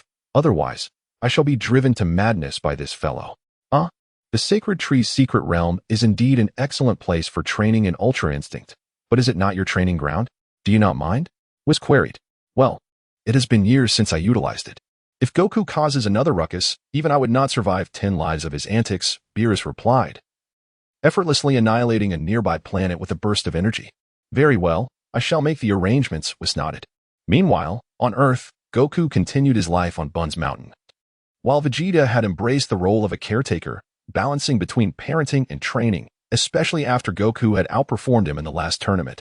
One day, Whis arrived on Earth and whisked Goku away, claiming he would teach him Ultra Instinct. Goku, filled with excitement, eagerly accompanied Whis to the realm of destruction. Observing this, Vegeta felt a pang of urgency and followed them. But once Whis and Goku entered the Sacred Tree's secret realm, and with Beerus refusing to instruct anyone, Broly returning to the Kai's realm to visit Paragus, Vegeta decided to return home to tend to his children after a couple of days. Seated in the gravity chamber, set to a weight of 1,000 times normal, Vegeta found it an easy feat, akin to his regular state. Floating in the air, he closed his eyes in meditation, mirroring his past on planet Yardrat. The chamber was enveloped in silence until, suddenly, Vegeta opened his eyes and vanished from the gravity chamber. He reappeared on planet Yardrat, which remained serene, radiating tranquility. Pibara, witnessing Vegeta's sudden arrival, greeted him with a gentle smile and inquired about his purpose. Vegeta explained, "Recently, I have experienced significant advancements in my training, but my rapid progress has led to a bottleneck. My control over my energy is not yet perfect. So I have come here to train." Having trained together for a considerable time, Vegeta and Pibara regarded each other as mentor and disciple. Though Vegeta did not explicitly acknowledge it, he held a deep respect for Pibara. "Follow me," Pibara beckoned. Despite his modest strength, Pibara's understanding of Spiritito surpassed that of Vegeta, which was why Vegeta sought his guidance. We Yardratans not only engage in personal training but also enjoy reading extensively. By immersing ourselves in literature, we can gain broader perspectives and find tranquility. You have attained the divine realm, yet your comprehension of it is insufficient. Regardless of how much you accumulate, it can only lead to quantitative growth. To achieve qualitative transformation, one must delve deeper into self-awareness and mastery. Pibara conveyed as he led Vegeta to the Cloud Peak Library, a sanctuary for the study of the Yardratans. "What? You want me to read?" Vegeta's expression shifted. "Do not worry, it is just the two of us here, and I will not disclose it," Pibara reassured him. Vegeta hesitated, clearly struggling with his pride, even in solitude. He doubted his ability to engage in reading. "Rest assured, perusing through these texts may spark some inspiration," Pibara said, settling into a stack of books. After a moment's contemplation, Vegeta approached a bookshelf and randomly selected a volume titled How the Gods Are Forged, which detailed the paths of mortals and deities in attaining divinity. After finishing that, he picked up another book, The Definition of Spiritito, which offered profound insights into Spiritito, greatly benefiting Vegeta. Alongside other titles such as The Mechanisms of the Universe and The Transformation of Matter. Unbeknownst to him, Vegeta read through 10 books in a single day, finding the experience surprisingly enriching. Thus, Vegeta spent 6 months on planet Yardrat, immersed in reading and engaging in discussions with Pibara. These texts unveiled vast knowledge and illuminated his path forward, significantly expanding his worldview and understanding of humanity, divinity, nature, and the cosmos. Through this enlightenment, he began to grasp his true self, solidifying his energy. As a result, Vegeta's realm of understanding naturally ascended. Once the divine energy accumulated to a certain threshold, a breakthrough would follow effortlessly. Longing for exploration, Vegeta felt compelled to venture out after absorbing so much knowledge. He recognized that the cultivation of divinity, as elucidated in How the Gods Are Forged, necessitated a connection with the natural world to enhance one's realm. Even a god of destruction must comprehend the essence of existence. Only through transcending life and death could one escape the confines of the mundane. Thus, enlightenment was essential, as mere augmentation of energy did not equate to true strength. At that moment, Bulma unexpectedly sent a message, informing him that someone had arrived on Earth, initially seeking to meet Vegeta. However, upon failing to locate him, they turned to Capsule Corporation. Bulma then contacted Vegeta, but the message relayed was already an hour old, given the distance. Determined to investigate who might be seeking him, Vegeta bade farewell to Pibara and returned to Earth. Yet, Bulma informed him that the visitor had gone to the Satan residence, seemingly in search of someone. Chapter 72. Mir's request. Vegeta sensed the presence of the Satan household. It was Mir's who had come in search of him. Without hesitation, Vegeta soared towards the Satan residence. Meanwhile, Mir's awaited his arrival, seemingly aware that Vegeta had returned. "What brings you here, Mir's?" Vegeta inquired as he descended slowly, observing Mir's, who appeared empty-handed. "It has been quite some time, Mr. Vegeta. I have heard that you have stirred quite a commotion lately," Mir's remarked. Turning to face Vegeta at the entrance of Buu's abode, "Your keen eyes seem unable to be deceived. When did the Galactic Patrol gain such extensive intelligence?" Vegeta replied, a smirk playing on his lips. "Please, Mr. Vegeta, do not overthink it. The Galactic Patrol is not as simple as you may imagine," Mir's chuckled. "Oh, I believe it is you who is rather extraordinary," Vegeta retorted, crossing his arms as he leaned against a tree. "Mr. Vegeta, you jest. Now, let us address the matter at hand," Mir said, clearing his throat. "I have come seeking Mr. Buu, but it appears he is in hibernation." "What business do you have with Buu?" Vegeta asked. "Do you recall the fiend Moro from our last encounter? Is this related to him?" Vegeta's mind drifted back to the ancient goat he had encountered in the depths of the Galactic Patrol's prison. Indeed, Moro has successfully escaped with the assistance of another criminal, Karambari. He is currently out there absorbing energy to regain his powers. Mr. Buu, within him, houses the great Kaishin, who, eons ago, sacrificed a significant portion of his divine strength to seal Moro. It is imperative that the great Kaioshin intervenes once more to re-imprison Moro, otherwise the universe will descend into chaos, Mears explained. I believe Karambari is a remnant of Friesia's army. What capabilities does he possess to aid Moro's escape? Vegeta inquired. Indeed. There were some oversights in management. The Galactic King has tasked me with finding a way to reseal Moro, which is why I have come to Earth. Is there anything that you, Captain Mears, cannot accomplish? Mears paused, his expression faltering. I regret to inform you, Mr. Vegeta, that this matter exceeds my capabilities. As far as I know, Buu is still in slumber, and awakening him seems quite challenging. Last time, it was Whis who roused him. As Vegeta strode towards Buu's residence, Mears halted in his tracks upon hearing Whis's name, a look of despair crossing his face. Moro consumes planets as he traverses the cosmos, growing stronger with each conquest. Vegeta turned to Mears and remarked, Isn't that a task for Beerus to address? Mears lowered his gaze, murmuring, No. The role of the God of Destruction is to govern the universe alongside the Kaioshins. The Kaioshin leads, while the God of Destruction eliminates those entities that disturb the balance of the universe. But isn't Beerus known for disregarding the Kaioshin council? Vegeta queried, puzzled. No. The God of Destruction and the Kaioshin are of equal rank, yet the former wields far greater power, which is why they don't heed the latter's directives. This necessitates the presence of an angel to guide the God of Destruction. Yet it seems the God of Destruction does not heed the angel either? Vegeta pondered. The angels possess a gentle demeanor and remain uninvolved, primarily serving to guide the gods of destruction and prevent complications.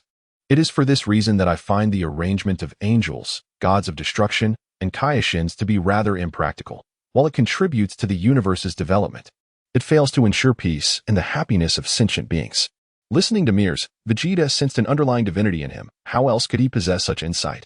Are you perhaps a deity, discontent with the actions of the gods? Vegeta probed. Mears remained silent, stepping into Buu's dwelling, his gaze fixated on the sleeping figure of Buu.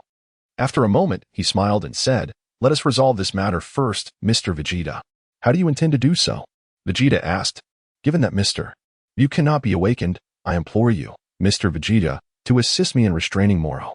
The Galactic Patrol has developed an anti-magic net specifically for this purpose. Once captured, Moro will find it exceedingly difficult to escape, Mears explained. Why should I assist you? Vegeta recalled the last time Mears had sent him to find Zuno, whose condition had been an unwelcome kiss, a fact Mears had concealed from him, leaving Vegeta quite displeased. I sense that your aura is contained and tranquil, suggesting you have attained a significant level of mastery in your training, Mears noted. Vegeta nodded, acknowledging the success of his recent efforts, though he felt he lacked the depth of experience. Once the Moro incident is resolved, I will reveal to you an exceptional training location. How does that sound? Mears proposed. How can I trust that this so-called exceptional training location will benefit me? I assure you, Mr. Vegeta, I would not deceive you, Mears replied earnestly. Very well then. Enlighten me on Moro's whereabouts. Vegeta decided to place his faith in Mears. To my knowledge, Moro's target appears to be Namek. At this juncture, he is likely nearing his destination, Mears disclosed. What? Namek? His aim is the Dragon Balls? Vegeta quickly deduced the situation, realizing that Karambari had informed Moro of the Namekian's possession of the Dragon Balls, enticing him to assist in the escape. Thus, we must hasten to thwart Moro, Mears urged. Let us move, grasp my shoulder, Vegeta instructed, recognizing the gravity of the situation. He refrained from summoning Goku, recalling Whis' words that Goku was engrossed in mastering Ultra Instinct. Vegeta understood that if he did not seize this opportunity to enhance his own training, he would fall behind significantly. Though Moro was formidable, this presented an excellent opportunity for growth. Only through continuous combat could his potential be unlocked. Furthermore, having previously harmed many innocents on Namek, he regarded this venture as a chance for redemption. Agreed. Mears smiled, pleased with Vegeta's willingness to aid him. In an instant, they departed from Earth, reappearing on Namek. Chapter 73. The Arrest of Moro. With a swift motion, Vegeta arrived on Namek with Meruz. What awaited them was a scene of carnage, as Moro relentlessly slaughtered the Namekians to absorb their life force. Upon witnessing this, Vegeta let out a thunderous shout and charged forward. Moro, having enjoyed his feast, paused momentarily, sensing Vegeta's energy. A sinister laugh escaped his lips. He recognized Vegeta's presence and noted the vast increase in his power. Absorbing Vegeta would undoubtedly restore a significant portion of his strength. Moro dashed towards Vegeta, tossing the Dragon Ball to Kuririn. Kuririn, go collect the Dragon Balls. I hope you can gather others before I deal with Vegeta. Boom. Before their confrontation, Vegeta's attack surged from afar, catching Moro off guard as he opened his mouth in shock, forcefully absorbing the energy. While it wasn't as simple as absorbing a person or a planet's energy, he could still forcibly take in Vegeta's power. In the blink of an eye, Vegeta stood before Moro, his furious gaze fixed on the ancient foe and the lifeless village in the distance. Moro, I hear you escaped from prison to gather the Dragon Balls. I have come to eliminate you once and for all, Vegeta declared, refraining from attacking immediately. His opponent had perhaps underestimated him, yet Vegeta was wary of his adversary. Oh, you intend to kill me? The Galactic Patrol has not possessed the capability to do so for millennia. What makes you think you can succeed, Vegeta? The Scion who defeated Frieza? All of you Scions will become my sustenance. Moro replied with a mocking grin, his voice dripping with malice. Then allow me to show you. Vegeta transformed into Super Saiyan Blue, his immense aura sending Moro's robe billowing in the wind. Moro's astonishment was evident as he exclaimed, What is this? The realm of the gods? You have attained divine energy? Impossible. In just a few years, you have mastered it? Moro was taken aback. He had once stripped the Grand Kaishin of his immeasurable divine power. Although Vegeta's divine energy was different from the Grand Kaishin's, it was clear that the newly empowered Vegeta was not to be trifled with. Furthermore, Moro was currently only at 10% of his peak strength, making him ill-equipped to face Vegeta. Before Moro could regain his composure, Vegeta delivered a powerful punch to Moro's head, grasping his horns and hurling him skyward, following up with a devastating uppercut that sent Moro crashing into the sea. Vegeta smirked. Don't blame me for bullying an old man. Your strength, even at its prime, doesn't intimidate me. Moro slowly emerged from the water, wiping blood from his mouth, and coldly regarded Vegeta. I never expected you to grow this strong in such a short time. When we first met, you were pathetically weak. Humph. Moro, return to the Galactic Patrol prison, and I may spare your life. Really? Should I thank you for that? Moro replied, his anger restrained as he secretly absorbed the life energy of Namek.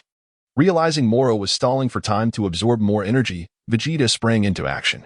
Aware that he could not confront Vegeta directly in his diminished state, Moro chose to evade, darting around and siphoning power from Namek.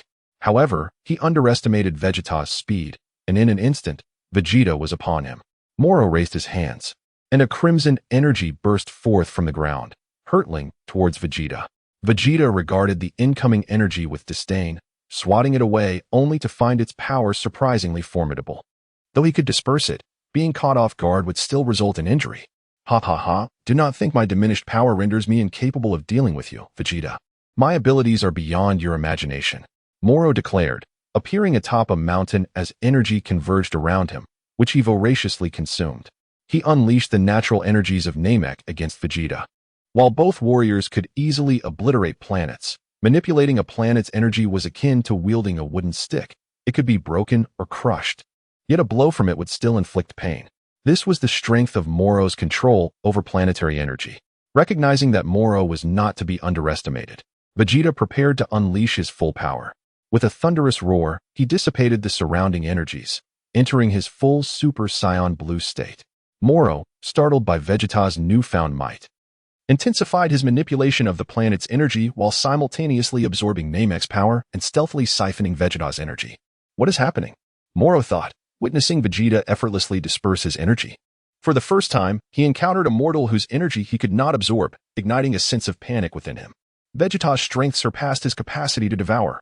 This was a testament to Vegeta's growth. He refrained from immediately overpowering Moro to assess his techniques and strength. It seemed that while Moro might have been formidable at his peak, he was now on a different level. Vegeta was determined not to allow Moro to regain his former power, especially after the humiliating defeat by Cell. Vegeta approached Moro, who was in disbelief, and delivered a knee strike to his abdomen, eliciting an expression of intense agony from the ancient fiend. At that moment, Meruz appeared, calling out, Vegeta, get back. Meruz, riding an unknown flying device, extended his fist towards Moro, creating an opening in his arm from which a net was launched. Reacting swiftly, Vegeta dodged, ensnaring Moro in Meruz's net. Moro clutched his stomach in pain, howling in anguish as he realized he was trapped, his furious roars proving futile against the net's grip. Chapter 74. The Secret of Moro. Thank you, Vegeta-san, for assisting me in capturing Moro. Let us return to the galactic prison and reseal him, Myris said with a smile. There is still a minor nuisance to deal with. Myrus, you take care of that, Vegeta replied, reverting to his normal state as he gazed at Moro, who was struggling helplessly in the net. Understanding that Vegeta referred to Kuramburi, Myrus responded, Vegeta-san, I leave Moro in your hands. I shall go and apprehend Kuramburi. Very well. Vegeta nodded, accepting Moro from Myrus. As Myrus hurried off towards Kuramburi, Vegeta remained still, confident that Myrus could easily handle the situation without any doubt. Moro, who had been thrashing about, suddenly ceased his struggles upon seeing Myrus depart. He spoke, it appears the anti-magic net crafted specifically for me by the Galactic Patrol is formidable. If only I could absorb a bit more power, I would surely be able to break free. Alas, a slight miscalculation has led to my predicament. With a sigh, Moro lamented his lack of sufficient power, having been forcefully subdued by Vegeta. Vegeta remained silent, although he yearned for a worthy opponent. Dealing with someone like Moro could easily lead to unforeseen complications. After a moment of silence, Moro spoke again. Vegeta, I am aware of your past misdeeds under Frieza. Why not join me? Once I regain my strength, I promise to significantly enhance your power. Then I shall be the strongest in the universe. And you will be second only to me. Vegeta chuckled at Moro's proposition and replied, my strength has always been a product of my own battles between life and death, honed through relentless training. I have no need for the power you offer. What a pity, for I genuinely admire your tenacity. It seems you and the Galactic Patrol are not allies. Though I do not know your motivations for assisting them, I can sense that you are not purely virtuous. Moro sighed. Perhaps you should speak less and conserve your energy for your remaining days in prison. Vegeta retorted with a cold smile. Do you know of my origins? Moro suddenly inquired. You must be from the demon race, correct? Vegeta glanced at him. No, I am merely an ordinary goat person. Do you know how I acquired this power? Do enlighten me. If you release me, I shall reveal how to attain magical powers, enabling you to achieve immortality like myself. Moro tempted. I, Vegeta, have no desire for such trifles, Vegeta replied without hesitation, leaving Moro momentarily taken aback. He had assumed that any individual would find it difficult to resist the allure of immortality and immense power. The two fell into silence once more. Vegeta awaited Myrus while Moro bowed his head, seemingly lost in thought. After a few minutes, Vegeta suddenly asked, were you once the ruler of the demon realm? Considering Moro's immense magical power, which could stem from the demon realm, and recalling his encounter with the previous demon king, Depura, Vegeta posed the question. The demon realm is but a collection of lost souls. Moro spat disdainfully upon hearing the mention of the demon realm. Pray tell, why is that? Looking at Vegeta, Moro reflected on the demon realm and sighed before continuing. Once, the demon realm was a powerful domain, possessing abilities akin to those of gods. However, in our quest to seize a portion of their power, we failed, leading to our decline. Many years ago, divisions arose within the demon realm. Some members chose to integrate into the worlds governed by the gods, while others remained, hoping to reclaim power. Their ambition shrank, aiming merely to gain dominion over the underworld. Yet they were suppressed by the gods. Ultimately, they secured only one position, the King of Hell, but even the succession of the King of Hell gradually fell under the influence of the gods, leaving the demon realm utterly powerless. Then, as a being from the demon realm, how could you act so freely in the universe without being slain by the gods? Vegeta inquired. I am not of the demon realm. I was once an ordinary goat person, struggling for survival until I inherited the legacy of a demon god. My powers stem from this inheritance, and I was ultimately thwarted by the Supreme Kai. Evidently, the more powerful gods did not intervene.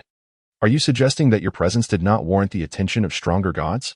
Indeed, demons can also attain the same unique capabilities as gods, comprehending the laws through divine energy or magical power. This is how the demon realm could once rival the gods, but the demon gods have long been obliterated from history. Presently, the demon realm is merely a collection of lost souls. Moro revealed the secrets of the demon realm.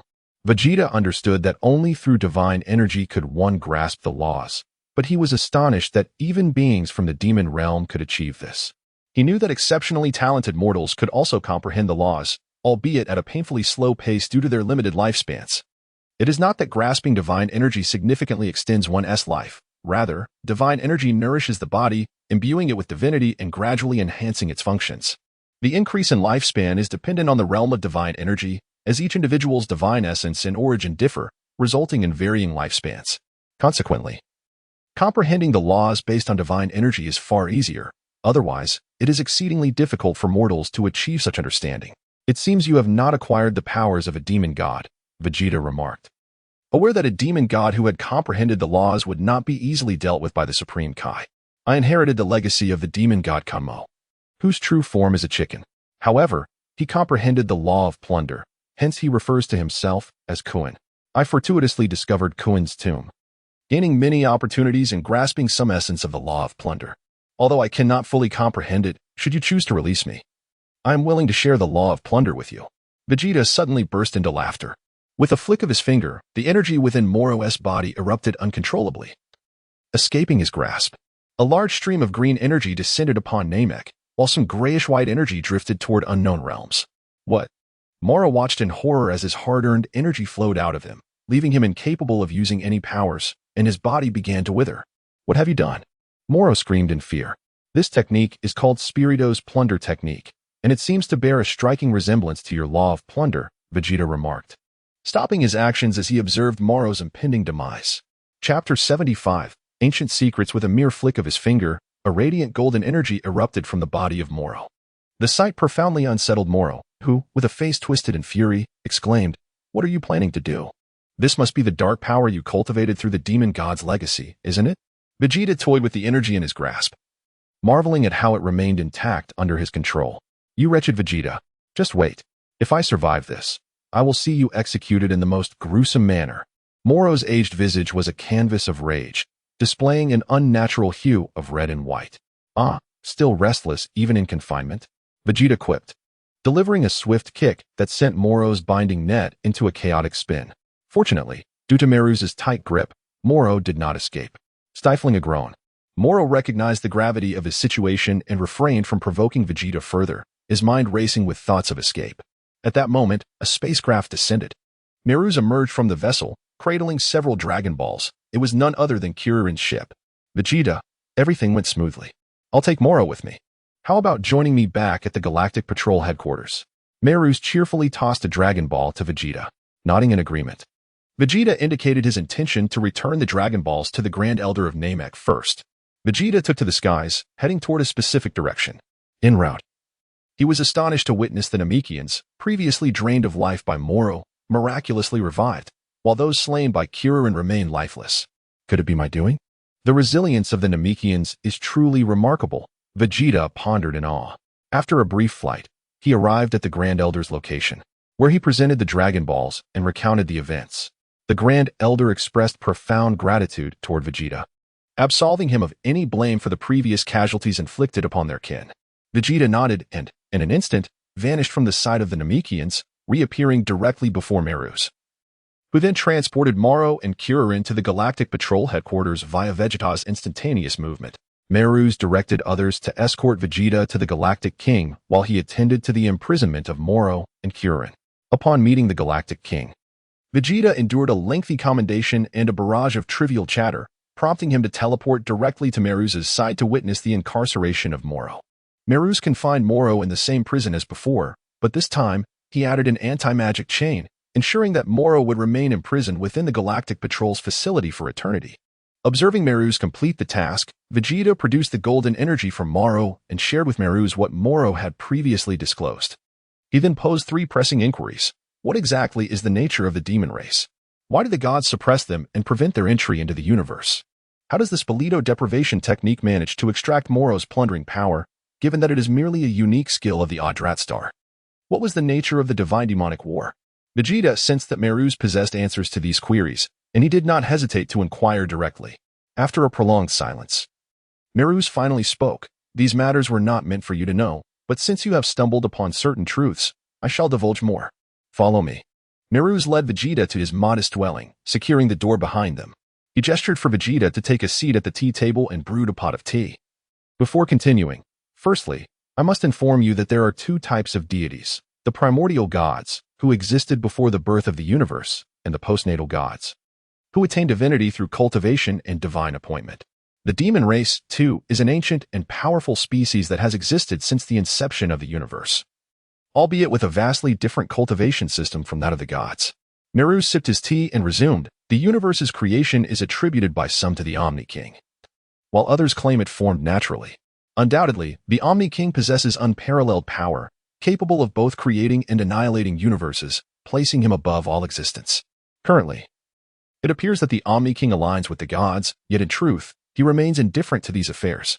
However, during ancient times, the universe was in a state of chaos, prompting the Grand Minister to propose the establishment of divine offices to allow the ancient gods to maintain cosmic order and oversee its myriad affairs.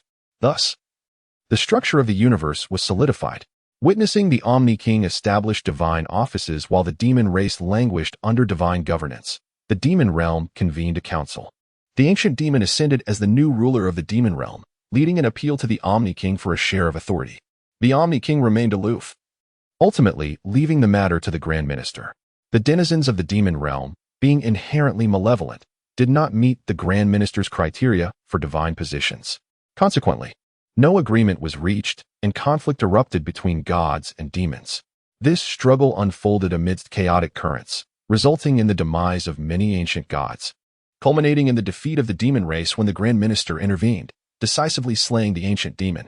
The demon race suffered substantial losses and gradually declined upon returning to their realm. In the aftermath, the Grand Minister promised the demon race certain positions among the underworld gods. Yet none from the demon realm met the requirements, leading to an impasse. Only the weaker yin managed to fulfill the Grand Minister's criteria, becoming the sole demon to assume a divine role. Yin later brought a few trusted allies, gaining the Grand Minister's tacit approval, and was thereafter revered as the Demon King, excelling in his divine responsibilities. Regarding your query about the Spalito deprivation technique's ability to extract Moro's plundering power, I too was taken aback. Although Moro had not comprehended the laws, his strength was formidable enough to rival those who had mastered divine techniques. Therefore, the Spalito technique is far from simplistic. Or perhaps the four great techniques of the Adrat star are more profound than they appear. Meru's shared a wealth of information, and Vegeta absorbed it all. Gaining insight into the ancient era, he realized that gods and demons predated the universe's creation, which elucidated why Namekians could embody both demonic and divine aspects. As the Dragon Clan was birthed by the Dragon God, it was indeed reasonable that the Dragon God, having witnessed both divine and demonic entities, would shape the Dragon Clan in such a manner.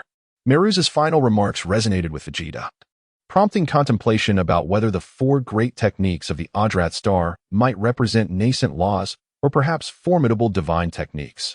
Chapter 76. The Conclusion. Vegeta, having received intelligence from Meru's, ventured into the ancient divine training ground nestled within the chaotic turbulence. After navigating numerous perils, he discovered the sanctuary, where he unearthed various artifacts to enhance his combat prowess, ultimately achieving the perfect state of Super Saiyan Blue. Within the sacred grounds, Vegeta also stumbled upon a teleportation array, which unexpectedly transported him to Universe 6. There, he embarked on a journey, visiting the planet Salad and paying homage to the ancestral land of the Saiyans. It was in this hallowed place that he grasped his own unique Saiyan abilities, which he named Pinnacle Power, perfectly harmonizing all transformations of the Saiyan lineage. Henceforth, he no longer required transformations to augment his strength, and his power surged to multiples beyond the perfect state of Super Saiyan Blue. During this period, Granola from Universe 7 wished to become the strongest in the cosmos.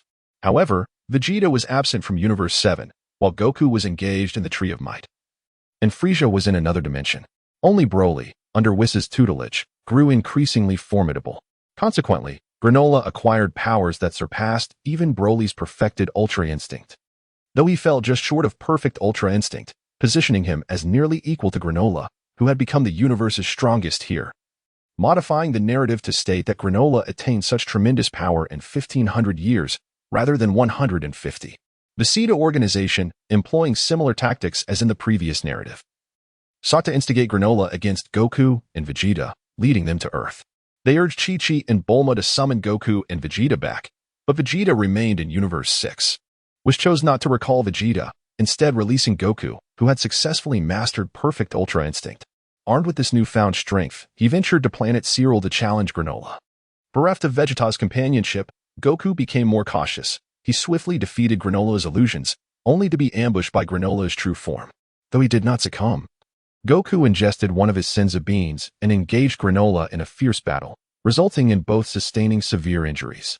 Granola, intent on mutual destruction, was thwarted by Manit, which inadvertently led to Jasa the Sita organization wishing to claim the title of the new strongest in the universe, sacrificing 1,000 years of his life. Manit recounted the tale of Bardock saving Granola to both Goku and Granola, prompting them to cease hostilities. Accompanying Manit to her abode, he presented Goku with Bardock's old scouter, allowing Goku to find himself and elevate his emotional state, achieving a harmonious soul during his metamorphosis. However, the arrival of Jas resulted in Manit's demise. Enraged, Granola fought Jas but was left at death's door. In a last-ditch effort, Goku intervened, saving Granola, and consumed another sense of being. Though he found himself at a disadvantage against Jas, Goku swiftly employed instant transmission, looping around the 7th universe with Jas, before returning to Planet Cyril to retrieve Granola. However, an awakened Granola refused to depart. Amidst the struggle, Jas reappeared, leading to another clash between him and Granola. Goku joined the fray, but ultimately, Granola was slain by Jas. This spurred Goku to transform into emotional Ultra Instinct, defeating Jas, yet the emergence of Jas's aged form left Goku reeling. The timely arrival of Frieza, now transformed into the ancient Frost Demon.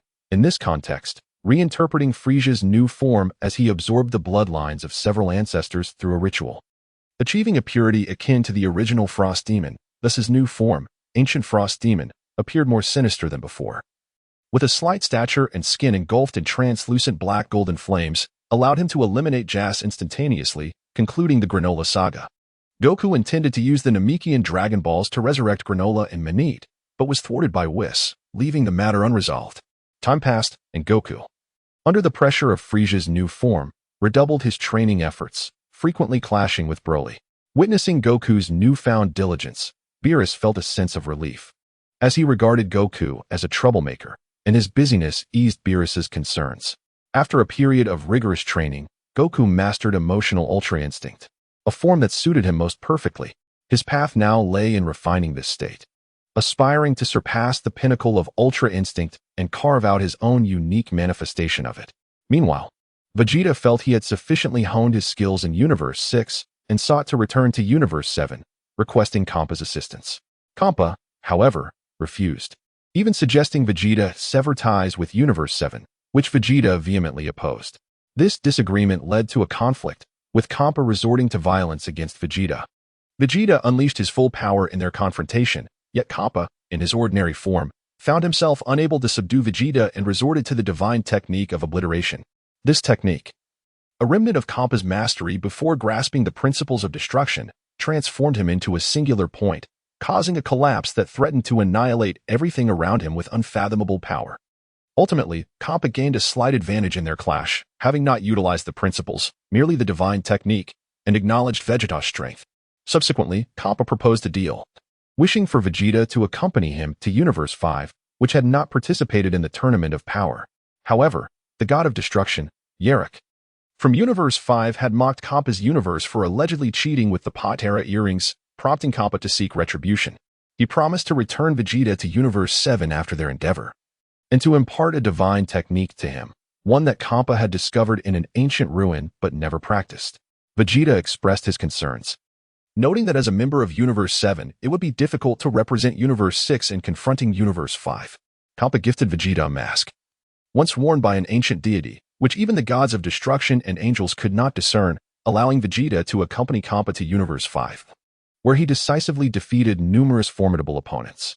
Afterward, Vegeta acquired the divine technique Kampa had mentioned, inscribed upon a bone, and Bardock subsequently returned him to Earth in Universe 7. Upon reuniting with his family for a time, Vegeta entered the hyperbolic time chamber to train in the divine technique, known as Extreme Intent. This technique enabled him to harness two opposing forces, yielding extraordinary power, and was the only divine technique Vegeta had encountered thus far.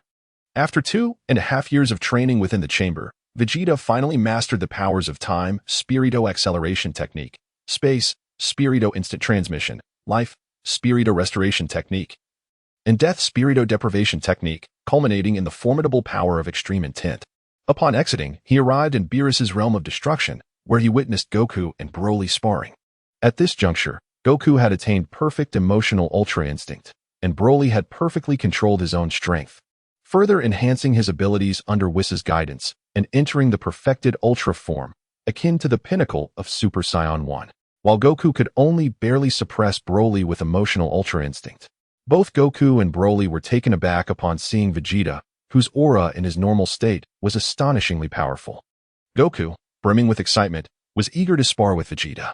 Just then, Whis arrived, praising Vegeta, who had achieved the perfect divine state and returned to his primal essence, uniting God and human, thus being capable of engaging with Goku.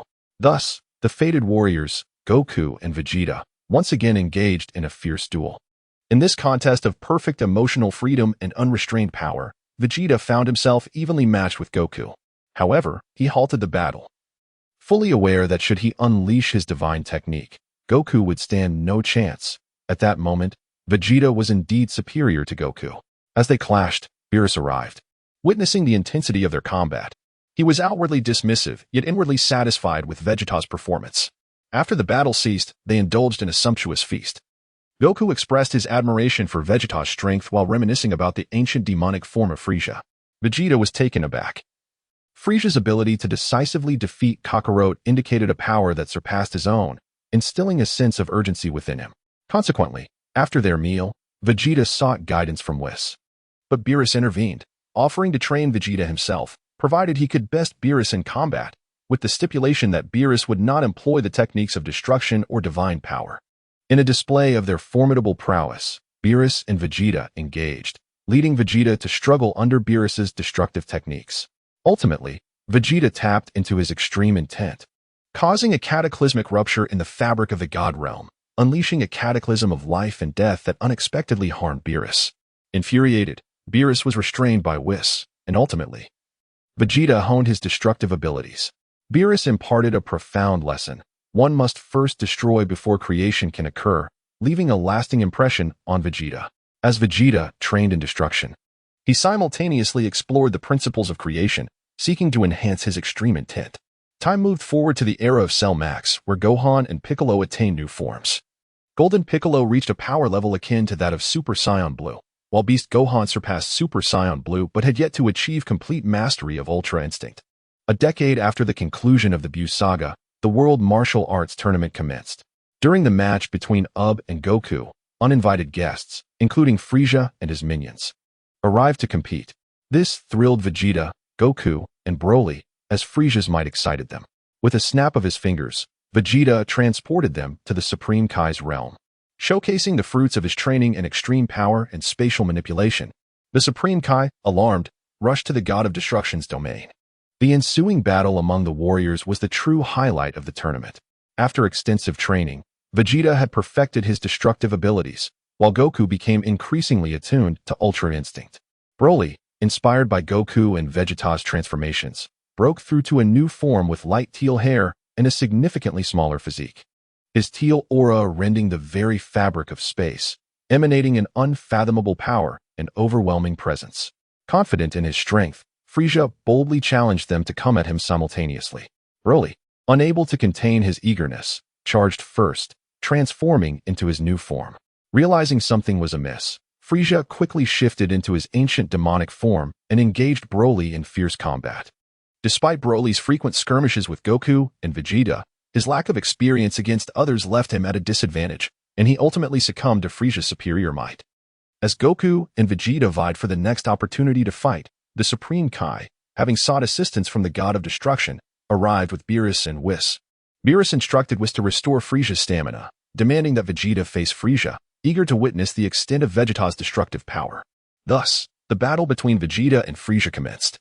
Vegeta unleashed his divine technique. However, despite his mastery of the God-human unity, his form remained unchanged while his power swelled exponentially. The clash with Frieza was fierce, ultimately compelling Frieza to reveal his ultimate trump cards. The demonic and freezing talents awakened from his ancestral lineage over the past decade. In a moment of crisis, Vegeta employed the recently grasped extreme power of creation and destruction, shattering Frieza's innate abilities but suffering a backlash himself. Both warriors collapsed, and the tournament concluded without resolution. In the aftermath, a sudden summons brought forth all the universe Kais, gods of destruction, and angels for a significant matter that stirred the slumbering master of time. An assembly was convened in the Grand King's palace, where the Grand Priest explained that a being from the future had arrived. The Master of Time, shrouded in mist, revealed that a mere sneeze from a certain entity had obliterated a significant portion of the demon realm, resulting in temporal rifts. 15 demonic deities from the future, accompanied by a faction of demons, had discovered these rifts and transported themselves to this time, now situated in the primordial space, contemplating the establishment of a new demon realm.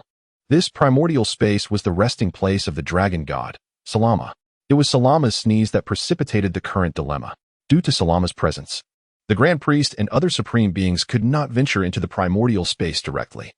The Master of Time warned that these rifts could easily lead to the collapse of all timelines, leaving only a few enlightened beings. The Grand King, representing the world and chaos. The Grand Priest, symbolizing balance and moderation.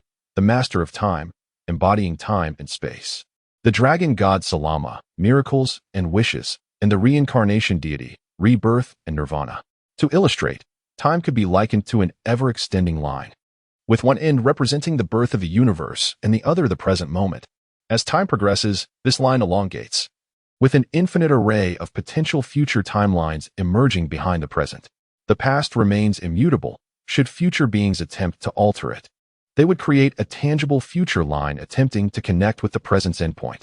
However, this future line's past is fixed and unchangeable, resulting in the emergence of a parallel line, known as parallel worlds or timelines. Normal crossings would not concern the Master of Time. Yet the rift created by Salama's sneeze would not self-heal and would not impact the timeline, necessitating the intervention of the gods of destruction, armed with temporal seals provided by the Master of Time, to mend the rift. The conclusion of the Grand King's assembly determined that 9 of the 12 universes would dispatch their most elite warriors to the primordial space to vanquish the future demon realm's inhabitants and repair the time rift. Meanwhile, the gods of destruction from the 1st, 6th, and 12th universes remained behind, tasked with preventing the demons from leaving the current demon realm while promising to mend it. Consequently, the Grand Priest allocated 1 hour for the Supreme Kai to assemble the strongest fighters from their respective universes. Once all warriors had gathered, they would travel to the primordial space aboard the Master of Time's vessel. Although the journey would typically take 10 minutes, the Master of Time slowed the passage of time to 1 hour, allowing the warriors to train aboard the vessel, where 1 hour equated to 10 years. This strategy aimed to minimize casualties among the elite fighters and reinvigorate the long-dormant gods of destruction. Each universe brought forth 3 to 4 champions, with Universe 7 represented by Goku, Vegeta, Broly, and Frieza. During a decade of rigorous training, Vegeta diligently explored various forms of power, ultimately grasping the profound meaning behind Beerus's words regarding limitless strength. He came to understand that true invincibility lies beneath the laws. Once the laws are established, even the mightiest power must submit, unless one's strength transcends into a law itself, as exemplified by a former god of destruction who attained the law of power. The power of law permits the practitioner to cultivate the same laws as others. Yet engaging in the same path inevitably leads to a struggle for survival. Either one perishes or the other lives, unless one cultivates the path of a sage. For instance, the angels practice the law of moderation as taught by the Grand Minister, while the technique of ultimate instinct is derived from this principle, embodying the idea of engaging effortlessly in combat. Thus, when one fights with their body's instinct, they may not consciously seek to evade attacks. Yet their body acts autonomously to avoid harm. Although the angels master the law of moderation, they will never surpass the Grand Minister nor engage in fatal conflict. Yet should the Grand Minister desire one's demise, that fate is unavoidable.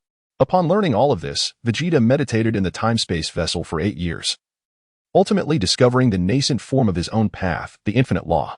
Meanwhile, Broly, having been defeated by Frieza, engaged in relentless battles with him over the course of a decade. His rapid growth and increasing ferocity provoking Frieza's ire. Broly eventually reached his true pinnacle, achieving Super Saiyan Transformation 3, characterized by dark green hair, eyebrows, and tail. Devoid of pupils, his physique remained unchanged compared to his normal state, unlike the significant muscle increase seen in Super Saiyan Transformation 1 or the slight increase in Transformation 2, suggesting a state of perfect equilibrium. As Frieza's ancestral bloodline was fully assimilated, his progress slowed. However, through prolonged combat with Broly, he discovered a gradual evolution within his own bloodline, seemingly surpassing that of the original Frost demons, developing an innate affinity for certain powers, the essence of ice, which represented the nascent form of Frieza's law. During the decade, Goku focused on mastering emotional freedom, following his discovery of the true self on Cyril Star. He developed emotional liberation and found a path suited to him. He frequently intervened in the clashes between Broly and Frieza, and in the final years, he gradually entered a state of tranquility, ultimately embodying ultimate instinct as his innate ability, achieving a higher realm of mastery. Upon reaching their destination, the various gods of destruction dispersed to locate the whereabouts of the demon race, dispatching elite warriors from each universe to search for them. Should a demonic presence arise, they would swiftly convene through special means of communication. Goku was the first to encounter the demon race. True to his nature, he initiated combat, confronting some so-called experts who sought to challenge him, mere fodder in his eyes. Ultimately, a son of a demon god emerged, yet he too proved no match for Goku. Provoked, Goku summoned a message to engage the demon god, who, perceiving Goku merely as a human without the use of law power, found himself powerless against him, while Goku was capable of inflicting harm. This enraged the demon god, who unleashed his dream law, ensnaring Goku in an endless illusion. The demon god, initially intent on killing Goku, sensed a formidable aura approaching and, with a flick of his hand, imprisoned Goku within his dream pool. 9 gods of destruction arrived, and the remaining demon gods appeared, totaling 14. With one dispatched to the modern demon realm to negotiate with the contemporary demon god, who ultimately was left behind by allies like Kampa. A powerful aura suffocated the atmosphere. The gods of destruction urged the demon god to retreat to the future, but were met with refusal. The demon god appeared to know that figures like the Grand Minister could not personally intervene, emboldening him, and emboldened by sheer numbers. He showed no fear of Beerus and the others, setting the stage for an impending clash. At this moment, Vegeta and his companions arrived, stunned by the fierce energy of the battle above, as swarms of denizens from the demon realm surged forth to attack them. However, the tide of battle was heavily in favor of the demons. The 3 demon gods above, unable to tolerate the one-sided nature of the conflict, descended to confront the mightiest among them, Vegeta, Broly, and Frieza, while the gods of destruction shared the burden of the fight, as Beerus had previously engaged 4 or 5 opponents alone. Now he, alongside the mouse and clown gods of destruction, faced 2 adversaries each, gaining the upper hand, but leaving Vegeta and his allies in dire straits. As the battle progressed, Vegeta suddenly grasped a fragment of law power, realizing that the breadth of one's heart dictates the magnitude of their strength.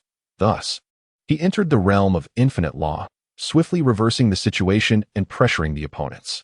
Yet, Broly and Frieza found themselves overwhelmed.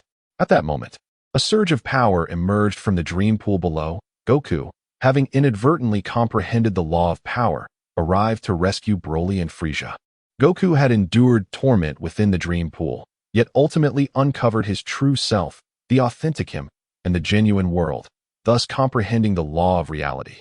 This revelation stemmed from his continuous self-exploration, with the pivotal moment occurring on Cyril Star when he discovered his true self. This was Goku's own path.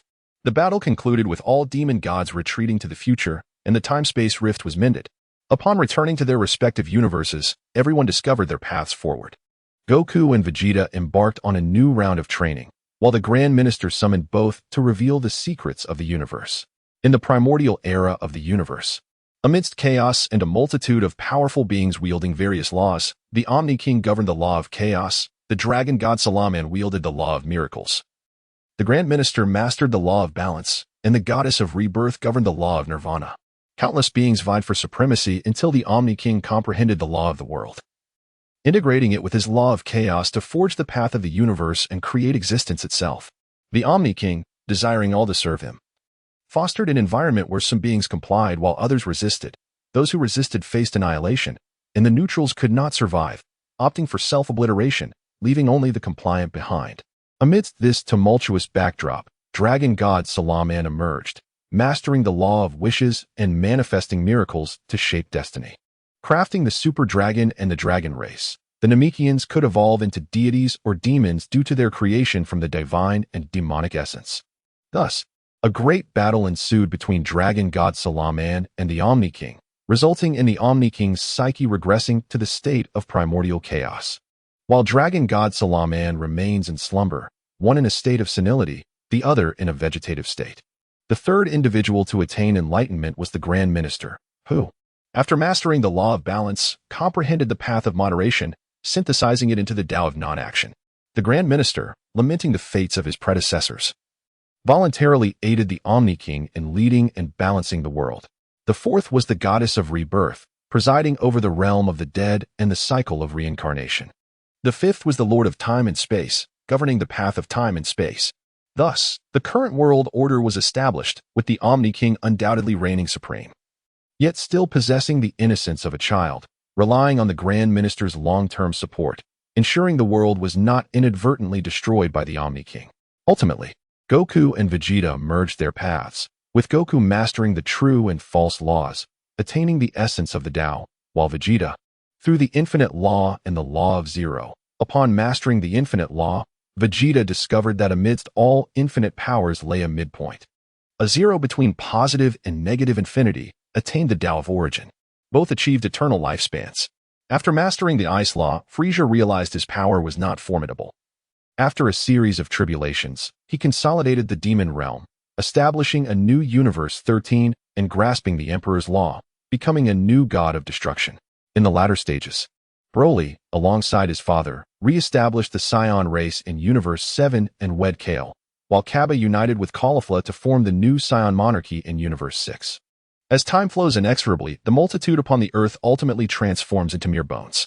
However, under the guidance of Kong Bei, his two wives forged a new world within the primordial space, an existence untouched by the passage of time, where they indulged in a life devoid of shame.